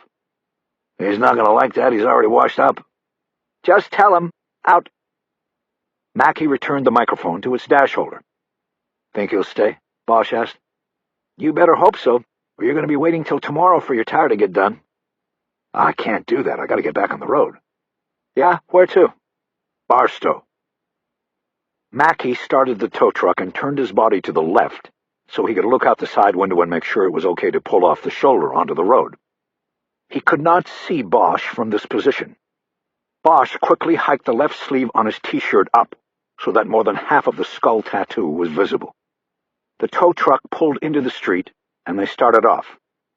Bosch glanced out his window and saw the cars belonging to both Ryder and the other surveillance team in the parking lot of the golf course. Bosch put his elbow on the sill of the open window and his hand on the top frame. Out of Mackey's view, he was able to give the thumbs-up sign to the watchers. "What's out in Barstow?" Mackey asked. "Home, that's all. I want to get home tonight." "What have you been doing down here?" "This and that." "What about South Central? What were you doing down there with those people last week?" Bosch understood the reference to those people as meaning the predominantly minority population of South L.A. He turned and looked pointedly at Mackey, as if telling him he was asking too many questions. "This and that," he said evenly. "That's cool," Mackey responded, taking his hands off the wheel in a backing-off gesture. "Tell you what, though, doesn't matter what I was doing, you can just fucking keep this city, man." Mackey smiled. "I know what you mean," he said. Bosch thought they were close to sharing more than small talk. He believed Mackey had gotten a glimpse of the tattoos and was trying to draw from Bosch a signal as to what kind of person he was. He thought the moment was right for another subtle move toward the newspaper article. Bosch put the newspaper down on the seat between them, making sure the photo of Rebecca Verloren was still noticeable. He then started putting his shirt back on. He leaned forward and extended his arms to do it. He didn't look at Mackie, but knew the skull on his left arm would be very noticeable as he did this. He put his right arm into the shirt first, and then brought the shirt behind his back and put his left arm into its sleeve. He leaned back and started buttoning the shirt. "Just a little too third world around here for me," Bosch said. "I'm with you on that." "Yeah? This is where you're from?" "My whole life." "Well, pal, you ought to take your family, if you have a family, and the flag with you, and leave. Just fucking leave this place." Mackie laughed and nodded. "I got a friend says the same thing all the time." "Yeah, well, it's not an original idea." "Got that right." Then the radio interrupted the momentum of the conversation. "Hey, Ro." Mackie grabbed the mic. "Yeah, Ken. I'm gonna run over to KFC while Spider's waiting on you. You want something?" "Nah, I'll go out later." "Out." He hung the mic up. They drove in silence for a few moments, while Bosch tried to think of a way to naturally get the conversation going again, and in the right direction. Mackie had driven down to Burbank Boulevard and gone right. They were coming up on Tampa. He would turn right again, and then it would be a straight shot to the station. In less than 10 minutes, the ride would be over. But it was Mackie who got it going again. "So, where'd you do your time?" he suddenly asked. Bosch waited a moment so that his excitement wouldn't show. "What are you talking about?" he asked. "I saw your markings, man. It's no big deal. But they're either homemade or prison-made. That's obvious." Bosch nodded. "Obispo. I spent a nickel up there." "Yeah? For what?" Bosch turned and looked at him again. "This and that." Mackie nodded, apparently not put off by his passenger's reluctance to open up. "That's cool, man. I have a friend that was there for a while. Late 90s. He said it wasn't so bad. It's kind of a white-collar place. Not as many niggers there as the other places, at least." Bosch was silent for a long moment. He knew Mackie's use of the racial slur was like a password. If Bosch responded in the proper way, then he would be accepted. It was code work. "Yeah," Bosch said, nodding his head. "That made the conditions a little more livable. I probably missed your friend, though. I got out in early 98. Frank Simmons. That's his name. He was only there for like 18 months or something. He was from Fresno." "Frank Simmons from Fresno," Bosch said, as if trying to recall the name. "I don't think I knew him." "He's good people." Bosch nodded. "There was one guy who came in like a few weeks before I walked out of that place," he said. "I heard he was from Fresno. But man, I was on short time and I wasn't into meeting new people, you know what I mean?" "Yeah, that's cool. I was just wondering, you know. Did your guy have dark hair, and his face had a lot of scars like from zits and stuff?" Mackie started smiling and nodding. "That's him. That's Frank. We used to call him Crater Face, from Crater Lake." And I'm sure he was happy about that. The tow truck turned onto Tampa and headed north. Bosch knew he might have more time with Mackie in the service station while the tire was being fixed, but he couldn't count on it. There could be another tow call or a myriad other distractions. He had to finish the play and plant the seed now, while he was alone with the target. He picked up the newspaper and held it in his lap, glancing down as if he was reading the headlines. He had to figure out a way to naturally steer the conversation directly toward the Verloren article. Mackie took his right hand off the wheel and pulled off his glove by biting one of the fingers. It reminded Bosch of the way a child would do it. Mackie then extended his hand to Bosch. "I'm Ro, by the way." Bosch shook his hand. "Ro?" "Short for Roland. Roland Mackie. Pleased to meet you." "George Reichert," Bosch said, giving the name he made up after careful thought earlier in the day. "Reichert?" Mackie said. "German, right?" "Means Heart of the Reich." "That's cool. And I guess that explains the Mercedes. You know, I deal with cars all fucking day. You can tell a lot about people by the cars they drive, and how they take care of them. I suppose. Bosch nodded. He now saw the direct way to his goal. Once again, Mackey had unwittingly helped. German engineering, Bosch said. The best fucking car makers in the world. What do you drive when you're not in this rig? I'm restoring a '72 Camaro. It's going to be a sweet ride when I'm finished. Good year, Bosch offered. Yeah, but I wouldn't buy anything out of Detroit nowadays. You know who's making our cars now, don't you? All the fucking mud people. I wouldn't drive one, let alone put my family in one. In Germany, Bosch responded, you go into a factory and everybody's got blue eyes, you know what I mean? I've seen pictures. Mackey nodded thoughtfully. Bosch thought it was time to make the direct move. He unfolded the newspaper on his lap. He held it up so that the full front page and the full Verloren story could be seen. Talk about mud people, he said. Did you read this story? No. What's it say? It's about this mother sitting on a bed boo-hooing about her mud child who got killed 17 years ago. And the police are still on the case. But I mean, who cares, man?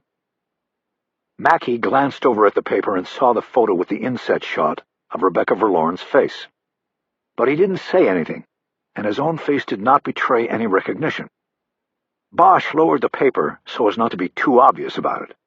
He refolded it and discarded it on the seat between them. He pushed things one more time. I mean, you mix the races like that, and what are you going to get? He asked. Exactly, Mackey said. It wasn't a strong reply. It was almost hesitant, as if Mackey was thinking about something else. Bosch took this as a good sign. Maybe Mackey had just felt that cold finger go down his spine. Maybe it was the first time in 17 years. Bosch decided he had given it his best shot. If he tried to do anything more, he might cross the line into obviousness and give himself away. He decided to ride the rest of the way silently, and Mackey seemed to make the same choice. But a few blocks later, Mackey swerved the truck into the second lane to get around a slow-moving Pinto. You believe there's still one of those on the street? He said.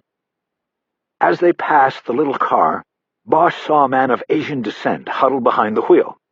Bosch thought he might be Cambodian. Figures, Mackey said as he saw the driver. Watch this. Mackey then steered back into the original lane, squeezing the Pinto between the towed Mercedes and a row of cars parked against the curb. The Pinto driver had no choice but to pull to a screeching stop. Mackey's laughter drowned out the weak horn blast from the Pinto. "Fuck you!" Mackey yelled. "Get back on your fucking boat!" He looked to Bosch for affirmation, and Bosch smiled. The hardest thing he'd had to do in a long while. "Hey, man, that was my car you almost hit that guy with," he said in mock protest. "Hey, were you in Vietnam?" Mackey asked. "Why?" "Because, man. You were there, weren't you?" "So?" "So, man, I had a friend who was there. He said they dusted mooks like that guy back there like it was nothing. A dozen for breakfast and another dozen for lunch. I wish I'd been there, is all I'm saying."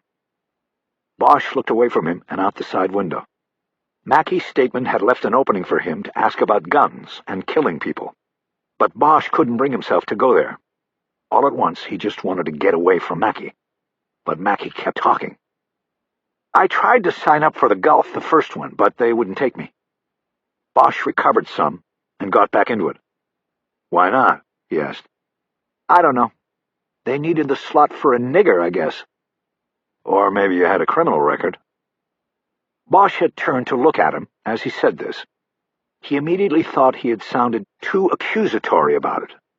Mackey turned and held his stare for as long as he could before having to return his eyes to the road. "I've got a record, man. Big fucking deal. They could have used me over there." The conversation died there, and in a few blocks they were pulling into the service station. "I don't think we'll need to put it in the garage," Mackey said. "Spider can just take the wheel off while I have it on the hook. We'll do it quick." "Whatever you want to do," Bosch said. "You sure he didn't leave yet?" "No, that's him right there." As the tow truck went by the double bays of the garage, a man emerged from the shadows and headed toward the back of the truck. He was holding a pneumatic drill with one hand and pulling the airline with the other. Bosch saw the webwork tattooed on his neck, prison blue. Something about the man's face immediately struck Bosch as familiar. In a rushed moment of dread, he thought he knew the man, because he'd had dealings with him as a cop. He had arrested him, or questioned him before, maybe even sent him to the prison where he had gotten the web work done. Bosch suddenly knew he had to stay clear of the man called Spider. He pulled his phone off his belt. "All right if I sit here and make a call?" he asked Mackey, who was getting out of the truck. "Yeah, go ahead. This won't take long." Mackey closed the door, leaving Bosch alone. As he heard the drill start taking the lugs off the wheel of his SUV, Bosch rolled the window up and called Ryder's cell phone. "How's it going?" she said by way of a greeting. "It was going good till we got back to the station," Bosch said in a low voice. "I think I know the mechanic. If he knows me, this could be a problem." "You mean he might know you're a cop?" "Exactly." "Shit." "Exactly." "What do you want us to do? Tim and Rick are still floating around." "Call them and tell them what's happening. Tell them to stay loose until I get clear. I'm going to stay in the truck as long as I can. If I hold the phone up like I'm talking, I can keep him from seeing my face." "Okay. I just hope Mackey doesn't want to introduce me. I think I made an impression on him. He might want to show me off." "Okay, Harry, just stay cool, and we'll move in if we have—" "I'm not worried about me. I'm worried about the play with— Hey, he's coming over." Just as she said the warning, there was a sharp rap on the window. Bosch lowered the phone and turned to see Mackey staring at him. He lowered the window. "It's done," he said. "Already?" "Yep. You can come into the office and pay while he puts the wheel back on. You'll make it home in a couple of hours." "Great."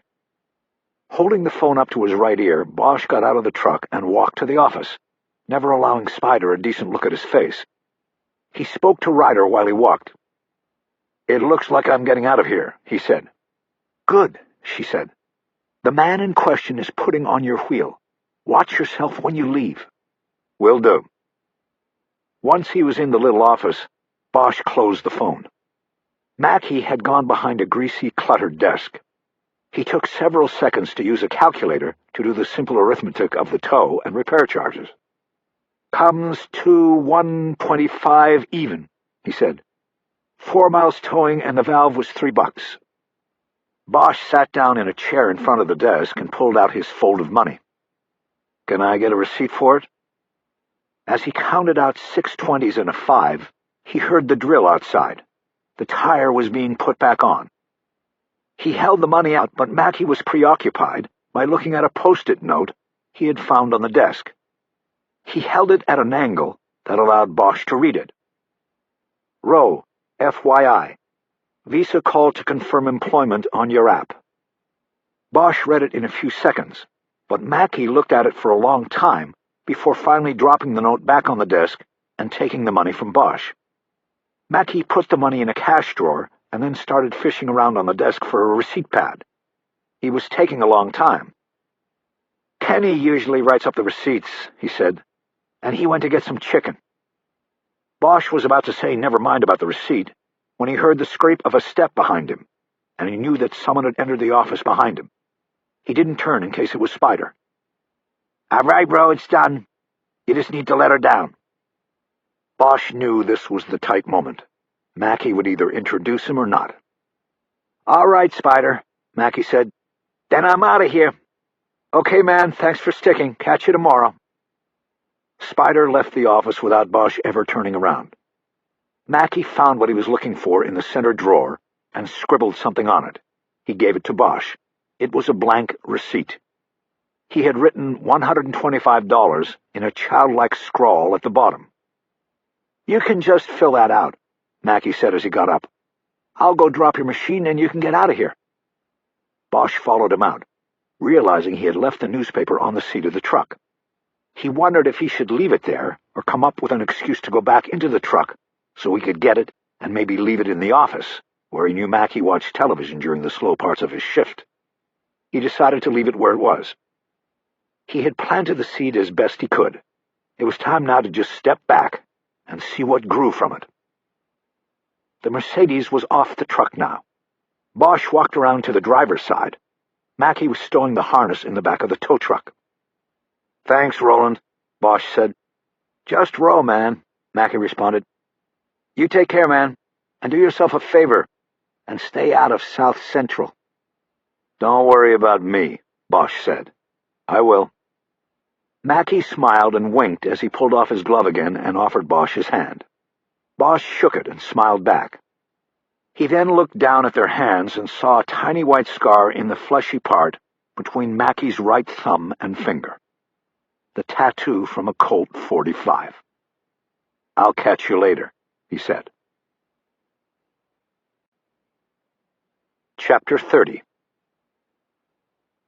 Bosch drove to the spot where he had met Ryder at the start of the surveillance shift, and she was there waiting. He parked and got into her Taurus. "That was close," she said. "Turns out you probably did know that guy. Jerry Townsend. Ring a bell? We ran the plate on his pickup when he left work and got the ID." Jerry Townsend. No, not the name. I just recognized his face. He was a manslaughter conviction in '96. Served 5 years. Sounds like it was a domestic abuse case, but that's all they could pull off the computer. I bet if we pulled the file, your name would be on it. That's how you recognized him. You think he could be connected to this thing we're working? I doubt it. What's probably going on is that whoever owns that station doesn't mind hiring ex-cons. They come cheap, you know? And if he's scamming on repairs, then who's going to complain? Well, let's get back and see what happens. She put the car into gear and pulled out on Tampa to head back up to the intersection where the service station was. "How did it go with him?" Ryder asked. "Pretty good. I did all but read the story to him. He didn't show anything, no recognition. But the seed is definitely planted." "Did he see the tattoos?" "Yeah, they worked good. He started asking questions right after he saw them. Your file on Simmons paid off, too. He came up in the conversation. And for what it's worth, he had a scar on the webbing by his right thumb. From the bite. Harry, man, you covered everything. I guess all we do now is sit back and see what happens." "Did the other guys take off?" "As soon as we get back on post. They're leaving." When they got to the intersection of Tampa and Roscoe, they saw Mackey's tow truck waiting to pull onto Roscoe to head west. "He's on the move," Bosch said. "Why didn't anybody tell us?" Just as he said it, Ryder's cell phone buzzed. She handed it to Bosch so she could concentrate on driving. She cut into the left turn lane so she would be able to follow Mackey onto Roscoe. Bosch opened her phone. It was Tim Arsha. He explained that Mackey went on the move without a call coming into the station for a tow. Jackson had checked with the sound room. There had been no call on the lines they were listening to. "All right," Bosch said. "He said something when I was in the truck about going to grab dinner. Maybe this is it." "Maybe." "Okay, Tim, we got him now. Thanks for sticking around. Tell Rick the same. Good luck, Harry." They followed the tow truck to a Plaza shopping center and watched Mackey go into a Subway fast food restaurant. He did not take the newspaper Bosch had left in the truck with him. But after getting his food, he sat down at one of the inside tables and started to eat. "You going to get hungry, Harry?" Ryder asked. "Now might be the time." "I did Dupor's on the way in, so I'll be fine. Unless we see a Cupid's around, I'd go for that." "No way. That's one thing I got over after you left. I don't eat that fast food crap anymore." "What do you mean? We ate good. Didn't we go to Musso's every Thursday?" "If you call chicken pot pie a healthy meal, yeah, we ate good. Besides, I'm talking about stakeouts. Did you hear about rice and beans in Hollywood?"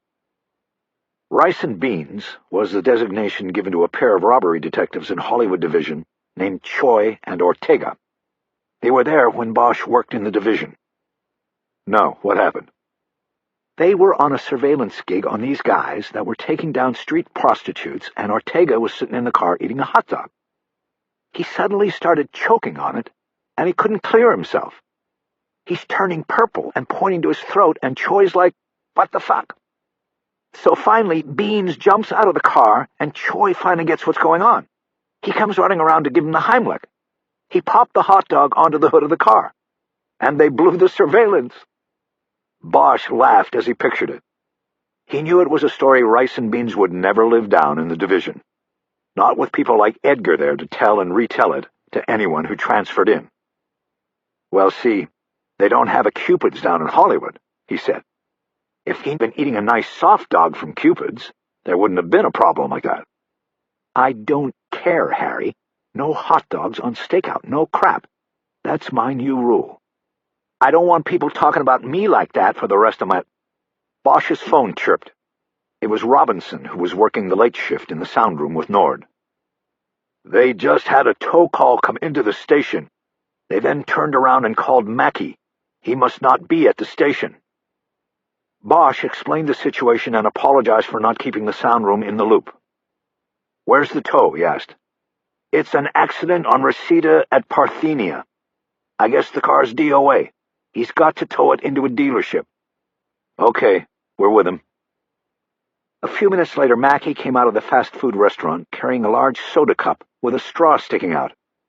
They followed him to Reseda Boulevard and Parthenia Street, where a Toyota with the front end caved in had been pushed off the road. Another tow truck was just jacking up the other car, a large SUV that had its back end realigned by the accident.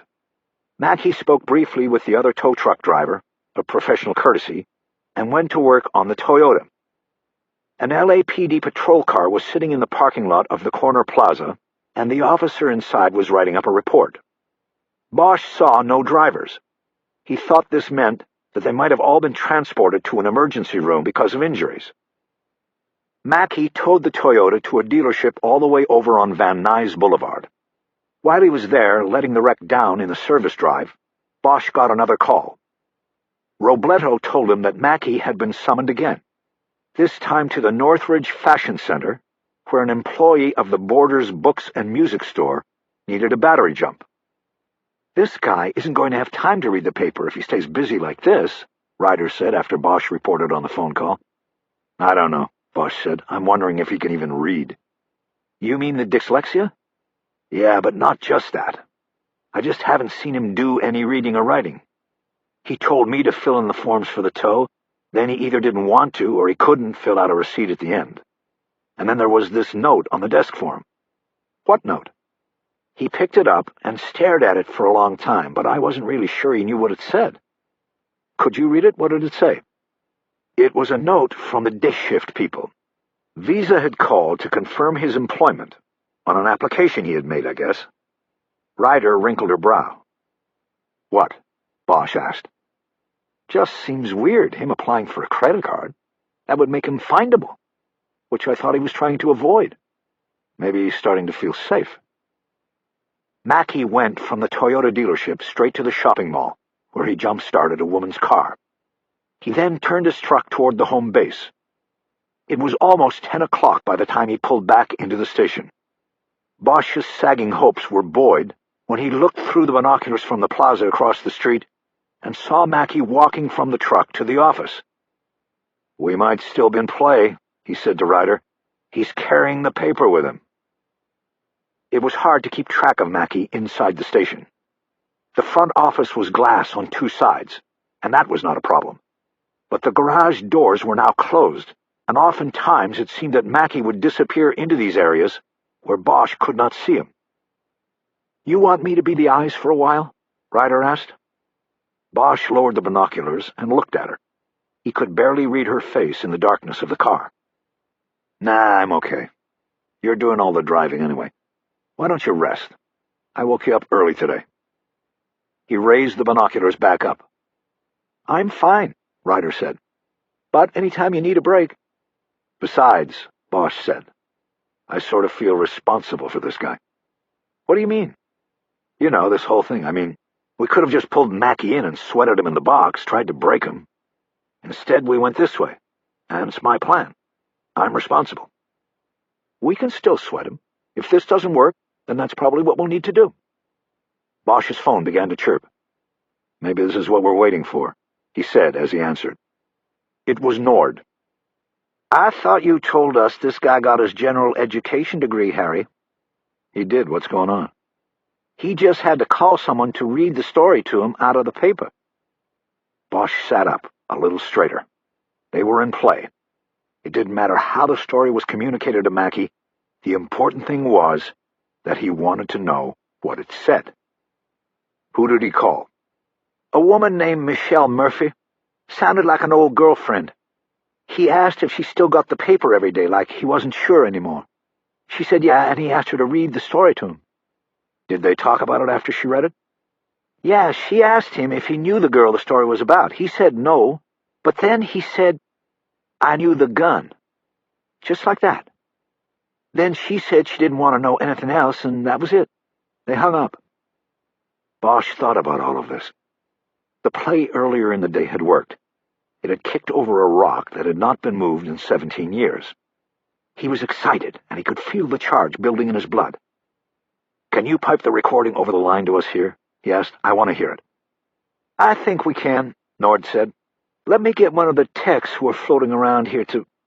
Hey, Harry, I gotta call you back. Mackie's making a call." "Call me back." Bosch quickly closed the phone so Nord could get back to her monitor. He excitedly recounted for Ryder the report on Mackie's phone call to Michelle Murphy. He could tell Ryder caught the charge as well. "We might be in business, Harry." Bosch was looking through the binoculars at Mackie. He was sitting behind the desk in the office and talking on his cell phone. "Come on, Mackie," Bosch whispered. "Spill it. Tell us the story." But then Mackie closed the phone. Bosch knew the call was too short.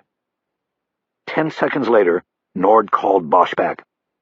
"He just called William Burkhart." "What did he say?"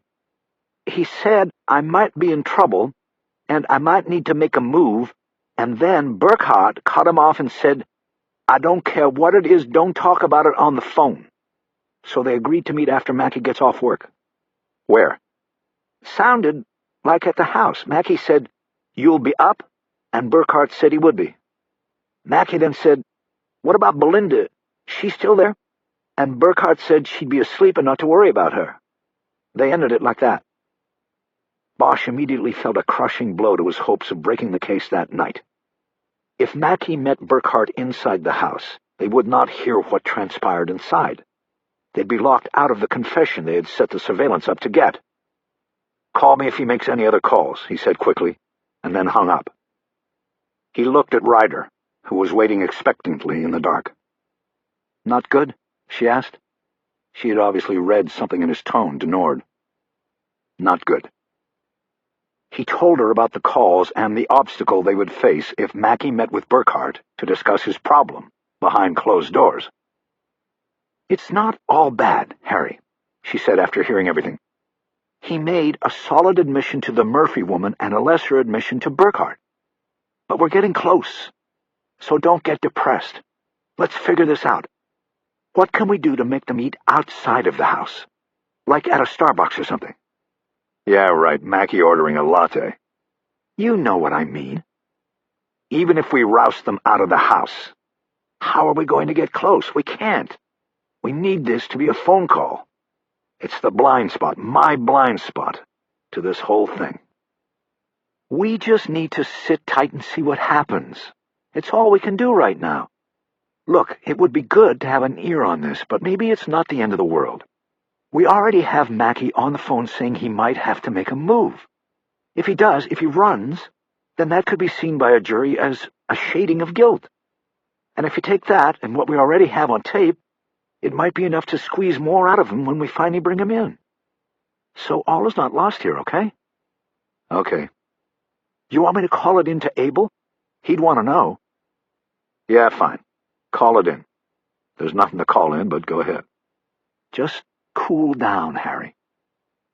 Bosch shut her out by raising the binoculars and looking at Mackie.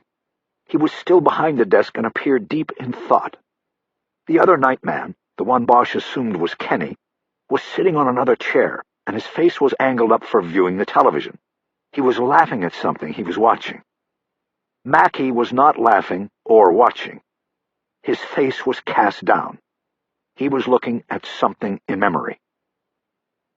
The wait until midnight was the longest 90 minutes of surveillance Bosch had ever spent. As they waited for the station to close and Mackie to head to his rendezvous with Burkhart, nothing happened. The phones were silent. Mackie did not move from his spot at the desk, and Bosch came up with no plan to either avert the rendezvous or infiltrate it in some way. It was as though they were all frozen until the clock struck 12. Finally, the exterior lights of the station went off, and the two men closed the business for the night. When Mackey walked out, he was carrying the newspaper he could not read. Bosch knew he was going to show it to Burkhart, and most likely discuss his connection to the murder. "And we won't be there," Bosch mumbled as he tracked Mackey through the binoculars. Mackey got into his Camaro and revved the engine loudly after firing it up. He then pulled out onto Tampa and headed south toward his home, the intended meeting place. Ryder waited an appropriate amount of time and then pulled out of the plaza lot, cut across the northbound lanes of Tampa, and headed south as well.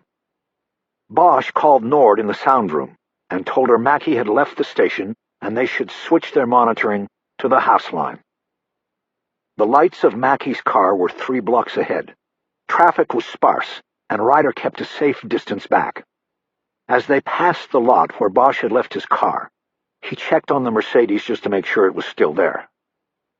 "Uh-oh," Ryder said.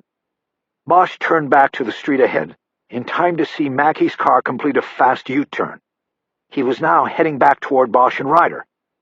"Harry, what do I do?" Ryder asked. "Nothing. Don't do anything obvious." "He's coming right back at us. He must have seen the tail." "Sit tight. Maybe he saw my car parked back there."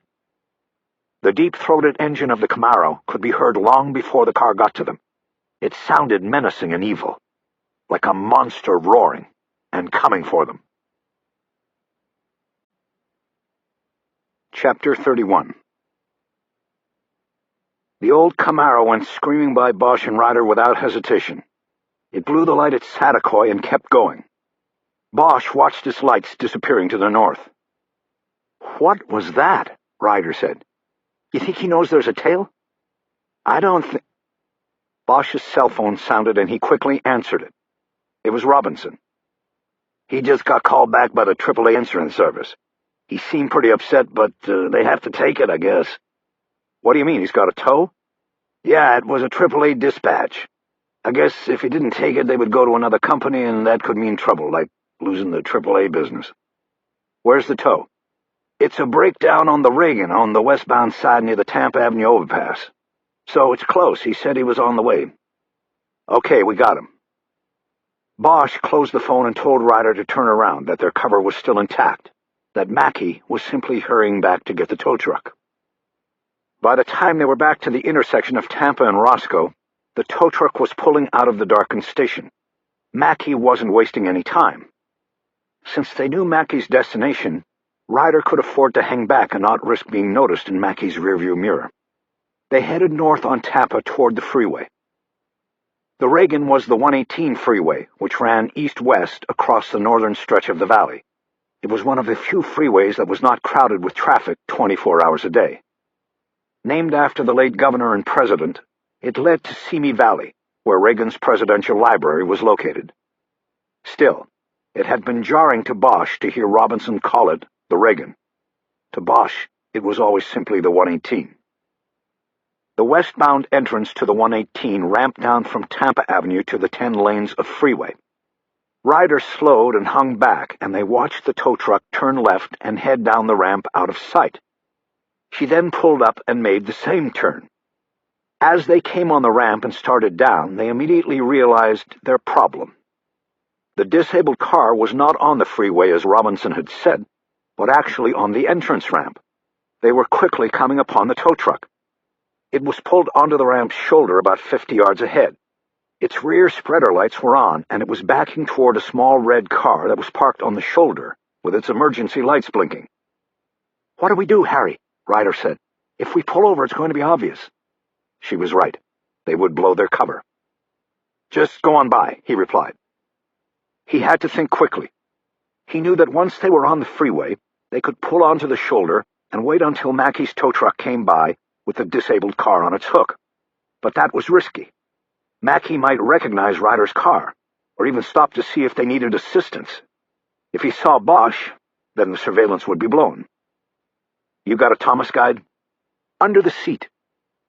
Ryder drove by the disabled car and the tow truck as Bosch reached under the seat for the map book. Once they were clear of the tow truck, he put on the overhead light and quickly flipped through the map pages. A Thomas map book was the driving Bible of Los Angeles. Bosch had years of experience with them and quickly found the page depicting the quadrant of the city they were in.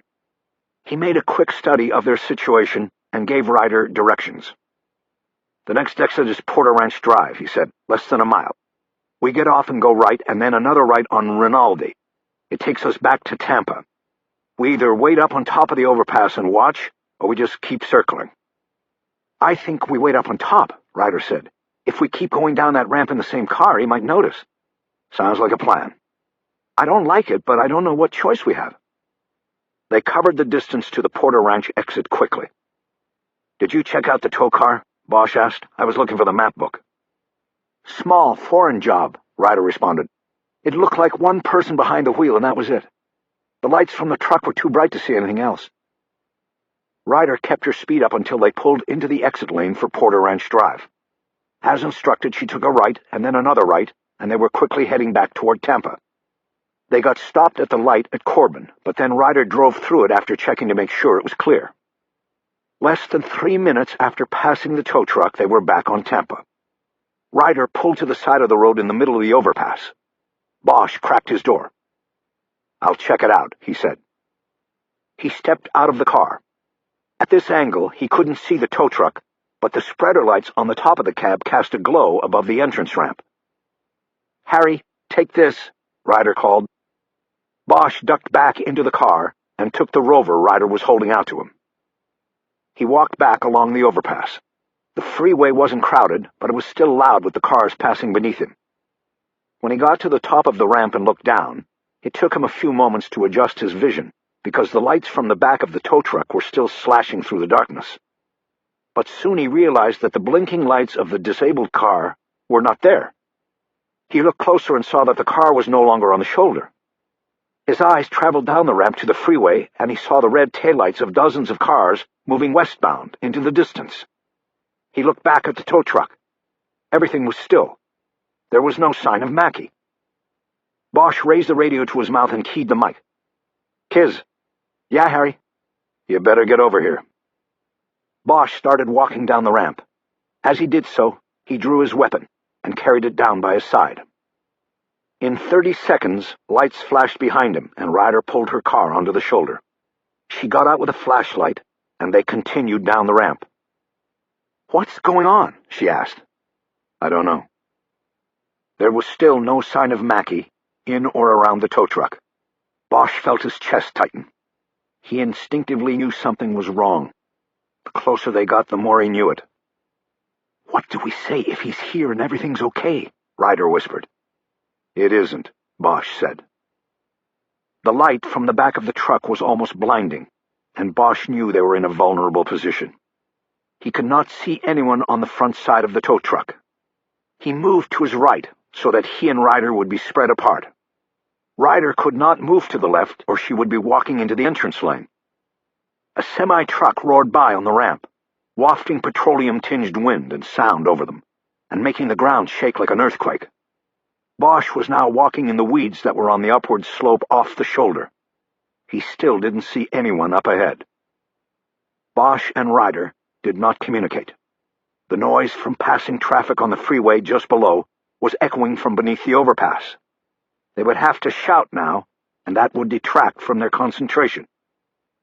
They came back together when they got to the tow truck.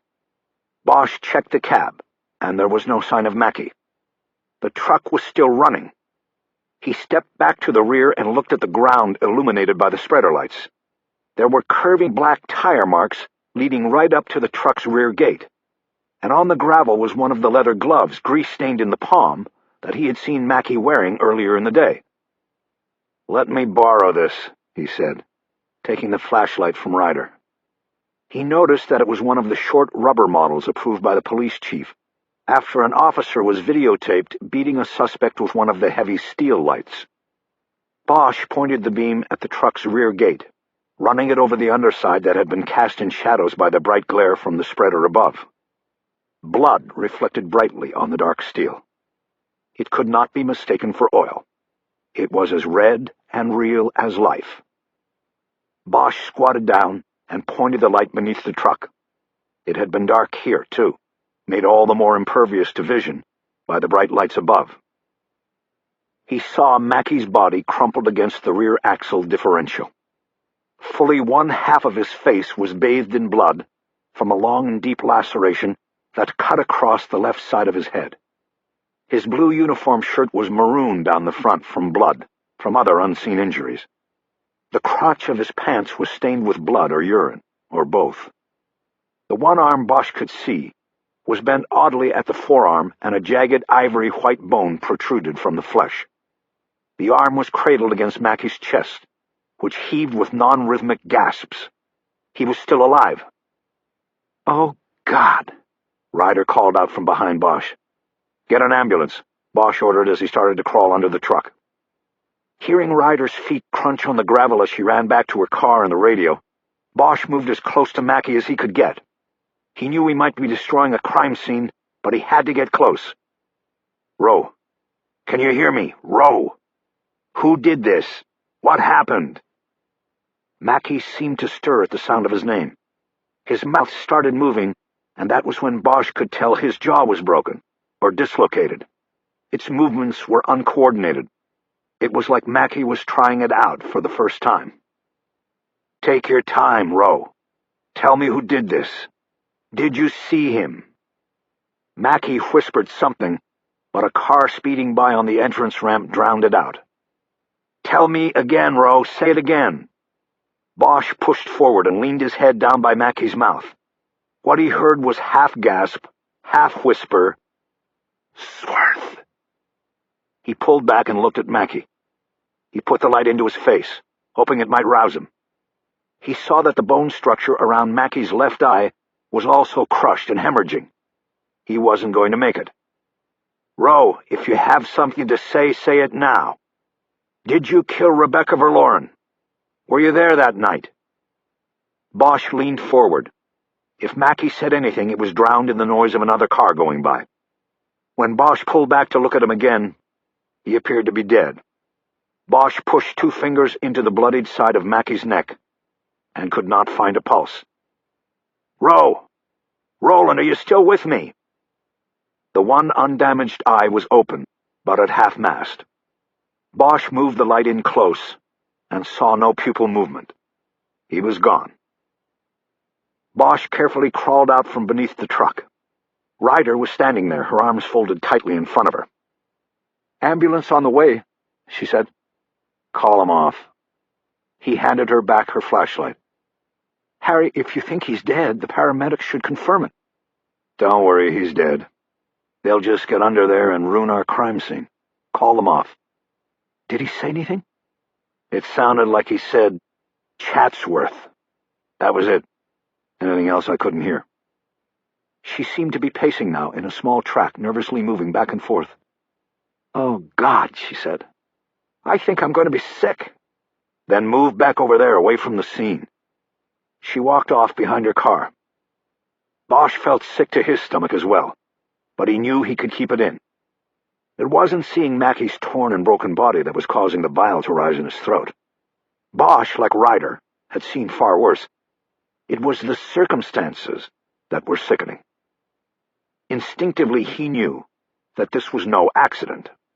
This had been an assassination, and it was he who had put it all into motion. He was sick because he had just gotten Roland Mackey killed. Part 3. Darkness Waits. Chapter 32. The Tampa Avenue entrance ramp to the Ronald Reagan Freeway was closed, and freeway traffic was routed down Rinaldi to the Porter Ranch Drive entrance. The entire freeway ramp was choked with official police vehicles. The LAPD Scientific Investigation Division, California Highway Patrol, and the Medical Examiner's Office were all represented, along with members of the Open Unsolved Unit. Abel Pratt had made calls and had greased the takeover of the case by the unit. Because the murder of Roland Mackey had taken place on a state freeway entrance, The case technically belonged to the jurisdiction of the CHP, but the agency was more than happy to hand it off, especially since the death was seen as part of an ongoing LAPD investigation. In other words, the LAPD was going to be allowed to clean up its own mess. The commander of the local CHP barracks did offer the use of his squad's best accident expert, and Pratt took him up on that. Added to this, Pratt had assembled some of the best forensics people the department could muster, all in the middle of the night. Bosch and Ryder spent much of the time during the crime scene investigation sitting in the back of Pratt's car, where they were interviewed at length by Pratt and then by Tim Marcia and Rick Jackson, who were called in from home to head up the investigation into Mackey's death. Since Bosch and Ryder were part of some events and witnesses to others, it was determined that they would not investigate the case as leads. This was a technical formality. It was clear that Bosch and Ryder would be continuing to pursue the Verloren case, and in doing so, they would obviously be pursuing Roland Mackey's killer. At about 3 a.m., the forensics investigators gathered with the homicide detectives to go over what they knew so far. Mackey's body had just been removed from beneath the truck, and the scene had been thoroughly photographed, videoed, and sketched. It was now considered an open scene, and everyone could walk freely about. Pratt asked the CHP investigator, a tall man named David Almond, to go first. Almond used a laser pointer to delineate the tire marks on the roadway and the gravel that he believed were involved in the incident with Mackey.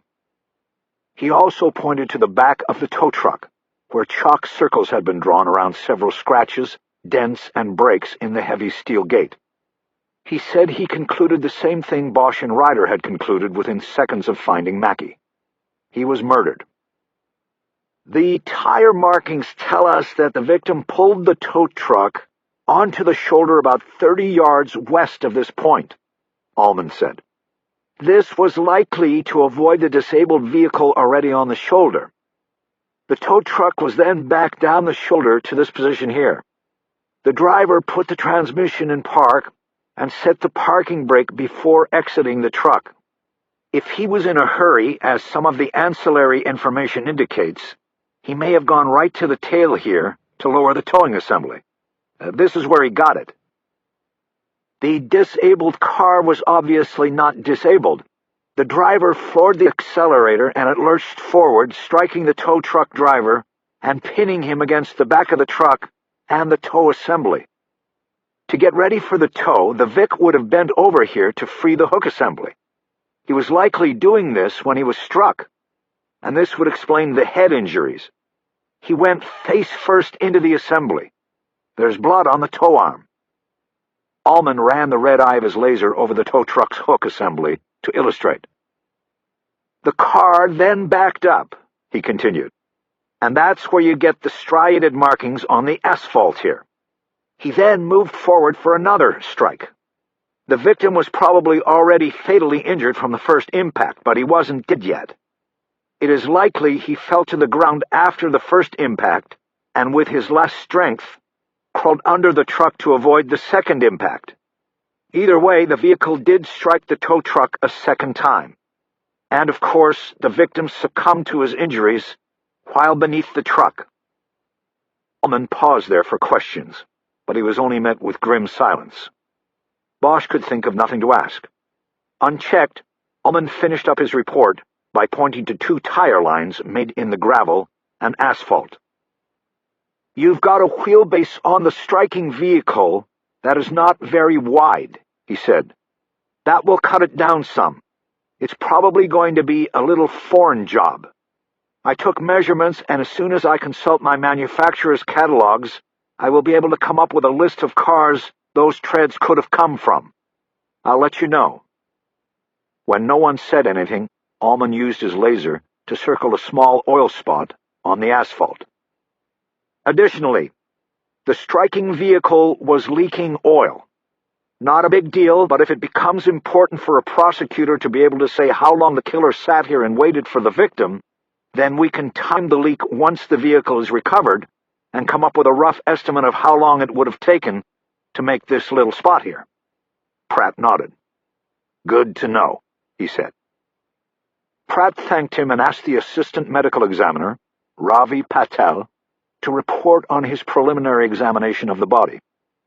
Patel began by listing the numerous broken bones and injuries that were obvious from external examination of the body. He said the impact had likely fractured Mackey's skull, crushed the orbit of his left eye, and dislocated his jaw. His hips were crushed along with the left side of his upper torso. His left arm and left thigh were broken as well. "It is likely these injuries were sustained in one initial impact," he said.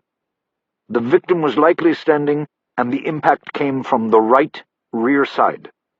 "Would he have been able to crawl under the truck?" Rick Jackson asked. "It is possible," Patel answered. "We have seen the instinct for survival allow people to do amazing things. I won't know until I open him up, but what we often see in cases like this is that the compression perforates the lungs. The lungs fill with blood. This takes time. He could have crawled to what he thought was safety, and then drowned on the side of the freeway, Bosch thought. Next to report was the lead SID investigator, who happened to be Ravi Patel's brother, Raj. Bosch knew them both from previous cases, and knew they were both among the best. Raj Patel gave the basics of the crime scene investigation and reported that Mackey's efforts to save his life by crawling under the truck could ultimately allow the investigators to catch his killer. "The second impact on the truck was without the body as a buffer, you see. It was metal on metal. We have both metal and paint transference, and we have collected several samples.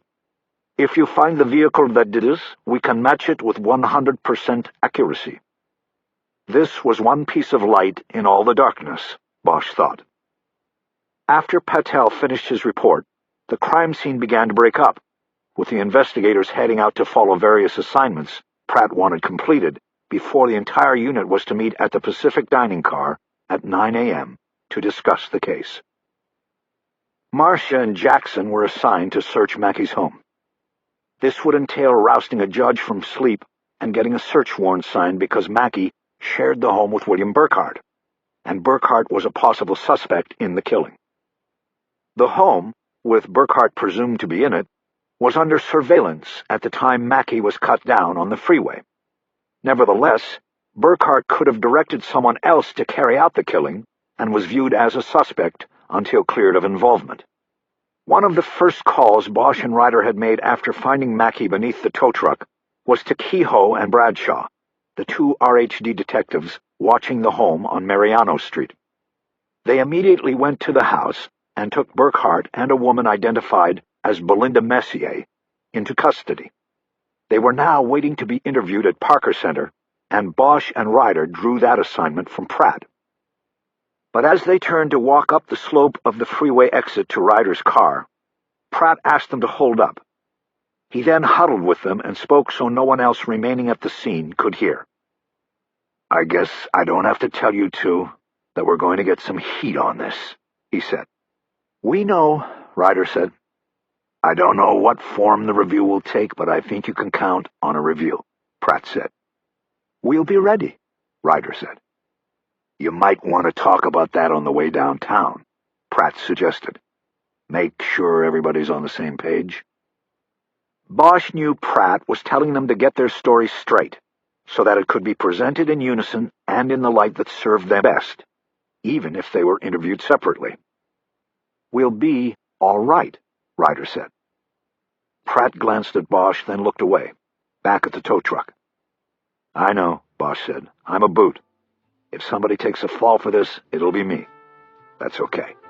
The whole thing was my idea." "Harry," Ryder said, "that's not—" "It was my plan," Bosch said, cutting her off. "I'm the one." "Well, you might not have to be the one," Pratt said. "The sooner we get this thing put together, the better off we'll be. Success makes a lot of bad shit go away. So let's close this fucker by breakfast." "You got it, boss," Ryder said. As Bosch and Ryder headed up the slope, they didn't speak.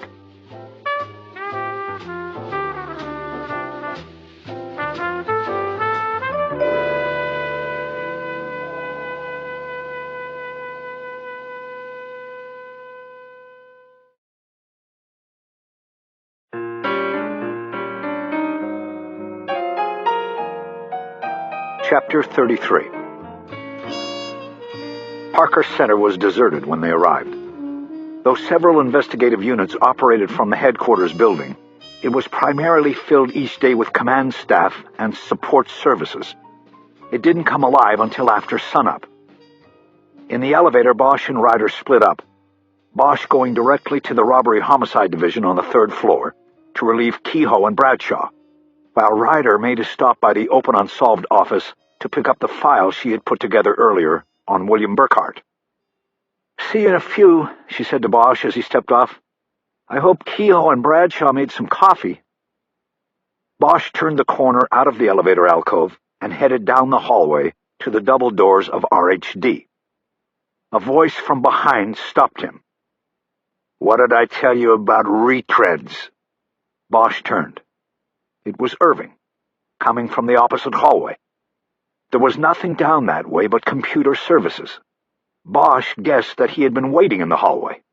He tried not to show surprise that Irving apparently already knew about what had happened on the freeway. "What are you doing here?" "Oh, I wanted to get an early start. It's going to be a big day." "Is that right?" "That's right. And I'll give you fair warning. In the morning, the media will be alerted to this middle-of-the-night fuck-up of yours. The reporters will be told how you used this man Mackey as bait, only to have him killed in a most horrible way. They will ask questions about how a retired detective could have been allowed back into the department to do this. But don't worry. These questions will most likely be addressed to the chief of police, who set it all in motion." Bosch laughed and shook his head, acting as though he didn't feel the threat. "Is that all?" he asked. "I will also be urging the commander of the Internal Affairs Division to open an investigation into how you conducted this investigation, Detective Bosch. I wouldn't get too used to being back." Bosch took a step toward Irving, hoping to turn some of the threat back at him. "Good, Chief. You do that. I hope you also prepare the commander for what I will be telling his investigators, as well as the reporters, about your own culpability in all of this." There was a long pause before Irving bit. "What nonsense are you talking about?" "This man you're so worried about being used as bait was cut loose by you 17 years ago, Chief. Cut loose so you could make your deal with Richard Ross. Mackey should have been in jail. Instead, he used the gun from one of his little burglaries to kill an innocent 16-year-old girl." Bosch waited, but Irving didn't say anything. "That's right," Bosch said. "I might have Roland Mackey's blood on my hands, but you've got Rebecca Verloren's on yours. You want to go to the media and IAD with it? Fine. Take your best shot, and we'll see how it all comes out." A pinched look formed in Irving's eyes. He took a step toward Bosch until their faces were only inches apart. "You are wrong, Bosch. All of those kids back then, they were cleared of involvement in Verloren." "Yeah, how? Who cleared them?" "Green and Garcia sure didn't. They were pushed away from them by you, just like the girl's father. You and one of your dogs scared him away from it, too." Bosch pointed a finger at his chest. "You let murderers walk, so you could keep your little deal intact." An urgency entered Irving's voice when he responded. "You were completely wrong on this," he said. "Do you really think that we would let murderers walk?" Bosch shook his head, stepped back, and almost laughed. "As a matter of fact, I do. Listen to me, Bosch. We checked alibis on every last one of those boys. They were all clean. For some of them, we were the alibi, because we were still watching them. But we made sure every member of that group was clean on this. Then we told Green and Garcia to back off. The father was told too, but he wouldn't stand down. So you pushed him down, right, Chief? Pushed him into a hole. Things had to be done.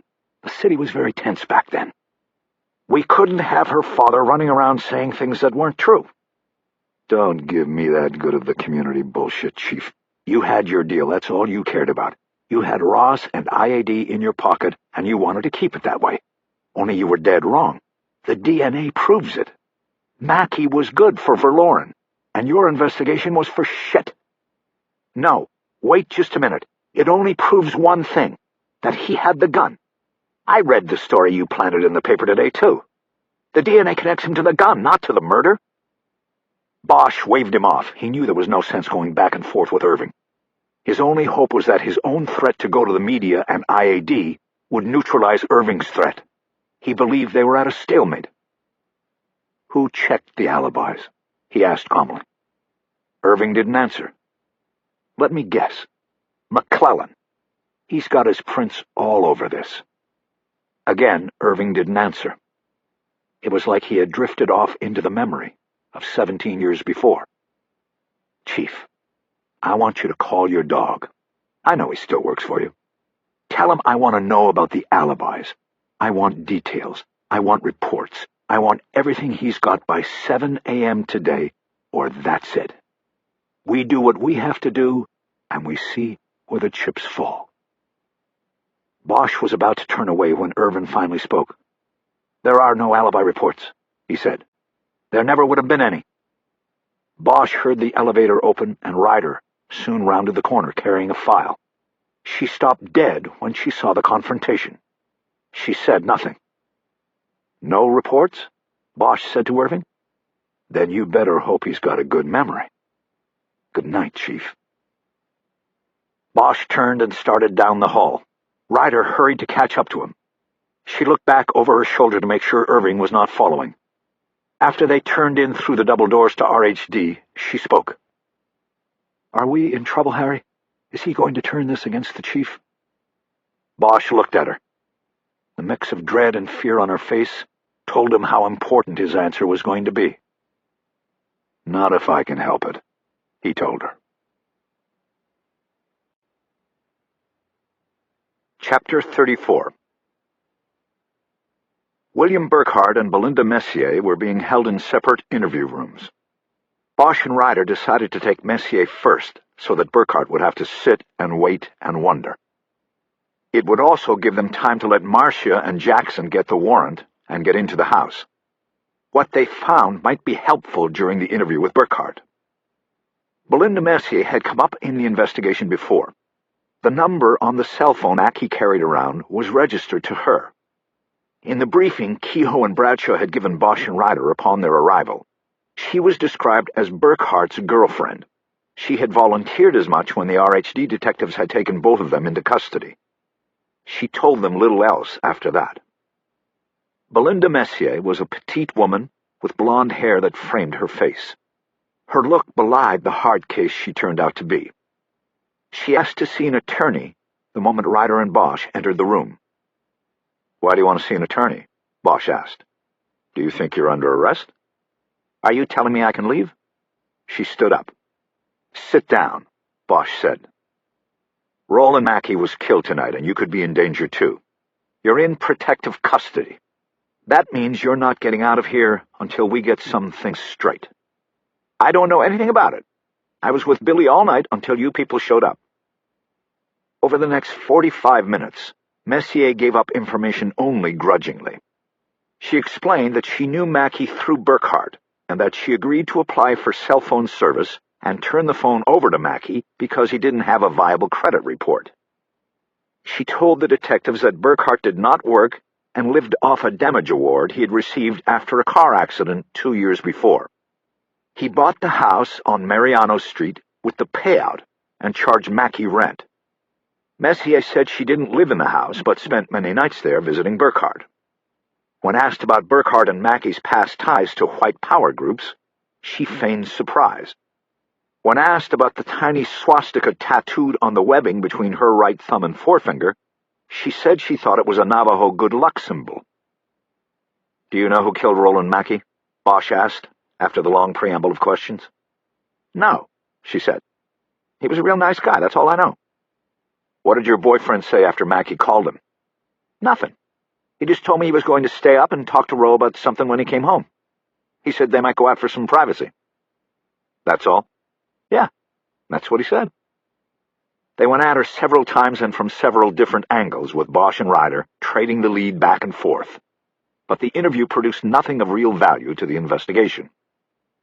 Burkhart was next, but before going into the interview, Bosch called Marcia and Jackson for an update. "You guys in the house yet?" Bosch asked Marcia. "Yeah, we're in. We haven't found anything yet." "What about a cell phone?" "Nothing here like that so far." "And you guys are sure he didn't slip out?" "Anything's possible, but we weren't sleeping.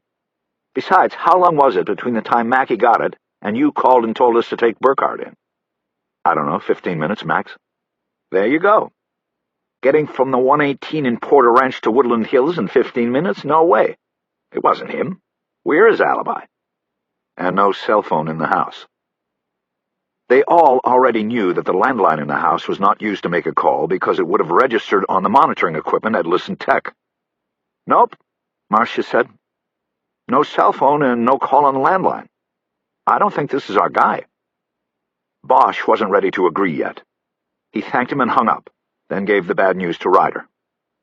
"So, what do we do with him?" she asked. "Well, he might not be our guy on Mackie, but Mackie called him after the story was read to him. I still like him for Verloren." "But that doesn't make sense. Whoever hit Mackie had to have been his partner on Verloren, unless you're saying what happened on the on-ramp is just coincidental to all of this." Bosch shook his head. "No, I'm not saying that. We're just missing something. Burkhart had to have gotten a message out of that house." "You mean like dial a hitman or something?" "It's not working for me, Harry." Now Bosch nodded. He knew she was right. It wasn't coming together. "All right. Then let's just go in there and see what he has to say for himself." Ryder agreed, and they spent a few minutes working out an interview strategy before going back into the hallway behind the squad room and entering the interview room where Burkhart waited. The room was stuffy with Burkhart's body odor, and Bosch left the door open. Burkhart had his head down on his folded arms. When he didn't rouse from his feigned sleep, Bosch kicked the leg of his chair, and that brought his head up. "Rise and shine, Billy Blitzkrieg," Bosch said. Burkhart had scraggly dark hair that flopped around a face of pasty white skin. He looked like he didn't go out much, except at night. "I want a lawyer," Burkhart said. "We all do, but let's start with first things first. My name is Bosch, and this is Ryder. You are William Burkhart, and you are under arrest for suspicion of murder." Ryder started to read him his rights, but he cut her off. "Are you crazy? I never left my house. My girlfriend was there the whole time." Bosch held a finger to his lips. "Let her finish, Billy, and then you can lie to us as much as you like." Ryder finished reading the rights off the back of one of her business cards. Then Bosch took back over. "Now, you were saying?" "I'm saying you are fucked. I was home the whole time, and I have a witness who can prove it. Besides, Roe was my friend. Why would I kill him? This is just a fucking joke, so why don't you go ahead and get me my lawyer now, so we can laugh your asses out of here." "You finished, Bill? Because I have some news for you. We're not talking about Roland Mackie. We're taking you back 17 years to Rebecca Verloren. You remember her? You and Mackie? The girl you took up into the hills? That's who we're talking about here." Burkhart showed nothing. Bosch had been hoping for a tell, some sort of a sign, that he was on the right track. "I don't know what you're talking about," Burkhart said, his face a stone. "We've got you on tape. Mackie called last night. It's over, Burkhart.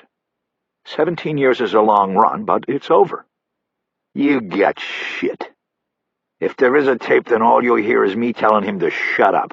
I don't have a cell phone, and I don't trust him. That's standard operating procedure. If he was going to start telling me his problems, I didn't want to do it on a goddamn cell phone. As far as Rebecca, whatever her name is, I don't know nothing about that. I guess you should have asked Roe while you had the chance." He looked at Bosch and winked, and Bosch felt like coming across the table at him. But he didn't. They verbally sparred for another 20 minutes, but neither Bosch nor Ryder put a ding in Burkhart's armor.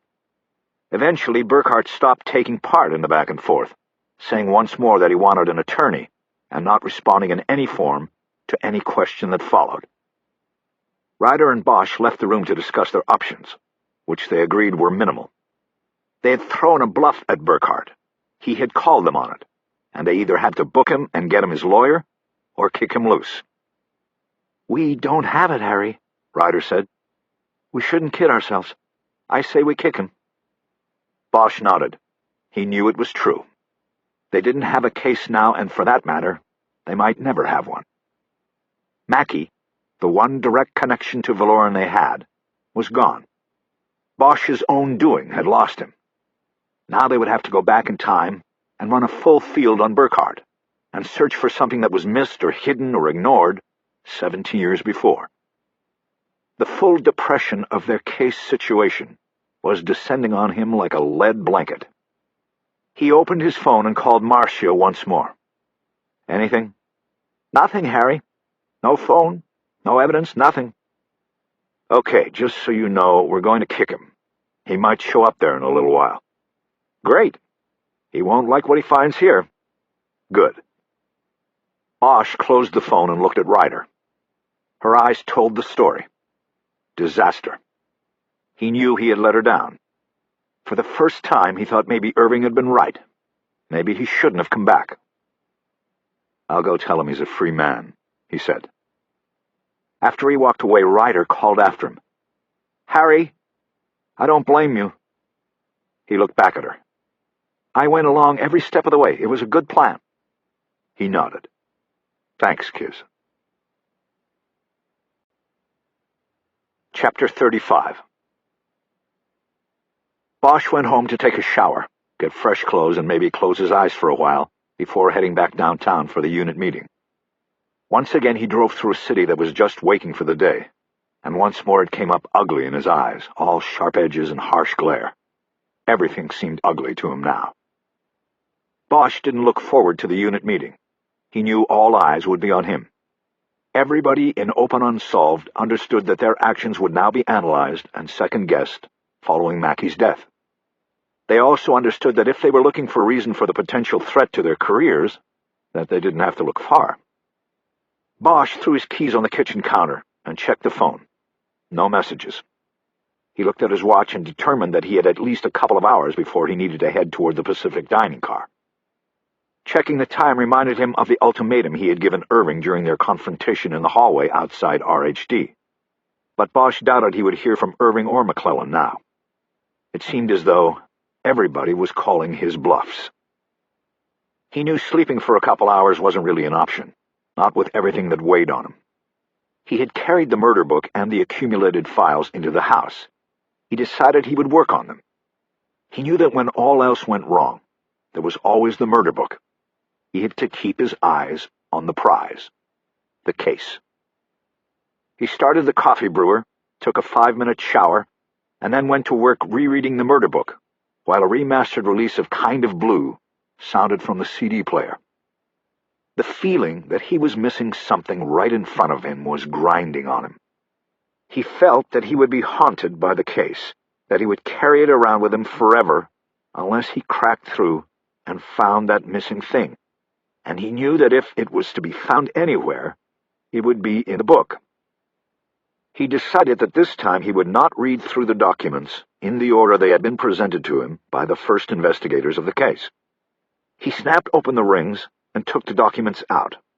He started reading them in random order, taking his time, making sure that he absorbed every name, every word, every photo. 15 minutes later, he was staring once again at the crime scene photos of Rebecca Verlorn's bedroom when he heard a car door close in front of his house. Curious about who would be parking out there so early, he got up and went to the door. Through the peephole, he saw a man approaching by himself. It was hard to clearly see him through the convex lens of the peep. Bosch opened the door anyway before the man had a chance to knock. It did not surprise the man that his approach had been watched. Bosch could tell by his demeanor that he was a cop. "McClellan?" He nodded. "Lieutenant McClellan. And I assume you are Detective Bosch?" "You could have called." Bosch stepped back to let him in. Neither man offered to shake hands. Bosch thought it was typical of Irving to send his man to the house, a standard procedure in the old I-know-where-you-live intimidation strategy. "I thought it better that we talk face-to-face," McClellan said. "You thought or Chief Irving thought?" McClellan was a big man with sandy, almost transparent hair and wide, florid cheeks. Bosch thought he could best be described as well-fed. His cheeks turned a darker shade at Bosch's question. "Look, I'm here to cooperate with you, Detective." "Good. Can I get you something? I have water." "Water'd be fine. Have a seat." Bosch went into the kitchen and chose the dustiest glass from the cabinet and then filled it with tap water. He flicked off the switch on the coffee maker and warmer.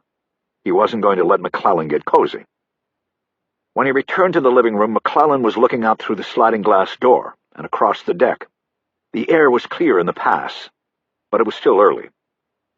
"Nice view," McClellan said. "I know. I don't see any files in your hand, Lieutenant. I hope this isn't a social call, or like one of those visits you made to Robert Verloren 17 years ago." McClellan turned to Bosch and accepted the glass of water and the insult with the same blank expression. "There are no files. If there were, they disappeared a long time ago." "And what? You're here to try and convince me with your memories?" "As a matter of fact, I have great recall of that time period. You have to understand something. I was a detective first grade assigned to the PDU. If I was given a job, I did it. You don't question command in that situation. You do and you're out." "So, you were a good soldier just doing your job. I get it. What about the Chatsworth Eights and the Verloren murder? What about the alibis?" "There were 8 principal players in the Eights. I cleared them all. And don't think I wanted to clear them, and so I just did. I was told to see if any of these little pissants could have been involved. And I checked it out. But they all came up clean. On the murder, at least.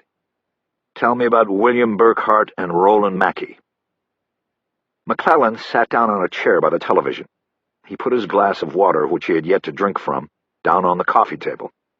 Bosch turned off Miles Davis in the middle of Freddie Freeloader and stood with his hands in his pockets near the sliding doors. "Well, first of all, Burkhart was easy. We were already watching him that night." "Explain that." "He had just gotten out of Wayside a few days before. We had gotten tipped that while he was up there, he was re-upping on the racial religion, so it was thought to be prudent to keep an eye on him to see if he was going to try to start things up again." "Who ordered that?" McClellan just looked at him. "Irving, of course," Bosch answered. "Keeping the deal safe. So PDU was watching Burkhart. Who else?" "Burkhart got out and hooked up with 2 guys from the old group, a guy named Withers and another named Simmons. It looked like they might have been planning something, but on the night in question, they were in a pool hall on Tampa drinking themselves into oblivion. It was solid. 2 undercovers were in there with them the whole time. That's what I'm here to tell you. They were all solid, Detective." "Yeah? Well, tell me about Mackey. The PDU wasn't watching him, was it?" "No, not Mackey." "Then how was he so solid?" "What I remember about Mackey was that on the night the girl was taken, he was getting tutored at Chatsworth High. He was going to night school, getting his high school degree. Actually, his general education degree. Not exactly the same thing." "That's right. A judge had ordered it as a condition of probation. Only he had to pass and he wasn't doing too good. But he was getting tutored on the off nights, when there was no school. And the night the girl got grabbed, he was with his tutor. I confirmed it." Bosch shook his head. McClellan was trying to feed him a line. "You're telling me Mackey was getting tutored through the middle of the night? Either you're full of shit or you believed a line of bullshit from Mackey and his tutor. Who was the tutor?" No, they were together earlier in the evening. I don't remember the guy's name now, but they were done by like 11 at the latest. And then they went their separate ways. Mackey went home." Bosch looked astonished. "That's no alibi, Lieutenant. Time of death on the girl was 2 in the a.m. Didn't you know that?" "Of course I did, but time of death wasn't the only alibi point. I was given the summaries put together by the guys on the case. There was no forced entry to that house, and the father had gone around and checked all the doors and locks at 10 that night. That meant the killer had to have been inside the house at that point. He was in there hiding. waiting for everybody to go to sleep. Bosch sat down on the couch and leaned forward, elbows on his knees. He suddenly realized that McClellan was right, and that everything was now different. He had seen the same report McClellan had seen 17 years before, but its meaning had not registered. The killer had been inside by 10 o'clock. This changed a lot, Bosch knew. It changed how he looked not only at the first investigation, but also his own. Not registering Bosch's inner turmoil, McClellan continued. So, Mackey couldn't have gotten into that house because he was with his tutor. He checked out. All those little assholes checked out. So I gave my boss a verbal report, and then he told the two guys working the case. And that was the end of it. Until this DNA thing came up. Bosch was nodding to what McClellan was saying, but thinking about other things.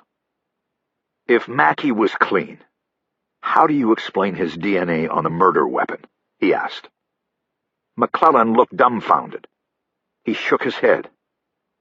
I don't know what to say. I can't explain it. I cleared him of involvement in the actual murder, but he must have... He didn't finish. Bosch thought that he actually looked wounded by the idea that he might have helped a murderer, or at least the person who provided the weapon for a murder, to get away with it. He looked as though he knew all at once that he had been corrupted by Irving. He looked crushed. Is Irving still planning to tip the media and ID to all of this? Bosch asked quietly. McClellan slowly shook his head. No, he said. He told me to give you a message. He said to tell you an agreement is only an agreement if both sides keep their end of it. That's it. One last question, Bosch said. The evidence box on the Verloren case is gone. You know anything about that? McClellan stared at him. Bosch could tell he had badly insulted the man. I had to ask, Bosch said. All I know is that stuff disappears from the place, McClellan said through a tight jaw. Anybody could have walked off with it in 70 years, but it wasn't me. Bosch nodded. He stood up. Well, I have to get back to work on this, he said. McClellan took the cue and stood. He seemed to swallow his anger over the last question, maybe accepting Bosch's explanation that it had to be asked. All right, Detective. Good luck with this thing. I hope you catch the guy. And I really mean that. He held his hand out to Bosch. Bosch didn't know McClellan's story. He didn't know all the circumstances of life in the PDU in 1988. But it looked like McClellan was leaving the house with a greater burden than he had come in with. So Bosch decided he could shake his hand. After McClellan left, Bosch sat down again, thinking about the idea that Rebecca Verloren's killer had been hiding in the house. He got up and went to the dining room table, where the files from the murder book were spread out. The photos from the dead girl's room were at center in the spread. He looked through the reports until he found the SID report on latent fingerprint analysis. The report was several pages long and contained the analysis of several fingerprints lifted from surfaces in the Verloren household. The main summary concluded that no print lifted from the house was an unknown. Therefore, it was likely the suspect or suspects wore gloves, or simply avoided touching surfaces likely to retain prints.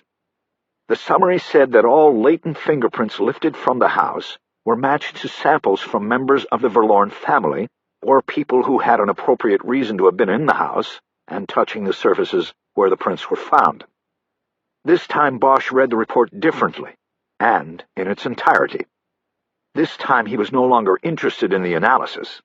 He wanted to know where the SID texts had looked for prints. The report was dated a day after the discovery of Rebecca's body. It detailed a routine search for fingerprints in the household. All topical surfaces were examined, all doorknobs and locks, all windowsills and frames. Every place it was logical to think that the killer-kidnapper may have touched a surface during the crime. While several prints on windowsills and latches were recovered and matched to Robert Verloren, the report stated that no usable prints at all were recovered from doorknobs in the house. It noted that this was not unusual because of the smudging that routinely occurred when knobs were turned. It was in what was not included in the report that Bosch saw the crack through which a killer may have escaped. The SID team had gone into the house a day after the victim's body was discovered. This would have been after the case had been misread twice, first as a missing persons case and second as a suicide. Added to this, when a murder investigation was finally mounted, the Layton's team was sent in blind. There was no understanding of the case at that point. The idea that the killer may have hidden in the garage or somewhere else in the house for several hours had not been formulated yet.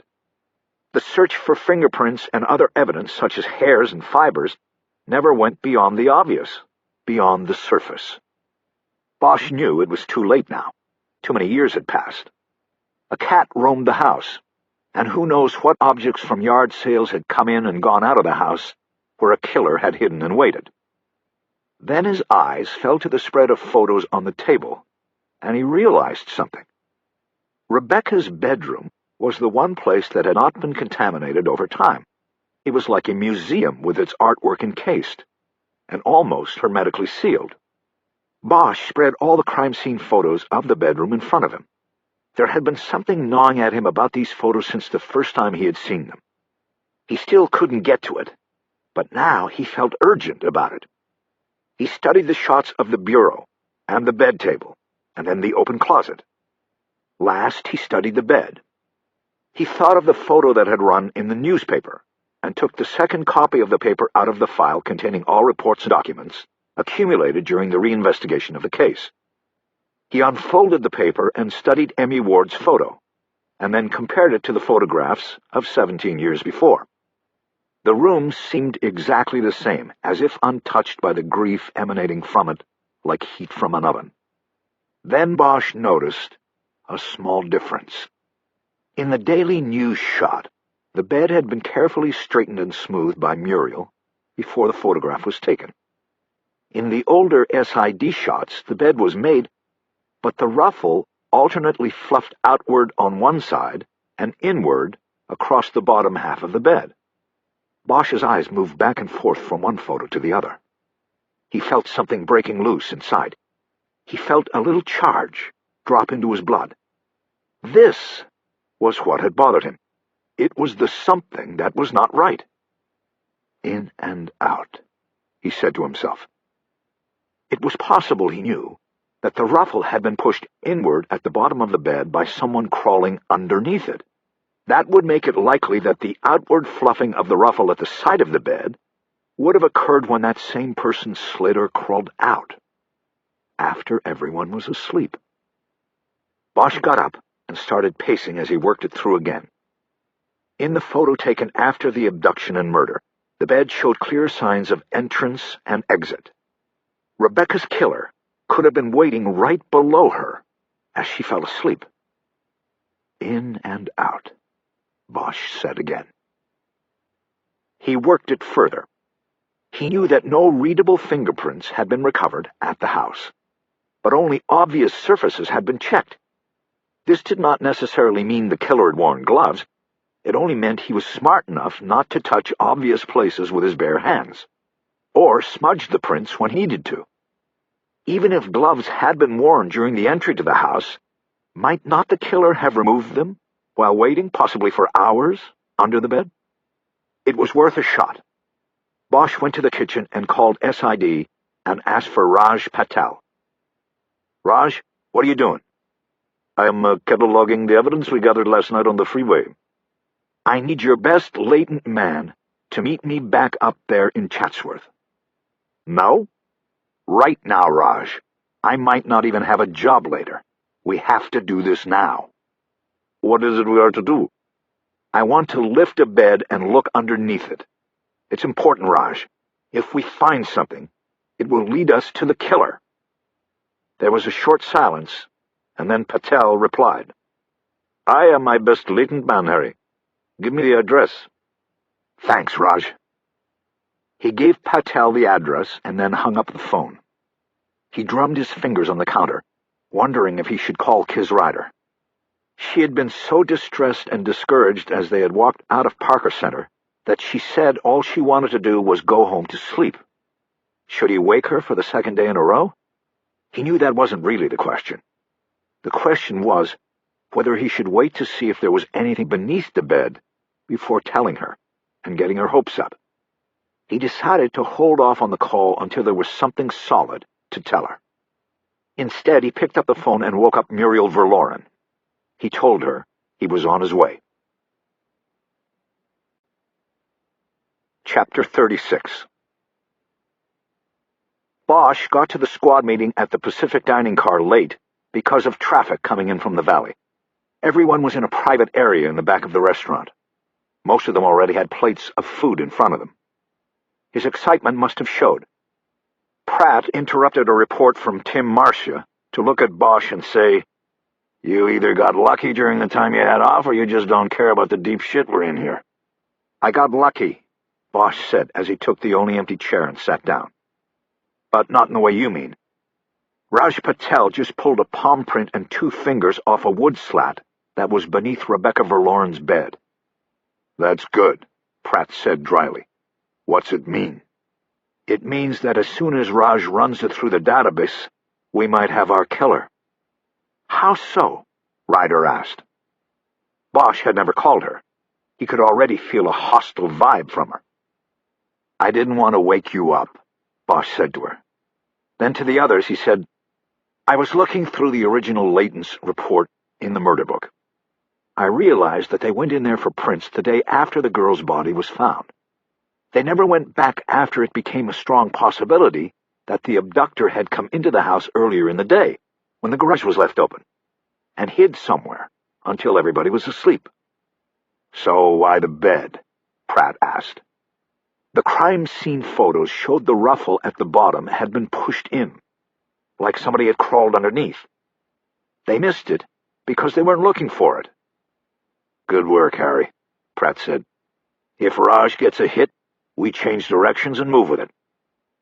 All right, let's get back to our reports. You can check with your partner on what you've missed so far." Pratt then turned to Robinson and Nord at the other end of the long table and said, "What did you come up with on the call for the tow truck?" "Not a lot that helps," Nord said, "because the call was made after we had switched our monitor into the line at the Burkhart property. We don't have an audio recording of it, but we do have the pen registers, and they showed that the call came directly to Tampa Towing before being bounced over to the AAA answering service. The call came from a payphone outside the 7-Eleven on Tampa by the freeway entrance. He or she probably made the call, then drove down the entrance and waited." "Prints on the phone?" Pratt asked. "We asked Raj to take a look after he cleared the scene," Robinson said. "The phone had been wiped." "Figures," Pratt said. He turned to Bosch. "You have anything to add that your partner didn't already tell us?" "Probably just more of the same. Burkhart looks like he is clear on last night, and he looks like he's clear on Verloren as well. Both nights, he happened to be under LAPD surveillance." Ryder gave him her knotted brow look. He had even more information she didn't know. He looked away. "Well, that's just perfect," Pratt said. "So, who, what, and where does that leave us, people?" "Well, basically, our newspaper plant backfired," Ryder said. "It may have worked in terms of getting Mackey to want to talk about Verloren, but he never got the chance. Somebody else saw the story." "That somebody being the actual killer," Pratt said. "Exactly," Ryder said. "The person Mackey helped and or gave the gun to 17 years ago.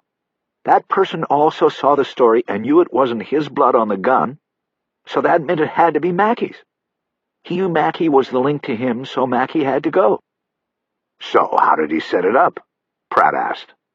"He was either smart enough to figure the story was a plant and we were watching Mackey, or he just figured the best way to get Mackey was the way he did it. Get him out there alone. Like I said, he was smart. He picked a time and place that would result in Mackey being alone and vulnerable. On that entrance ramp, you were up above the freeway. Even with the tow truck's lights on, nobody would see up there." It was also a good spot in case Mackey had a tail, Nord added. The killer knew a tail car would have to just keep moving by, and then he'd have Mackey alone. Aren't we giving this guy a little too much credit? Pratt asked. How would he know the cops were onto this guy? Just from a newspaper article? Come on. Neither Bosch nor Ryder answered, and everyone else silently digested the unspoken suggestion that the killer had a connection to the department, or more specifically, the investigation. All right, what's next? Pratt said. I think the containment on this is maybe another 24 hours tops. After that, it's going to be in the papers and upstairs on 6, and there's going to be hair on the walls if we don't wrap it up first. What do we do? We'll take the pen registers, Bosch said, speaking for himself and Ryder, and go from there. Bosch had been thinking about the note to Mackey he had seen on the desk in the service station the day before, a call to verify employment from Visa. As Ryder had pointed out when she first heard about it, Mackey wasn't into leaving trails like credit cards. It was something that didn't fit, and therefore he wanted to go after it. We have all of the printouts right here, Robinson said. The line that was busiest was the one into the station. All kinds of business calls. Okay, Harry, Kiz, you want the registers? Pratt asked. Ryder looked at Bosch and then at Pratt. If that's what Harry wants. He seems to be on a roll today. As if on cue, Bosch's phone began to chirp. He looked at the screen. It was Raj Patel. We'll see what kind of a roll right now, he said as he opened the phone. Patel said he had good and bad news. The good news is we still have the exemplar skid from the house in records here. The latents we recovered this morning did not match any of them. You found somebody new, Harry. It could be your killer. What this meant was that fingerprint examples from the members of the Valoran family and others who had appropriate access to the house were still on file in the SID print lab. None of those examples matched the fingerprints and palm print recovered that morning from beneath Rebecca Valoran's bed. Of course, fingerprints could not be dated, and it was possible that the prints discovered that morning had been left by whoever had installed the bed, but it seemed unlikely. The prints were taken off the underside of the wooden slat. Whoever had left them had most likely been under the bed. And the bad news? Bosch asked. I just ran them through the California system. No matches. What about the FBI? That's next, but that won't be so fast. They have to process it. I will send it through with an expedite request, but you know how that goes. I do, Raj. Let me know when you know, and thanks for the effort. Bosch closed the phone. He felt a steep letdown, and his face showed it. He could already tell the others knew the score before he delivered the news. No match on the DOJ database, he said. He'll try the Bureau's base, but that will take a while. Shit, said Renner. Speaking of Raj Patel, Pratt said. His brother scheduled the autopsy for 2 o'clock today. I want one team there. Who wants to take it? Renner weakly raised his hand. He and Robledo would take it. It was an easy assignment, if you didn't mind the visuals. The meeting soon broke up after Pratt assigned Robinson and Nord the service station and the interviews of the people Mackey worked with there. Marcia and Jackson would work on pulling reports together and into a murder book. They were still the lead investigators and would coordinate things from room 503. Pratt looked at the bill, divided it by 9, and told everyone to put in 10. This meant Bosch had to throw in a 10 even though he hadn't even had a cup of coffee. He didn't protest. It was the price of being late and being the guy who put them on this path. As everyone stood, Bosch caught Ryder's eye. Did you come directly here or did you ride with somebody? Abel gave me a lift. Want to ride back together? Sure. Outside the restaurant, she gave Bosch the silent treatment while they waited for his car from the valet. She stared at the large plastic steer that was atop the restaurant's sign. Under her arm was a file containing the printouts from the pen registers. Finally, the car came and they got in. Before pulling out of the lot, Bosch turned and looked at her. All right, say it, he said. Say what? Whatever it is you want to say so you can feel better. You should have called me, Harry. That's all. Look, Kiz, I called you yesterday and you chewed me out. I was just working off recent experience. This was different, and you know it. You called me yesterday because you were excited about something. Today you were following a lead. I should have been with you. And then to not find out what you came up with until you went in there and told everybody. That was embarrassing, Harry. Thanks for that. Bosch nodded his contrition. You're right about that part. I'm sorry.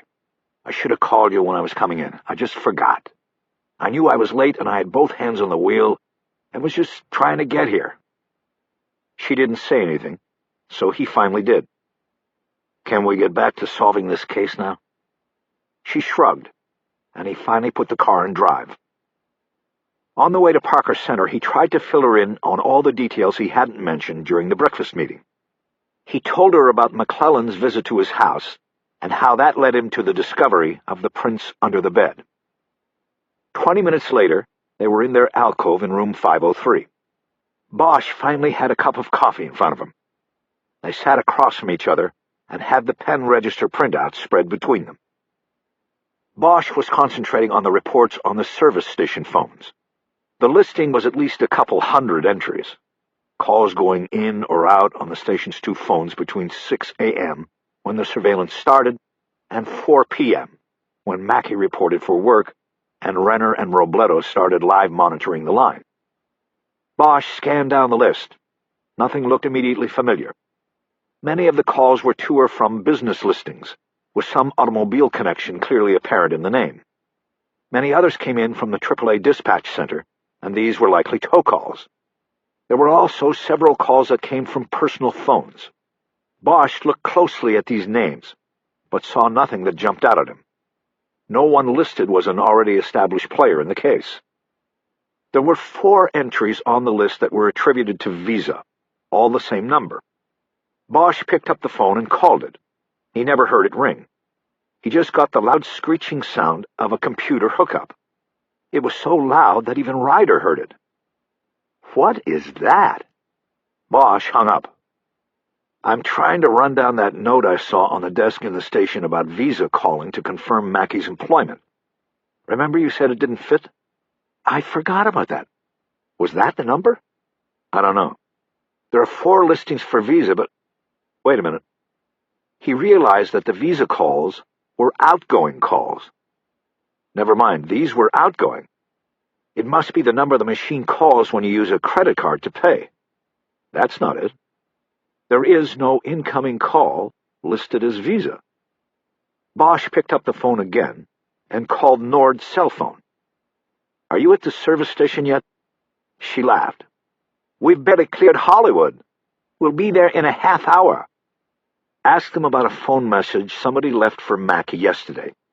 Something about Visa calling to confirm employment on a credit application.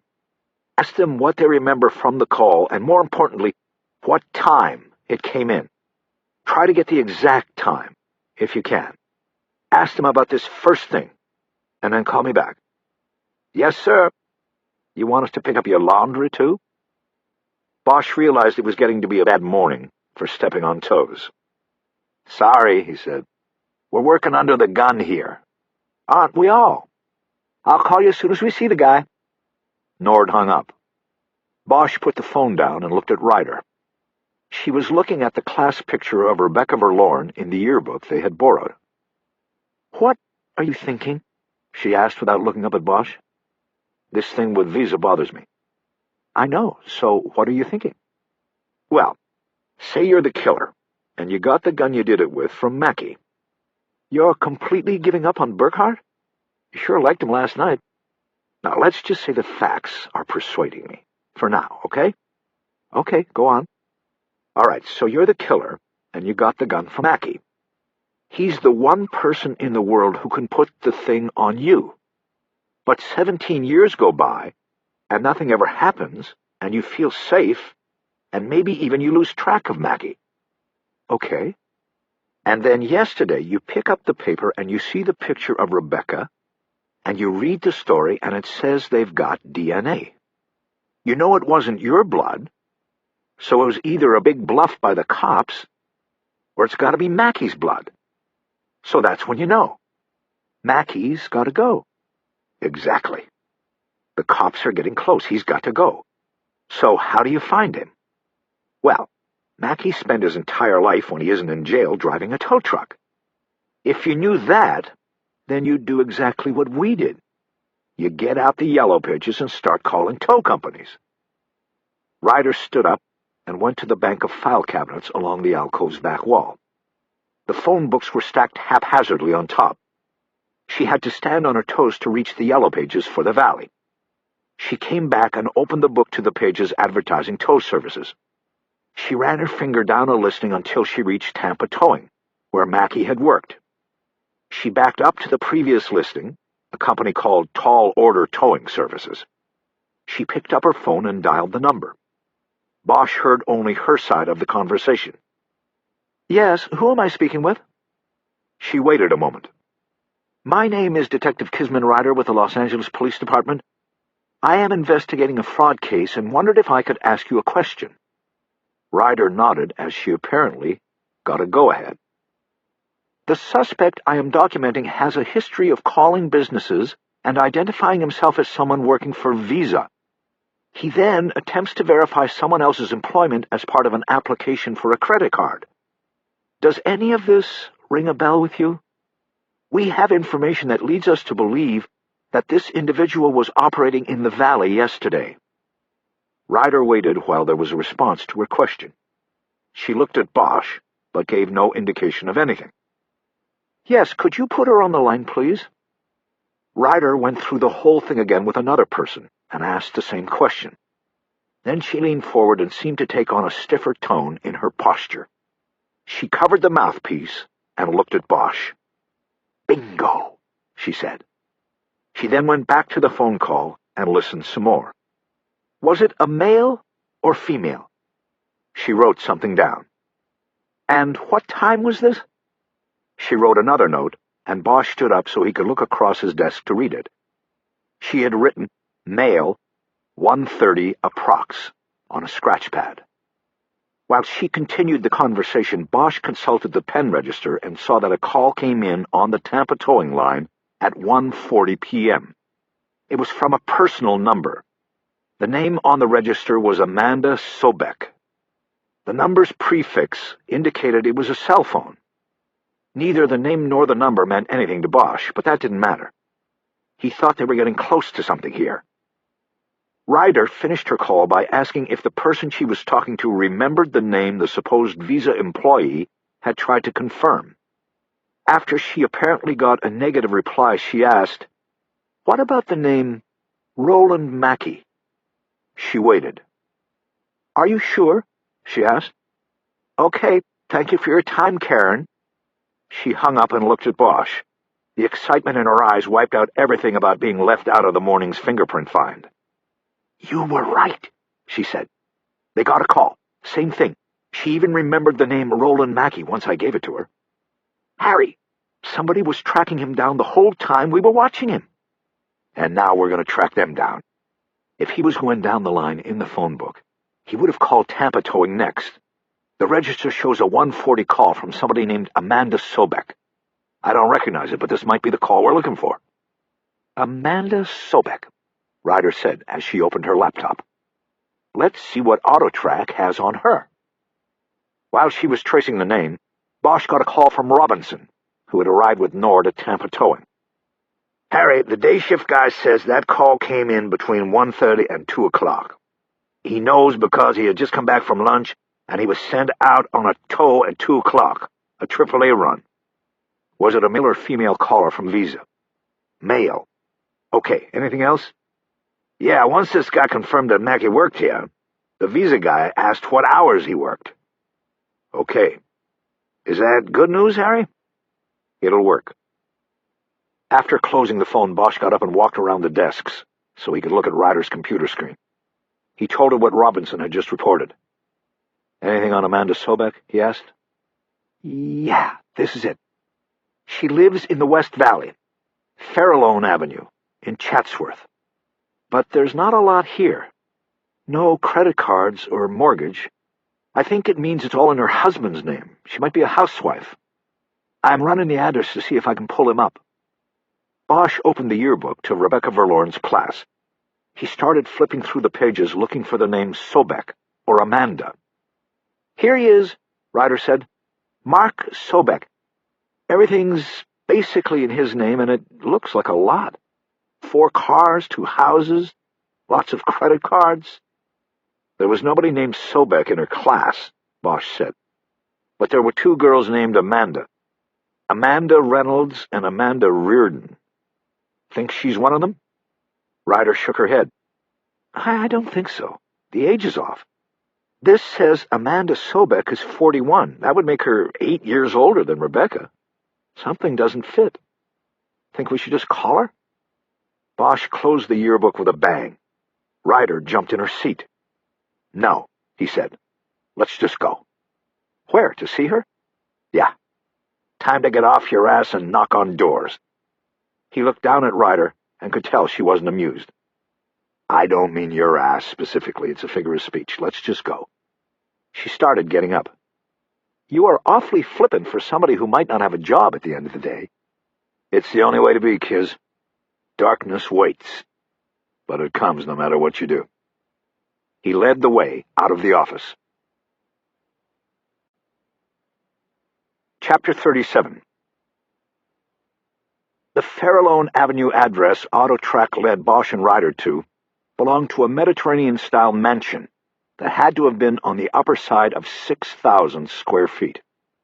It had a separate garage with 4 dark-stained wooden doors and windows from a guest suite above. The detectives had to view all of this through a wrought-iron gate while waiting for someone to answer the intercom. Finally, a voice came from the small square box on a pole next to Bosch's open window. "Yes, who is it?" It was a woman. She sounded young. "Amanda Sobek?" Bosch asked in reply. "No, this is her assistant. Who are you two?" Bosch looked again at the box and saw the camera lens. They were being watched as well as listened to. He pulled out his badge and held it a foot from the lens. "Police," he said. "We need to talk to Amanda or Mark Sobek." "About what?" "About police business. Open the gate, please, ma'am." They waited, and Bosch was just about to punch the call button again when the gate slowly started to automatically open. They drove in and parked in a turnaround circle in front of the 2-story front portico. "Looks like the kind of place it might be worth killing a tow truck driver to protect," Bosch said quietly as he cut the engine.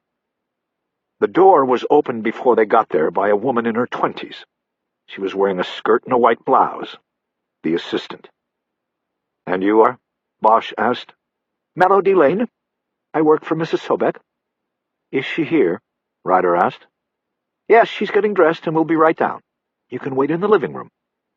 They were led into an entrance hallway where there was a table with several family photos on display. It looked like a husband, wife, and 2 teenage daughters. They followed Melody into a sumptuous living room with large windows looking out on Santa Susana State Park and Oat Mountain beyond. Bosch checked his watch. It was almost noon. Melody noticed. She wasn't sleeping. She had worked out earlier and was taking a shower. She should be down. She didn't need to finish. An attractive woman in white slacks and blouse left open over a pink chiffon shirt came hurrying into the room. "What is it? Is something wrong? Are my girls all right?" "Are you Amanda Sobek?" Bosch asked. "Of course I am. What is wrong? Why are you here?" Bosch pointed to the grouping of couch and chairs in the center of the room. "Why don't we sit down here, Mrs. Sobek?" "Just tell me if something is wrong." The panic on her face looked real to Bosch. He started to think they may have made a wrong turn somewhere. "Nothing is wrong," he said. "This is not about your daughters. Your daughters are fine." "Is it Mark?" "No, Mrs. Sobek. As far as we know, he is fine too. Let's sit down over here." She finally relented and walked quickly to the big chair to the right of the couch. Bosch moved around a glass coffee table and sat on the couch. Ryder took one of the remaining chairs. Bosch identified himself and Ryder and showed his badge again. He noticed that the glass on the table was spotless. We are conducting an investigation that I can't tell you about. I need to ask you some questions about your cell phone. My cell phone? You scared me to death over my cell phone? It's actually a very serious investigation, Mrs. Sobek. Do you have your cell phone with you? It's in my purse. Do you need to see it? No, not yet. Can you tell me when you used it yesterday? Sobek shook her head like it was an inane question. I don't know. In the morning I called Melody from the gym. I can't remember when else. I went to the store and called my daughters to see if they were on their way home after school. I can't remember anything else. I was home almost all day except for the gym. When I'm home, I don't use my cell. I use the regular phone. Bosch's misgivings were multiplying. Somewhere, they had made a wrong move. Could someone else have used the phone? Ryder asked. My daughters have their own. So does Melody. I don't understand this. Bosch pulled the page from the pen register out of his coat pocket. Out loud, he read the number of the phone that had called Tampa Towing. Is that your number? He asked. No, it's my daughter's. It's Caitlin's. Bosch leaned forward. This changed things further. Your daughter's? Where was she yesterday? I already told you she was in school. And she didn't use her phone until after because it's not allowed at school. What school does she go to? Ryder asked. Hillside Prep. It's over in Porter Ranch. Bosch leaned back and looked at Ryder. Something had just come full circle. He wasn't sure what it was, but it felt important. Amanda Sobek read the looks on their faces. What is it? She asked. Is something wrong at the school? Not as far as we know, ma'am, Bosch answered. What grade is your daughter in? She is a sophomore. Does she have a teacher named Bailey Sable? Ryder asked. Sobek nodded. She has her for homeroom and English. Is there any reason why Mrs. Sable might have borrowed your daughter's phone yesterday? Ryder asked. Sobek shrugged. Not that I can think of. You have to understand how strange this is. All these questions. Was her phone used to make a threat or something? Is this some kind of terrorist thing? No, ma'am, Bosch said. But it is a serious matter. We are going to have to go to the school now and talk to your daughter. We would appreciate it if you came with us and were there when we spoke to her. Does she need a lawyer? I don't think so, ma'am. Bosch stood up. Shall we go? Can Melody come too? I want Melody to go with me. Tell you what. Have Melody meet us there. That way she can drive you back if we need to go somewhere else. Chapter 38. On the drive over to Hillside Prep, the car was silent. Bosch wanted to talk to Ryder to dope this latest twist out, but he didn't want to do it in front of Amanda Sobek, so they were silent until their passenger asked if she could call her husband, and Bosch said that was fine. But she couldn't reach him and left a message in a near hysterical voice telling him to call her as soon as he could. When they got to the school, it was lunchtime. As they walked down the main hallway to the office, they could hear the near-riotous collision of voices from the cafeteria. Mrs. Atkins was behind the counter in the office. She looked a little confused when she saw Amanda Sobek in the company of the detectives. Bosch asked to see Principal Stoddard. Mr. Stoddard took lunch off campus today, Mrs. Atkins said. Is there something I can help with? Yes, we'd like to see Caitlin Sobek. Mrs. Sobek here will be with us when we talk to her. Right now? Yes, Mrs. Atkins, right now. I would appreciate it if you or another school employee could go and get her. It might be better if the other kids didn't see her being accompanied by the police. I could go get her, Amanda offered. No, Bosch said quickly. We want to see her at the same time as you. It was a polite way of saying that he didn't want her to ask her daughter about the cell phone before the police did. I'll just go to the cafeteria and find her, Mrs. Atkins said. You can use the principal's meeting room for your, talk. She came around the counter, averted her eyes from Amanda Sobek, and headed toward the door that led to the main hallway. Thank you, Mrs. Atkins, Bosch said. It took Mrs. Atkins almost 5 minutes to locate and return with Caitlin Sobek.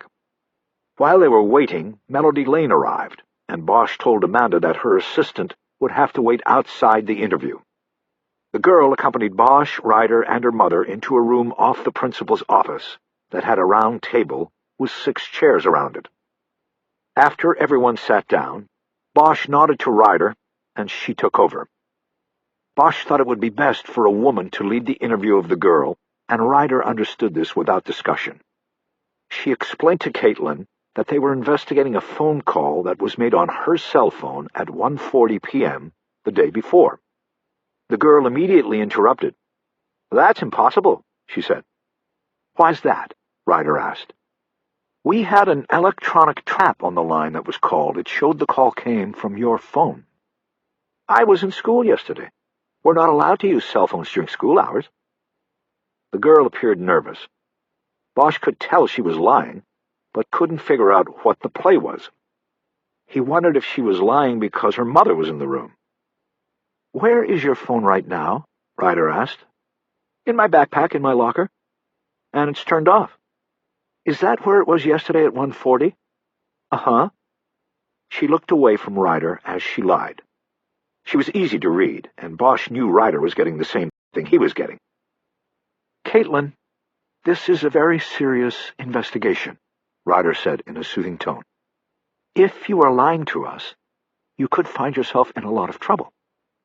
"Caitlin, don't lie," Amanda Sobek said forcefully.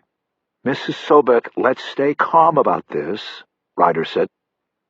"Caitlin, these electronic traps I was telling you about are called pen registers. The registers don't lie.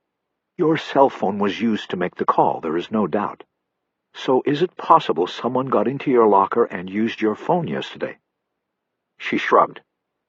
"Anything's possible, I guess." "Okay. Who would have done that?" "I don't know. You were the one who said it." Bosch cleared his throat, which drew the girl's eyes to his. He stared hard at her and said, "I think maybe we should take a drive downtown. Maybe this is not the right place for an interview." He started to push back his chair and get up.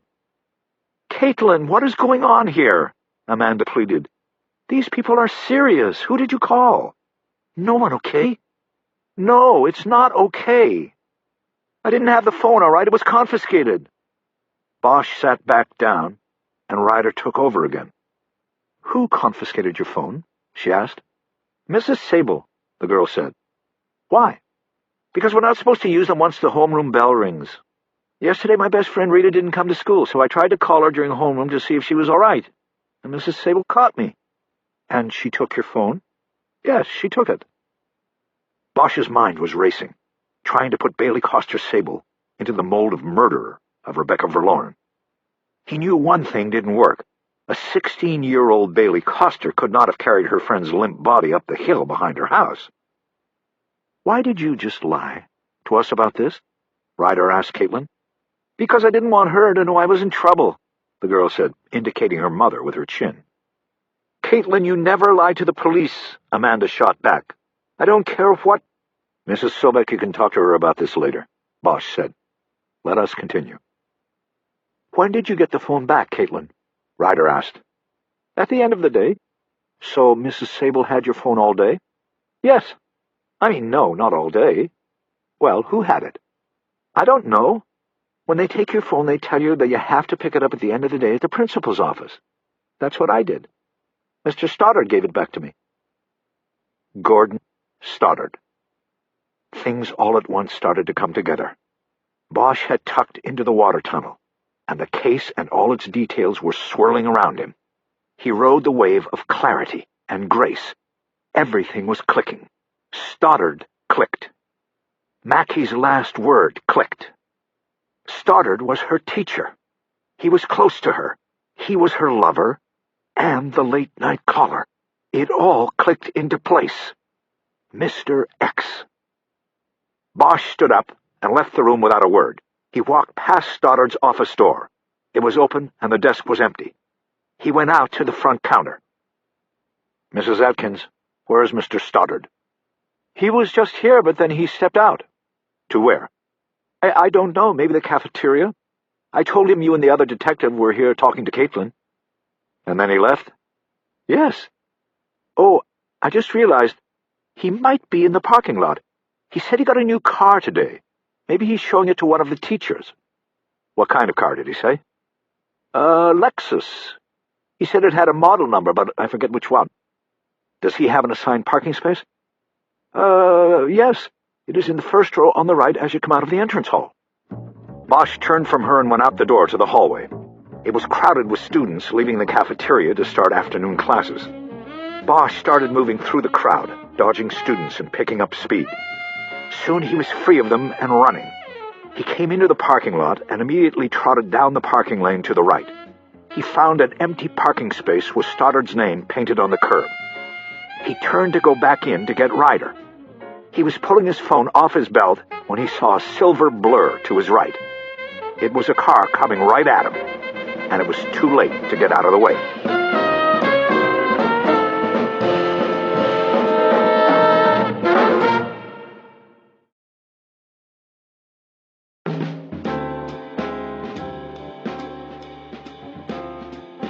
Chapter 39. Bosch was helped up into a sitting position on the asphalt. Harry, are you all right? He focused and saw that it was Ryder. He nodded shakily. He tried to remember what had just happened. It was Stoddard, he said. He was coming right at me. In his car? Bosch laughed. He had left that part out. Yeah, his new car, a silver Lexus. Bosch started to get up. Ryder put a hand on his shoulder to hold him down. Just wait a minute. Are you sure you're all right? Does anything hurt? Just my head. It was coming back to him now. I banged it when I landed, he said. I jumped out of the way. I saw his eyes, you know. The rage, I mean. Let me see your eyes. He looked up at her, and she held his chin while she checked his pupils. You look all right, she said. Okay, then. I'll sit here for a second while you go back in and get Stoddard's home address from Mrs. Atkins. Ryder nodded. All right, you wait here. Hurry. We have to find him. She ran back into the school. Bosch reached up and felt the bump on the back of his head. He replayed the clearing memory. He had seen Stoddard's face behind the windshield. It was angry, contorted. But then he had yanked the wheel to the left as Bosch jumped the other way. Bosch reached for his phone so he could call in a wanted bulletin for Stoddard. It wasn't on his belt. He looked around and saw the phone on the asphalt near the rear tire of a BMW. He crawled over and grabbed it, then stood up. Bosch was hit with mild vertigo and had to lean on the car. Suddenly, an electronic voice said, "Please step away from the car." Bosch pulled his hand away and started walking toward the part of the lot where he had parked his own car. On the way, he called Central Dispatch and put out the wanted bulletin for Stoddard and his silver Lexus. Bosch closed the phone and hooked it on his belt. He got to his car, started it, and pulled up to the entrance so they would be ready to go as soon as Ryder came out with the address. After what seemed like an interminable wait, Ryder finally emerged and trotted to the car. But she came to his side, opened his door, and waved him out. "It's not far," she announced. "It's a house on Chase off of Winnetka. But you're not driving, I am." Bosch knew that arguing would waste time. He got out and moved as quickly as his balance allowed around the front of the car and got in on the passenger side. Ryder hit the gas, and they moved out of the parking lot. As Ryder made her way on surface streets towards Stoddard's home, Bosch called for backup from Devonshire Division Patrol and then called Abel Pratt to quickly fill him in on the morning's revelations. "Where do you think he's going?" Pratt asked. "No idea. We're on the way to his house." "Is he suicidal?" "No idea." Pratt was silent for a moment as he digested this. He then asked a few more questions about minor details and hung up. "He sounded happy," Bosch told Ryder. "Says if we get this guy, it'll help turn a lemon into lemonade." "Good," Ryder replied. "We can pull prints from Stoddard's office or home and match them to the print from underneath the bed. Then it's a done deal, whether he's in the wind or not." "Don't worry. We'll get him." "Harry, what are you thinking? Stoddard and Mackey did this together?" "I don't know, but I remember that photo of Stoddard from the yearbook. He looked pretty lean. He might have been able to carry her up the hill by himself. We'll never know unless we find him and ask him. Ryder nodded. The key question, she then said, is how Stoddard connected with Mackey. The gun. I know that. That's obvious. I mean, how did he know Mackey back then? Where is the intersection? And how did he know him well enough to get the gun from him? I think it was right there in front of us all along, Bosch said. And Mackey told me with his last word. Chatsworth? Chatsworth High. How do you mean? That summer, he was getting his GED at Chatsworth High. On the night of the murder, Mackey's alibi was his tutor. Maybe it was the other way around. Maybe Mackey was the tutor's alibi. Stoddard? He told us that first day that all of the teachers at Hillside had outside jobs. Maybe Stoddard was working as a tutor. Maybe he was Mackey's tutor. That's a lot of maybes, Harry. That's why we've got to find Stoddard before he does anything to himself. You think he's suicidal? You told Abel you didn't know. I don't know anything for sure. But back in that parking lot, he turned away from me at the last second. It makes me think that he only wants to hurt one person. Himself? Maybe just didn't want to dent his new car. Maybe.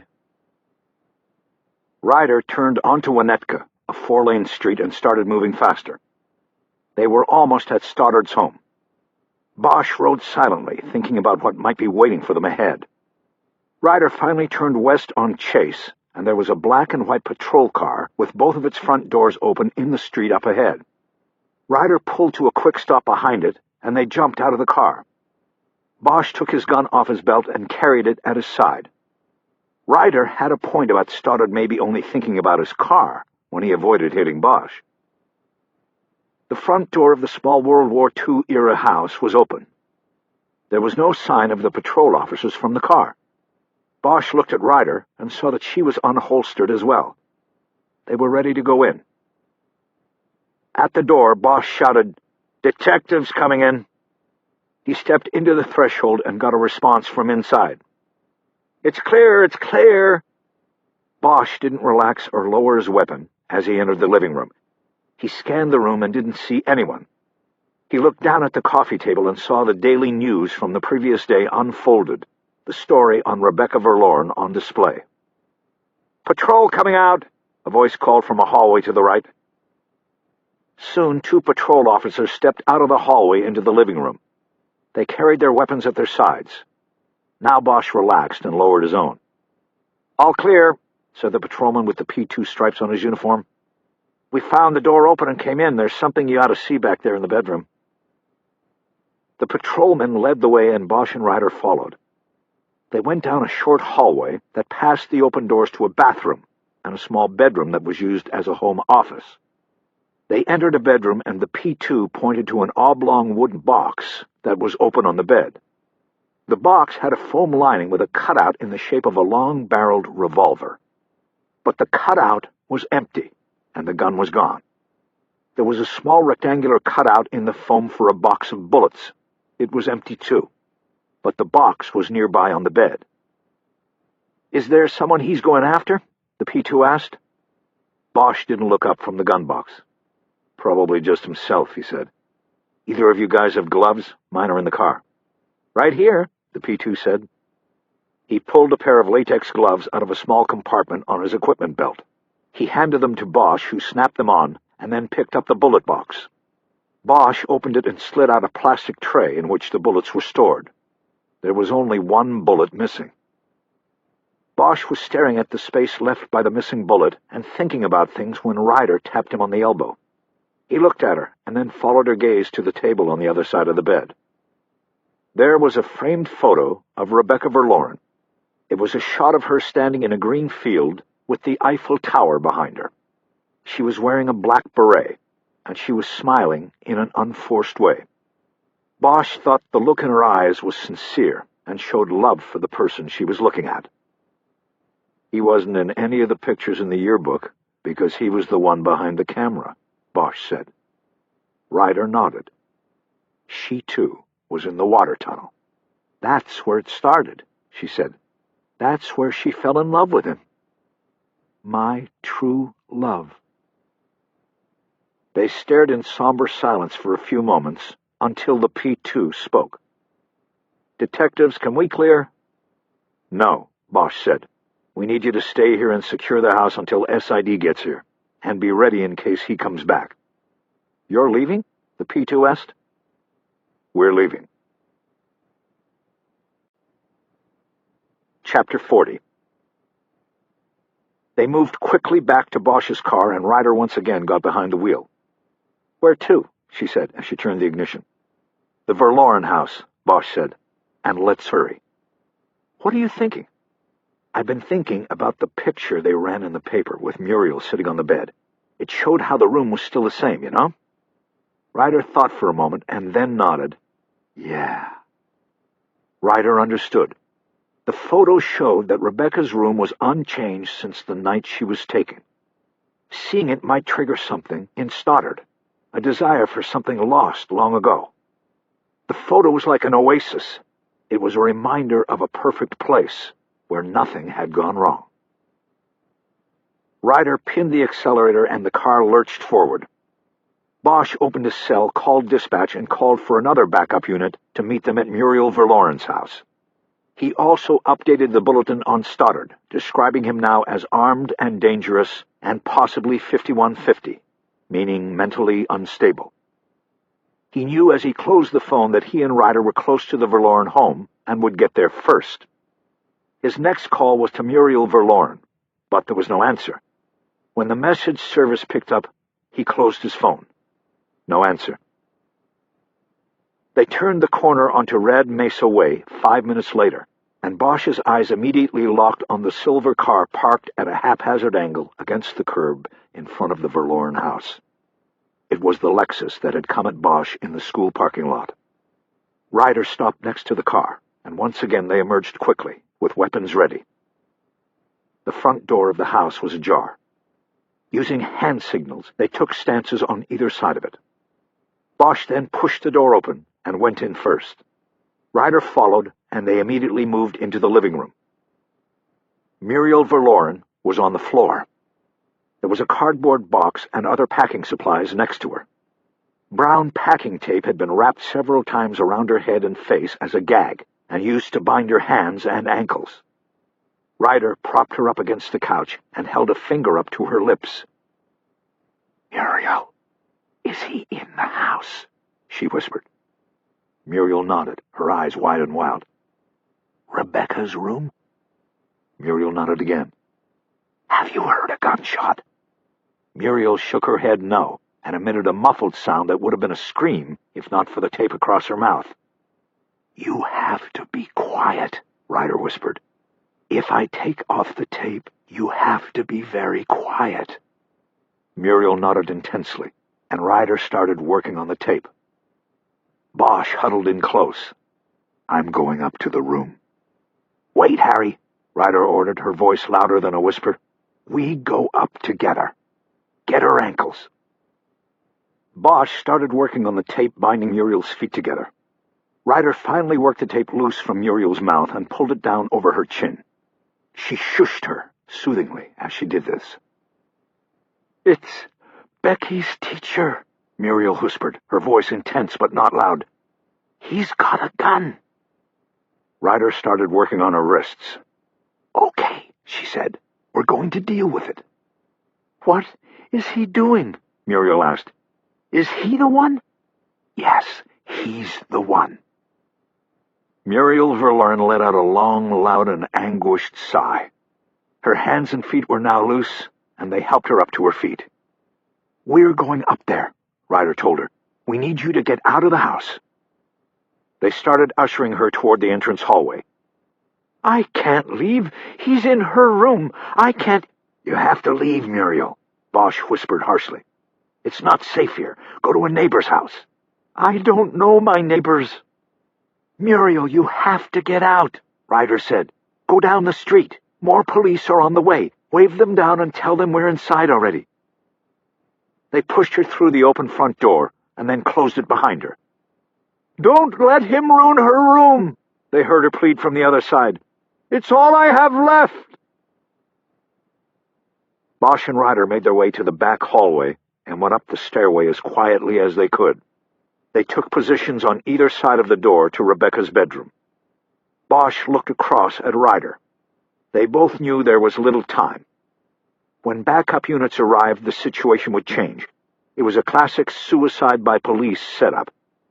This was the one chance they might have of getting to Stoddard before he or a SWAT cop put a bullet into his brain.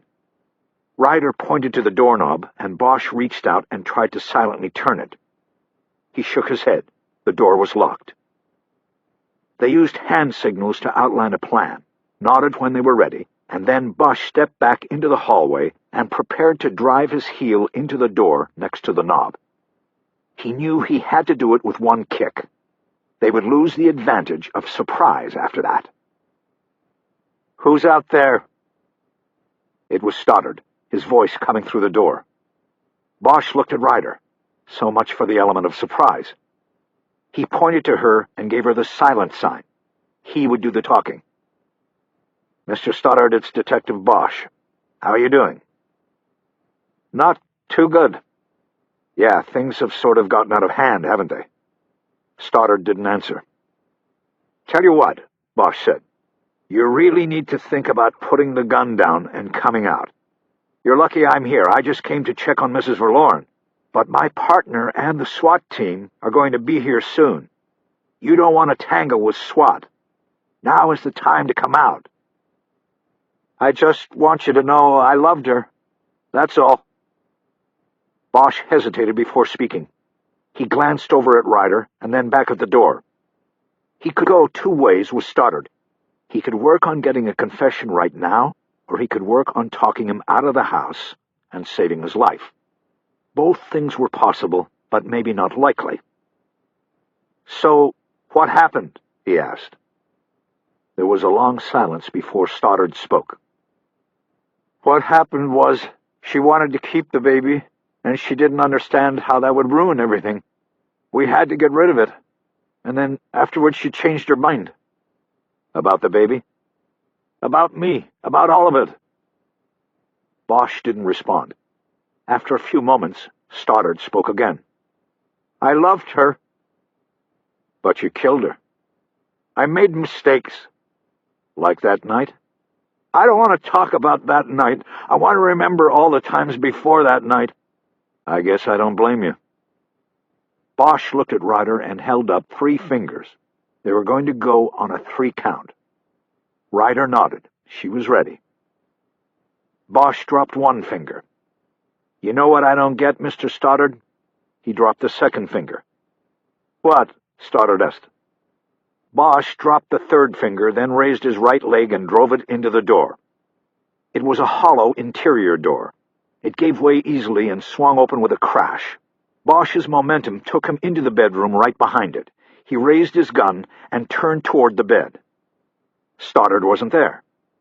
Bosch continued his turn, catching a glimpse of Stoddard in the mirror. He was standing in the corner to the other side of the door. He was raising the muzzle of a long-barrel revolver to his mouth. Bosch heard Ryder shout, and her body came through the door at full speed as she threw herself into Stoddard. The crack of a gunshot shook the room as Ryder and Stoddard went down to the floor. The revolver fell from Stoddard's hand and clattered onto the floor. Bosch moved quickly to them and dropped his weight onto Stoddard as Ryder rolled off of him. "Kiz, you hit?" There was no answer. Bosch tried to look at her while keeping Stoddard under control. Ryder was holding one hand to the left side of her head. "Kiz?" "I'm not hit," she yelled. "I think I'm just deaf in one ear." Stoddard tried to get up, even with Bosch's weight on top of him. "Please," he said. Bosch used his forearm to knock one of Stoddard's arms out from supporting him. Stoddard's chest hit the floor, and Bosch quickly pulled the arm back and cuffed it.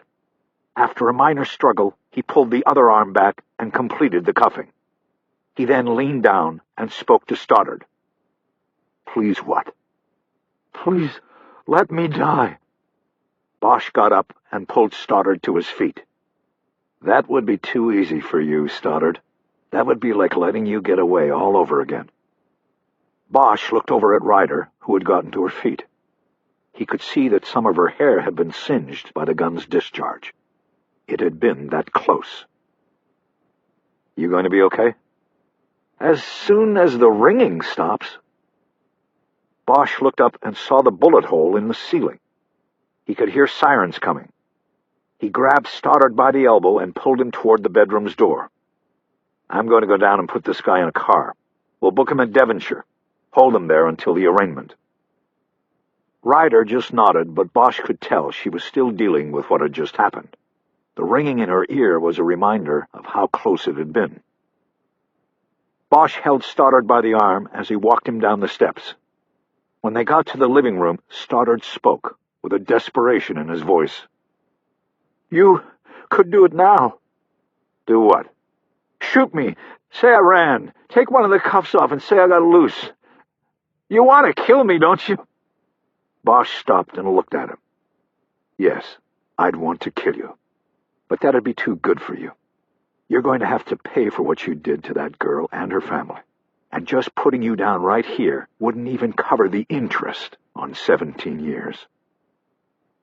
Bosch roughly pushed him toward the door. They stepped out onto the front lawn just as a patrol car pulled to a stop and cut its siren. Bosch could tell by the streamlined light bar across the roof that it was one of the new and modern equipped cars he had heard about. The department could afford only a few of them in each budget cycle. The car gave Bosch an idea.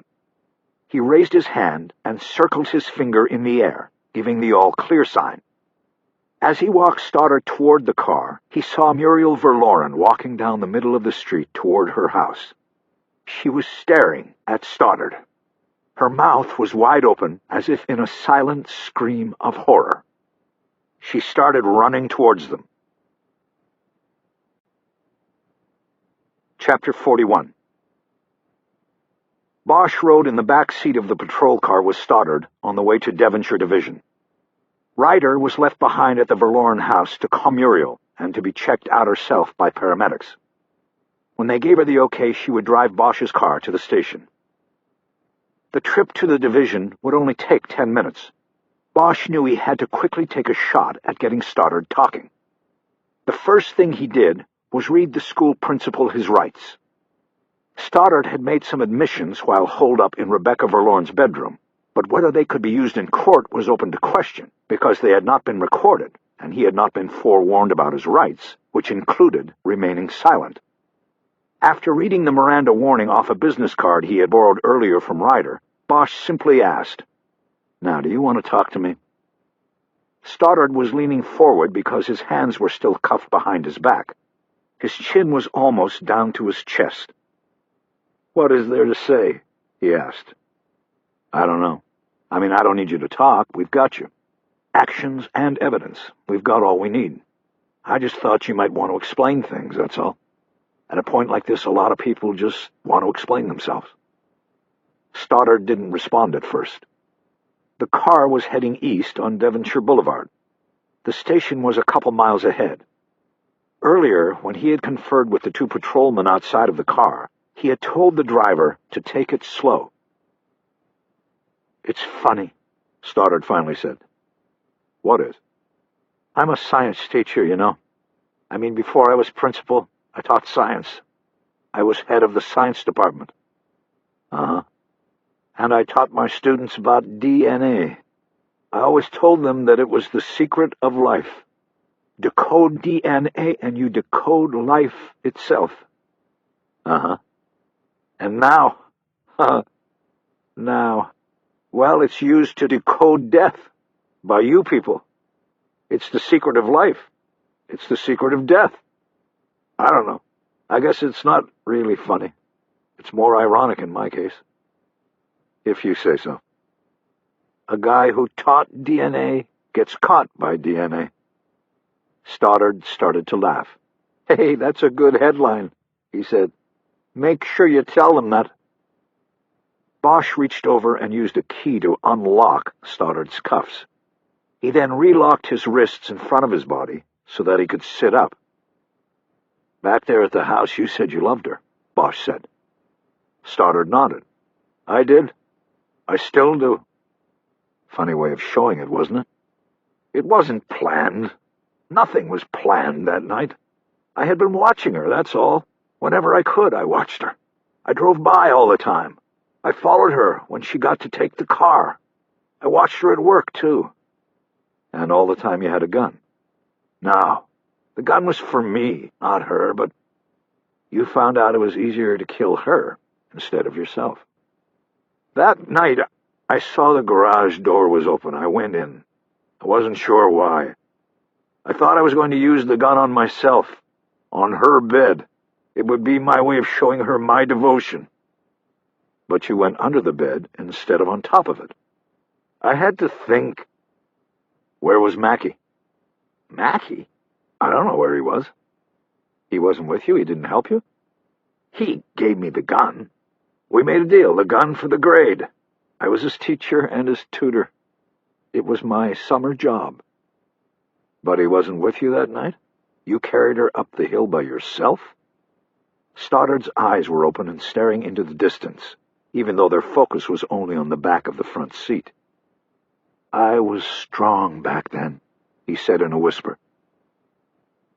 The patrol car pulled through the opening in the concrete block wall that surrounded the back of Devonshire Division. Stoddard looked out the window. Seeing all of the patrol cars and the back of the station must have brought an awakening to him. He realized his situation. I don't want to talk anymore, he said. That's fine, Bosch said. We'll put you in a holding room and get you a lawyer if you want. The car stopped in front of a set of double doors, and Bosch got out. He came around and got Stoddard out, and then walked him in through the doors. The detective bureau was on the second floor. They took an elevator and were met by the lieutenant in charge of Devonshire detectives. Bosch had called him from the Verloren house. An interview room was waiting for Stoddard. Bosch put him in a seat and cuffed one of his wrists to a metal ring bolted to the center of the table. Sit tight, Bosch said. I'll be back. At the door, he looked back at Stoddard. He decided to make one last play. And for what it's worth, I think your story is bullshit, he said. Stoddard looked at him, surprise on his face. What do you mean? I loved her. I didn't want... You stalked her with one purpose, to kill her. She rejected you and you couldn't take it, so you wanted her dead. And now 17 years later you're going to try to tell it different, like it's Romeo and Juliet or something? You're a coward, Stoddard. You stalked her and killed her, and you should own up to it. No, you're wrong. I had the gun for myself. Bosch came back into the room and leaned down on the table. Yeah? What about the stun gun, Stoddard? Was that for yourself, too? You left that out of your story, didn't you? Why'd you need a stun gun if you went in there to kill yourself? Stoddard was silent.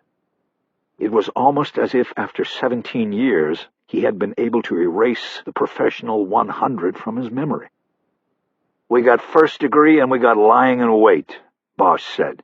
You're going down for the whole ride, Stoddard. You were never going to kill yourself, back then or even today. I think I want a lawyer now, Stoddard said. Yeah, of course you do. Bosch left the room and walked down the hallway to an open door. It was the monitoring room. The lieutenant and one of the patrol officers from the ride-in were in the small space. There were 2 active video screens. On one, Bosch saw Stoddard sitting in the interview room. The camera angle was from an upper corner of the room. Stoddard seemed to be staring blankly at the wall. The image on the other screen was frozen. It showed Bosch and Stoddard in the back seat of the patrol car. How's the sound? Bosch asked. Beautiful, the lieutenant said. We got it all. Taking off the cuffs was a nice touch. Brought his face up into the camera.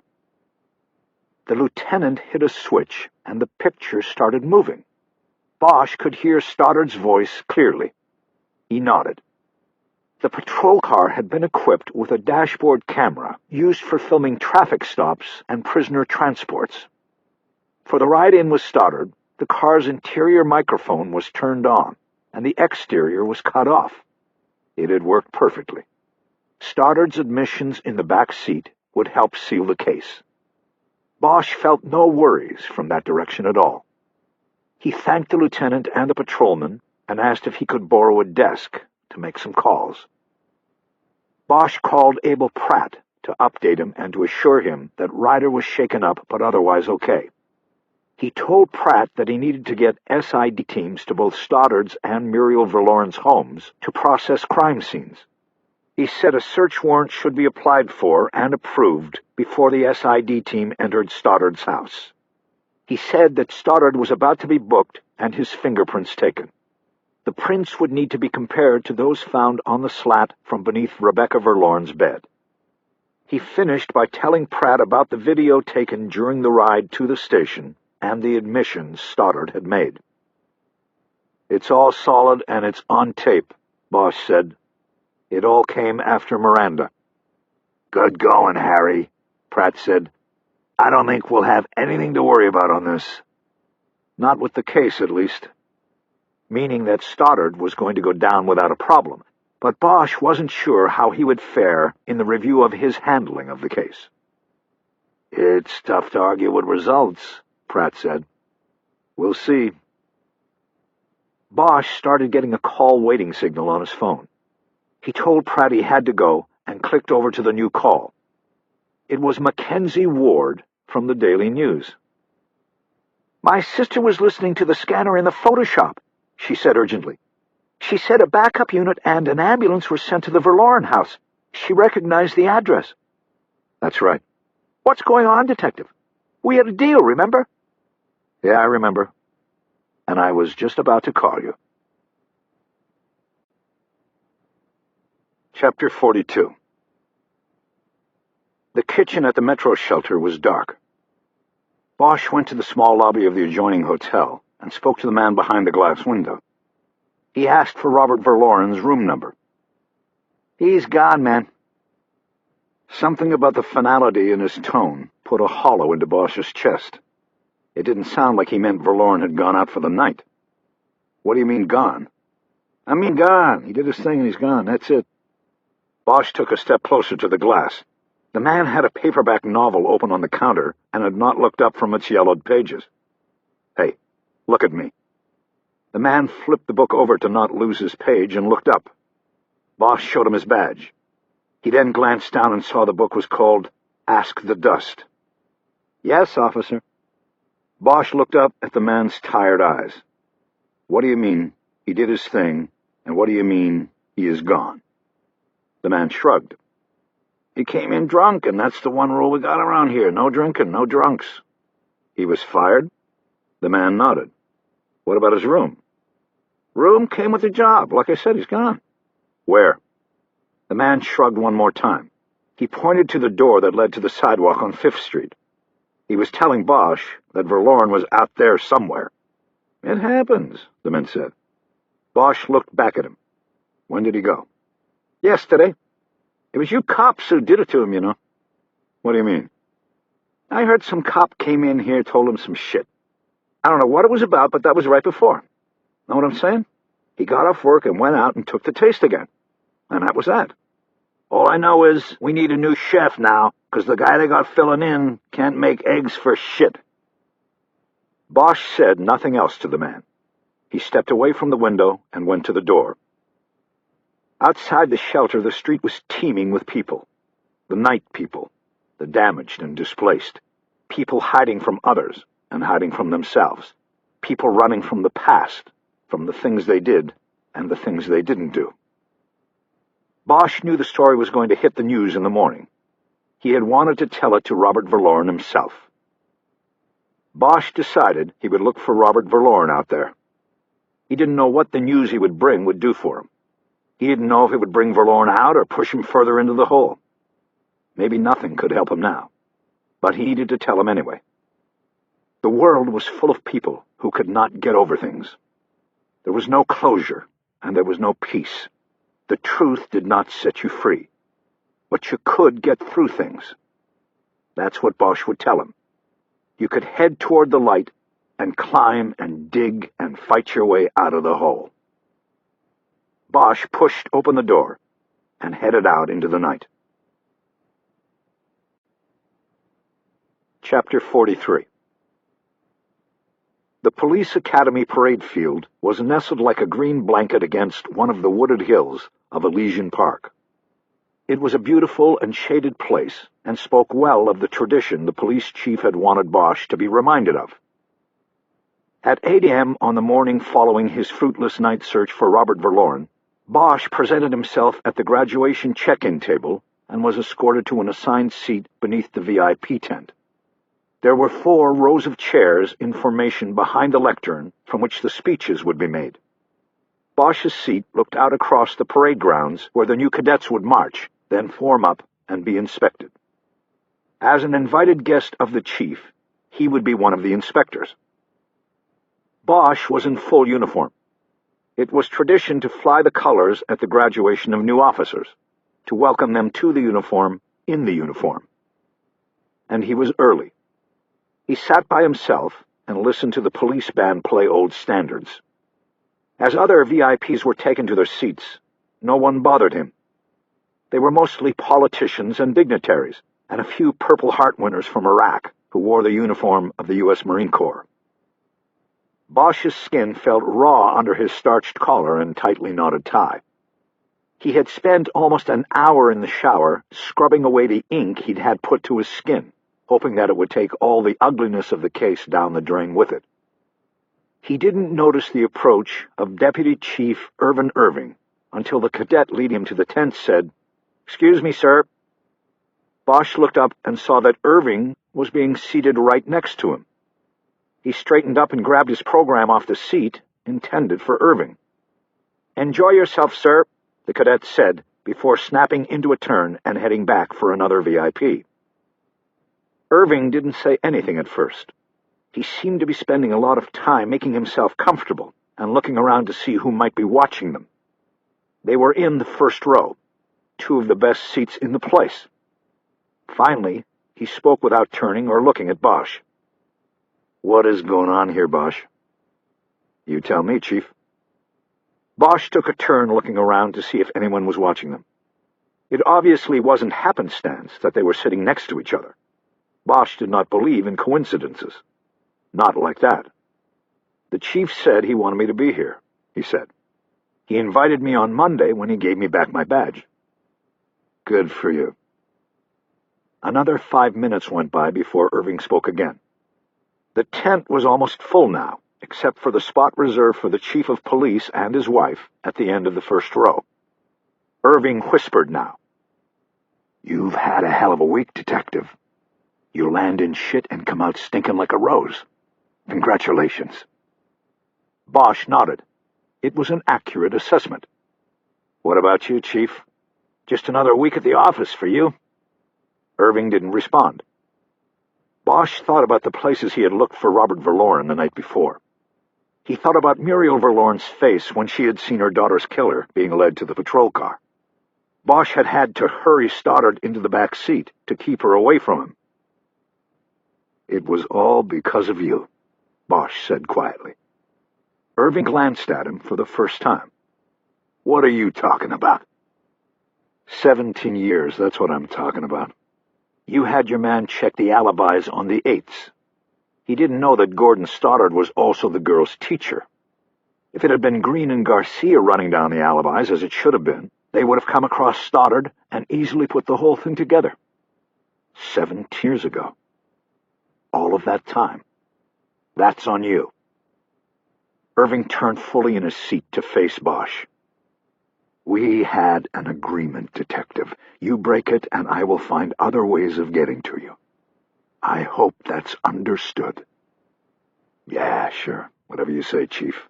But you forget one thing. I'm not the only one who knows about you. What are you going to do? Make your little deals with everybody? Every reporter? Every cop? Every mother and father who have had to live with a hollowed-out life because of what you did?" "Keep your voice down," Irving said through his teeth. Bosch responded in a quiet, calm voice. "I've said all I want to say to you." "Well, let me tell you something. I'm not finished talking to you. If I find—" He dropped the sentence as the chief of police was escorted by with his wife. Irving straightened himself in his seat as the music swelled and the show began. 24 cadets with shining new badges on their uniformed chests marched into the parade grounds and took their positions in front of the VIP tent. There were too many preliminary speeches. Then the inspection of the new officers took too long. But finally the program reached the main event, the traditional remarks of the chief of police. The man who had taken Bosch back into the department was relaxed and poised at the lectern. He spoke of rebuilding the police department from inside out and starting with the 24 new officers standing before him. He said he was talking about rebuilding both the image and practice of the department. He said many of the things he had said to Bosch on Monday morning. He urged the new officers never to break the law, to enforce the law, to do their job constitutionally and compassionately at all times. But then he surprised Bosch with his wrap-up. I would also like to draw your attention to 2 officers here as my guests today. One coming, one going. Detective Harry Bosch has returned to the department this week after a few years of retirement. I guess he learned during his extended vacation that you can't teach an old dog new tricks. There was polite laughter from the crowd on the other side of the parade grounds. This was where the families and friends of the cadets sat. The chief continued. So he came back to the LAPD family, and already he has performed admirably. He has put himself in harm's way for the good of the community. Yesterday he and his partner cleared a 17-year-old murder that had been sticking like a thorn into the side of this community. We welcome Detective Bosch back to the fold. There was a smattering of applause from the crowd. Bosch felt his face go hot. He looked down at his hands. I would also like to thank Deputy Chief Irvin S. Irving for being here today, the chief continued. Chief Irving has served in this department for nearly 45 years. There is no current officer who has served longer. His decision to retire today and make this graduation his final action while wearing the badge is a fitting end to his tour of duty. We thank him for such service to this department and this city. The applause for Irving was much louder and sustained. People started to stand in honor of the man who had served the department and city so long. Bosch turned slightly to his right so that he could see Irving's face, and he knew the moment he saw the deputy chief's eyes that he had not seen it coming. He had been sandbagged. Soon everyone was standing and clapping, and Bosch felt compelled to do the same for a man he despised. He knew exactly who had engineered Irving's fall. If Irving protested or tried in some way to recover his position, he would face an internal case built by Kisman Ryder. There would be no doubt who would lose that one. No doubt at all. What Bosch didn't know was when it had been planned. Bosch thought about Ryder sitting on the desk in 503, waiting for him with coffee, black, just like he liked it. Had she already known then what case the cold hit had come from, and where it would lead? He remembered the date on the DOJ report. It was 10 days old by the time he had read it. What happened during those 10 days? What was planned for his arrival? Bosch didn't know, and he was not sure he even cared.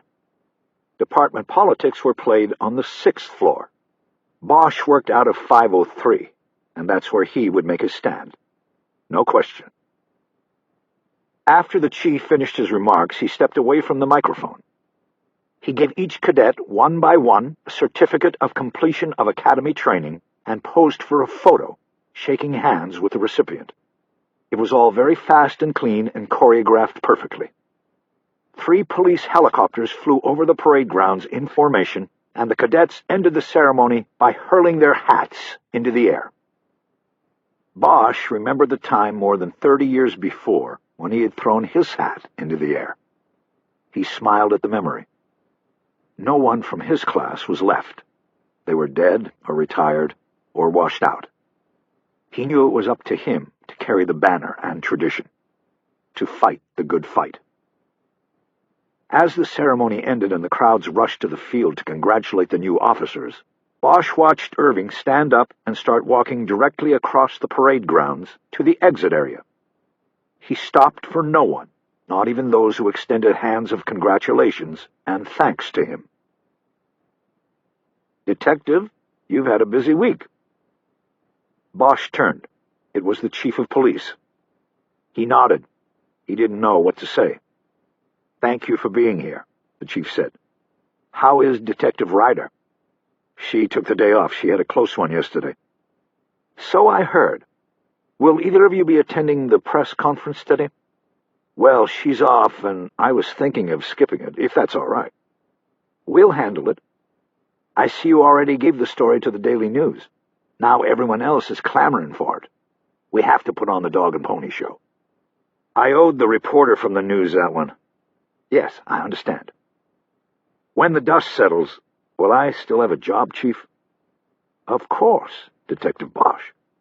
Like in any investigation, choices must be made, tough choices. You made the best decisions you could make. There will be a review, but I don't think you will have a problem." Bosch nodded. He almost said thank you, but decided against it. He just looked at the man. "Is there something else you wanted to ask me, Detective?" Bosch nodded again. "I was just sort of wondering." "About what?" "The case started with a letter from the DOJ, and that letter was old by the time it got to me. I'm wondering why it was held for me. I guess what I'm saying is I'm wondering about what you knew and when you knew it." "Does any of that matter now?" Bosch poked his chin in the direction Irving had taken. "Maybe," he said. "I don't know. But he won't just walk away. He'll go to the media, or to the lawyers. He knows that if he does that, it will be a mistake, that there will be consequences for him. He's not a stupid man." Bosch just nodded. The chief studied him a moment before speaking again. "You still seem troubled, Detective. Remember what I told you Monday? I told you I carefully reviewed your case and career before deciding whether to welcome you back." Bosch just looked at him. "I meant that," the chief said. "I studied you, and I think I know something about you. You were on this earth for one thing, Detective Bosch, and you now have the opportunity to do it, to continue to carry out your mission. After that, does anything else matter?" Bosch held his eyes for a long time before answering. "I guess what I really wanted to ask is about what you said the other day. When you said all of that about the ripples and the voices, did you mean it? Or were you just winding me up to go after Irving for you?" Fire quickly spread across the police chief's cheeks. His eyes dropped from Bosch's as he composed his answer. Then he looked back up at Bosch, and it was his eyes that held Bosch's this time. "I meant every word of it, and don't you forget it. You go back to room 503 and you close cases, Detective. That's what you are here for. Close them out, or I'll find reason to close you out. Do you understand?" Bosch didn't feel threatened. He liked the chief's answer. It made him feel better. He nodded. "I understand." The chief raised his hand and took Bosch by the upper arm. "Good. Then let's go over here and get a picture taken with some of these young people who have joined our family today. Maybe they can learn something from us. Maybe we can learn something from them." As they moved into the crowd, Bosch looked off in the direction Irving had taken. But he was long gone. Chapter 44. Bosch looked for Robert Verlorn for 3 of the next 7 nights, but didn't find him until it was too late. 1 week after the academy graduation, Bosch and Ryder were sitting across from each other at their desks while putting the finishing touches on the case against Gordon Stoddard. The accused murderer had been arraigned in Van Nuys Municipal Court earlier in the week and had pleaded not guilty. Now the legal dance had begun. Bosch and Ryder had to put together a comprehensive charging document that outlined the case against Stoddard. It would be given to the prosecutor and used in negotiations with Stoddard's defense attorney. After meeting with Muriel Verlorn as well as Bosch and Ryder, the prosecutor set a case strategy. If Stoddard elected to go to trial, the state would seek the death penalty under the lying-in-wait statute. The alternative was for Stoddard to avoid risking death and plead guilty to first-degree murder in a plea agreement that would send him to prison for life without the possibility of parole. Either way, the case summary Bosch and Ryder were composing would be of key importance because it would show Stoddard and his lawyer just how strong the evidence was. It would force their hand, make Stoddard choose between the grim alternatives of life in a jail cell or gambling his life on the slim possibility of beating the case with a jury. It had been a good week until that point. Ryder bounced back from her near miss from Stoddard's bullet and showed full command of her skills in putting together the case summary. Bosch had spent all of Monday going over the investigation with an internal affairs investigator and was cleared the next day. The no-action-taken verdict from IAD meant he was clear within the department, even though the ongoing stories about the case in the media continued to call into question the department's actions in using Roland Mackey as bait. Bosch was ready to move on to the next investigation. He had already told Ryder he wanted to check into the case of the lady he found tied up and drowned in her bathtub on his first day on the job. They would take it up as soon as they put the paper case on Stoddard to rest. Abel Pratt came out of his office and stepped into their alcove. He had an ashen look on his face. He nodded toward Ryder's computer screen. "Is that Stoddard you're working on?" he asked. "Yes," Ryder said. "What's up?" "You can spike it. He's dead." Nobody said anything for a long moment. "Dead?" Ryder finally asked. "What do you mean, dead?" "Dead in his cell in Van Nuys. 2 puncture wounds to the neck." "He did it himself?" Bosch asked. "I didn't think he had it in him." "No, somebody did it for him." Bosch sat up straight. "Wait a minute," he said. "He was on the high-power floor and on keep-away status. Nobody could have—" "Somebody did this morning," Pratt said. "And that's the bad part." Pratt raised a small notebook in his hand. Notes had been scribbled on it. He read from it. "On Monday night, a man was arrested on Van Nuys Boulevard on a drunken disorderly. He also assaulted one of the cops who hooked him up. He was routinely fingerprinted and booked into Van Nuys jail. He had no ID and gave the name Robert Light. The next day at arraignment, he pleaded guilty to all charges, and the judge gave him a week in Van Nuys jail. The prints had still not been run through the computer." Bosch felt a deep tug in his gut. He felt dread. He knew where this was going. Pratt continued, using his notes to construct the story. "The man who called himself Robert Light was assigned to kitchen duty at the jail because he claimed and also demonstrated that he had restaurant experience. This morning he traded jobs with one of the others in the kitchen and was pushing the wagon that was carrying food trays to the custodies on high power. According to 2 guards who witnessed it, when Stoddard went to the slide window on his cell door to accept the food tray, Robert Light reached through the bars and grabbed him. He then stabbed him repeatedly with a shiv made from a sharpened spoon. He got 2 punctures into the neck before the guards subdued him. But the guards were too late. Stoddard's carotid artery was slashed, and he bled out in his cell before they could get help to him." Pratt stopped there, but Bosch and Ryder asked no questions. "Coincidentally," Pratt began again, "Robert Light's fingerprints were finally entered into the database at about the same time he was killing Stoddard. The computer kicked out a bogey, a custody who gave a false name. The real name, as I am sure you've already guessed, was Robert Verloren." Bosch looked across at Ryder, but couldn't hold her eyes for long. He looked down at his desk. He felt as though he had been punched. He closed his eyes and rubbed his face with his hands. He felt that it was in some way his fault. Robert Verloren had been his responsibility in the investigation. He should have found him. "How's that for closure?" Pratt said. Bosch dropped his hands and stood up. He looked at Pratt. "Where is he?" he asked. "Verloren? They still have him there. Van Nuys Homicide is handling it."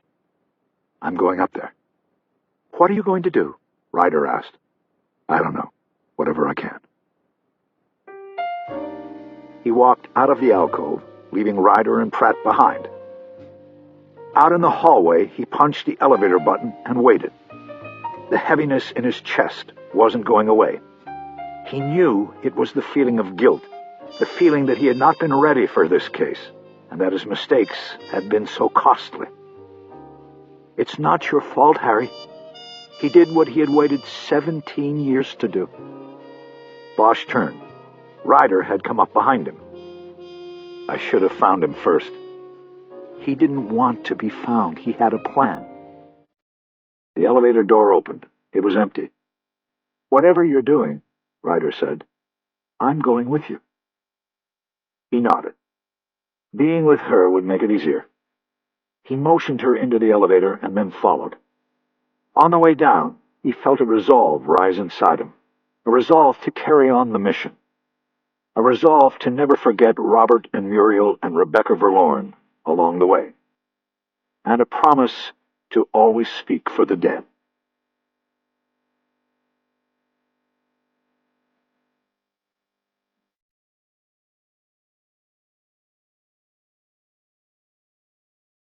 The author would like to gratefully acknowledge those who helped with the research and writing of this novel.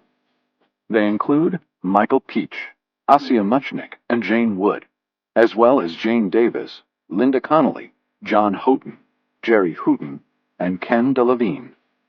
Very special thanks to Detectives Tim Marcia, Rick Jackson, and David Lampkin of the Los Angeles Police Department, as well as Sergeant Bob McDonald and Police Chief William Bratton.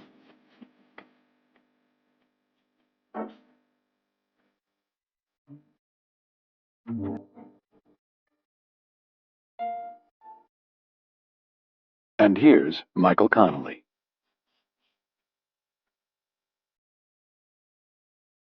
The Closers is the 11th book I've written that has Harry Bosch as a key character. And any writer will tell you it's extremely fortunate if you can come back to a character again and again, as I have been able to do. It gives you the ability to keep adding on layers to the character to fill that person out. And so here, after about 15 years about writing about Harry Bosch, I've really come to look at him as a real character, as someone I think about, and as almost I would think about a real person that I know.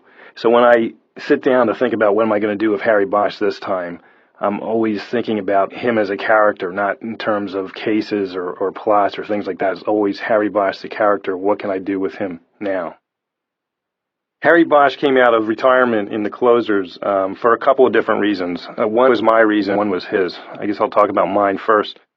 As the writer behind this character, I quickly came to realize when he was in retirement that it was going to mean the end of the series sooner rather than later. And I happened to like writing about this character, and I wanted to keep him going. The problem was that in retirement, I quickly came to realize that if I had this guy as a private eye solving murders every year or in every book, that it wasn't going to be realistic at all. I was a newspaper journalist for, about 15 years before I was writing these novels. And I have to say, in 15 years of being a reporter, I never once wrote a story about a private detective solving a murder. And I try to base this series in some sense or some foundation of reality. And I knew I was going to have a problem with this guy as a private detective solving murder after murder after murder. So that's what steered me towards taking him back into the police department. Now, on Harry's side, he wanted to come back into the police department because I think he felt he made a mistake when he retired. He grew frustrated on a particular case and kind of felt that he was, in a way, banging his head against the wall by working within the rules and regulations of the department. So he quit. And I think what he found pretty quickly after that was that he was hurting himself. He is a guy who's always looked at homicide work as a calling, as a mission in his life. I think it's rooted in his own past. He was orphaned at a young age. His mother was murdered, and I think that put him on the path towards being a homicide detective. And so when he left that behind and thought, I can take all my unsolved cases with me and solve murders on my own schedule and on my own time and without all these rules and without all the bureaucracy of the police department, I think he was misleading himself, and he came to realize that, and that's what brought him back into the fold, if you will, back into the police department. And so there came The Closers. And I think from this, it's kind of, in a way, guaranteed that I will have at least a few more years to write about this character, and I look forward to writing about him again. With the next book, I'm giving Harry Bosch a little bit of a break. I'm writing about a defense attorney, and actually there is a connection to Bosch. This is Harry Bosch's half-brother, although they don't know it. There's a reference in a book I wrote more than 10 years ago called The Black Ice, where Harry Bosch does some research on his past and finds out that he has a whole family, if you will, a step family of brothers and sisters, and this is about one of those siblings. And his name is Mickey Haller, and he's a defense attorney who kind of works the lower end of society. Most of his clients are not people who make the headlines or in newspapers and so forth. And it's really a story about how he ekes out a living in Los Angeles, driving around in a Lincoln Continental from courthouse to courthouse. In Los Angeles, there's more than 30 courthouses, and there's a whole, sub-level of defense attorneys who move from courthouse to courthouse trying to make a living. That's what Mickey Haller does. This book was a lot of fun to write, or it is actually a lot of fun to be writing it because I'm not finished it yet. And with some new things in it. When I write about Harry Bosch, I'm usually writing about the investigation and the case and everything that ends up or happens before it gets into a courtroom. And now I'm writing about a character who kind of takes it from there. It's not a lot in the courtroom, but it's a lot about the legal maneuverings and the relationships with prosecutors and judges and clients, of course. And so that took a different kind of research for me.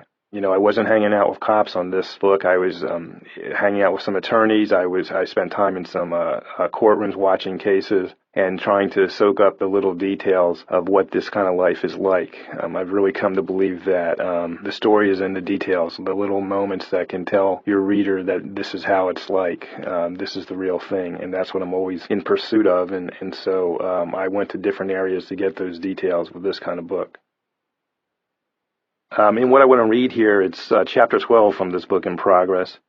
It's about one of Mickey Haller's clients pleading guilty to a fraud crime. Sam Scales was a Hollywood con man. He specialized in internet schemes designed to gather credit card numbers and verification data that he would then sell in the financial underworld. He was also a repeat client of mine. The first time he came to me, I got him a no-prison deal on an identity theft rap. But that was 3 years ago, and Scales did not take the opportunity afforded him to stay on the straight and narrow. He was now back in custody, and I was defending him in a fraud case so big and so repulsive that it was clear from the start that it was going to be beyond my ability to keep him out of prison. On December 28th of last year, Scales used a front company to register a domain name of tsunamihelp.com on the World Wide Web. Tsunami was spelled without the T. On the homepage of the website, he put photographs of the destruction and death left 2 days earlier when a tsunami in the Indian Ocean devastated parts of Indonesia, Sri Lanka, India, and Thailand. The site asked viewers to please help by making a donation to Tsunami Help, which would then distribute it among the numerous agencies responding to the disaster. Scales was smart, but not that smart. He didn't want to steal the donations made to the site. He only wanted to steal the credit card information used to make the donations. The investigation that followed his arrest showed that all contributions made through the site actually were forwarded to the American Red Cross and did go to efforts to help victims of the devastating tsunami. But the numbers and information from the credit cards used to make those donations were also forwarded to the financial underworld. Scales was arrested when a detective from the LAPD's Fraud by Trick unit named Roy Wunderlich found the website. Knowing that disasters always drew out the con artists in droves, Wunderlich started typing in possible websites in which the word tsunami was misspelled. There were several legitimate tsunami donation sites on the web, and he typed in variations of these, always misspelling the word. His thinking was that the con artists would misspell the word when they set up the fraud sites in an effort to draw potential victims who were likely to be of a lower education level. TsunamiHelp.com, spelled without the T, was among several questionable sites the detective found. Most of these he forwarded to the FBI task force looking at the problem on a nationwide scale. But when he checked the domain registration of TsunamiHelp.com, he found a Los Angeles post office box. That gave Wunderlich jurisdiction. He kept TsunamiHelp.com for himself. The P.O. box turned out to be a dead address, but Wunderlich was undeterred. He floated a balloon, meaning he made a controlled purchase, or in this case, a controlled donation. The credit card number the detective provided while making a $20 donation would be monitored 24 hours a day by a Visa fraud control team, and he would be informed instantly of any purchase made on the account. Within 3 days of the donation, the credit card was used to purchase an $11 breakfast at Dupar's restaurant in the farmers market at Fairfax and 3rd.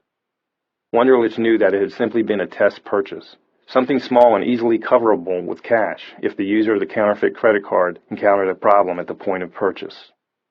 The restaurant purchase was allowed to go through, and Wunderlich and 4 other detectives from the trick unit were dispatched to the farmers market, a sprawling blend of old and new shops and restaurants that was always crowded and therefore a perfect place for con artists. The investigators spread out in the complex and waited while Wunderlich continued to monitor the card's use by phone. 2 hours after the first purchase, the control number was used again to purchase a $600 leather jacket at the Nordstrom's in the market. The detectives moved in and arrested a young woman as she completed the purchase. The case then became what is known as a snitch chain, the police following one suspect to the next as they snitched each other off, and the arrests moved up the ladder. Eventually they came to the man sitting at the top of that ladder, Sam Scales, and he came to me. I got to Department 124 on the 13th floor of the Criminal Courts building by 10:45, but the courtroom was empty except for Mary Ann, the judge's clerk. I went through the bar and approached her station. "You guys still doing the calendar?" I asked. "Just waiting on you. I'll call everybody and tell the judge." I turned and went over to the defense table and sat down and waited. Eventually, the door to the lockup opened and Joe Fry, the bailiff assigned to 124, stepped out. "You still got my guy back there?" I asked him. "Just barely. We thought you were a no-show. You want to go back?" He held the steel door open for me, and I stepped into a small anteroom with 2 doors leading to the holding rooms for 124. One of the doors had a glass panel. It was for attorney-client meetings, and I could see Sam Scales sitting by himself at a table behind the glass. He was wearing an orange jumpsuit and had steel cuffs on his wrists. I walked in. "Sam, you ready to do this?" He looked up at me. "If you tell me I have no choice." I sat down across from him. "Sam, you always have a choice, but let me explain it again so it's clear. We've got you cold. You were caught ripping off people who wanted to help the people caught in one of the worst natural disasters in recorded history. What I am saying is that you are going to get about as much sympathy from the judge and the jury, if it should come to that, as they would give a child raper, maybe even less." "Then I guess I have to do it," Scales said, looking at me with eyes that blamed me for not finding a way out for him. "It's your choice. You want a trial, we'll go to trial. Your exposure will be 10 years. You make them real mad, and they can always ship you over to FBI so the feds can take a swing at interstate wire fraud if they want. Let me ask you something. If we go to trial, could we win?" I almost laughed, but I still had some sympathy left for him. "Sam, you're not listening to me. We can't win. They got you. A trial would not only be a waste of time and money, but would close the door on you for a lot more years. But hey, I'm here to do what you want. If you want a trial, we'll go to trial. But I gotta tell you that if we go, you'll have to get your mother to pay me again. I'm only good through today." "How much did she pay you already?" $8,000. $8,000? That's her retirement money. I'm surprised she had anything left in the account with you for her son." He looked at me sharply. "I'm sorry, Sam. I shouldn't have said that. From what she told me, you're a good son." "You know what, Haller? I should have gone to law school. You're a con, no different from me. Only that paper they give you makes you street legal, that's all." "What can I say, Sam? We've already had this conversation." He nodded and didn't say anything. I took it to mean he would take the DA's offer, 4 years in the state penal system and a $10,000 fine, followed by 5 years probation. I got up and left the room. Deputy Fry let me back into the courtroom. "He's good to go," I said. I took my seat at the defense table, and soon Fry brought Scales out and sat him down next to me. He still had the cuffs on. He said nothing to me. In another few minutes, Glenn Bernasconi, the prosecutor who worked 124, came down from his office on the 15th floor, and at 11 a.m., Judge Judith Champagne came out of chambers and onto the bench. The judge was an attractive blonde and ex-prosecutor who had been on the bench at least as long as I'd had my ticket. She was old school all the way, fair but tough, running her courtroom as a fiefdom. "Good morning," the judge said. "I'm glad you could make it today, Mr. Heller. I understand we have a disposition in the Scales case, is that correct?" "Yes, Your Honor," I said. "We're ready to go on that." "Good." Bernasconi half read, half repeated from memory the legalese needed to take a plea from the defendant. Scales waived his rights and pleaded guilty to the charges. He said nothing other than the word. The judge accepted the disposition agreement and sentenced him accordingly. "You're a lucky man, Mr. Scales," she said when it was over. I believe the prosecution was quite generous with you. I would not have been. I don't feel so lucky, Judge, Scales said. Deputy Fry tapped him on the shoulder from behind. Scales stood up and turned to me. I guess this is it, he said. Good luck, Sam, I said. Scales was led off through the steel door, and I watched it close behind him. I had not even shaken his hand.